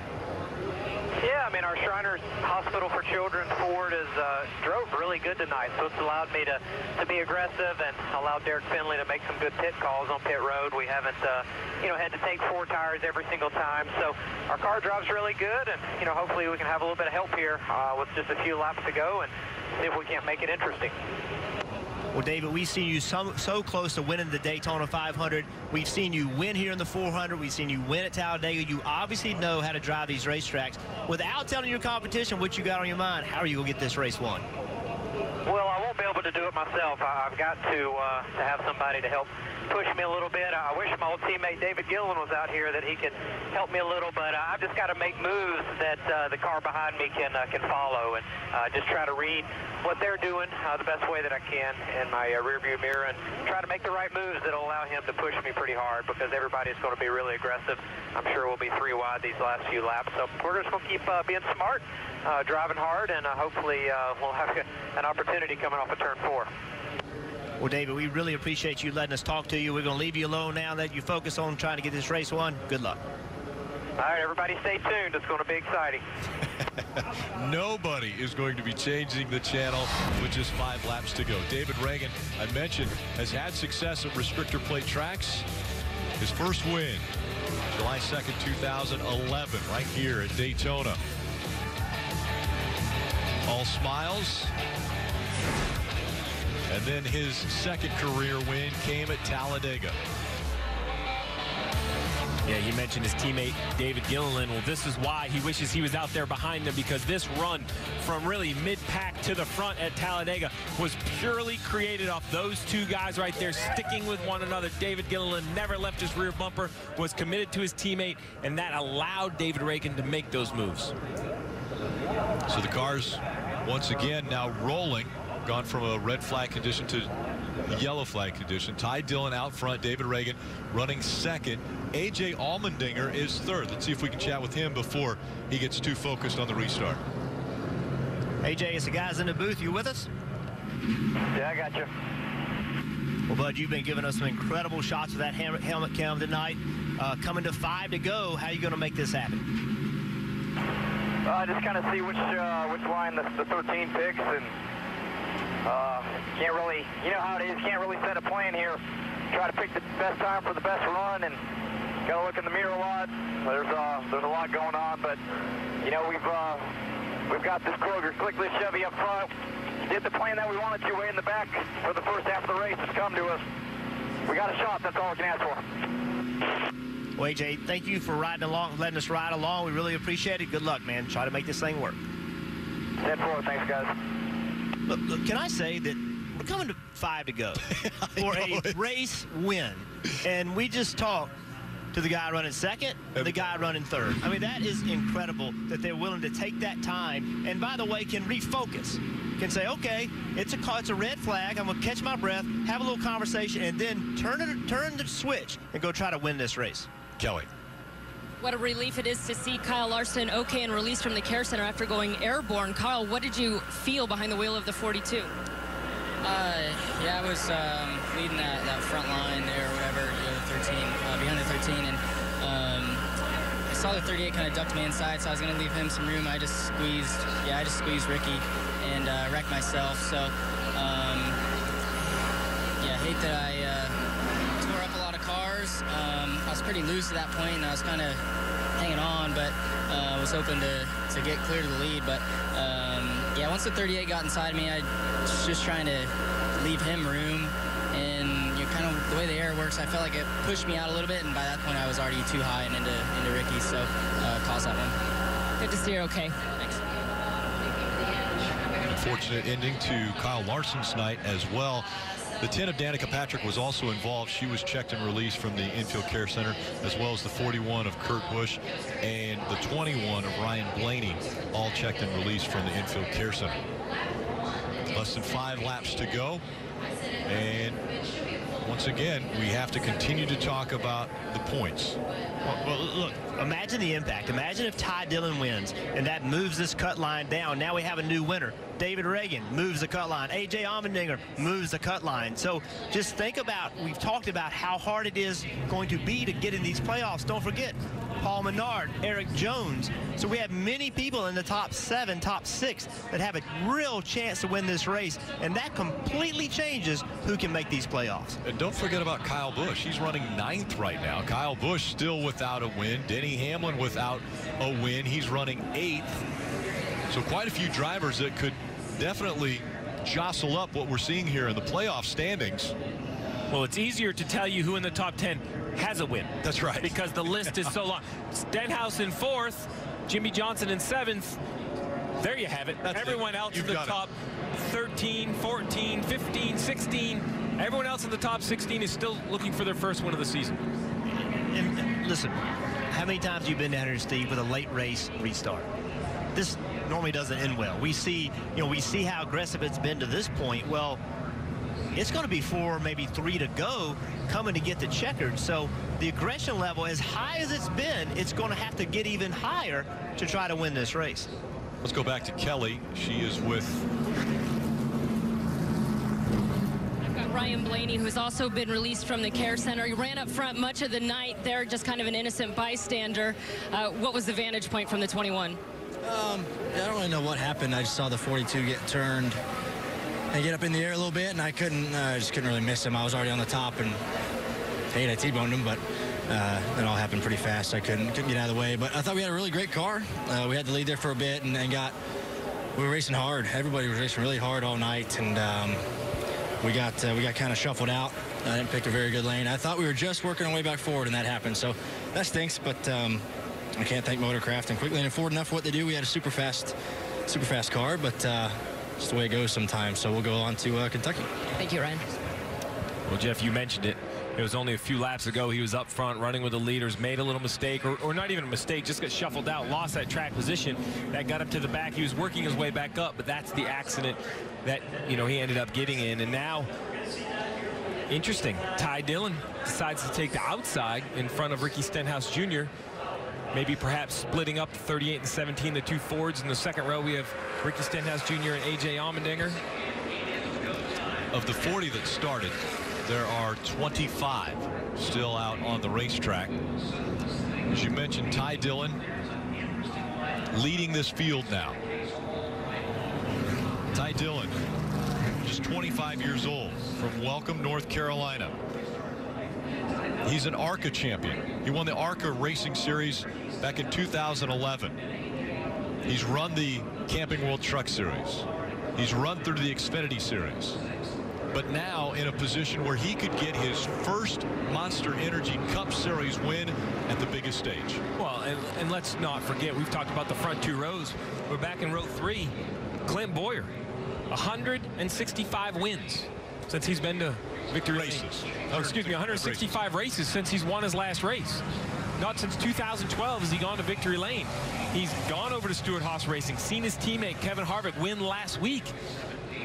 I mean, nothing would be better for him to end up and breaking the long drought and going to victory lane. What I saw in that last run prior to this caution, that 17 car, Ricky Stenhouse Jr., there's some speed right there. So I think Ty Dillon's got the best car pushing. Can they complete 3 laps? That will be the question. Coming back into the Geico restart zone. 3 laps to go. Green flag back in the air. David Reagan on the bottom of the racetrack. Ty Dillon on that second line. A.J. Allmendinger pushing Reagan. And a good push he has as Reagan now has cleared that outside line. Way out in front. David Reagan looking for his 3rd win. Could it come once again at a restrictor plate track? And around goes the 77. Eric Jones slides into the infield. Also the 11 of Denny Hamlin goes around. Caution has not come out yet. Now it does. Eric Jones slid. Denny Hamlin slid.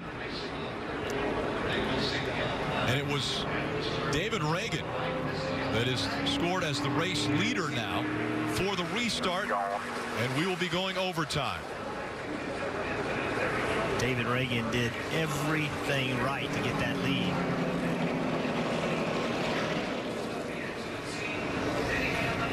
Take a look. This was mid-pack where we saw Eric Jones pop out of. Just pushing Clint Boyer. Gets up the racetrack a little bit. Now he's 3 wide. One car, Jamie Murray, moved down on the side of him, just pushed him to the side. I'm not sure what happened to the 11. I saw the 11 shoot out of the screen. Not sure what made him go to the left, but Jamie Murray, I think, just for some reason, darted to the left. Take a look at the 24 as well with the 11. As we see Eric Jones sliding.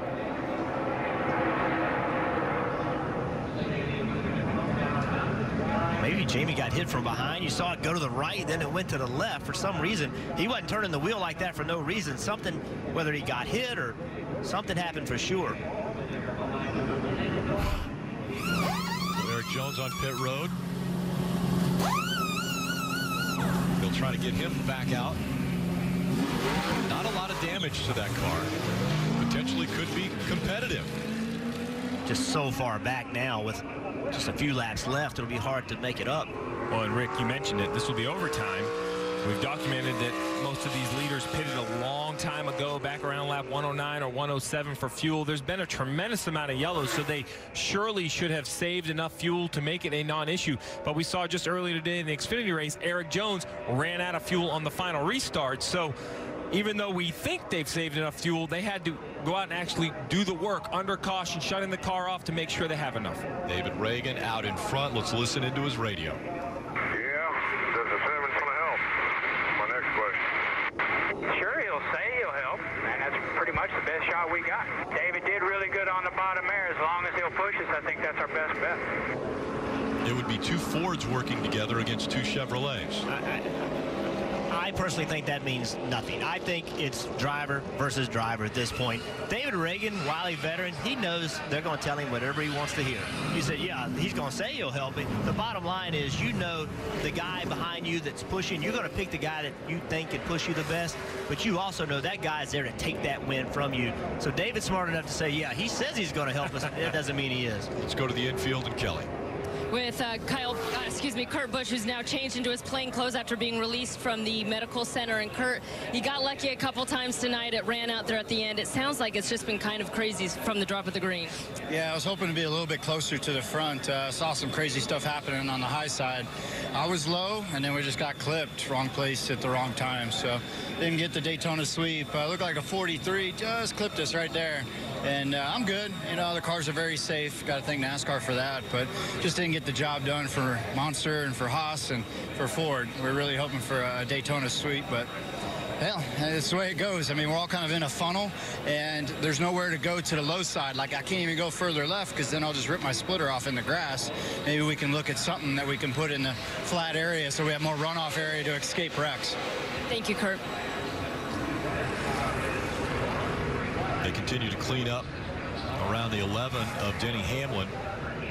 Try the other street. This zone is kind of slowing down. The Jeep Grand Cherokee.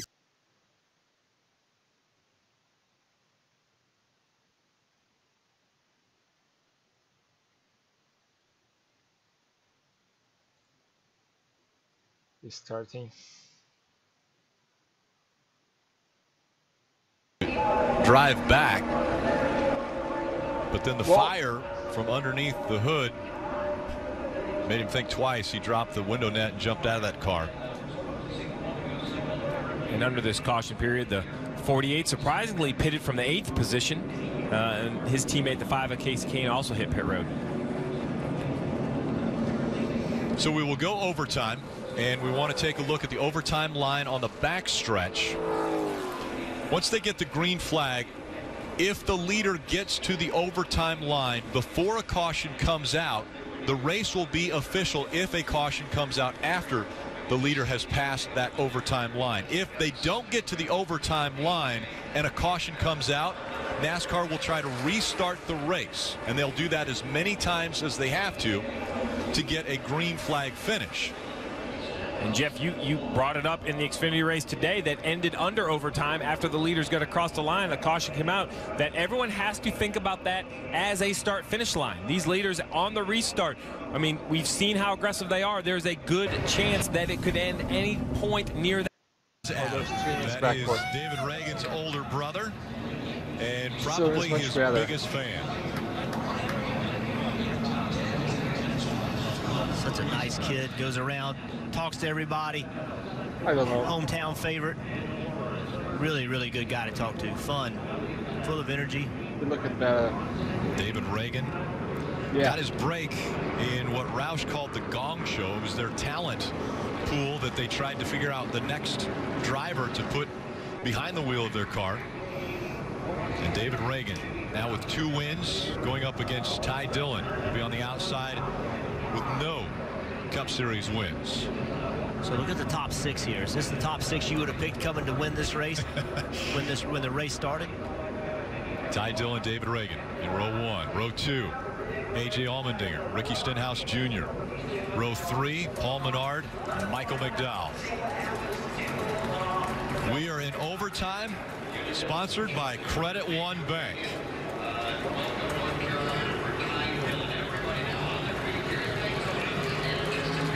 Two laps to go.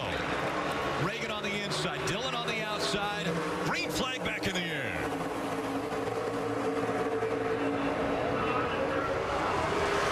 Again, they could be racing to the overtime line. Side by side as they go through 1 and 2.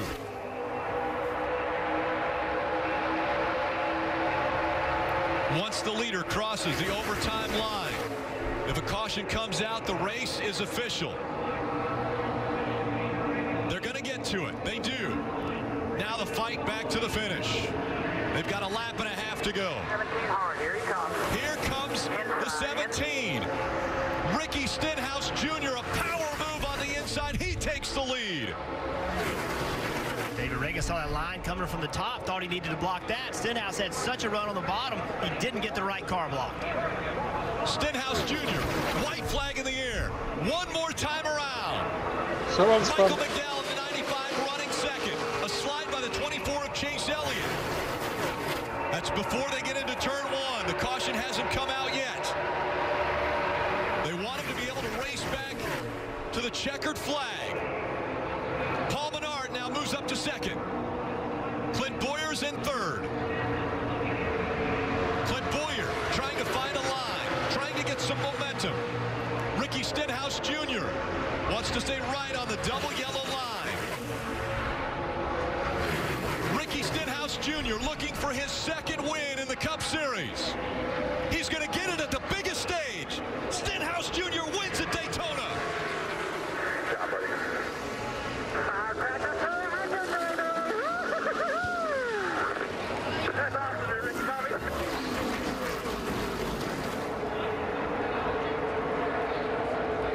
All right, nice win for him.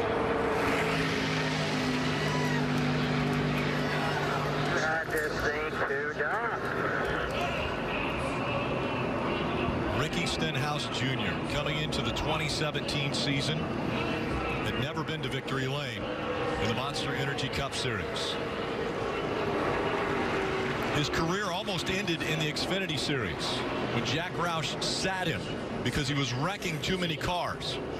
It was a wake-up call for Ricky Stenhouse Jr. He knew he had to focus more. He went on to win 2 Xfinity Series championships. That propelled him into a ride in the Cup Series. And now he's making the best of that with his second win of 2017. Steve, the people behind the scenes matter so much. Remember who oversees the restrictor plate program for Roush Fenway. Jimmy Finning, longtime crew chief in the garage. He oversees this program. He's brought speed to their cars at Daytona and Talladega.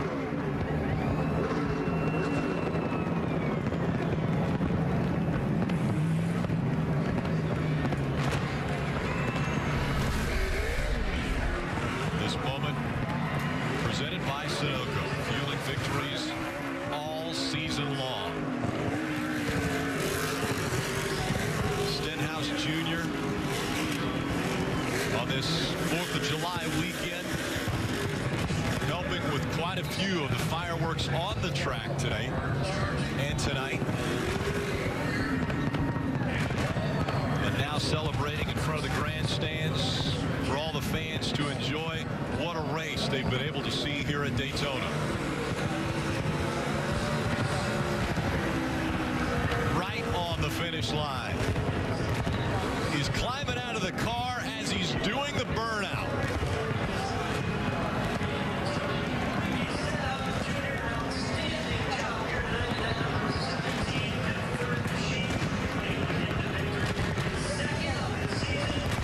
The car rolls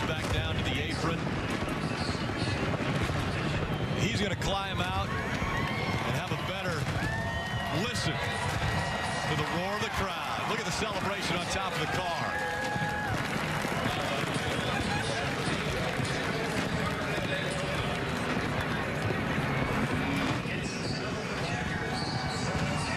His second Sunoco checkered flag of his career and the second of 2017. And Marty Snyder's down there with him. How about that? Ricky Stenhouse wins the last 2 restrictor plate races, wins it at Talladega, and wins it here tonight at Daytona, taking his helmet off after the big celebration. Ricky, were you surprised that the 38 left that bottom open for you?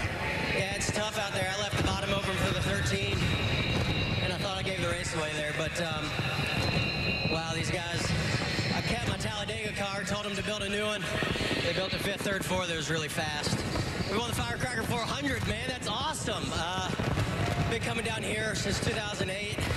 Came in 2006, one time with Bobby Hamilton Jr. And it's cool that we put it in victory lane, got our 2nd win this year. What do you want to say to these fans? They're hearing you right now, Ricky. Love it. Thank you for coming out here. Everybody in NASCAR. Woo, America, 1776. We are the champs. All right, we'll see you in victory lane, all right? Thank you. All right, Ricky Stenhouse Jr. celebrating on the start-finish line, obviously celebrating with the fans as well, Rick. What a great opportunity the fans have here to be able to experience that win with Ricky Stenhouse Jr. He's on his way, though, to, once again, the most coveted real estate in all of racing. He will go to victory lane at Daytona International Speedway. We're going to hear from him again there.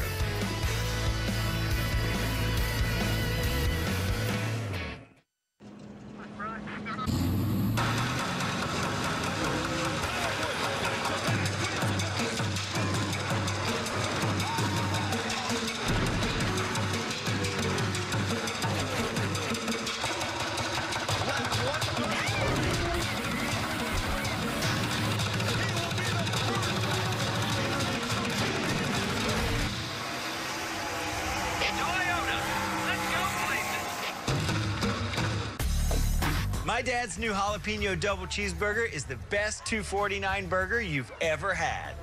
This seems like a pretty subjective claim that's impossible to prove. Yep, the jalapeno double cheeseburger, the best $2.49 burger you've ever had. Welcome to the all-new Hulu, personalized just for you, with a deep streaming library and now offering live TV from over 50 live and on-demand TV channels. Get Hulu or get Hulu with live TV, with plans starting at just $7.99 a month. Hulu, start your free trial today. This copyrighted telecast may not be reproduced, retransmitted, or used in any form without the authorized written consent of NASCAR Broadcasting. NASCAR would like to thank all of our fans for your support, and we hope you enjoy today's broadcast.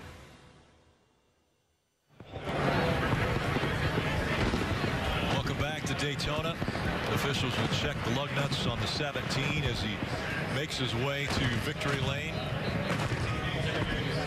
All smiles for Ricky Stenhouse Jr. 29-year-old from Olive Branch, Mississippi, gets his 2nd win. Take a look at the point standings. Ricky Stenhouse Jr. with 2 wins, 10 playoff points. The cut line, Matt Kenseth, Joey Logano on either side of it. 9 races until the playoff will be set at Richmond, and that cut line is extremely tight between Kenseth and Logano. And there's still all these big names without win. Ricky Stenhouse Jr. doing his job, getting his 2nd win, but all kinds of big names that if they continue to win, it's going to completely change that picture as we move through the summer. Ricky Stenhouse Jr. doing a little burnout as he works his way into victory lane at Daytona. He mentioned it. How big is it to win the 4th of July race at Daytona? He shuts it down, and his crew chief right there to celebrate with him. Another big win for Ricky Stenhouse Jr. Danica Patrick making her way over to congratulate Ricky.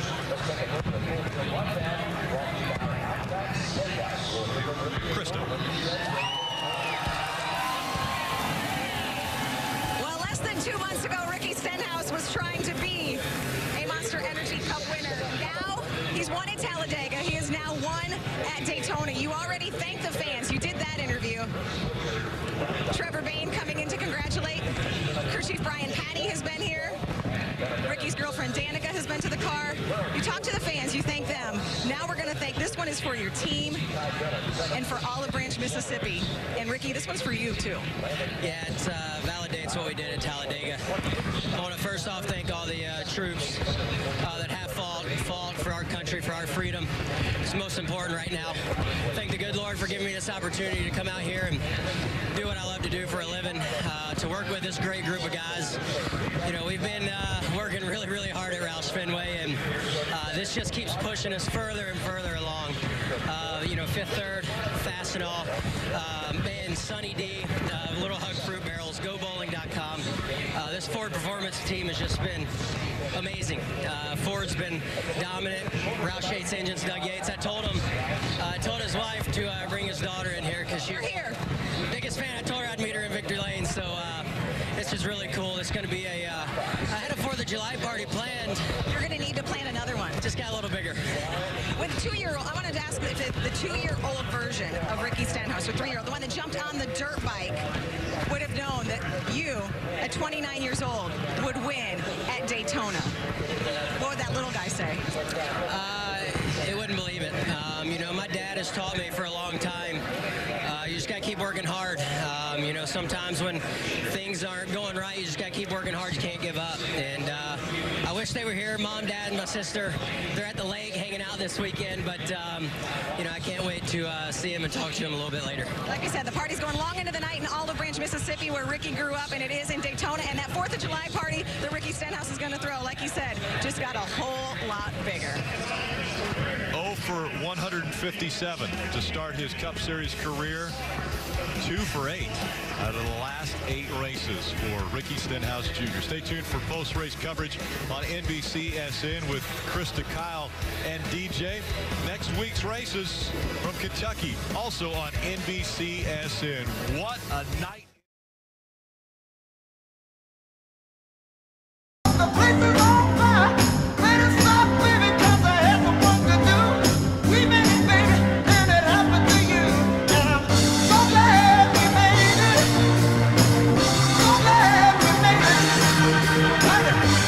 Give me some